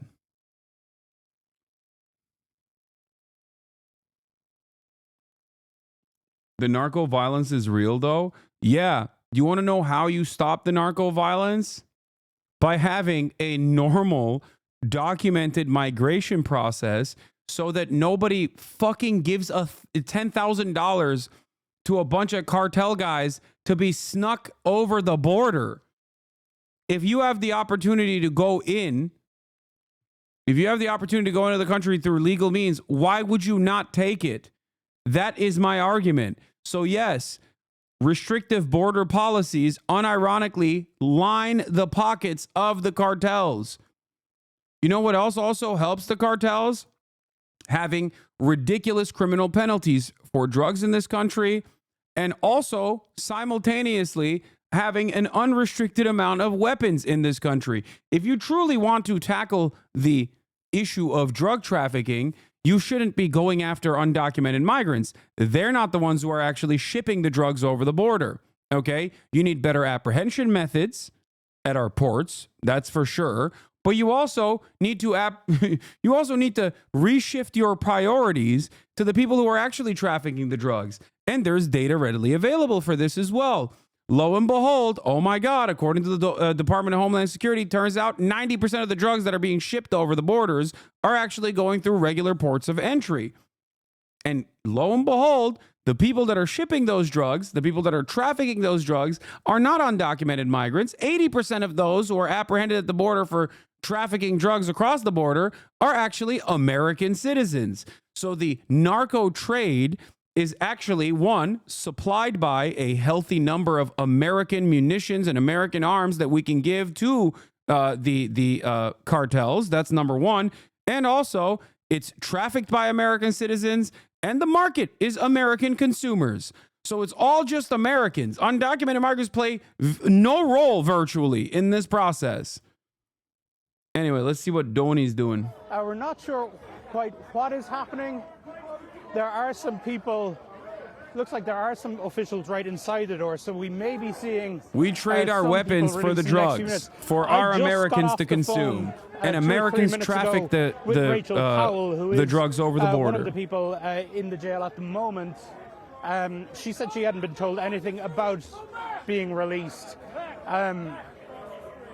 But very clear, it's unclear what is happening right now. I will tell you that Rachel Powell, some of the, watch there, Andrew.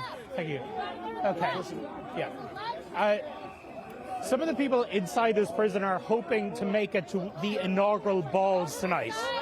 They have been told that if they are released... Back up. Yeah, okay. We're going to move down here, Anderson.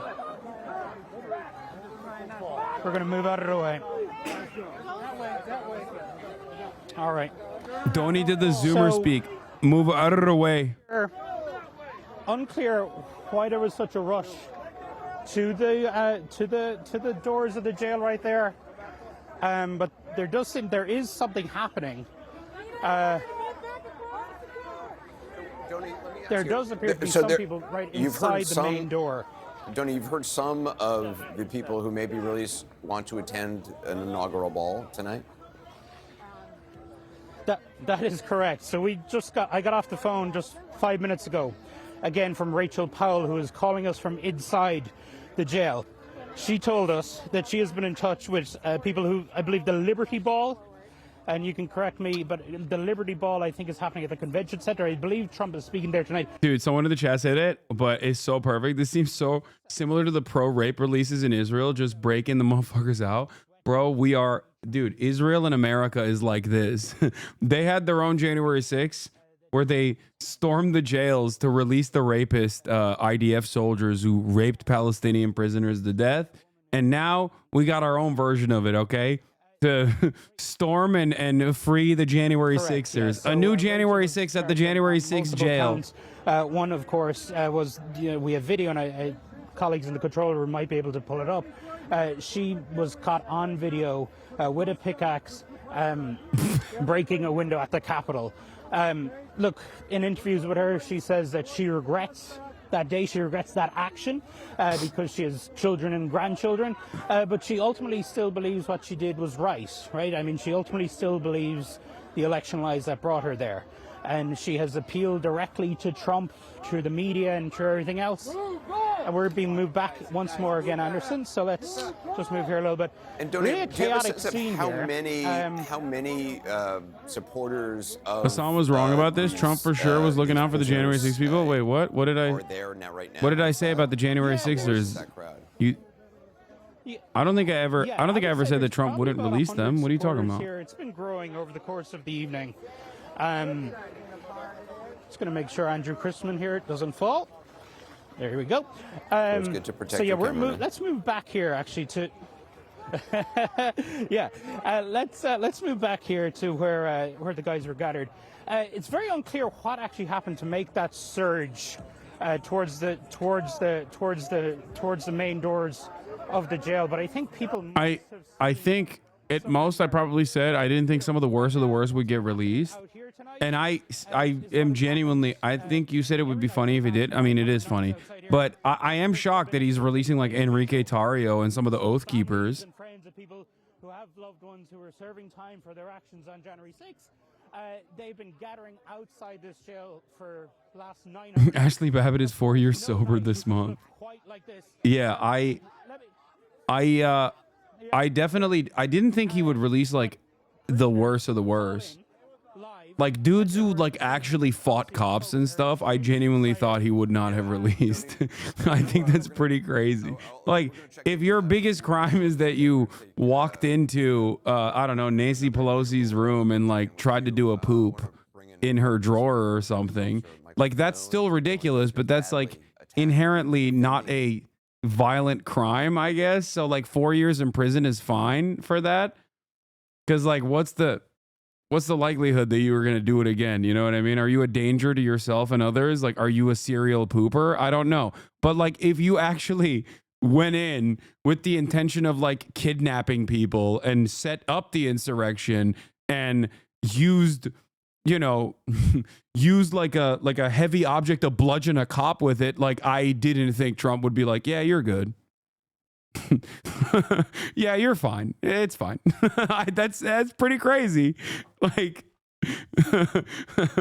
that to me is maybe a bridge too far. Not to be too much of a liberal, but I do think that that's wild that Trump was like, "No, I'm a prison abolitionist." Actually, There's a lawn here where the activists have been gathering all evening. And now a big I like that Slatty Man said, what's wrong with the cop thing? Great question. If a black person did that at a Black Lives Matter rally, and some have, as a matter of fact, they get hit with 30 years in prison. And there is no way that anyone is getting them out of prison. Okay? So that's what I mean by that. That's assault with a deadly weapon against a police officer. Like, there's no shot. You know what I mean? It's just like, that's never going to happen. So, yeah, unclear as to still what is happening. Look, even within my line of sight here, Ashley Babbitt's mom. Okay, Donny, we're going to come back to you. In the Capitol. Donny, we're going to come back to you. Michael Fanone, I believe we have a contact with. Michael, I appreciate you being with us. I'm wondering when you heard the news and what's going through your mind tonight? I just heard the news from your producers a few moments ago. I gotta pee. I mean, the only thing that that's going through my mind right now is that this is what the American people voted for. Donald Trump has been promising these pardons ever since he announced his candidacy in Waco, Texas, the scene of one of the most notorious battles between American law enforcement and the American extremist movement that resulted in the death of numerous law enforcement officers. Thanks, America. This feels like a betrayal to you. Oh, I have been betrayed by my country. Rest assured, I have been betrayed by my country, and I've been betrayed by those that supported Donald Trump. Whether you voted for him because he promised these pardons or for some other reason, you knew that this was coming, and here we are. Tonight, 6 individuals who assaulted me as I did my job on January 6th, as did hundreds of other law enforcement officers, will now walk free. 6 individuals who have threatened my life and who have made threats towards my family members, as well as countless other January 6th defendants who have threatened me because they see me as a spokesperson for law enforcement for this event. My family, my children, and myself are less safe today because of Donald Trump and his supporters. When you hear the president of the United States, Donald Trump, talking about back the blue, or his supporters saying that they back the blue, you don't buy that? From a dog-eat-dog world to a hog-eat-hog world, Anderson. I thought these were brothers in bond. I thought they would never come for me. And let me tell you, I was shocked. When I opened the Capitol Rotunda doors to them, I thought this would be a peaceful transfer of power, and turns out it was not so peaceful when I got hit in the head with the Kekistani flag. That's right. Flagpole showing stars and bars, which I have one at home as well. But the other one, the Kekistani flag, as the kids are calling it, that was a bridge too far. When it comes to supporting or their supposed support of law enforcement, because tonight, the leader of the Republican Party pardoned hundreds of violent cop assaulters. You were pardoned today, and we should know President Biden said it was not for committing a crime, it was for stepping forward to testify about January 6th. Did you know about that in advance? What do you think about that? And are you concerned for the safety of your family? I had no communication with the White House or anyone else, for that matter, regarding a potential pardon or presidential pardon. I mean, all I can say is that I think it's a sad commentary on where we are as a nation that a sitting president thought it necessary to issue a preemptive pardon to a witness in a congressional investigation because the subject of that investigation is now the president and had promised to pursue politically motivated revenge. Again, it's just more examples of the outrageous behavior of the current president of the United States. As far as concern for my family and my family's safety, I've been concerned for myself and my family's safety ever since I testified before Congress. If you remember, I didn't even make it through my congressional testimony before I received my first threat from a member of the American public who called me and threatened my life literally as I was giving testimony. And those threats have continued to this day against both myself and members of my family. In recent months, my mother has been swatted, a 76-year-old woman who's guilty of nothing other than having a son, a police officer who responded to the Capitol on January 6th. And she's also had human feces. Okay, I'm done. Don't you think China's prepared for this and that's why they're boosting Trump, just waiting for Western democracy to implode so they can pick up the pieces? Maybe. But, I mean, Donald Trump did a lot of damage to America's soft power, but I've maintained the position that Joe Biden actually somehow... What? Lol, how the F do you know what the undocumented immigrants are doing? Answer, you don't. Look how many rapes, murders, crimes, etc. go unsolved every year, bro. Had to wait 10 minutes to post this. I know you're off the subject. Okay. I suspect that it'll take 10 minutes for your brain to process the information I'm about to deliver to you. Okay? If there are 26,000, let's say, murders a year that happen, are investigated, and the actual criminals responsible for it are apprehended, okay? And only 26 of them are undocumented. Okay? This is what we know from convictions and arrests. Let's say that there are 30,000 murders total, and only 26,000 of them have been, 26,000 of them have led to an arrest, a conviction, and only 26 of them are undocumented. Does that lead you to believe that the 6,000 unsolved murders are automatically undocumented?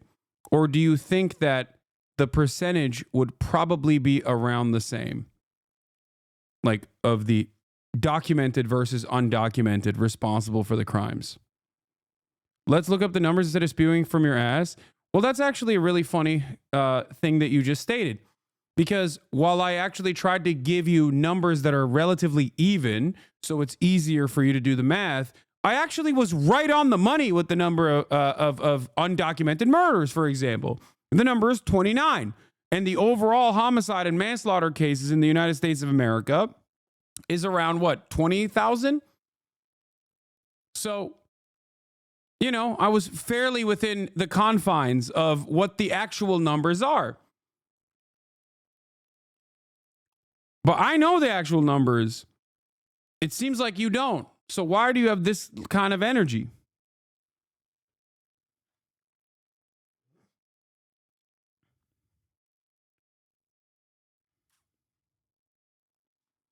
Go on, please. I just did. I explained it to you. In the fiscal year of 2024,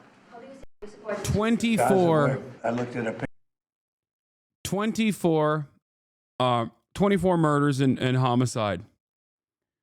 Or 29, sorry. Murders and homicide, which include homicide and manslaughter. Which includes like car accidents and stuff too. Like killing in the process of a car accident. Okay. Let's look at total criminal convictions by type in 2024. Okay.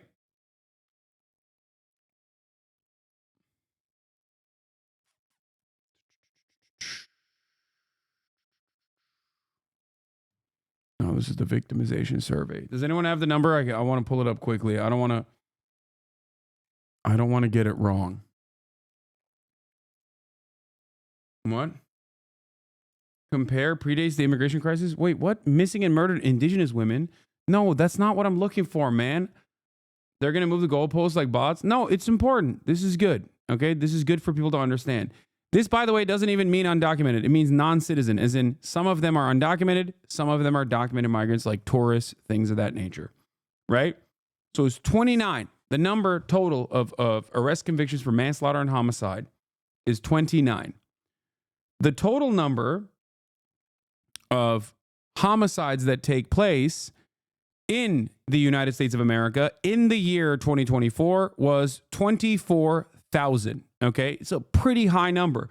Now let's look at the conviction numbers. Okay, let's see. Conviction for homicide in 2024.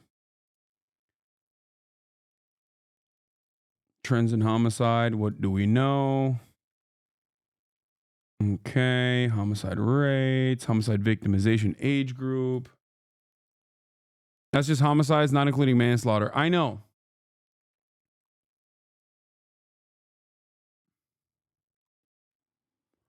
Why is this not easier to just find the actual data that I'm looking for? It's so fucking annoying. Oh my God. I wish there was just like one place where they had all of this data from the same year. I Google stuff and the first thing that comes up is like from 2021. The next thing that comes up is from 2023. Okay. Oh, the data says from 2022. Okay. All right. Let's look at 2022 then for that matter. Okay. 62. It's a much higher number. Okay. 2022 number of homicides for the year 2022 is 24,000. Okay. 24,000. So 60 out of the 24,000 was done by an undocumented migrant. Well, technically these are convictions. So they probably are homicides from the year prior, but like the numbers don't change that much. Do you understand what I'm saying? So it doesn't really, unless there is a massive swing year over year in terms of homicides or in terms of convictions of homicides, it doesn't matter. You can look at virtually any year and make the same exact assessment. Okay?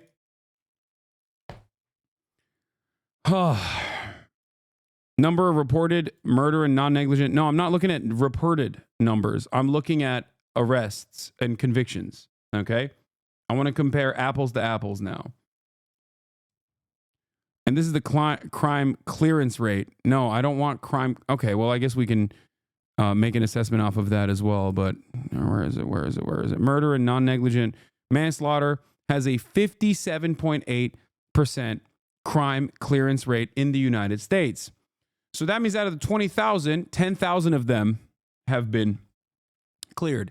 And out of the cases of 10,000 that have gotten a conviction, okay, or 12,000, only 60 of them were non-citizens, as in some of which were tourists, some of which were undocumented migrants, some of them were documented migrants. Okay? So looking at this data, if it's only 60 out of the 12,000, okay, you cannot make an assessment that the 43% is all undocumented migrants. You can't just do that. That's not how anything works. Okay? That's not how this works at all. You can't, unless you have some evidence that undocumented migrants are incredible criminals, like the best criminals that you have ever seen in your entire life, where they just keep doing murders like crazy, okay?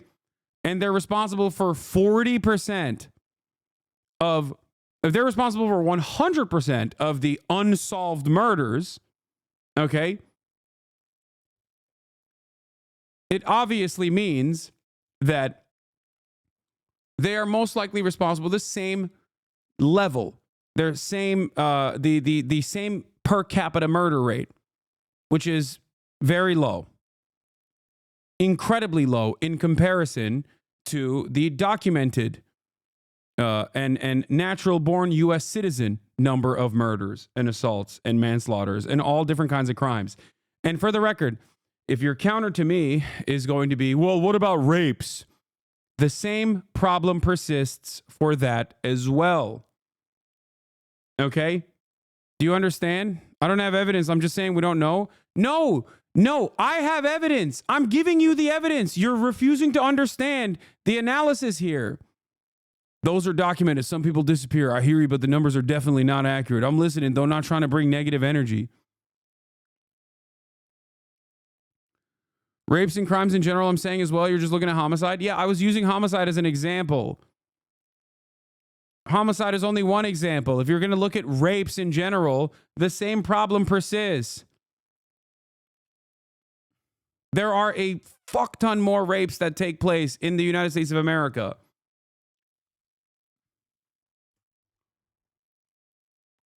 Than homicides. You understand that, right? So yes, the number of non-citizens that are arrested and convicted of rape is going to be higher than murder. It's like around 200 to 60, right? If we're going to look at 2022. But even in that situation, now the numbers of yearly rapes have gone up as well in comparison to the number of yearly homicides.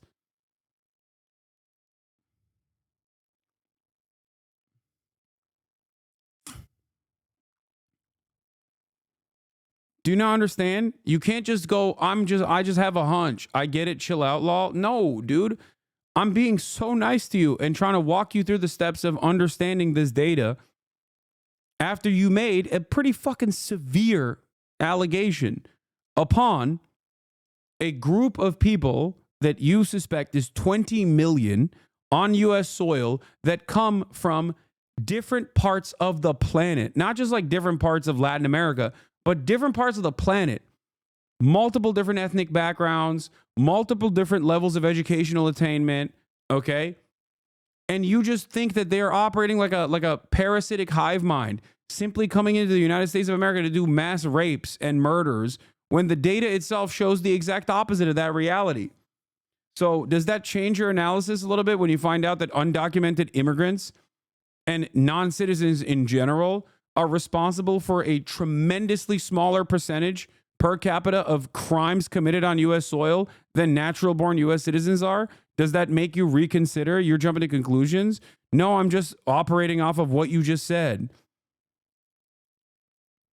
One of the things that we need to understand is that homelessness is skyrocketing. As we saw in LA budget, things like street cleaning is cut. Cities are literally getting grosser, and there are a lot more people suffering in our face in the streets. When you combine that with all sorts of merchandise locked up in stores, the vibes are awful. Yeah. No, for sure.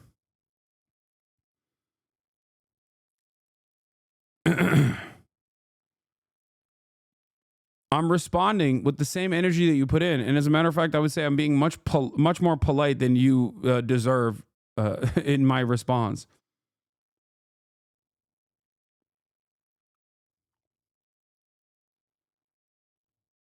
And that's because of immigrants? No, Central Committee is not saying that's because of immigrants, chatter. He's saying that overall, people's assessment of crime being out of control and poverty being out of control is directly born out of the fact that the housing market is in dire conditions in big cities, and that creates a lot more homelessness, and that puts that homelessness in your face. And Americans that see homeless people on the streets immediately go, oh, that's crime, that's crime, that's crime. Crime is out of control. And in some instances, that could lead to crime as well, but it does not matter. That's the reason why we have this idea that crime is significantly worse in this country than it actually is when you look at the data. And because people can't make up their minds on why it looks the way it does, they just immediately assume that there must be some other shadowy reason why people think that crime is out of control. It must be that like people are hiding the crime data, or people are, releasing the criminals back into the streets or something like that. That's it. Locking up your detergent and your deodorant in the CVS and seeing homeless people everywhere on the streets is part of that equation. It's just yet another invocation of crime that is always there, that is ever present, that is always a threat, that is always a problem. That's the way most people analyze it. That's the way most people see it.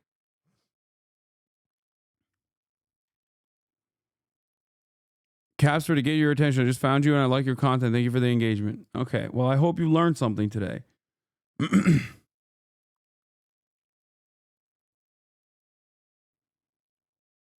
The irony, of course, is that the real way to solve at least the feeling that crime is out of control is by combating homelessness.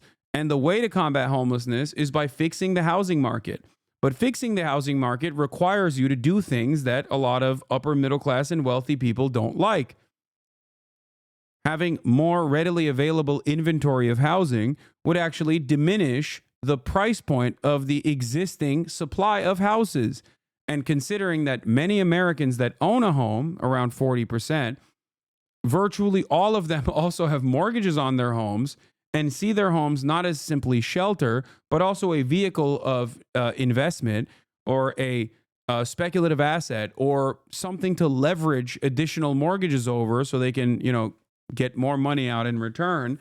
Their entire net worth relies on their housing prices consistently going up. This is the major problem in virtually every Western liberal capitalist country right now.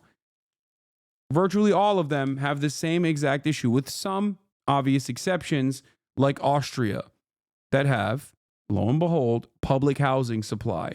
65% of all homes that are available in Vienna is owned by the government, is public housing, is social housing.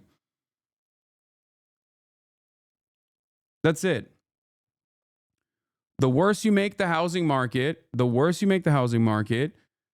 more people are placed out of the housing market because they can't afford it. And the more they become homeless, there are more homeless people on the streets. The more you see homeless people on the streets, the dirtier the streets seem, the more you feel like crime is out of control.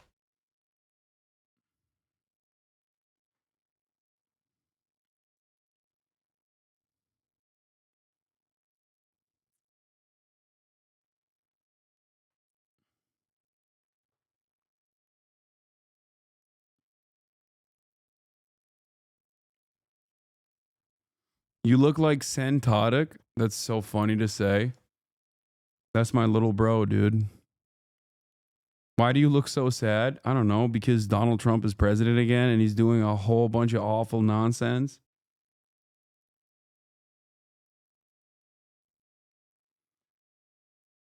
D-Man's community is falling apart after he got exposed for sharing intimate material non-consensually. Orbiter Civil War. Seems like you won. I didn't do anything. Won what? He's always been a giant piece of shit and will continue to be a giant piece of shit, most likely, for many years. I didn't do anything. I try to stay away from all of that to the best of my ability. Also, there's no winning in this process. Only losing.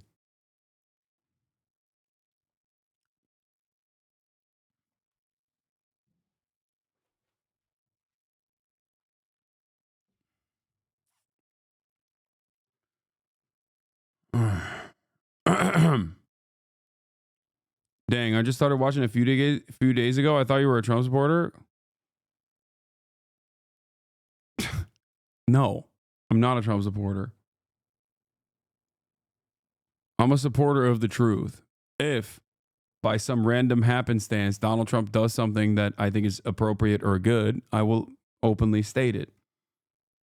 Having said that, however, Donald Trump very rarely does something that's decent or good.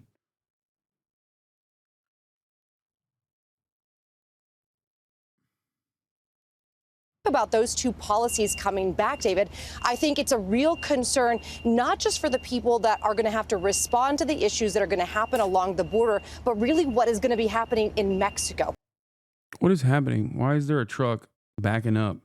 There are shelters right now that don't have a lot of migrants, don't have a lot of families, but their bigger concern is like if you implement a Remain in Mexico, I mean, basically that in Title 42 allows people to just allows our federal government to push migrants back into Mexico to wait for their asylum cases to be heard. That will instantly create issues in these shelters. And then that's when we will also see the potential for a lot of those camps where, people are waiting along the border in awful conditions to try and get heard. I mean, this caused some major issues and major tension between the U.S. and Mexico when these two policies were both in place during the first Trump administration and then, sweeping into the Biden administration as well. Any indication from authorities there on the ground as to how far they think the Trump administration will go in these early days? You talk about Title 42, of course, was used during COVID. It was actually used in the early days of the Biden administration until the courts caught up with them. But there's been a lot of talk about whether or not that can be brought back in light of other concerns that are now on the radar. And I think that is why it's so important for us to pay attention to the verbiage, the wording of how these executive orders will come out. Obviously, this is a very smart Trump administration that has been planning, what they're going to do along the border for not just a few months, but really the last year or so. How can they get around the court systems that have already said Remain in Mexico cannot be used any longer by the Biden administration? So in order to bring it back, they've got to write that policy a little bit differently. So we got to pay attention to that. Also, Title 42. The reason why we heard the president come in and say, listen, this is a national emergency along our southern border is that gives him a lot of freedom to then use things like our military, the Department of Defense, bringing troops down here, not just the National Guard anymore. So I think we're going to see him use those avenues and then also the help of Title 42. Again, we've heard a lot of rumblings along the border, a lot of sources and contacts saying we do believe Title 42 is going to come back. This is something that local law enforcement, more specifically Customs and Border Patrol, these agents can use instantly. It is plug and play for them, David, because they've already had Title 42 in place. They had 4 to 5 years of being able to use that particular policy. So for them, they're ready to go. It's just a matter of what comes out in those executive orders as to exactly, what situations will call for those policies. Have any of the authorities who've witnessed sort of the change in just the last 6 months there, given the very late stage action taken by outgoing President Joe Biden, and has anyone asked the question down there, why not simply have acted much sooner for the Democrats, obviously given the swift reduction in just the issue at the border in the last 6 months?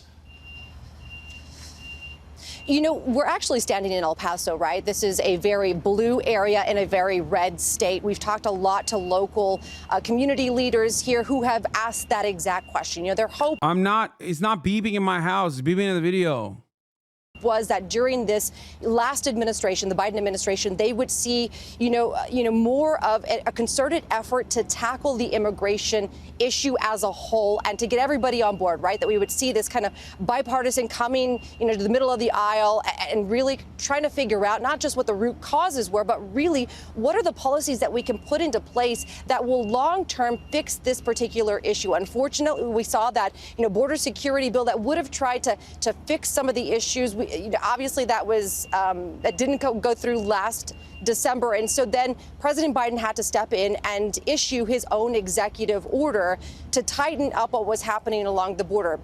David, as of right now, listen, it's a considerable difference where I'm standing right now, December 2023, when we saw apprehensions at an all-time high. Now, December of 2024, there was an 80% decrease in apprehensions. And it has a lot to do, right, with the tighter restrictions that we saw the Biden administration put into place. But also they created more pathways for people to seek asylum in a legal way. The biggest concern right now is that if we start to strip away at what's already been put in place, that there will be chaos created along the border when it's quiet right now. One thing we can already point to, the CBP One app. This was an app that was put in place in order to try and streamline the number of people that were coming through. We talked to a lot of people that work not just here along the border in Texas, but also in Mexico.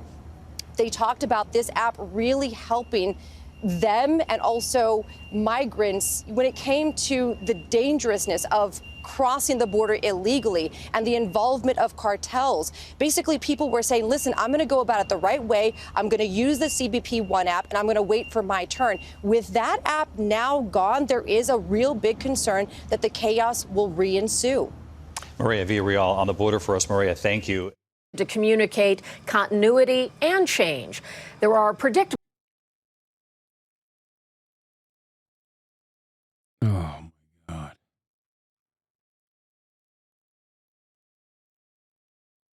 All right. Check a list of executive orders. Chatter, I did that the entire day as they were rolling in. How was your day? Not great.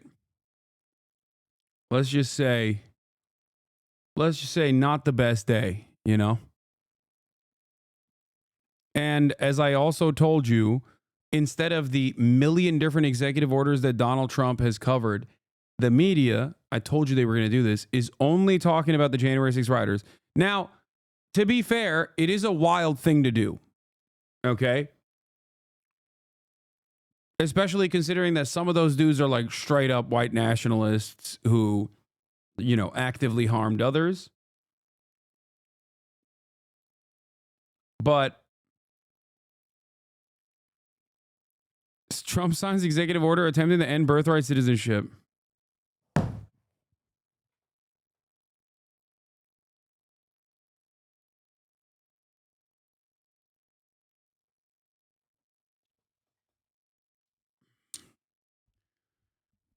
Like, notice how all of the most awful things that Donald Trump has done so far are all about undocumented migrants or migrants in general, documented migrants, natural born U.S. citizens who are the children of people who aren't American citizens. Like, all of the real harm that's coming out of the administration is almost entirely directed at some of the most marginalized people in this country, okay?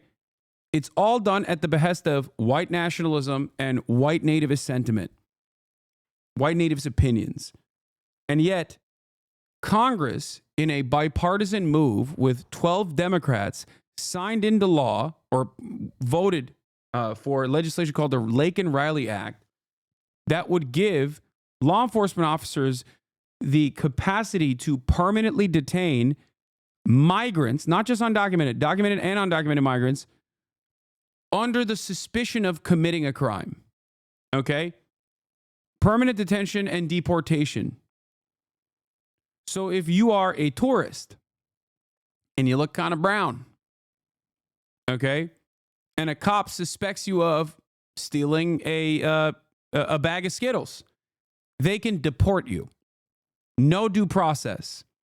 This is a direct violation of due process, okay? It is something that you have as a constitutionally protected right. This is inherently an unconstitutional law. Having said that, the expectation is that the Supreme Court will not defend this, will not defend the Constitution. This also, attempting to end birthright citizenship, is yet another example. So what is wild to me is that this is the real harm that he's pushing. And it seems like the Democratic Party isn't necessarily against that real harm. And the media itself is hyper-focusing on the January 6ers. Issue this election cycle. J6 wasn't going to be it. Right. Alex Boucher, Selena Wang, thanks very much. And now we're going to take you to the convention center where I guess President Trump... all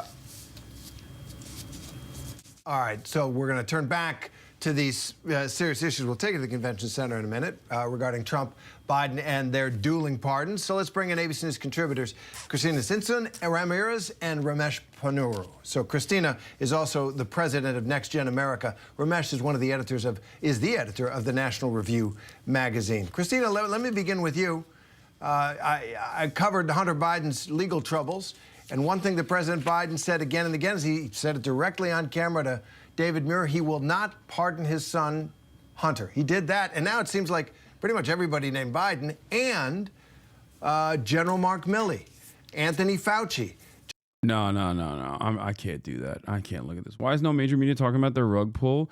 That's the other side. Dude, it's the faucet, okay? It is the faucet.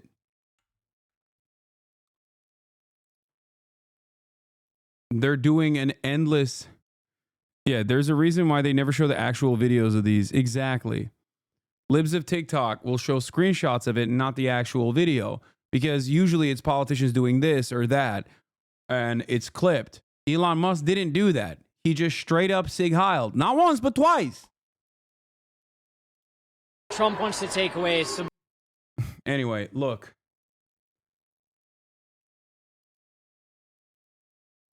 Would you agree with my guess that the biggest horrors of his administration will be shown on mainstream news? It will be relegated to social media. Oh, will not be shown?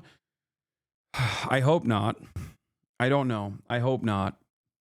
But it does feel like the media is more focused on garbage. And not to say that like pardoning the January 6ers across the board, like all of them, is not a unique thing that he did. It is unique and it is newsworthy. But right now, he's doing a million different things.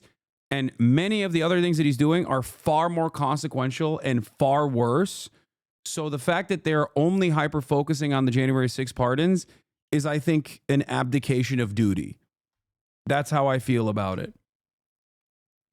I mean, the rug pull itself is also crazy. Like, that's what I mean. It's just Trump does this. He comes in and he hits every angle across the board. He came in with a rug pull, and then his wife did another rug pull simultaneously. It's fucking insane. And that was before the inauguration. So that's done. It's over. He did it. It's done. It's over. He made his money.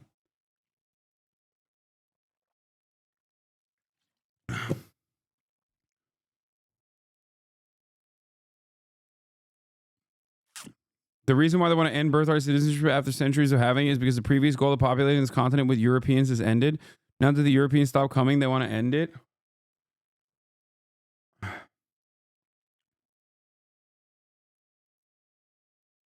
Wait, the CNBC coverage over it is normalizing it? No way.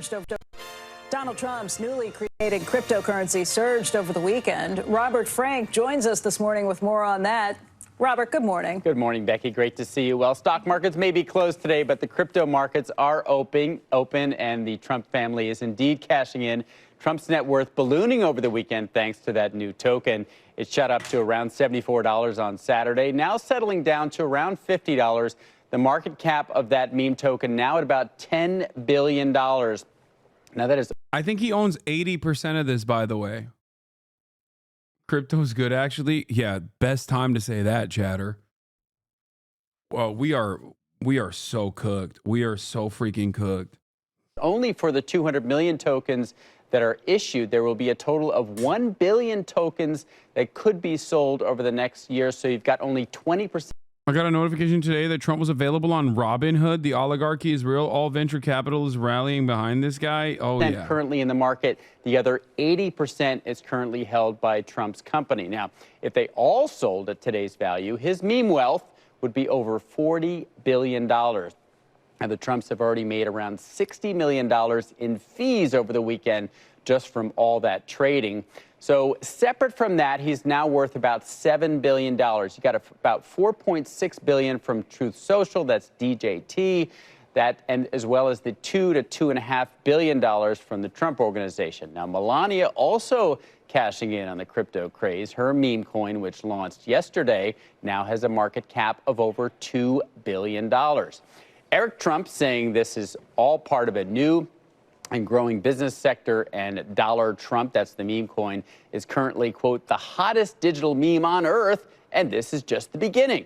Disclosures on the token's website state, quote, Trump memes are not intended to be an investment or security and is not political and has nothing to do with political campaigns or any political office or governmental agency. So, but clearly, Becky, this is the first time we've seen political power translate so quickly into crypto wealth.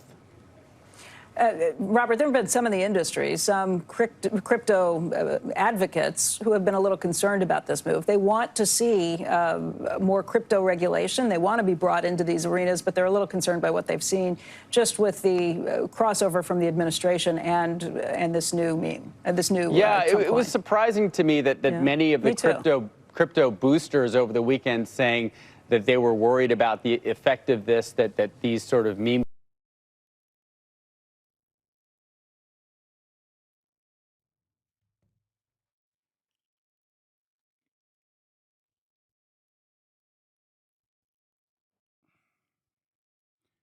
CoffeeZilla, save us.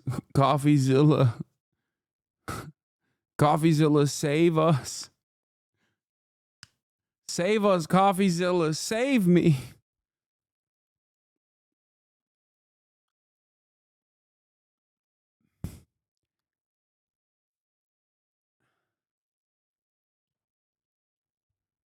The now president of the United States of America, 2 days out from his inauguration, did a classic scam. No other way to put it. I'll use the old people terminology for it.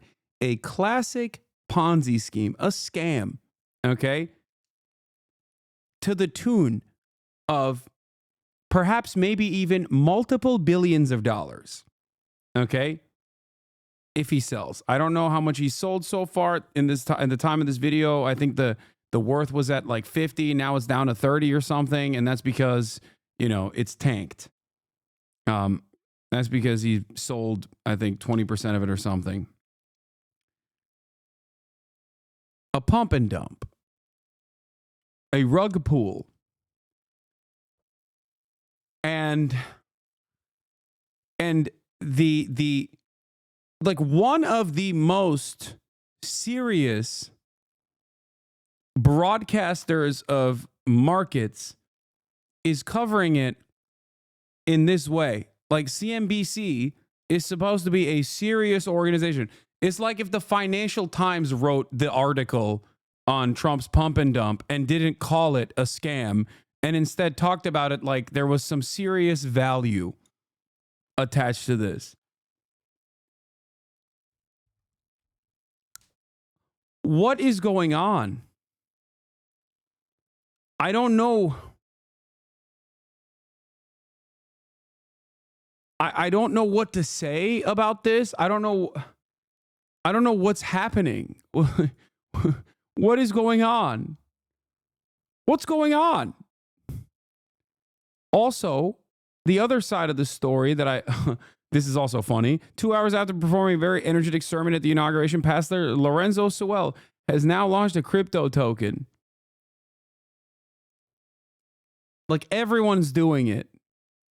Everyone is doing it. Now, I want to point to something else here. Okay, fuck the Nelk boys. I don't care about this anymore. Where is it? Melania coin also happened. Trump dump begins, $75 to $45. It's gone down even further. Oh, this dude aped 1 million into Trump and turned it into 120 million. He transferred a bunch of accounts, sold some, but is holding the majority, it seems.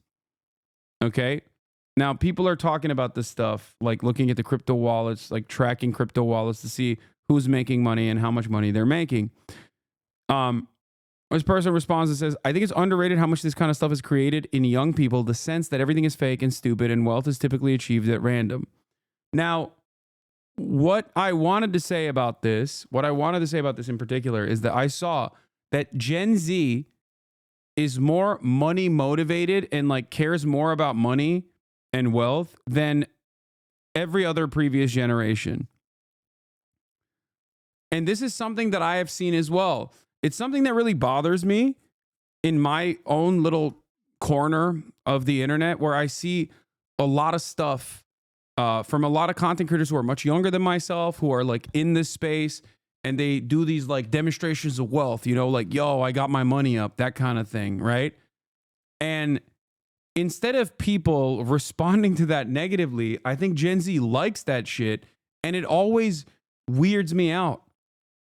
It's something that I talked about before with like XQC flexing his wallet and being like, I got your house on my wrist.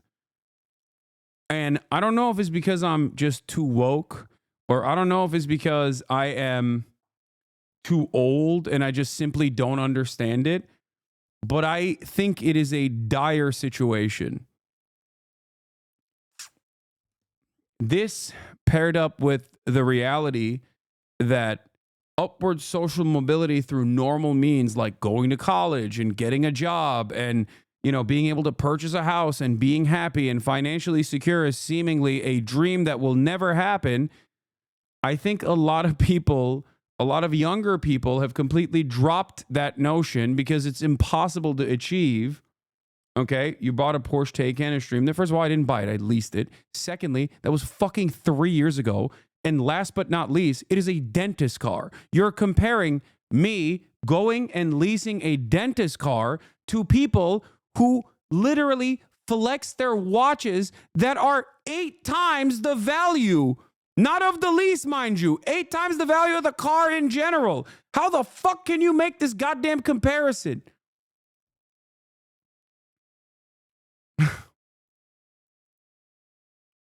Who cares? Most people can't afford that. You are a fucking moron if you think that was me flexing my wealth, okay? Jesus Christ. The guy that cleans my teeth has the same car. Yeah. You could say that about a fucking Acura. Most people can't afford that either, dumbass. The fuck do you mean? Yeah, I bought a house too. You want to get mad about that? Like, it wasn't even supposed to be a flex, mind you.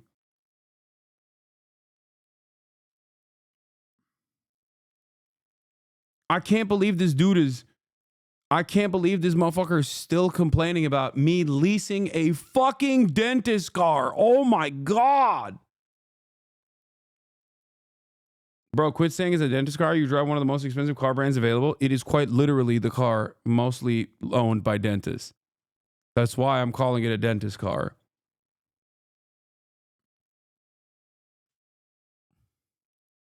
Not only that, okay. Like, take it up with the dentists, not me, okay? Wasn't your house purchase supposed to be a semi-secret? Of course, I didn't want to be fucking doxxed before I even moved into this house where my family lives. What are you talking about? Yes, it wasn't. It wasn't supposed to be a flex. Anyway.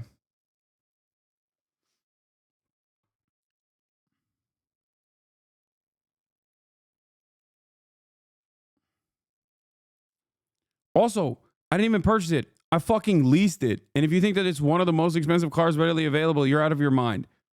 Okay. Now, the point isn't a car I leased in 2021. The point I'm trying to make is that people flex, like people genuinely flex a lot of wealth. And I think Gen Z, more than any other generation, responds to that positively. And I don't like that. I think it's dire. The situation is dire.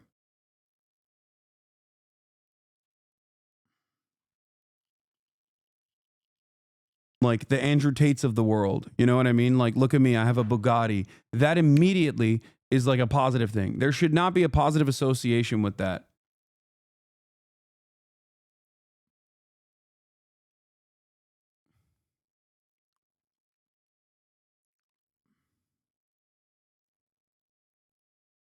Does that make sense?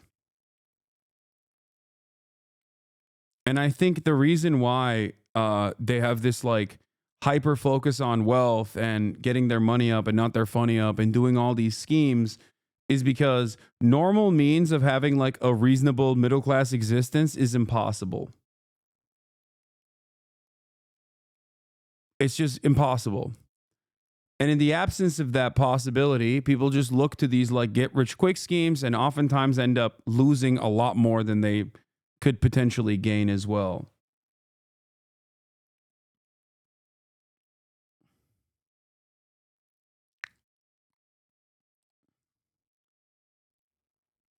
Did you ever give a full MTV Cribs type tour of the house? Fuck no. Are you crazy? Dude, I did that one time, okay? The unlimited amount of access that I gave to my audience bit me in the ass dramatically. People 4 years later are still talking about how I'm flexing that I leased a Porsche. What are you talking about? That was a major mistake. Why would you ask that again? No. And it's not like I'm saying I'm broke. I've never said that either. Well, when I was broke, I did say I was broke. Which is kind of funny because people... it's kind of funny because people still... That Charlie Kirk video got recirculated recently, back when in like 2016 or whatever, 2017, when I debated him at Politicon. And I was talking about how I made $65,000 a year at the Young Turks. And people in the comments were like, look at this rich asshole lying. Yeah. Can you imagine lying about your salary? You live in a $3 million house. It's like, dude, that's time. It changes. Okay. That was fucking, you know, at this point, almost 8 years ago. Yes. Time has changed.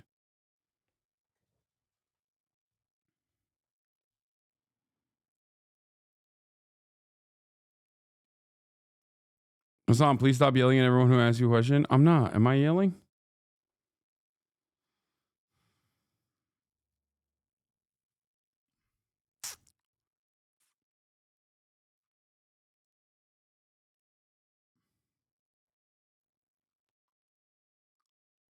$65,000 is amazing.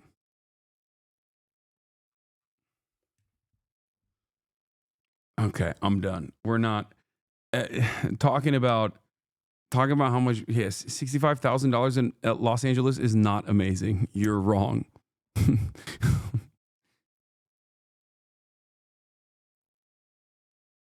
Okay. In any case, yeah, I do. Yeah. First of all, guys, newsflash.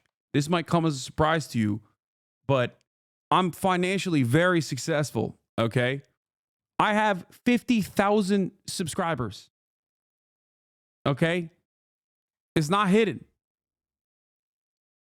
I don't know if you know this or not, but I've been one of the most subscribed channels on this platform for many years at this point. Okay. This is not a flex. It's just what it is. Okay. That's it.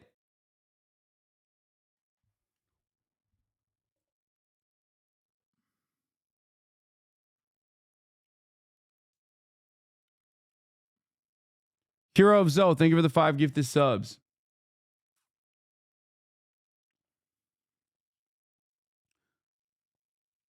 My point is, it's not like this is not a hidden secret. Like, you're not unearthing some secret thing when you make this assumption. When you're like, oh, you wear expensive shit sometimes. Not jewelry, but sometimes I wear clothing that is expensive. You know what I mean?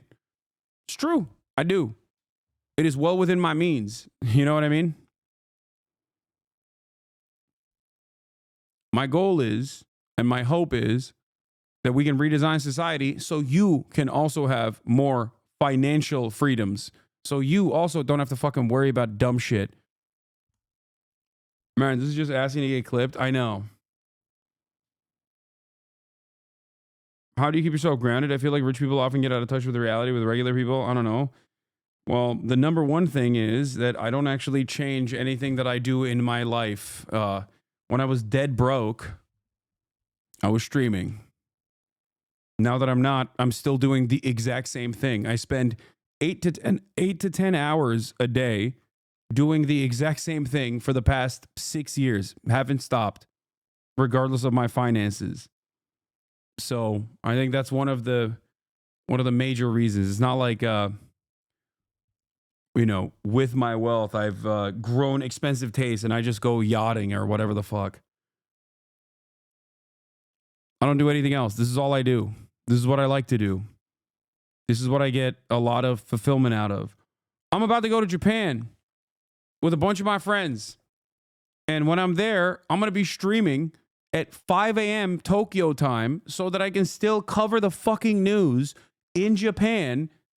And that is what, in some ways, financial stability and wealth offers me. The opportunity to be able to travel, but then also still maintain the same stream schedule that I have. Okay?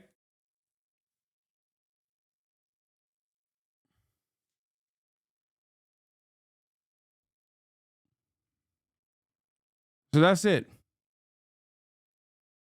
You could admit that nobody can afford to live in Hollywood. I don't have a problem with that. But what? But I don't have a problem that you do live there, but you pretend like it's normal. What?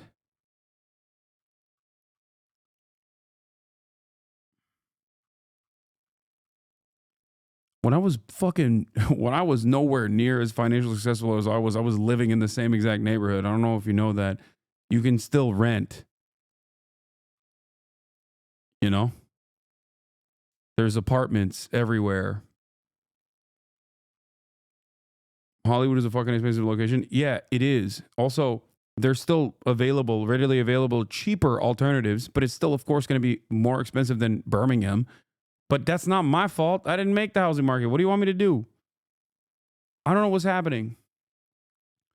I love that I just started talking about Gen Z's hyper focus on wealth, and the conversation immediately turns to you're a rich socialist. Like, I am, dude, and I'm not a socialist. How about that? Fuck socialism. I love capitalism. What changes? Nothing. My argument doesn't change, and my value set doesn't change. Okay, there you go. Who cares? You know what I mean? It's so weird. Where like 90% of my advocacy around the housing market is about clawing the housing prices down, and motherfuckers will be like, they'll act like I'm the one who signed into law that we just can never have more readily available housing supply. I'm not your enemy, okay?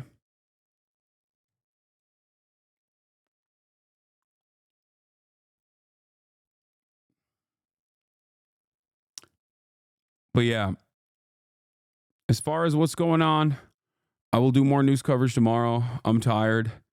You know. So I'm going to end it here. But I'll be back tomorrow. Oh my God, Kaya immediately gets up when the song starts. You are such a little lady. Little lady. Oh, she knows the stream is over. Anyway, love you guys. You have no one to protect you but yourselves and your neighbors.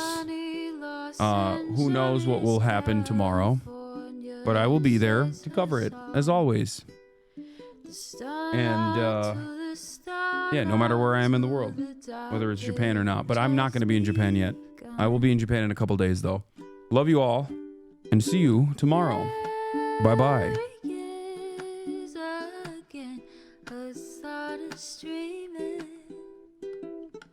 Hasan is streaming.